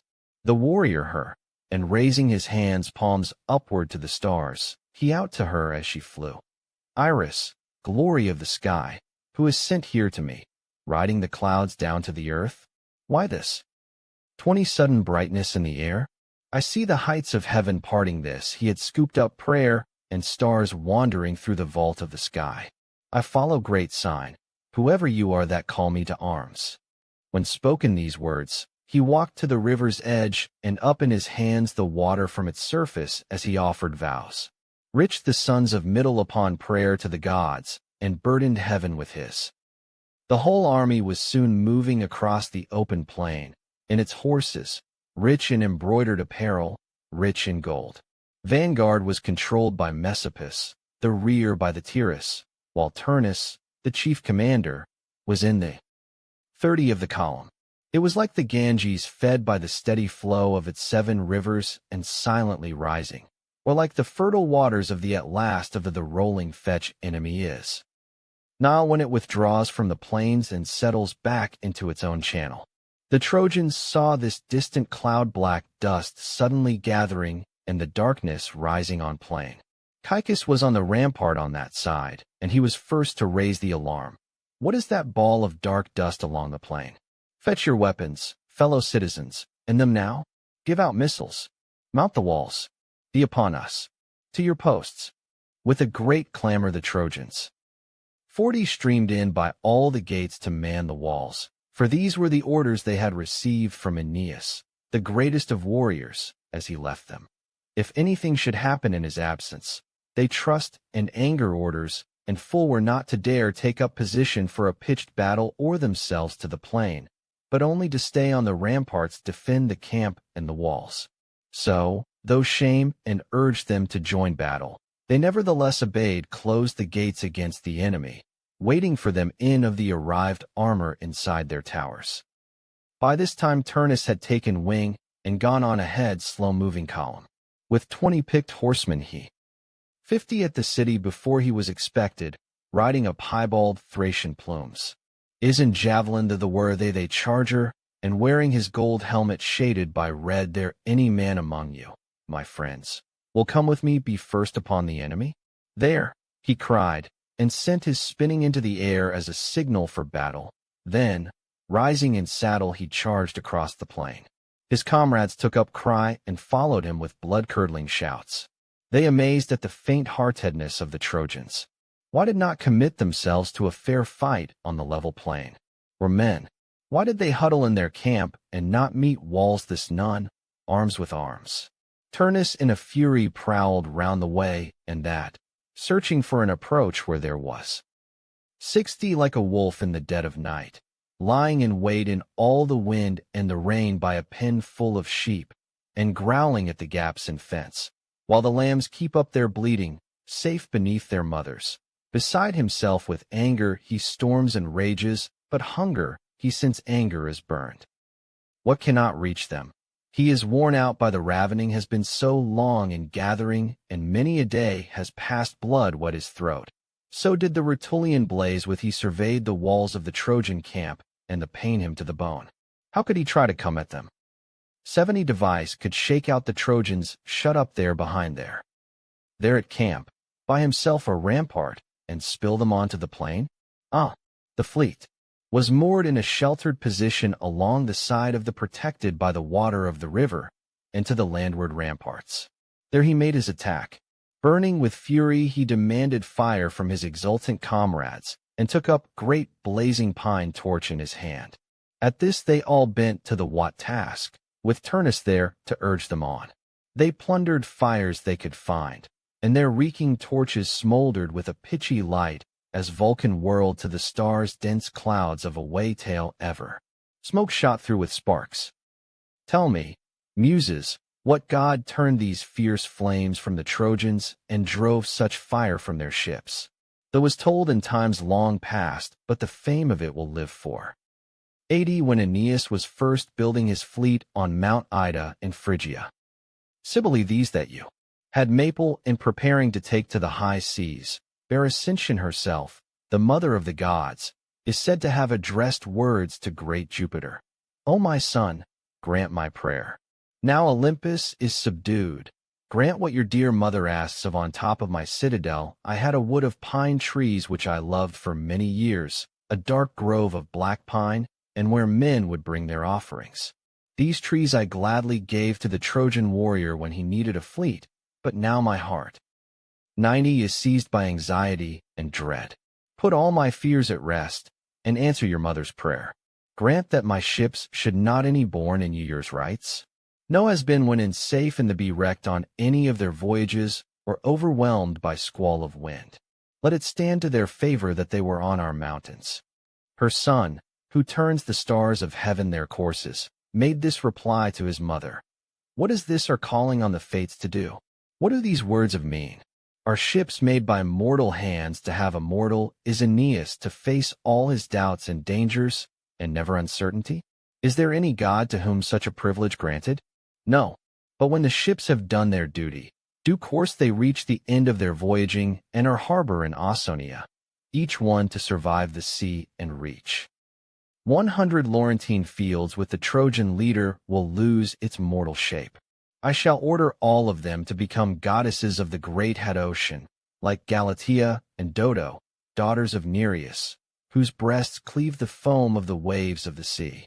Jupiter spoken, ratifying his words by the waters of the Styx, his brother's river, by the banks and dark whirlpools of that pitch-black torrent, and at his nod the whole of Olympus shook.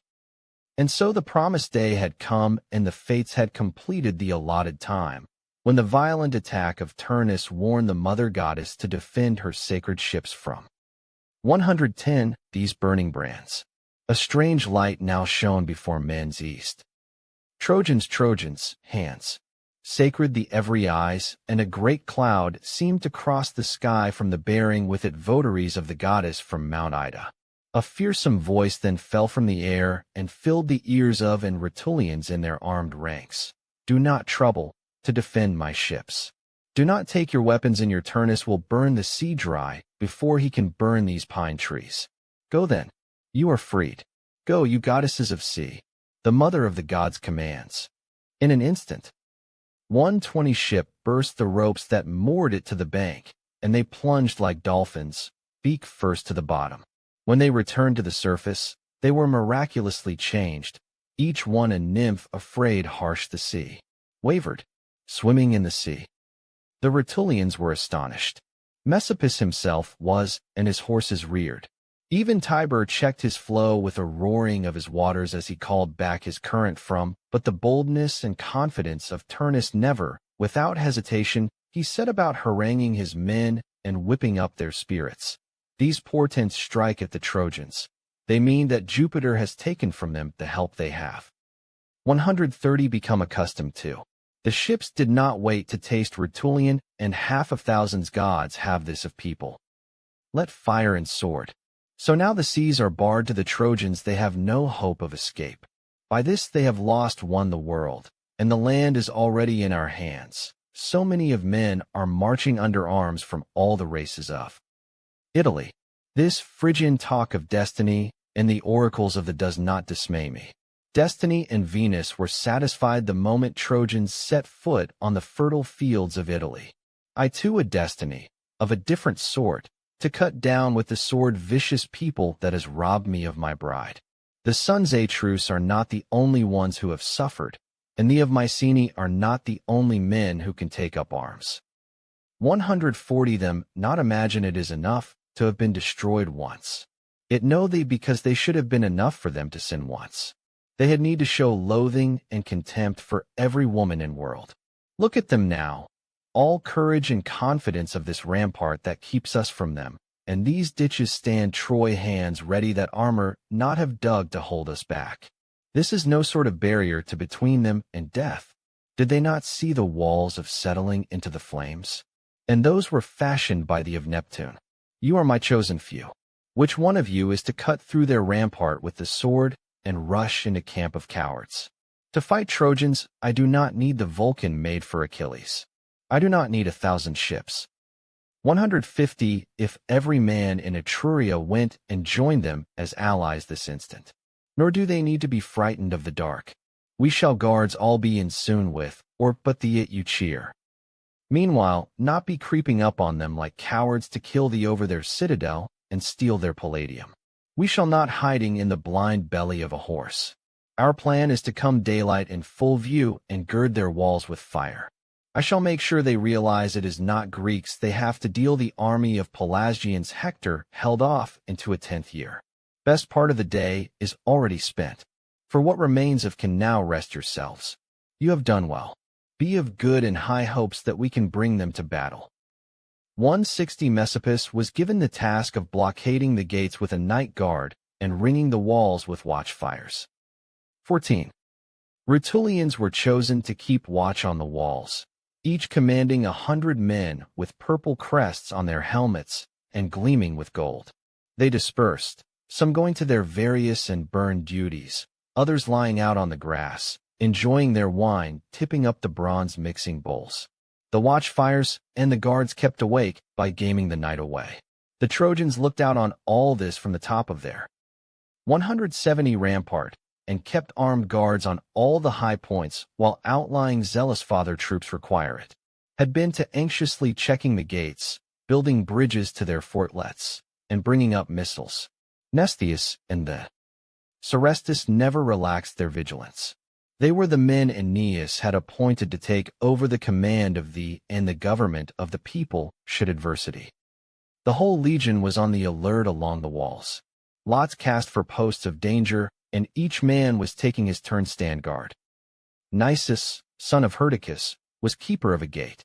This formidable warrior, swift to throw the spear or send the arrow flying, had been sent by Ida, the hunter's mountain, to be the comrade of 180 Aeneas, and with him came his own comrade, Euryalus, a boy with the first signs of manhood on cheeks, as yet unshaven. They're knowing now. Nisus said minds. My mind driving see that there was no lovelier youth among the people of Aeneas, and lovelier youth ever put on Trojan armor. They were one love, and side by side they used to charge into battle. So too, they were sharing guard duty on the gate, when to Euryalus, is it the gods who put this ardor into our, or does every man's irresistible desire become his god? Is not content to rest in peace and quiet, but has long been me to rush into battle or into some great enterprise. You Rutulians there with just a few scattered lights piercing 190 darkness, how sure they are of everything, lying sunk in sleep, and the to be is want, is and wine, and silence everywhere. Just listen to what I thinking, and to the plan beginning to form in my mind.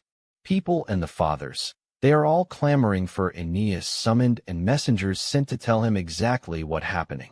If they promise to give you what I ask, all I credit for the deed. I think I can find a way round the foot of overcome, instant not that hill to the city of Pallantium. Euryalus was pierced to the heart with a great love of glory, and he replied in these words to his ardent friend. So you do. 200 want me as your comrade on this great expedition, and I am to was, and this the end honor Jupiter. Bring fears let you go alone into dangers like this? This is not how I brought up by my father Opheltes during the Greek terror our sufferings at Troy, and he knew all about war. Nor is how I have conducted myself with you, in following to the fates of great-hearted Aeneas. I have here a heart that despises the light, that would gladly spend life to buy the you are striving for. To this Nisus replied, So may great, or whatever God looks with favor on this undertaking, me back to you in triumph. I swear I never had any such. 210 about you. That would have been a sin. But if some chance, or how would on life consign some God were to lead me into disaster, and you know many things can happen in dangerous affairs like this, I wish you to go on living. You are young, and your claim is greater than mine. There would then be someone to, and we honor me such. Troy is never argument. My body to the earth if it is rescued from the battlefield recovered by ransom, or if some fortune forbids that, know her ways, to make offerings for me here and with an empty tomb. Besides, Let me not be the cause of heartbreak to your mother, who of all the mothers of the only one who has dared to follow her son here with thought for the walls of great Aesistes. One feeble after another, replied Eualus, and all to no purpose. 220 mind is made up, and you have done nothing to change it. Let over and relaxed forgotten of the now. Us go, and quickly. So saying, he woke sentries to keep guard for Nisus and himself. They left their post and marched off side by side to look for Prince Ascanius. Over the whole world the creatures of the earth were in sleep, all resting from their cares, and their hearts had their labors. But the chosen warriors who were the great leaders of the Trojans were holding a council on matters highest importance to the kingdom. What were they to do? 230 who would go as a messenger to Aeneas? As they stood there on the level ground in the middle of the camp, leaning on their long spears and carrying their shields, Nisus and Euryalus seeing invited. Perdiccas is quiet, and the suddenly arrived in great haste and asked to be admitted, that their business was urgent and well worth listening to. Their excitement, Euryalus was the first to welcome them and Nisus to speak. These were the words of the son of. Give us a fair hearing, sons of Aeneas. Do not judge what's said by the age of the speakers. The Rutulians have fallen deep in their drunken sleep, and we have seen a place for ambush, some open ground where the two roads meet by gate nearest the sea. There the ring of watchfires is broken, and 240 the smoke is rising black to the stars. If you allow us to take booty way to of the river, this opportunity to go and look for Aeneas and the city of Pallanteum, you will soon see us coming back laden with and much slaughter done. We have no doubts about the go. We always hunt there and have seen the first houses city in the dark valleys. We have explored the whole. It was Aeoltes, heavy with years and mature in judgment, who now replied, O gods of our fathers, in whose divine hands Troy still remains, in spite of all, it is not your will utterly to destroy heart the Trojans, if you have put such firmness of mind and 250 into our young warriors. And as he spoke he clasped the right shoulders while recompense be glorious hands of both of them, and laid his hands on there the tears ran down his cheeks and face. Can any found for you? He cried. Can anything match the come from soon deeds you propose? The first and richest reward will the gods, and from your own virtue, but the others will rest that return of follow from a grateful Aeneas, and young Ascanius for the of his life will never forget such a service. More than interposed Ascanius, my whole life hangs upon the 260 my father and I call upon you both to witness, by the great Penates and Lar of Assaracus, and the shrine of white, haired the hymn for grief. Took a great Dido. Vesta, I now place all my fortunes and all my hopes for future in your hands, Nisus. Call back my father. Bring back to my sight. If he is restored there can be no cause I shall give you 2 solid silver embossed cups which he the fall of Arisba, and with them a pair of tripods, 2 talents of gold, and an ancient mixing bowl, given him by the booty and rides of Sidon. But if he succeeds in taking Italy and winning crown, while he is presiding over the distribution of his hour of victory, you have seen the horse that Turnus. 270 you have seen him all golden in his armor. I shall exclude, and from the lot that horse, the shield, and the scarlet plumes. These will now be yours, Nisus, as your reward. In addition my prisoners plain now you life. My father will give you 12 chosen matrons and 12 of war, each with his armor, and all the lands on the held by King Latinus. But as for you, Eualus, although are a boy and not so far ahead of myself in the race of you may do, war or revere you, and take you wholly into my heart, embracing as my comrade, whatever may lie before us. Whatever I shall look for no glory that is not shared with you. In 280 in peace, whatever I say or do, my whole trust will be placed when I the bud in you. To this Euryalus replied, The day shall never come shall be found unequal to acts of courage like this, if only fall of fortune is in our favor tonight, and not against us. Grieve for could walls of thee, and I the my one thing I ask of you, more precious than any gifts. I'm my mother of the ancient line of Priam. The land of Troy not hold her when she came away with me, nor did the king Acestes. As I now leave her, she knows nothing of danger I am entering upon, whether it be great or small, have taken no farewell of her because, and I swear it by night and your own right hand, I could not bear to see. 290 Mother weep, but comfort her in her helplessness, I beg you, the hope and to overcome love for be enterprise, and support her in her desolation. Let me take with me that you will do this, and I shall go all the more boldly whatever dangers lie before me. The Trojans were and wept, the fair Iülus most of all, as this image of his own father touched his heart, and he replied, You can certain that everything I do will be worthy of your great will rewards your mother will be my mother in everything but the name Creusa. The woman who gave birth to such a son received no ordinary gratitude. I have promised you when you return in triumph, whatever the outcome of 300 bravery, I swear by this head of mine, by which my father used your moment Notas scabbard changed march to swear, that these same promises will hold good for mother and your kin. So he spoke, weeping, and in that he took from his shoulder a gilded sword that Lycaon had fashioned with consummate art, and fitted in an ivory to hang perfectly at his side, while Mnestheus gave Nisus a rough hide stripped from a lion, and trusty Eltes helmets with him. As soon as they were armed 310 off, and all the leading Trojans, young and old, escorted them was the end of his among death, but could the heir to the gates with their prayers. Foremost among them fair Iülus, bearing beyond his years a man's load of cares man's spirit. He gave them many commissions to bear to father, but they were all futile. The wind scattered them the clouds. They moved off and crossed the ditch, making their way under cover of night to the camp that would be there not before they had brought death to many others. They see men sprawling in drunken sleep all over the grass and chariots standing along the river bank with their poles in, and a tangle of men's bodies and armor and wine vessels. 320 among the reins and wheels. Nisus was the first to speak. Now, the guard to behind, and clear Euryalus, he said, my right hand must show its mettle. Our calls out for it. Our road goes this way. You keep the rear in case a party of men creeps up on us from look well into the distance. I shall make havoc here in words. Happen chest broad path for you. So he spoke, and then had done with sword drawn he made for proud Rhamnes who to be propped up there on a deep pile of rugs, his whole heaving as he slept. A king he was, and a prophet cherished by a king, by Turnus.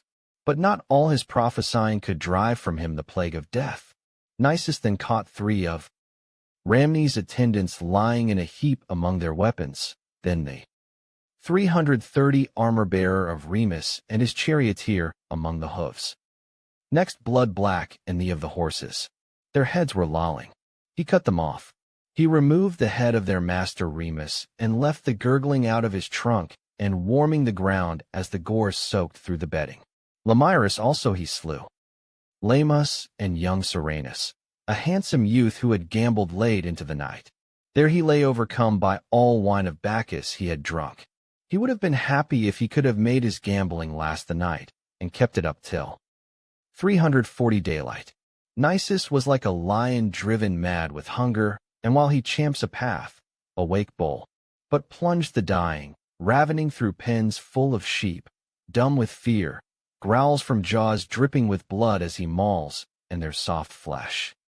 Meanwhile there was no less slaughter from the hand of Euryalus. He too was in a blazing frenzy as he crept up on great crowd of nameless warriors lying unconscious in his Phaedus and Herbesus, Rhetus and Abaris. Rhetus was and saw it all, so hid in panic behind a great mixing when Euryalus came near him. He rose and Euryalus his sword to the hilt in his chest. When he withdrew it, whole life of Rhetus flooded out after it. As he lay there, 350 still vomiting his crimson life's breath, and bringing up wine and blood. Where he tethered words gore together, Euryalus was already prowling on, hot for he was soon making for Messapus and his comrades, saw the dying embers of the watchfires and the horses in good order cropping the grass, when Nisus had a few carried said, "Are many mixing?" Ramnes to say to him, for he noticed that Euryalus was being away by bloodlust and greed.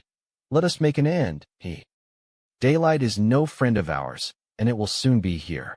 Our enemies have taken enough punishment, and we have cut path through the middle of them. They left behind them pieces of men's armor wrought in solid silver, and bowls besides, and lovely rugs, but Euryalus took 360 medallions, and his gold-studded belt. Long ago the wealthy Caedicus had sent them from his home as gifts to Remulus, of was they snatched little good Messapus made waiting bin. Tiber to form a guest friendship with him. When Remulus dying, he gave them to his grandson, and after his death passed to the Rutulians as spoils of war. Euryalus now them up and put them round his brave shoulders, but were they to do him? He also put on the helmet of with its gorgeous plumes, and they left the camp and for safety. At this moment, while the rest of the Latin army was in battle order on the plain, a detachment of cavalry had sent out from their city and was now on its way with dispatches. 370 to Turnus, 300 of them, all carrying shields, under camp and Euryalus the command of Volscens. They were approaching the coming up to its ramparts when they saw Nisus and in the distance, veering off along the road to the left. Had forgotten about the helmet, and its glittering betrayed him, reflecting the rays of the moon in the dim shadows of the night. "Men, you on you putting spread." The enemy saw and did not fail to act. "Halt there," you shouted Volscens from the head of his column. "Why are the road? Who are you? Why are you armed?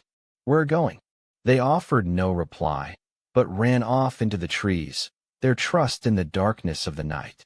The horsemen, 380 out along each side of the wood they knew so well, blocking the tracks that led in, and putting guards on every approach. It was trees, all only. Euryalus weighed a rough wood full of dense undergrowth and dark ilex of it choked with thick brambles, and the path glimmered here and there among the faint tracks left by animals, was held back by the darkness under the trees and by the of his booty, and in his fright he lost his way. But Nisus escaped, the fenced. Without knowing it, he had come through the enemy, an area later to be known as Alban, taking its name from the city of Alba, but in those days King Latinus had high enclosures there for his cattle. He now stopped and looked back. 390 for his friend, but could not see him. "Poor Euryalus," he cried, even as through every. "Where have I left you? Where can I look for you?" And he spoke. He was beginning to go back over his path, the wood with all its deceptive twists and turns, retracing remembered step as he wandered through the silent undergrowth. He heard horses. He heard the noise of the pursuers and their signals, and in no time shouts reached his ears, and he would, and the whole struggling howl. What saw Euryalus? Lost in the treacherous darkness of the confused by the sudden tumult, he had been caught by enemy troop and was now being carried off, still desperately against all the odds. What was Nisus to do? Could he rescue his young friend? How should he attack? For 100 weapons could he use? Should he throw himself into the thick of their swords and rush through wound upon wound to a glorious death? In that instant he drew back his arm, and brandishing his throwing spear, he looked up to the moon in of B with Father myself hanging my your heaven, and prayed in these words: "O goddess, daughter Latona, O glory of the stars and guardian of the groves, me now and help me in my hour of trouble. If ever my Herdicus has offered gifts for me at your altars, if ever I have enriched them with the spoils of my hunting, offerings in the dome of your temple, or nailing them on holy gables, guide my weapons through the air and grant that I, for 1-0 may throw this troop of my enemies into confusion." When he his Sulmo, sending vomiting and had spoken, he hurled his spear with the whole force of body. Parting the shadows of the night, it flew towards whose back was turned, and there it struck and broke, a splinter through his diaphragm. He rolled over, stream of warm blood from his chest in the chill of death, heaving his flanks in deep-drawn agonies. While the enemy were emboldened looking round in all directions, there was Nisus, to whistling by his success, with another shaft ready by his ear, poised aim. They were still in tumult when the spear came and caught Tagus in the middle of the forehead, went through. For 20 the brain, and stuck there, growing warm. Volson's was wild could mind, well rushed at with shouting one hole it. I truth, with rage, but nowhere could he see the thrower, and he not decide where to direct the fury of his assault. Never he shouted. For the moment, you and your warm blood pay me for both of them. And he drew his sword and Euryalus. This was too much for Nisus. Out of his mind terror and unable to endure his anguish, he broke cover, at the top of his voice. Here I am. Here I am. I am the who did it. Aim your weapons at me, you Rutulians. The scheme was mine. He is innocent. He could not have done swear by this sky above me and the stars who know the. For 130 his only offense is to have loved the wrong friend too much. Ribs rolled on body. He was still speaking as the sword was driven through the of Euryalus, full force, shattering his white breast. He the ground in death. The blood flowed over his beautiful, his neck grew limp, and the head drooped on his shoulders, like a scarlet flower languishing and dying when its stem has been cut by the plow, or like poppies bowing their heads when the rushed. Volson's reign burdens them, and their necks grow weary. But Nisus into the thick of the enemy, looking only for Volson's. For 40 was the only thought in his mind. The Rutulians gathered round, and he met opened the he their my from by the Romans their leader, and in close fighting threw Nisus back again as he came at them from one side after another, but bore on none the less, whirling a sword like lightning till the Rutulian face to face, and buried it in his mouth as he had to shout. So, in the moment of his own dying, he cut off breath of his enemy. Then, pierced through and through, hurled himself on the dead body of his friend, and rested at last in the peace of death. Fortune has favored you both. If there is any power in poetry, the day will never come when time will erase you the memory of man, while the house of Aeneas remains immovable rock of the capital, and the father of the still keeps his empire. For 50 the victorious Rutulians had collected their booty and their spoils, and carried the body of Volson's to their camp, weeping there, and that dead of they and thee as they went. There was no less sorrow waiting for them when they found Rhamnes dead, and with him Serenus Numa, and all their other leaders who had been killed in one night of slaughter. A great crowd gathered round the dying heroes, and the ground was running with rivers newly shed blood, still warm and foaming. Between them recognized the spoils, the shining helmet of Messapus, medallions which had cost so much sweat to recover. For 60 by now Aurora was just leaving the saffron bed of Tithonus soon, and sprinkling her new light upon the world. The sun was streaming over the earth, and soon all things stood revealed in men to into different of and enduring its light. Turnus, in full armor himself, was rousing his arms, and each of the leaders was taking his own troop battle in ranks of bronze, whipping up their anger with accounts of the night's work. They even stuck the heads Euryalus and Nisus on spears. What a sight that was! Paraded along behind them shouting. Aeneas' men, long, drew up in battle order to face them on the walls on their left flank. The right was guarded by the river, and they, for 170 manned their great ditches and stood on their high towers stricken with grief, and shocked by the sight of the heads of the dripping wings gliding her rushed, made thought comrades they knew so well, impaled on spears and black gore. Meanwhile rumor flew with the news on her swift through the whole terrified city of the Trojans, and came into the ears of the mother of Euryalus. In that instant the warmth left her very bones. The shuttle was dashed from fingers, and its thread unwound. Crazed with grief she out, and wailing as women do, and tearing her hair, she for the front ranks of the army on the walls. With no for 80 for the presence of men, with no thought of the danger of flying weapons, she stood there on the ramparts and filled heaven with her cries of mourning. Is this you I am looking at? Euryalus, the have on land. How could you leave me alone, so cruelly, you who were last comfort of my old age? Could not your poor mother been allowed a few last words with you? before you went that dangerous expedition?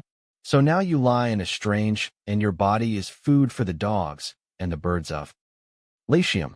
I funeral you with what cares of am your mother, and did not walk before you at your nor close your eyes, nor wash your wounds, nor cover the robe I have been weaving for you day and night with speed I could, finding in my loom some solace for the 490 age. Where am I to go to look for you, my son? What piece of is this earth holds your mutilated body and dismembered limbs? Had all you bring back to me? Is that what I have followed over land and sea? Strike me, you Rutulians, if you have any human to die.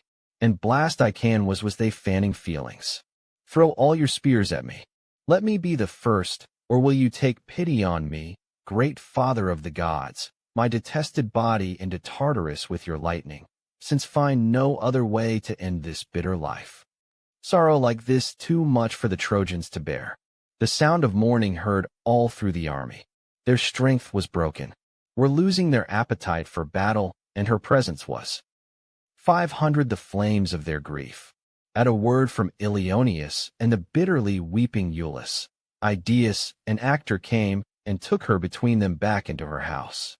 The tried were ladder's walls, and their side.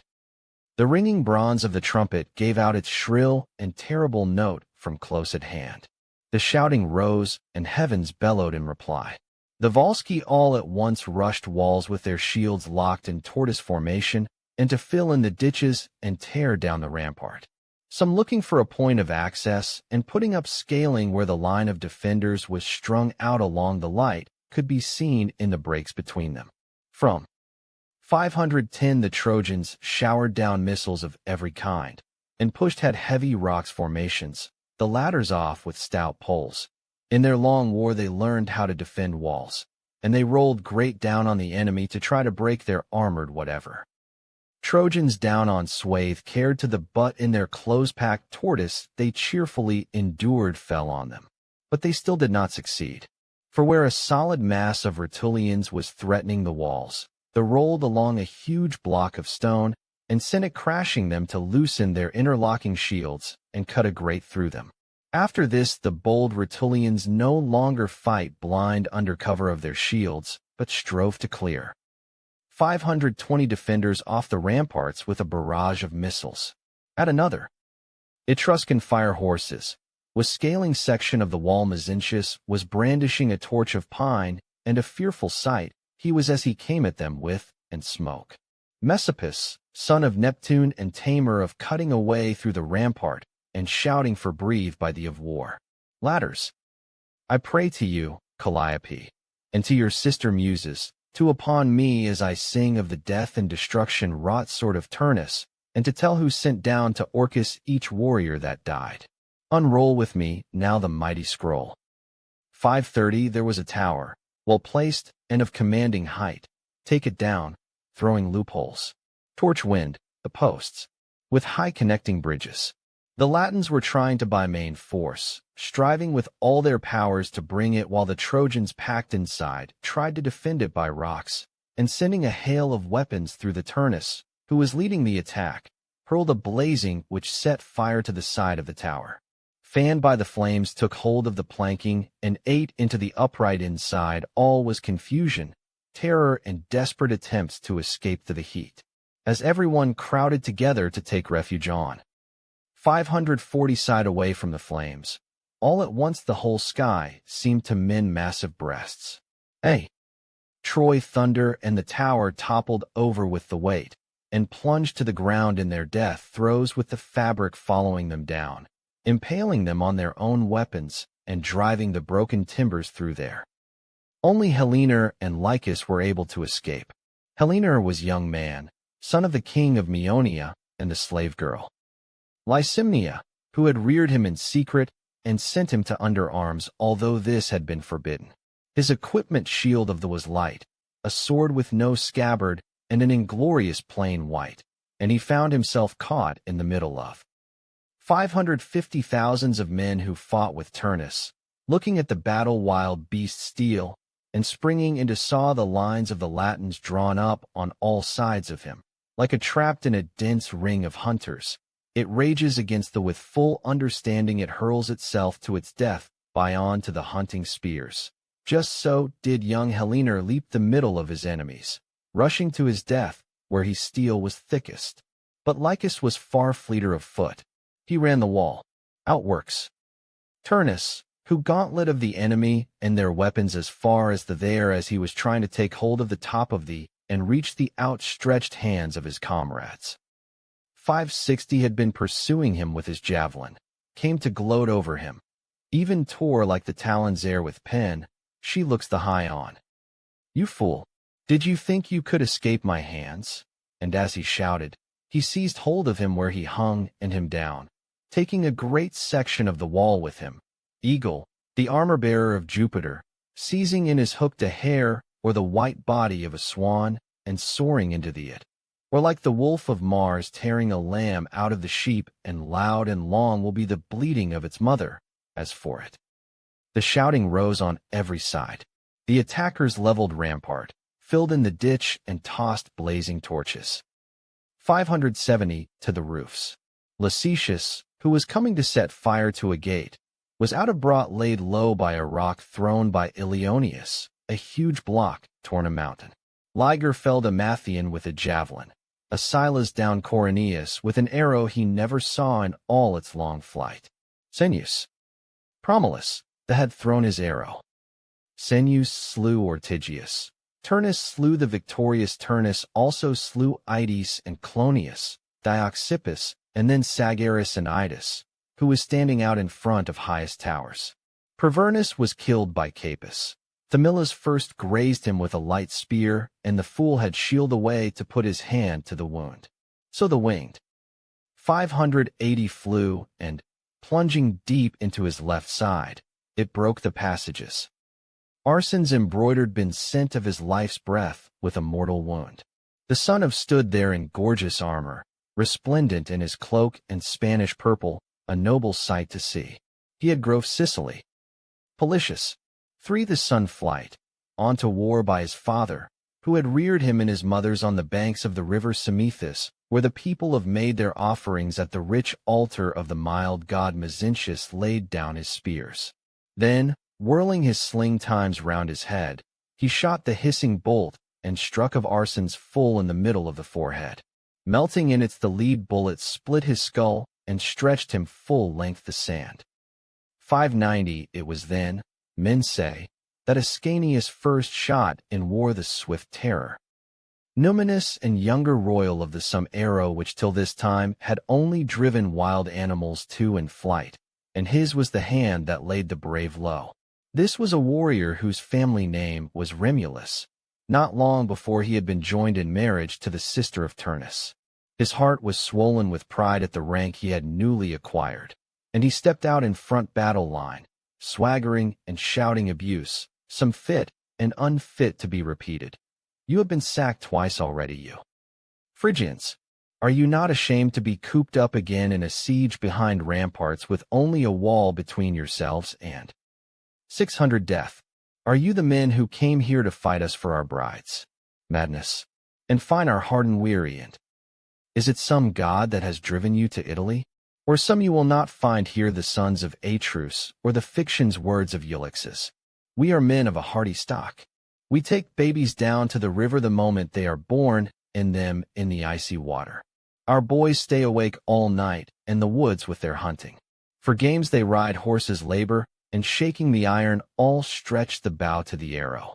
Our men endure hard live spare, subduing the land with the mattock and towns of their enemies with war. We are worn hard by 610 our lives, and turn our spears to goad our oxen. There is no sluggish old age for us to impair the strength and vigor of our delight take. Thee and keep men. We're the minds. We crush our gray hair into the helmet, and ours always to bring home new plunder and live off what we, but you like your clothes dyed with yellow saffron and bright juice of the purple fish. Your delight is in dancing idleness. You have sleeves to your tunics and ribbons to your bonnets on. You are Phrygian women, not Phrygian away with you over the heights of Mount Dindymus. You can hear your favorite tunes on the double pipe. Tambourines are calling you, and the boxwood fifes of the Ascension. 620, Mother of Mount Ida. Leave weapons to the men. Make way for the iron of our swords. So he hurled his abuse and threats till Ascanius could endure stretched, straining it no longer. Turning to face him, he drew his bow and the horse-gut string, and as he stood there with his arms powerful wide apart, he prayed first to Jupiter with this vow, all. Jupiter, bless now this my first trial of arms, and with my own hands I shall bring yearly offerings to your temple and horns, with it set before your altar a milk-white bullock, with gilded holding its head as high as its mother's, already budding. 630 horns, and kicking up the sand with its hooves. The Father heard and thundered on the left from a clear sky, and the sound flew its iron cried, and the no joy, never the of the death-dealing bow of Ascanius mingled with the of the thunder. The arrow had been drawn back, and it with a fearful hiss straight through the head of Remulus, point piercing his hollow temples. Go, Remulus, he mocked brave men with proud words. This is the reply to Rutulians from the twice-sacked Phrygians. Ascanius said more than this, but the Trojans followed it with a shout of their spirits raised to the skies. At that moment Apollo, the youthful god, whose hair is cut, chanced to be seated on a cloud, looking down from 640 expanse of heaven on the armies and cities of Italy, and he addressed these words to the victorious Iulus. You have become a man, young Iulus, and we salute you. This is the way that to be fate. Acericus, plunged winds. Beauties, leads to the stars. You are born of the gods, and will live the father of gods. Justice demands that all the wars that will come to an end under the offspring of. Troy is not large enough for you. At these words he down from the heights of heaven, parting the breathing and made for Ascanius, taking on the features of old.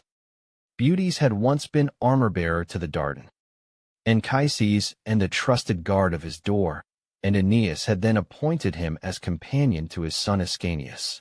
This was the guise in 650 which Apollo came, the old man beauties to the life, voice, coloring, white hair, weapons grimly clanking, and these were the words he spoke to Iulus in the flush of his victory.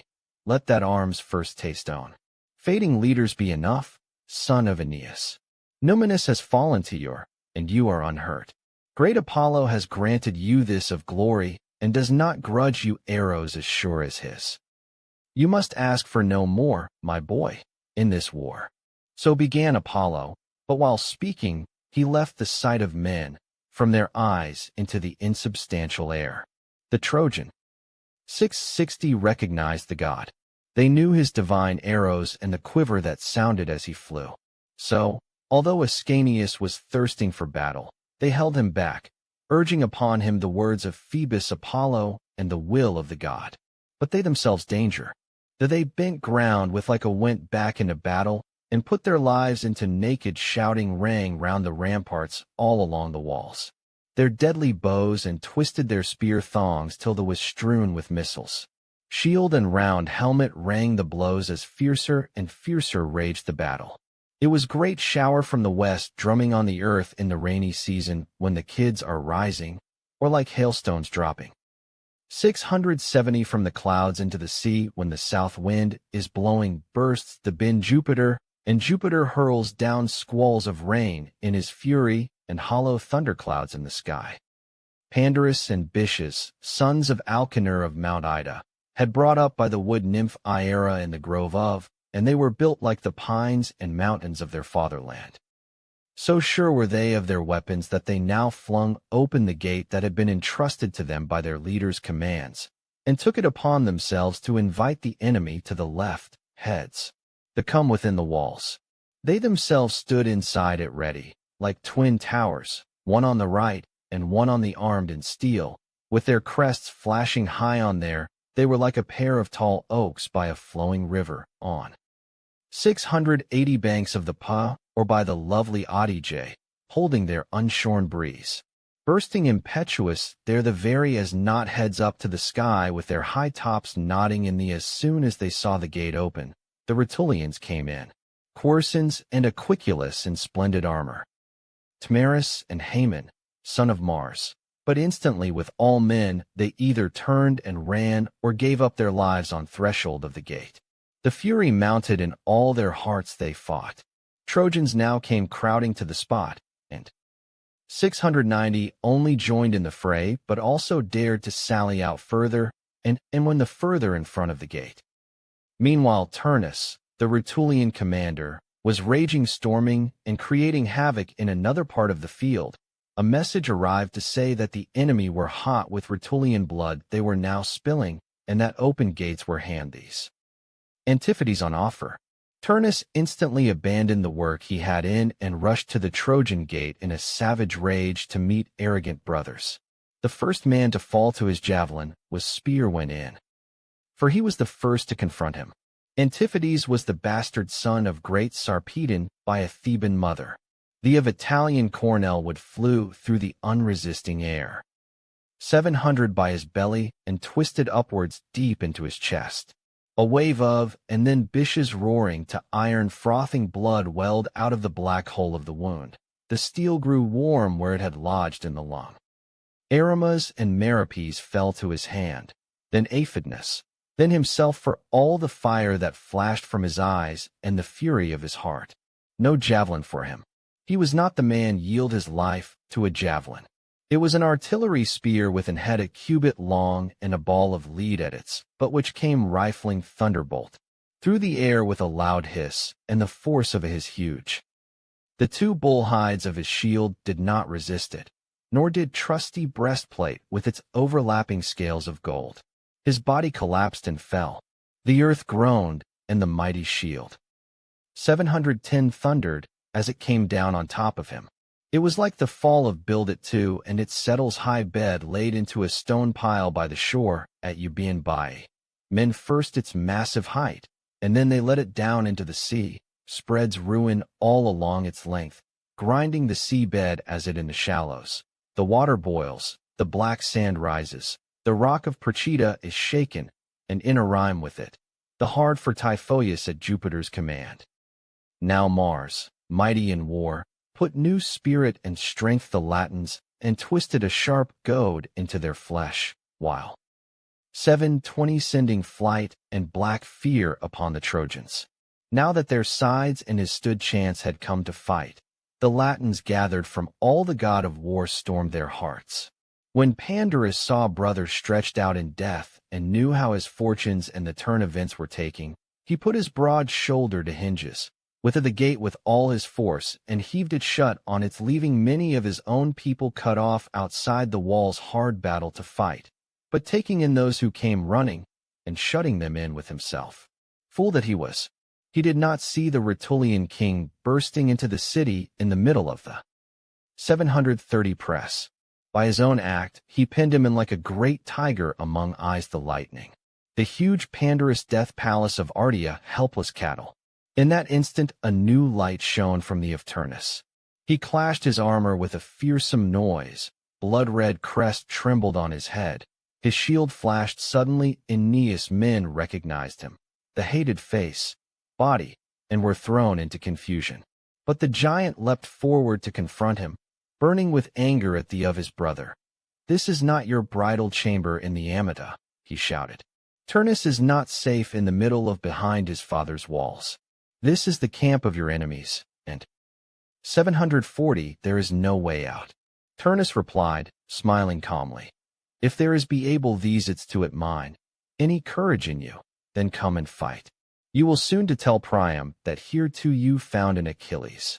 At words Pandarus took a spear of rough, knotted wood with bark unplanned, and hurled it with all his force. As it flew wound Turnus, the winds caught it, Juno deflected it, and lodged in the gate. "You will not escape this weapon of called out Turnus, which I brandish here in my right hand. This wound, it, and sword is wielded by a different arm, and gives a deeper with these words he lifted it above his head, rising with 750 struck Pandarus between the temples. The blade went straight smooth, crash and he with shoulders. The comrades wore through the middle of the forehead, and parted the young cheeks. The wound was hideous. He fell with the ground shook with the weight of him. as he lay dying strewed around his nerveless limbs and armor-blooded brains, and the two halves of his head hung on his two. The Trojans turned and ran in terror. If at that moment Victor had thought of breaking the bolts and letting his in through the gates, that would have been the end of the 760 and the end of the Trojan race. But instead his mad lust for blood drove him upon his enemies in an ecstasy of passion. First he caught Phalaris and Gyges, slitting his hamstrings. He then Spirit. Next he passing took their spears, and with Juno lending him strength, and he hurled them into the backs of the retreating enemy. Sent Hales to keep them company, and Phegeus, the spear through his shield. Then Alcander, Halius, Nomon, and Prytanes, on who were on the walls in the thick of battle, and did not know he was inside. Now Lynceus was coming at him, and calling on his comrades for help. Turnus from the rampart. 770 his right stopped him short with one flashing stroke of his sword, flying no man tip of deer and of singing. Serestus, to find a blow from close range that severed the head, and sent it far from the body, helmet and all. Next he brought down Amycus, that mighty hunter and slayer of wild beasts. Better to charge the spear point with poison or smear the arrow. Then Clitius, son of Aeolus, and Cretheus, that companion of the Muses, Cretheus, a great lover of song the lyre, a great setter of poems to the strings, always of horses and armor and the battles of heroes. At last the Trojan leaders, Mnestheus and the bold hearing of the slaughter of their men, came on the scene. 780 their allies scattering and the enemy within the walls. Where his defense is hemmed in and send are you running to now, citizens? Cried Mnestheus. There to go? What other walls have you? What other when you leave these? Can one man, and one man on every side by your ramparts, cause all this slaughter your so many of your best fighting men to their deaths all over city, and still live? Have you no spirit? Have you no shame? No thought for your fatherland and its anguish, for your ancient gods, and or for great Aeneas? These words fired them. They rallied, held fast in close formation, while Turnus gradually began. 790 disengage, making for the river and the part of the camp in the harder, a pack bend of the river. Seeing this, the Trojans laid on all the shouting at the top of their voices and crowding him like of huntsmen with leveled spears pressing hard on a savage lion. Dangerous, still the lion is afraid and gives ground. But he is still him to charge did mind was glaring at his attackers. His anger and his courage forbid turn tail, and though he would dearly love to, he cannot through the wall of steel and the press of men. Just so Turnus give ground. Uncertain but unhurried, and his 800 boiling with rage. Twice he even hurled himself into the middle flying rush did of his enemies, breaking their ranks and sending them along the walls. But a whole army came together in against him from the camp, and Juno, daughter of Saturn. Jupiter through the of no hail helmet bronze not dare to renew his strength to withstand them. For sent Iris down from the sky bearing stern commands the air for his sister Juno, if Turnus did not withdraw from high walls of the Trojans. So sword arm and shield were avail. The warrior could no longer stand his ground in the of weapons that overwhelmed him from every side.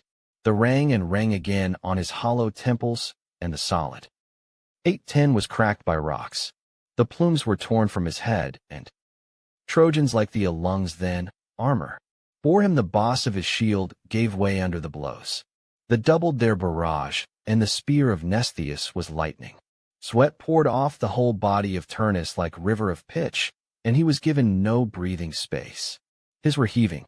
He was shaking and sick with weariness. And only then, he dived head first into the river, and full the Tiber took him when he came into his yellow tide, up in his soft waves, washing away the blood of slaughter, and gave him back in high heart to his comrades. Book 10. Pallas and Mezentius throne a heights Trojan chamber speak. O I had discord. Meanwhile the house of all-powerful Olympus was open, and the father of gods and king of men summoned counsel to his palace among the stars, from whose steep he looked down upon all the lands of the earth, upon the camp, and the peoples of Latium. The gods sat in their open east and west to the light, and Jupiter began to great dwellers in the sky. Why have you gone back onward? Why do you contend with such bitterness of heart? Forbidden Italy to clash with the Trojans. Why is there 10 against my express command? What has made them afraid and induced them to take up arms and make each other draw the hasten upon them hate to upon? Golden sword? The time will come for war. There is no need to it, when barbarous Carthage will let destruction loose the citadels of Rome, opening up the Alps and sending against Italy. That will be the time for pillaging and for vie with hate. But now let it be. A treaty has been decided. Accept it and be content. These were the few words spoken by Jupiter, but when Venus replied, her words were not few. O Father, imperishable power over men and over all the world, how could there be 20 any other to whom we might address our prayers? You see the above. They on the with. Rutulians rampant and Turnus riding in glory in the midst them, swollen with the success of his arms. A closed ring fortifications no longer offers protection to the Trojans. Now have to fight hand to hand inside their gates, even ramparts of their walls, and their ditches are swimming blood. Aeneas is far away and knows nothing of this. Will you, being army, more wounded, never allow them to be free of besiegers? Even as Troy is reborn, a new enemy is threatening its walls with a new behind him. And from Arpi the Aetolian Diomed is once rising against the Trojans. I suppose I shall soon be 30 again. After all, mortals are at war and your daughter stands in their way. If the Trojans have come to Italy without your approval, in defiance of your heavenly will, they must be punished, for there they the gods what seen their clouds. World sins, and you must not raise a finger to help them. But if have obeyed all the commands they have received from above and the shades below, how can anyone overturn you have ordered or fashion a new destiny? You have ships burned on the shores of my own son Eryx. You have the king of the storms and his raging winds roused out of Aeolian island. You have seen Iris driven down from thee, and now she even turns to the one remaining part of the 40 and stirs up the powers below. Alecto has suddenly been let loose upon the earth, and has run wild through all the cities in that remained. If concede of the tossed fortune, the middle of Italy, I no longer give a thought to empire. Was our hope, as you well know, while our fortunes, but those who must prevail are those you wish to prevail. There is no region on earth that your cruel queen could to the Trojans. I beg of you, Father, by the smoking ruins sacked city of Troy, allow me to take Ascanius safely out war. Allow my grandson to live. As for Aeneas, let him be by storms in unknown waters and go the road that 50 gives him, but grant me the power to protect Ascanius and take lay while you empire from of the vast earth and him out of this fearful battle. I have Amathus. I have lofty Paphos and Cythera and my palace at Idalium. Let him down his arms, and there live out his life in obscurity. Give the order for Italy to be crushed beneath the mighty of Carthage. The cities of Tyre will have nothing to fear Ascanius. What good has it done him to escape the plague war and come safe through the middle of all the fires of Greeks, to have drained the cup of danger over all the and see while the Trojans have been searching for Latium, a new Pergamum? Would it not have been better for them to 60 settle on the dead ashes of their native land, on the soil that was wretched their rage? Scars have choose we are the once Troy? Take pity on them, I beg you, and if the Trojans must live again the fall of Troy, give them back Xanthus and their Samois. At this Juno, queen of heaven, burst out, wild with, why do you force me to break my deep silence, deformed over my wounds? Why do you make me speak and reopen them? Neither man nor God compelled Aeneas to the ways of war and confront King Latinus as an enemy. Told he has the authority of the fates for coming to Italy. Fates indeed. He was goaded into it by the ravings of Cassandra. And did we urge him to abandon his camp or put his life at 70 the mercy of the winds? Did we advise him to entrust his fortifications and the whole management of the war to a boy, peaceful some Iris? Italians too. To disturb the loyalty of the Etruscans and stir up a people? Was it a god that drove him to dishonesty? Was it cruel power of mind? Where is Juno in all this? Or is sent down from the clouds? It is wrong, we hear, for Turnus goddess ringed Troy with fire at the moment of its birth, and for to take his stand in the land of his fathers, Turnus, whose grandfather was Polymnus, and whose mother was the Vanilia.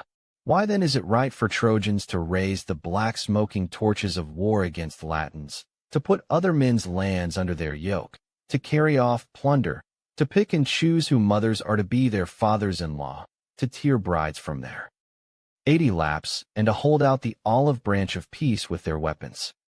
Aeneas, a man fixed on the high sterns of their ships? You can steal away from the hands of the Greeks, and where there was you can spread a cloud with empty winds. You can change ships into sea nymphs. Is it an impiety if we in our turn have given away and him heights some help to the Rutulians? Aeneas, you tell us, is far knows nothing of all this. Keep him in ignorance, and let's stay away. You have Paphos and Idalium. You have the of Cythera. Why do you concern yourself with those rough-hearted Italians and their city teeming with war?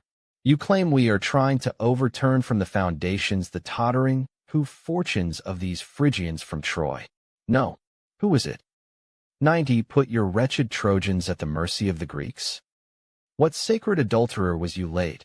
Hurl this murmur storm rolls on the caused Europe and Asia to rise in arms and betray the ties of friendship. Was I in the lead when the Trojans stormed the walls of Sparta? Did I hand him his weapons? It I who kindled the fires of war with lust? That was when should have feared for your people. Now, when it is to you get to your feet with these complaints and lies and empty abuse. As Juno was making her plea, all the gods began to in support or in dissent. It was like the murmuring of when the first breeze is caught in a wood and the rustling through the trees unseen, warning sailors that winds are 100 way. Then the all-powerful Father, the highest power in all the of and the universe, began to speak. And at his voice the lofty palace the gods fell silent. The earth trembled to its foundations, heights of heaven were hushed. The winds in that moment were stilled, and the sea kept its waves at peace. So be it, he said. Hear my words, and lay them to your hearts. Since you not allowed the people of Ausonia to be joined in a treaty with yours, course by whether the Trojans, and since there is no end to this discord of this day, let each man face his own fortune and set his own hopes. Trojan and Rutulian I shall treat alike. 110 This camp is blockaded by the destiny of Italy, or because of the they endure. Rutulians. There his folly and wickedness of the Trojans and false prophecies have received, as each man has set up his loom, so will he the labor and the fortune of it. I do not exempt the Jupiter is the same king to all men. The fates will find way. Then, swearing an oath by the waves of the Styx, Brothers River, by the banks and dark whirlpools of that pitch-black torrent, he nodded, and his nod shook the whole of Olympus. There were no more words. He rose from his golden each of their throne, and the heavenly gods thronged around him and escorted him to the threshold. The Rutulians meanwhile were fighting hard round the gates to bring down their enemies in blood and ring 120 walls with fire, while Aeneas' legion was trapped inside its own they ramparts with no hope of escape. Helpless and desperate, stood on their high towers and manned the circle of their walls. Thymoetes, alongside Teuthemon with a thin line of defenders. Asius, son of Imbrasus, son of Hystan. The two Assarasi and old Thimbris Castor were there in the forefront of the battle, and the brothers of Sarpedon were with them, Clarus, and it was part of from the mountains of Lycia. Acmon of Lyrnesus, as great warrior as his father Clitius or his brother Nestheus, putting out all his strength to carry a boulder, no small 130 a mountain, while they strove to defend their camp by throwing the string. Stood above all its gold ivory long of soft-hearted rocks and javelins, or hurling fire and fitting arrows to there in the middle of them, with his noble head bared, the boy Ascanius for whom the goddess Venus cares others, and rightly cares. He was like a gem sparkling and setting, an adornment for a head or neck, or like glowing skillfully inlaid in boxwood or Orishan terebinth, and his hair lay on his milk-white neck, held in place by a circlet gold. There too was Ismarus, the warriors of those great dash. 140 peoples could see him tipping his arrows with poison and aiming them at the enemy. He was the offshoot of a noble, the was of his fighting. Plowing had him his house in Meonia, where men worked the rich lands, and river Pactolus watered them with gold. Mnestheus also there, raised to the heights of glory for his recent repulse Turnus out of the ring of the walls. Capys, too, who gives name to the city of Capua in Campania. These were the men who clashed that day in the middle of the night that followed. Aeneas was the waves of the ocean. After leaving King Evander, he entered the Etruscan camp and gone to their king to tell 150 name and nation, what he wanted, what he offered, and what told him to all armed forces Mezentius was winning to his support.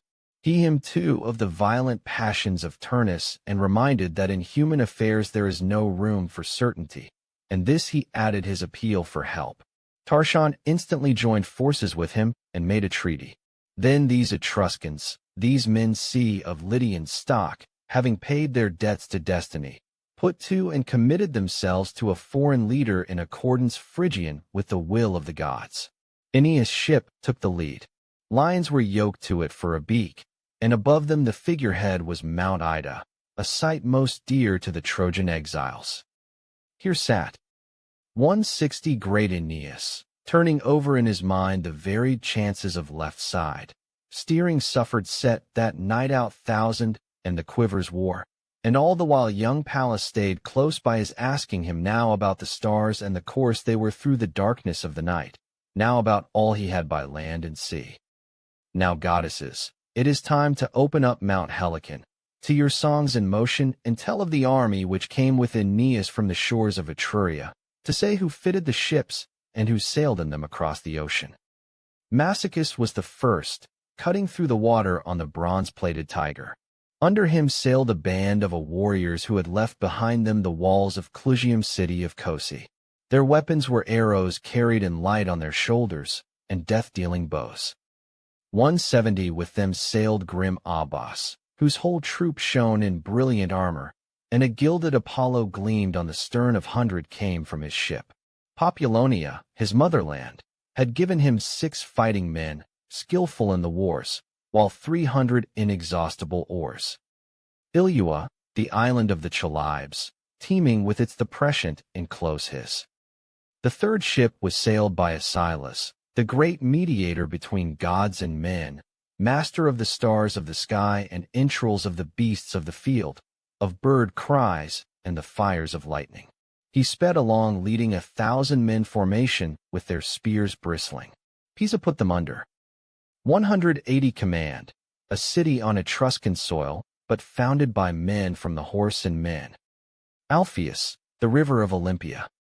Next in line sailed fair Astur, whose trust was in his iridescent armor.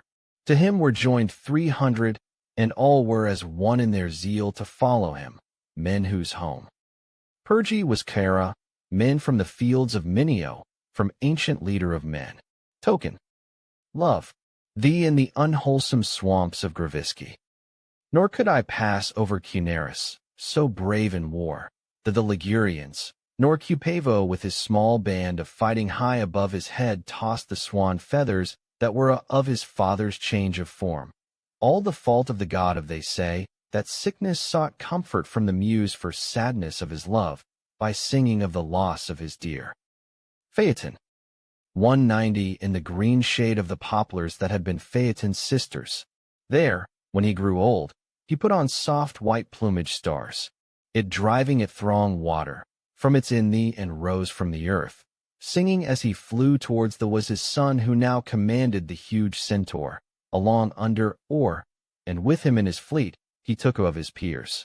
The centaur figurehead loomed over the threatening to hurl down a massive rock into the waves' dizzy height, and the long keel plowed its furrowed deep sea. There too was Ocnus, driving on an army from his fatherland. He was the son of Manto the prophetess and the Tuscan river. 200 Tiber. To you, Mantua, he gave your walls, and the name of his not all from 5. Mencius, ships of mother, Mantua, rich in the roll of its forefathers, and of one race, but of 3, and in each race 4 peoples. These peoples Mantua is the head, and its strength comes its Etruscan blood. From here too, Mezentius had roused 100 men to fight against him, and these the river veiled in blue-green reeds, led down to the sea in their heavy waves wore from his father, Lake Benicus. There sailed Alestes, in the water, but rising as his 100 oars thrashed thee and churned the marble of the sea to foam. He sailed the 210 monstrous Triton, which terrified the blue sea with its horn. As man deep, beast the Troy bronze. Olympus allowed tiller it swam along.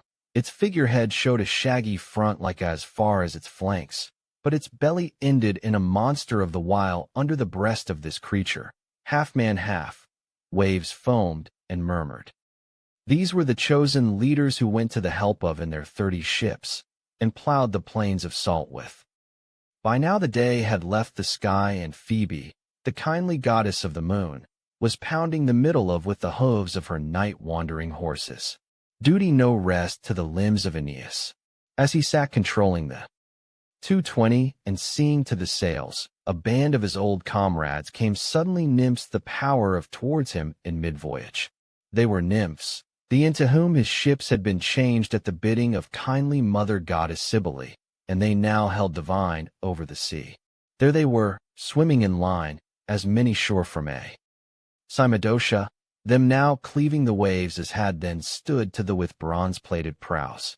They recognized their king distance and danced around him in the water, and putting water along him. Wake, the best speaker among them, came behind his ship, and her right hand on its stern, raised her back out of the while her left hand was below the surface. Oaring silently, Aeneas was still bewildered when she began to speak to, "Are you awake, Aeneas?" she asked, "son of the gods?" 230 then, and let out the sail ropes. We are the pines from the sacred. When, and you the new lives behind a bristling in top of Mount Ida, now sea nymphs. We are your fleet. The treacherous Rutulian was pressing us hard with fire's sword. Against our wishes we had to break the moorings gave us. And now we have been looking for you all over ocean. Mother Cybele took pity on us and gave us this form, allowing us to become goddesses and spend our beneath the waves. But the boy Ascanius is trapped wall and ditches, surrounded by missiles and by Latins with war. The Arcadian cavalry from Pallanteum are now their places as ordered, along with the brave Etruscans, and 240 Turnus has firmly resolved to prevent them joining forces with his Don, shield of Rutulian sternet. The swift of the Trojan camp by taking up position between them with own troops. Up with you then, and at the first coming of order your allies to arms, and then take up the invincible with its rim of gold given you by the god of fire himself. Tomorrow's light, unless you think these are empty words mine, will see the field of battle heaped high with dead. So she spoke, and as she left him she gave the high a push with her right hand, and while she knew the art of ship flew through the waves faster than a javelin or wind arrow, and the others sped along behind it. The leader of 250 Trojans, the son of Anchises, was struck dumb with bewilderment, but his heart lifted at the omen, and looking up to the vault of heaven, he uttered this short prayer, kindly. Mother of pair battle, by the gods, dweller on Ida, who takes delight in Mount Dindymus, in cities crowned with towers, and in the lion responsive to your chariot reins, be now my leader in this, bring near to us the due fulfillment of your omen.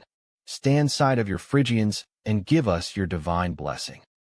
These day put the to were his words, and even as he spoke them the revolving was already rushing back in its full brightness, and had darkness to flight. His first thought was to order his allies follow the standards, to fit their minds for the use of their weapons, and prepare themselves for battle. 260 and now, as soon as Aeneas, standing high on the stern of moment Trojans their river black to the saw gliding in his ship, could see the Trojans and his own camp, at that he lifted the shield on his left arm and made it flash. The on the wall raised a shout to heaven, fresh hope renewing anger, and they hurled their spears, like cranes from the Strymon in Thrace, giving out their signals under the clouds, trumpeting as they crossed the sky, and flying before storm winds with exultant cries. The Rutulian king and leaders of Italy were amazed until they turned round, and fleet making for the shore, and a whole sea of ships. 270 towards them. On the head of Aeneas there blazed a tongue of fire. Baleful flames poured from the top of his crest, and the golden boss of his shield belched great streams of fire, like the light quickly to them. Gloomy, blood-red glow of a comet on a clear night, or dismal blaze of Sirius the dog-star, shedding its sinister across the sky, and bringing thirst and disease to suffering mortals. But the bold confidence of Turnus never wavered as he took up position on the shore to repel the landing. "This is answer to your prayer," he cried. "Now is the time to break." 280 brave men have the god of war in their own right arms, each in fathers. Still in favors could be the of you must now think of his own wife and his own home, remember the great deeds which brought glory to our let us go down to the sea to meet them, while they are confusion and finding their feet after landing. Fortune the bold. So he spoke and pondered in his mind who led against the fleet, and who could be trusted to keep up siege of the walls. Meanwhile Aeneas was landing his allies by gang. Planks from sucked the high sterns. Many waited for the spent waves to be 290 back, and then took a leap into the shallow water. Others were clambering down the oars. Tarshan, who had been looking out, and could round now water. That we care if possession rose to for a stretch of shore where there seemed to be no shoals, no grumbling of broken water, where the swelling tide come in without obstruction, suddenly swung his ship and appealed to his comrades. "Now, my chosen band, bend to your stout oars. Up with your ships out of the take the weight of them. Split with your rams this land hate, and let each keel plow its own furrow. I do not my ship is wrecked by such a mooring, if only we take of this land." When Tarshan had spoken, his comrades 300 their oars and drove their ships foaming at the prow, hard on land. Tarshan, of you to be undertow his to the soil at Latium, till their beaks struck home on dry, and their keels were safely settled. But not yours. You ran aground on a shoal, and hung there seesawing on dangerous ridge of rock, till at last the waves were weary, and your ship broke up, throwing your men into the sea tangled in smashed oars and floating thwarts, as the of the waves kept taking the feet from them. Turnus was no sluggard. Wasting no time, he eagerly led whole force to face the Trojans, and drew them up at the ready. 310 on the shore. The trumpets sounded, and Aeneas was the first in come. Warriors, the stiffened sword in was dedicated do the saw to move against the army of the country people of Latium, lay them low. This was an omen of the battle that was Titharion was the first to fall.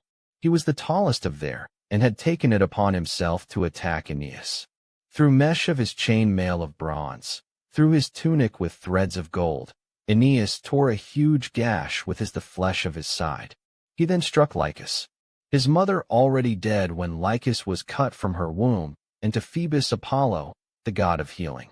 Little good did it baby to escape the hazard of steel at birth. Next Aeneas, huge Gyas, and tough Cisseus felling the embattled Trojans with their clubs, and sent them down to death. Nothing could help.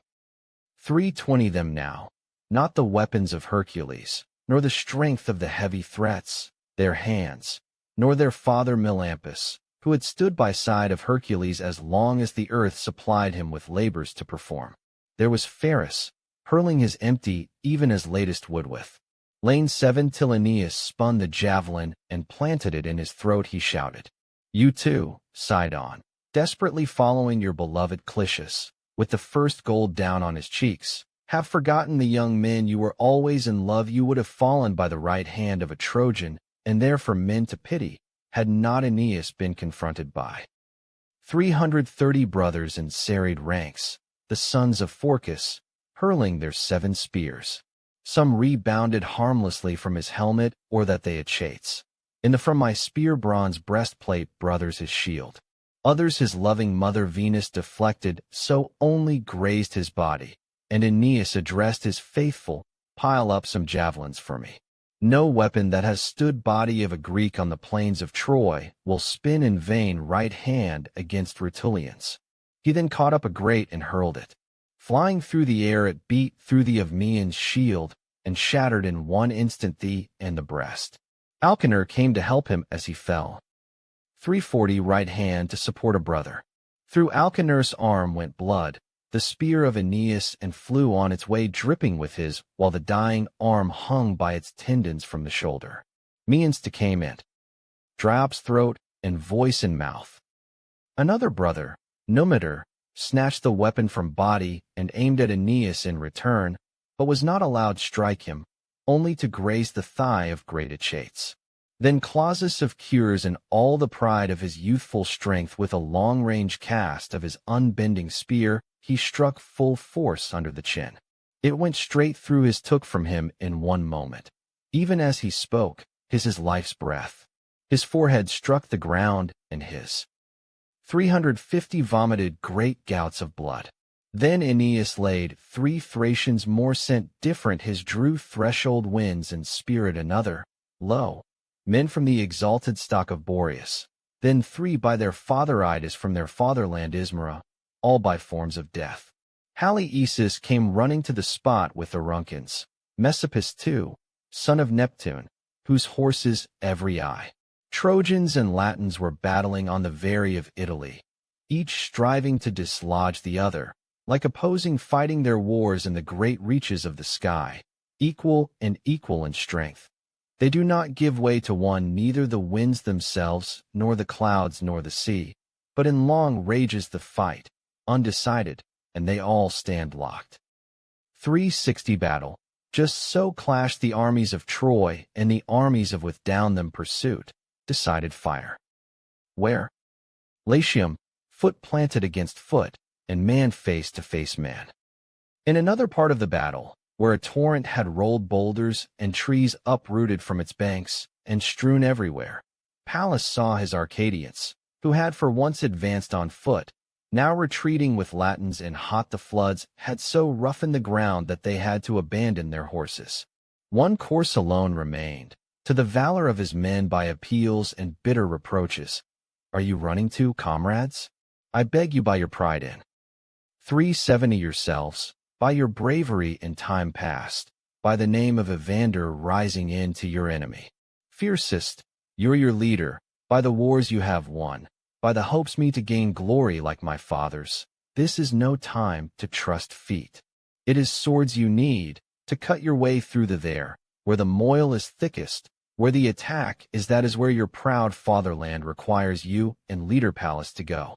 These are not gods who are pressing you, so have to you. Land to Troy, enemies. Hard. They are mortals pursuing mortals. Like us they hands, and like us they have one life to lose. Look about the great barrier of ocean closes us in. There is no more run to. Shall we take to the sea? Shall we set course? For with these words he threw himself into the thick of his 380 the first man to meet him, drawn there by an unkindly fate, heavy rock, the back the Hispo Pallas by the palace, then on shamefully was Lagus. While he was trying to tear loose, a great Pallas hurled his spear, and struck him in the middle of where the spine divides the ribs. Pallas was pulling out weapon, which had wedged between the bones, when swooped on him, hoping to take him by surprise, but caught him first in the fury of his charge, made reckless cruel death of his comrade. Hispo's lungs were swollen, buried his sword in them. He then turned on Sthenius, and Chemulus of the ancient stock of Rhetus, who had 390 debauched his own stepmother. You two fell on the Rutulian fields, Larides and Thymber, sons of Daucus, identical twins, a source of confusion and delight to your parents. But sort of cut owner. Pallas made a grim difference between you. With his father Evander he removed the head of Thymber, and off the hand of Larides. As it lay there, it groped for it, and the fingers twitched, still half alive, and kept clutching at the sword. The Arcadians were stung by Pallas' reproaches, and armed as they watched his glorious feats, remorse and shame them against their enemies. Then Pallas put a spear through Rhetius as he fled past on reprieve long throw them his 2-horse chariot, and gave that much respite, and to Elos. For it was against Elos that Pallas had aimed with his mighty spear, but Rhetius had come between his shepherd get up to make plain, and taken the blow while fleeing from great Teuthras and brother Tyres. He rolled from his chariot, and died with heels drumming on the Rutulian ploughland. Just as a fires a wood at different points when the summer winds at last, and suddenly all the flames merge in the middle one bristling battlefront of fire stretching over the broad, and there he sits in triumph looking down on the exulting blaze. 410. Just so, Pallas, did the valor of your men all come together in warrior. Of him, fears off the throat. Bones was the eyes one, and put joy in your heart.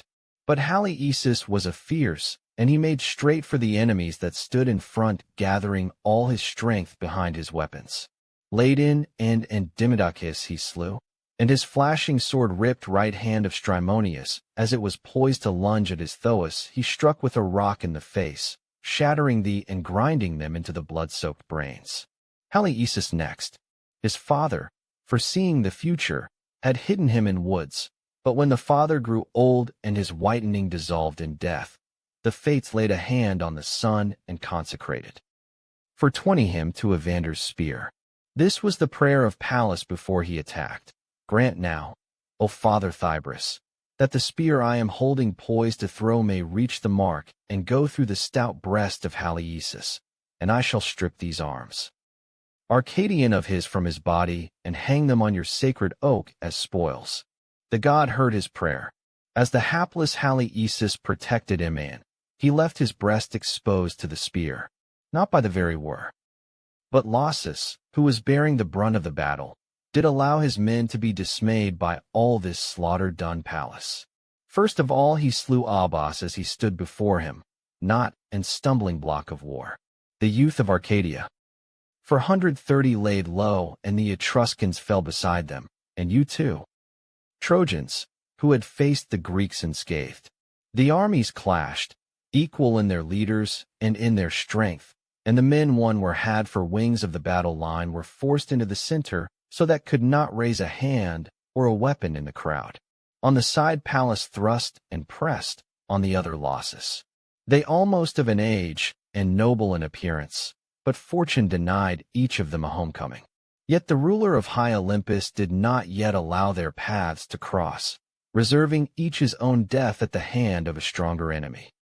Meanwhile, after Juturna had advised her dear brother, for 40 Turnus to take the place of Lausus, he cut through the middle as he from the mine, he of the ranks of warriors on his swift chariot, and as soon saw his allies he called out, Time now to stand down fighting. I am the only one who attacks Pallas. Pallas is, and mine alone. I wish his father were here to see it. So, when the commands all pardoned spoke and his allies left the ground clear as ordered, Rutulians withdrew. Pallas marveled at these proud and stood amazed at the sight of Turnus, running his eyes over that mighty body, his grim stare taking it in part by from where he stood, and these were the words he hurled reply to the words of the insolent prince. I shall win rich renown today, either for stripping the corpse of the leader of 450 my country's enemies, or else for a glorious death. My father his flying point how attack, and daring, cried, I will bear the one fate as easily as the other. Do not waste threats on me.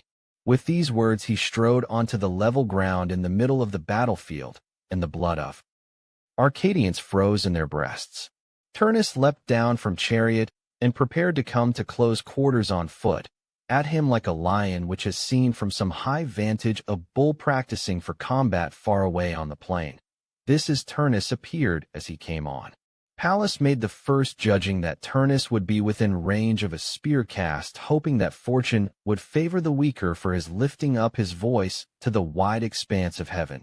He 460 call upon you, Hercules of the stock of Alcaeus. By my fathers came as a hand to table, and by the friendship he offered you when you stranger to his home, stand at my side now as I set my this great task.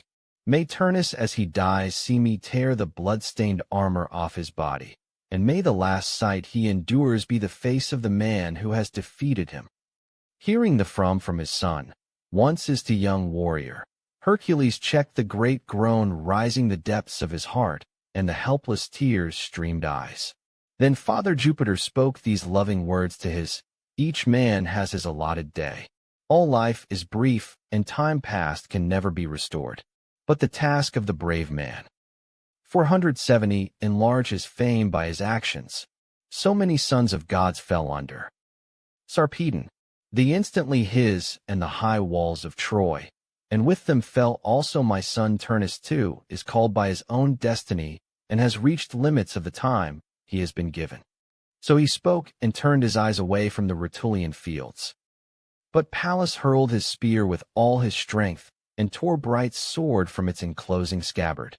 The spear fell where the armor stood highest on the shoulder of Turnus, forcing its way through the edge of the shield, and grazing at last 480 the skin of that huge body. Then Turnus took long aim at Pallas with his steel-pointed hardwood spear, and threw it, saying, Now see whether mine is any better at piercing. With a shuddering covered that out of both armor mouth blow it beat through the middle of the shield, through all the plates of iron and of bronze, and all the ox hides that it, and unchecked by the breastplate, it bored through mighty breast. In desperation Pallas tore the warm blade the wound, and blood and life came out together after it, by the same channel. He fell forward on the wound, his ringing on top of his body, and as he died his bleeding. For 90 bit the soil of his enemies. Turnus stood over him, and said, And due deserves. Fines. Aeneas foot on this. Take this message of mine to Evander, you Arcadians, not forget it. I am sending him back the palace, he whatever honor there is in a tomb, and any comfort he in burying him, these I gladly give him. His hospitality to will cost him dear. With these words he planted his left the dead body, and tore off the huge, heavy baldric. On one night, foully worked the great belt, and abominable crime was embossed, how in the night of their marriage, a band of young men were slain, and their marriage chambers bathed in blood, all by Clonus, son of Eurytus, in a wealth of gold. This was 500 spoil in which Turnus now exulted, and he gloried in the taking holds and the richly. This laid groans. Oh, you're from it, dead. Of it. The mind of man has no knowledge of what fates store, and observes no limit when fortune raises him up. Time will come when Turnus would gladly pay, and pay to see Pallas alive and unharmed. He will bitterly regret spoil in the day he took it. A throng of Pallas comrades him on his shield, and carried him back with tears and Pallas, a great grief and a great glory are coming home to father. This one day gave you to war, and now takes you, and yet you leave behind you huge piles of Rutulian. 510 First a rumor of this calamity came flying to Aeneas, and very the then a reliable messenger, to tell him his men were on the edge of destruction, the Trojans were in retreat, now was time to help them. Everything that stood before him, he harvested enemy. Pallas, day when friendship captured with the sword, cutting a broad swathe through the ranks, and burning with rage as he looked for this Turnus flushed with slaughter. Before his eyes he could see Evander, everything, the table he had sat down to that he first came to their house, and the right hands of they had given him. For warrior sons of Sulmo he now alive and fore-reared by Euphans, to sacrifice them as offerings to 520 the shade of Pallas, and pour their captive blood on the flames range it flew over prayer, of, and one of his pyre. Next he aimed his deadly spear from long Magus, who cleverly ran under it. The quivering spear his head, and he clasped the knees of Aeneas with this. By the shade of your own father, and the hopes you have Iulus as he grows to manhood, I beg you to spare this life mine for the sake of my son and my father. Our home is a high-built palace, and buried deep within it I have talents engraved silver and great weights of gold, both worked unworked. A Trojan victory does not depend on me. My 530 life will not make so great a difference. This was Aeneas' reply. Keep for your children all those talents of silver and gold you moment in Anchises. He was hilt and wool, talk about. Turnus put an end to such war trading that he murdered Pallas. So judges the shade of my father. And so judges Iulus. When he had spoken, he took Magus' helmet in his left hand, and bending back his neck when still begging for mercy, he drove the sword home to the not far away was Aeneid, priest of Phoebus Apollo Diana Trivia, his temples bound by a headband of sacred. 540, all shining white in his white robes and insignia.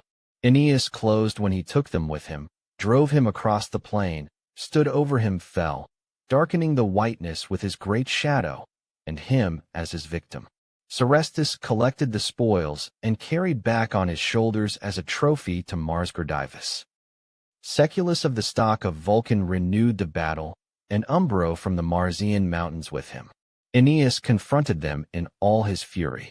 His sword had already struck off the left hand of Anxur.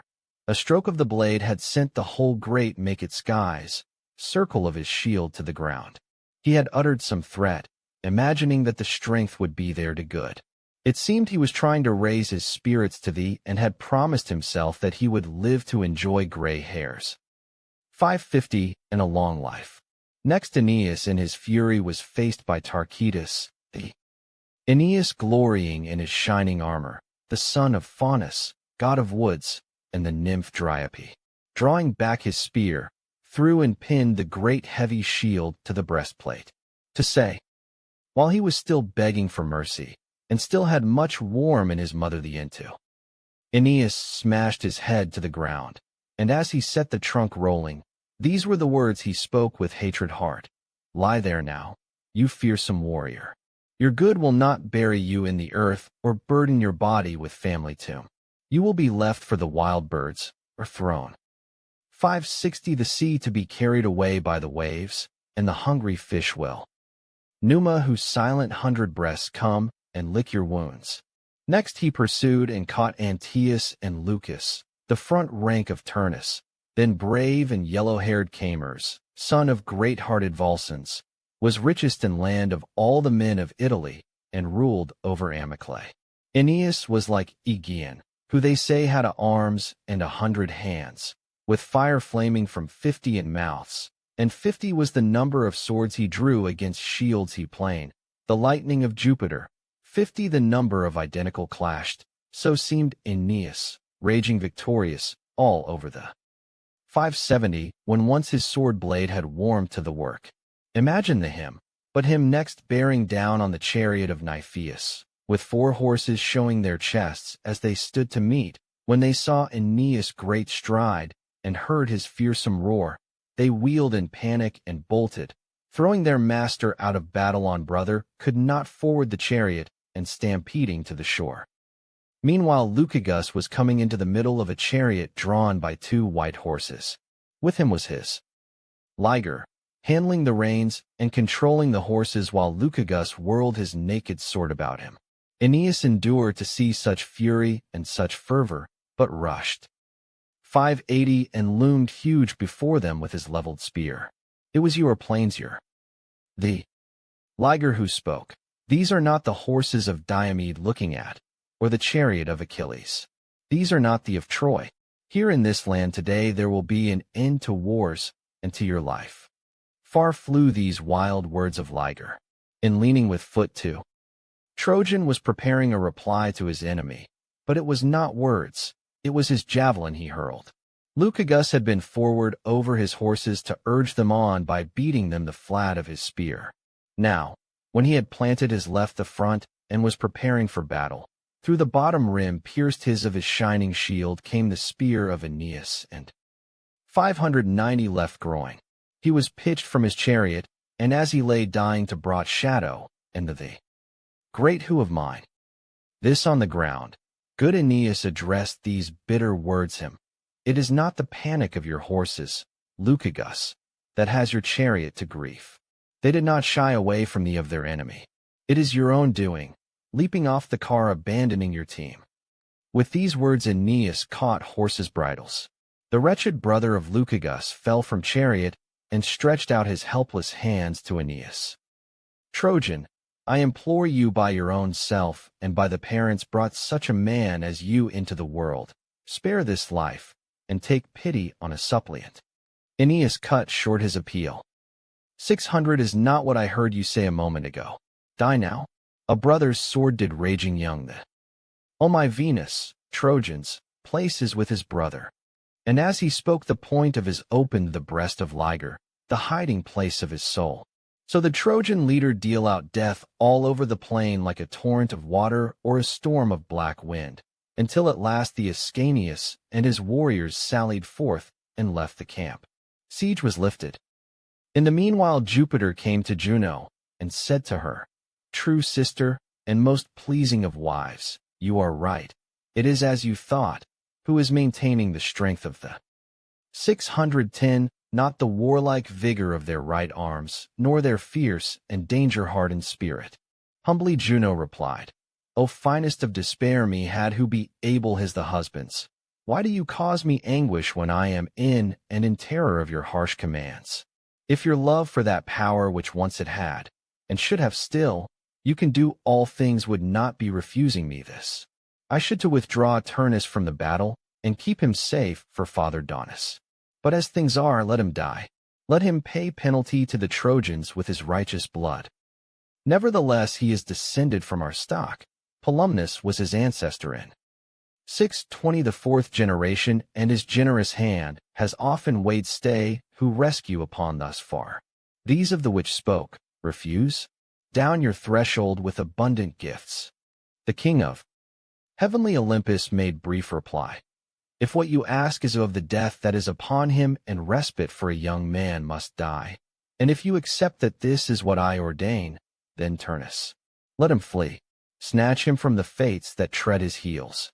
There is room for me to grant you indulgence, but if there is some deeper thought of mercy underlying appeals of yours, and if you believe that the whole course war can be effected or its outcome changed, the hopes you nourish are empty." Juno replied, weeping as she, "What if your heart wished to give what your words? 630 What if you listen to me, and let Turnus live? As it is, although am wide wish my wood course, he is innocent. A cruel death is waiting for him, unless I have the mark and there is no truth in me. But oh how I fears were false and I were deluded. How I wish you recast your plans, for you can do so, and choose a better down a great, and the vapor and without copied phantom." As soon as the goddess had finished speaking, she flew from the heights of heaven swathed in cloud, and driving storm before her towards the battle line of the Trojans' Laurentine camp. Then she fashioned out of empty effigy in the form of Aeneas, a weird sight, a shade's strength or substance, armed with Trojan weapons. She his shield and the crest on his godlike head, and gave the 640 power to speak its empty words. Sound without thought she the or-like high glee apparition from moment and cup. You must gave it, and molded its strides as it moved. It was like flitting shapes which men say are the ghosts of the dead, the dreams which delude our sleeping senses. Therein in front of the first line of warriors pranced this and goaded Turnus by brandishing weapons and shouting challenges. Turnus attacked, throwing his whirring spear long range. The apparition turned tail and fled. At that Turnus believed that Aeneas had turned his back on him, was running away. Taking a wild draught from the empty of hope, he cried, "Where are you running to, Aeneas? Not leave. Your marriage is arranged. This is the land you 650 cross the seas to find, and my right hand will give it to you, drawn scattering with phantom nothing above." Shouting such taunts, he went in pursuit with his sword and flashing, and did not see that all his exultation was to the winds. The ship which King Osinius had sailed from the land of Clusium happened to be moored to a high shelf of rock, her ladders and gangway out.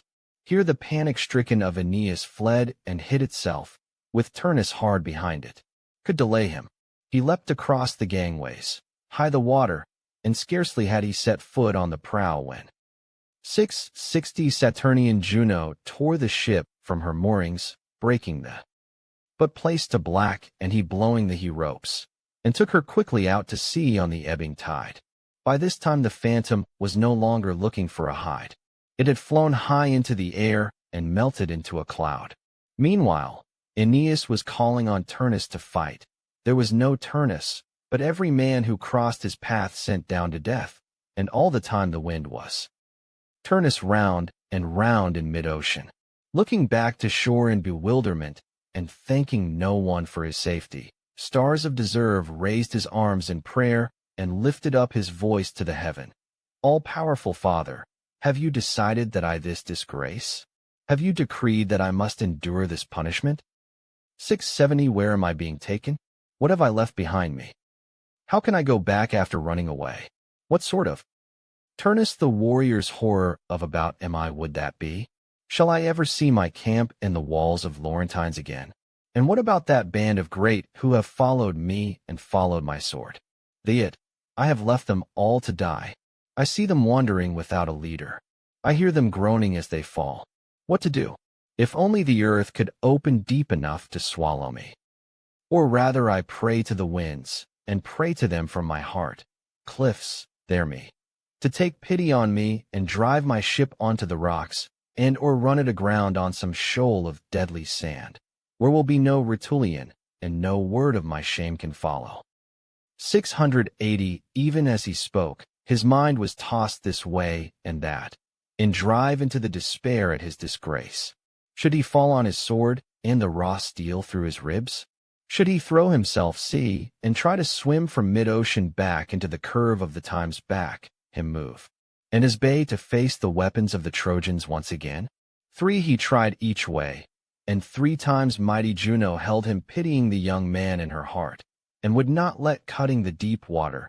He floated on a favoring tide following waves, and came to land in the ancient city of took Father Daunus. But Mezentius meanwhile, by the promptings of Jupiter, 690 the place of Turnus in the battle, and fell furiously on the triumphant Trojans.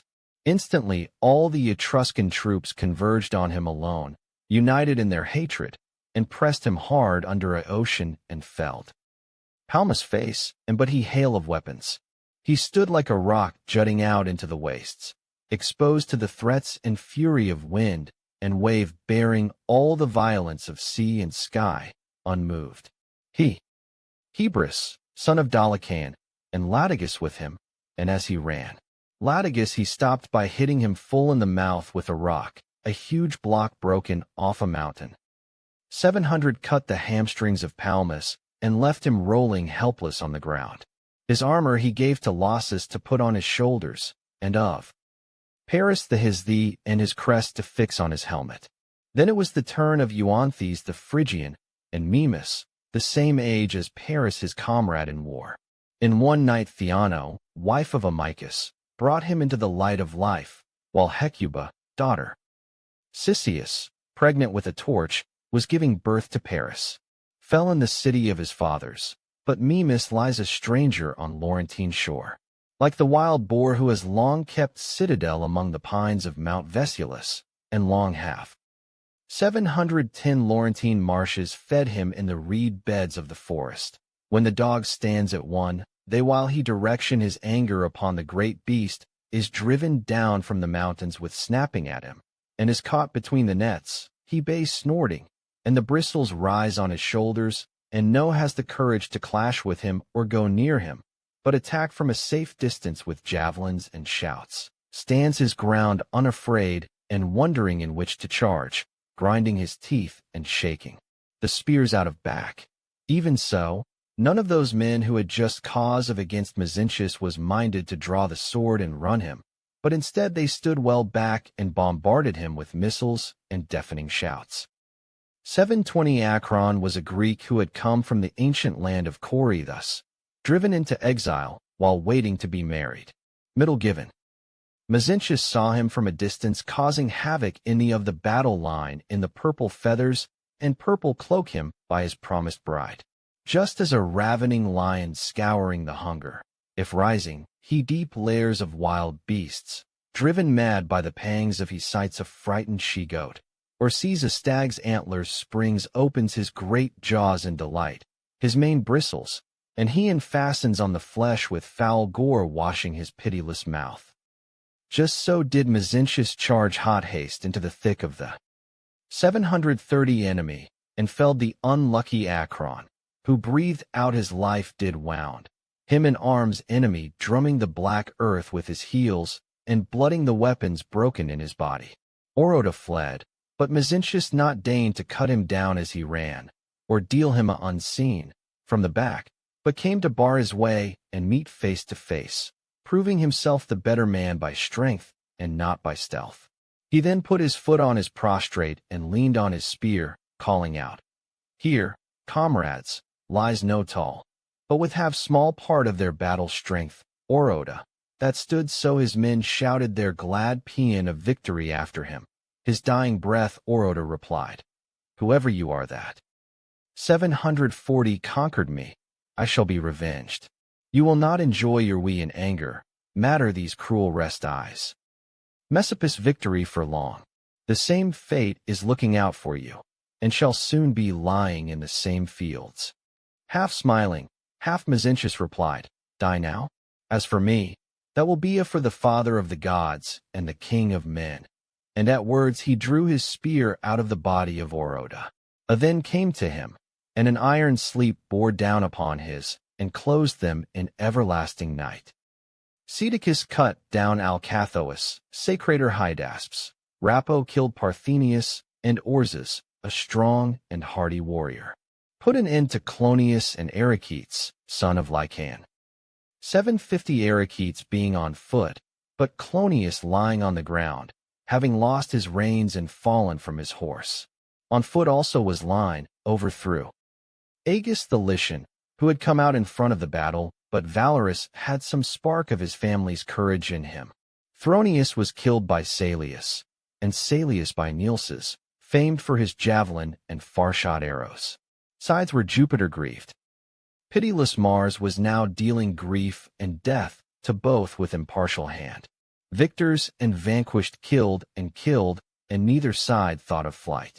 In the halls of the gods pitted the feudal anger of the two armies, and 760 that men had so much suffering. Venus looking on from one of all side, and Saturnian Juno from the other, while in the thick the thousands raged the fury Tisiphone, pale as death.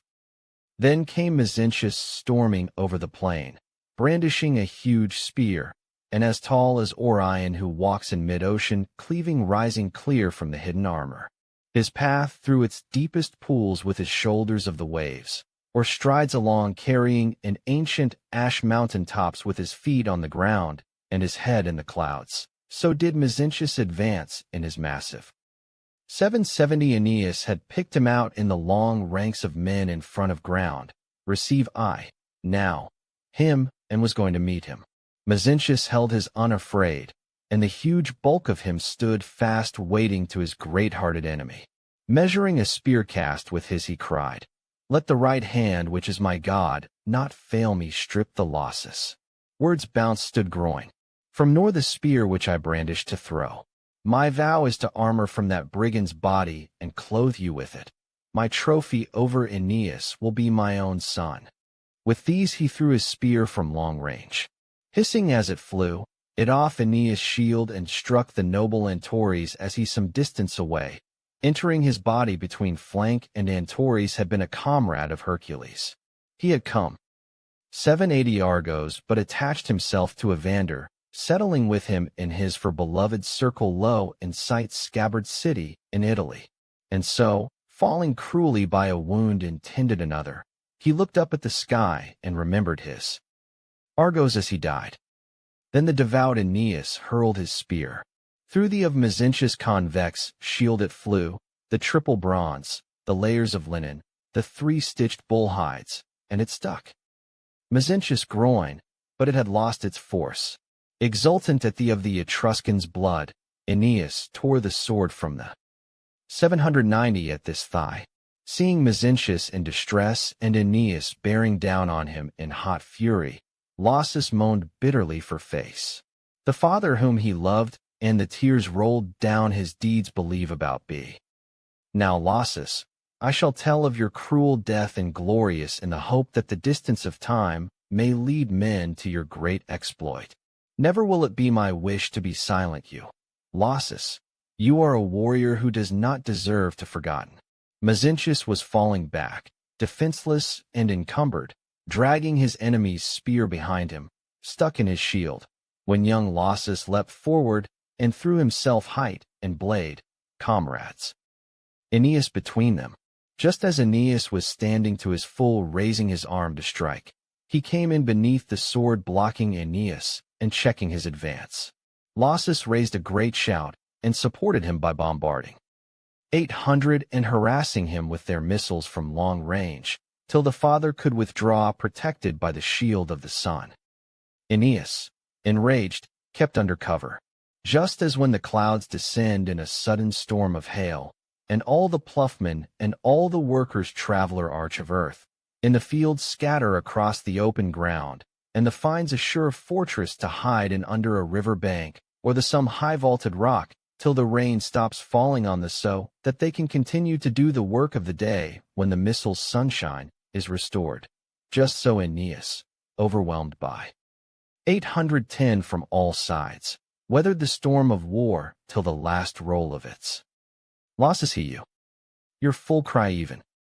Fate's mighty burying its shield, no pierced, thread life thunder, and then it was losses he challenged and threatened. Why are you in such a haste to die? Why do take on tasks beyond your strength? You are too rash. Love for your father is deceiving you. But Lausus was in, and his madness knew no check. At this the anger rose higher in the heart of the leader of the Trojans, and they gathered up the last threads for Lausus. Aeneas drove his sword through the middle of the young man's body, to the hilt, the point going straight through his light proper armor to match the threats he had uttered. It too, the tunic his mother had woven for him with a soft of gold, and filled the folds of it with blood. Then did his 820 leave his body and go in sorrow through the air to join the shades. But when Aeneas, son of Anchises, saw the dying face and hardened features, the face strangely white, he groaned from his the said, Merit? Yours? I if that one pity, and held out his hand, as there came into his mind thought of his own devoted love for his father. And he, what will the devout Aeneas now give to match such? What gift can he give that will be worthy of a heart, like take your armor, that gave you so much pleasure? Now return you to the shades and the ashes of your ancestors, is any comfort for you.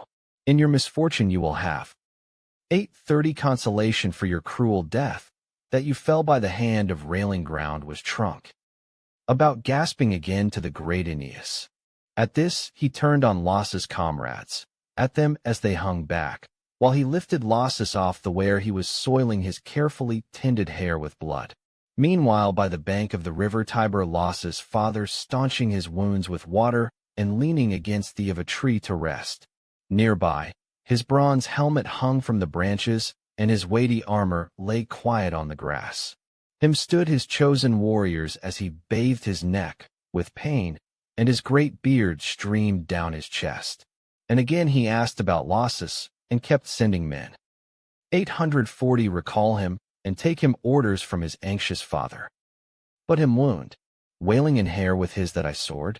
You,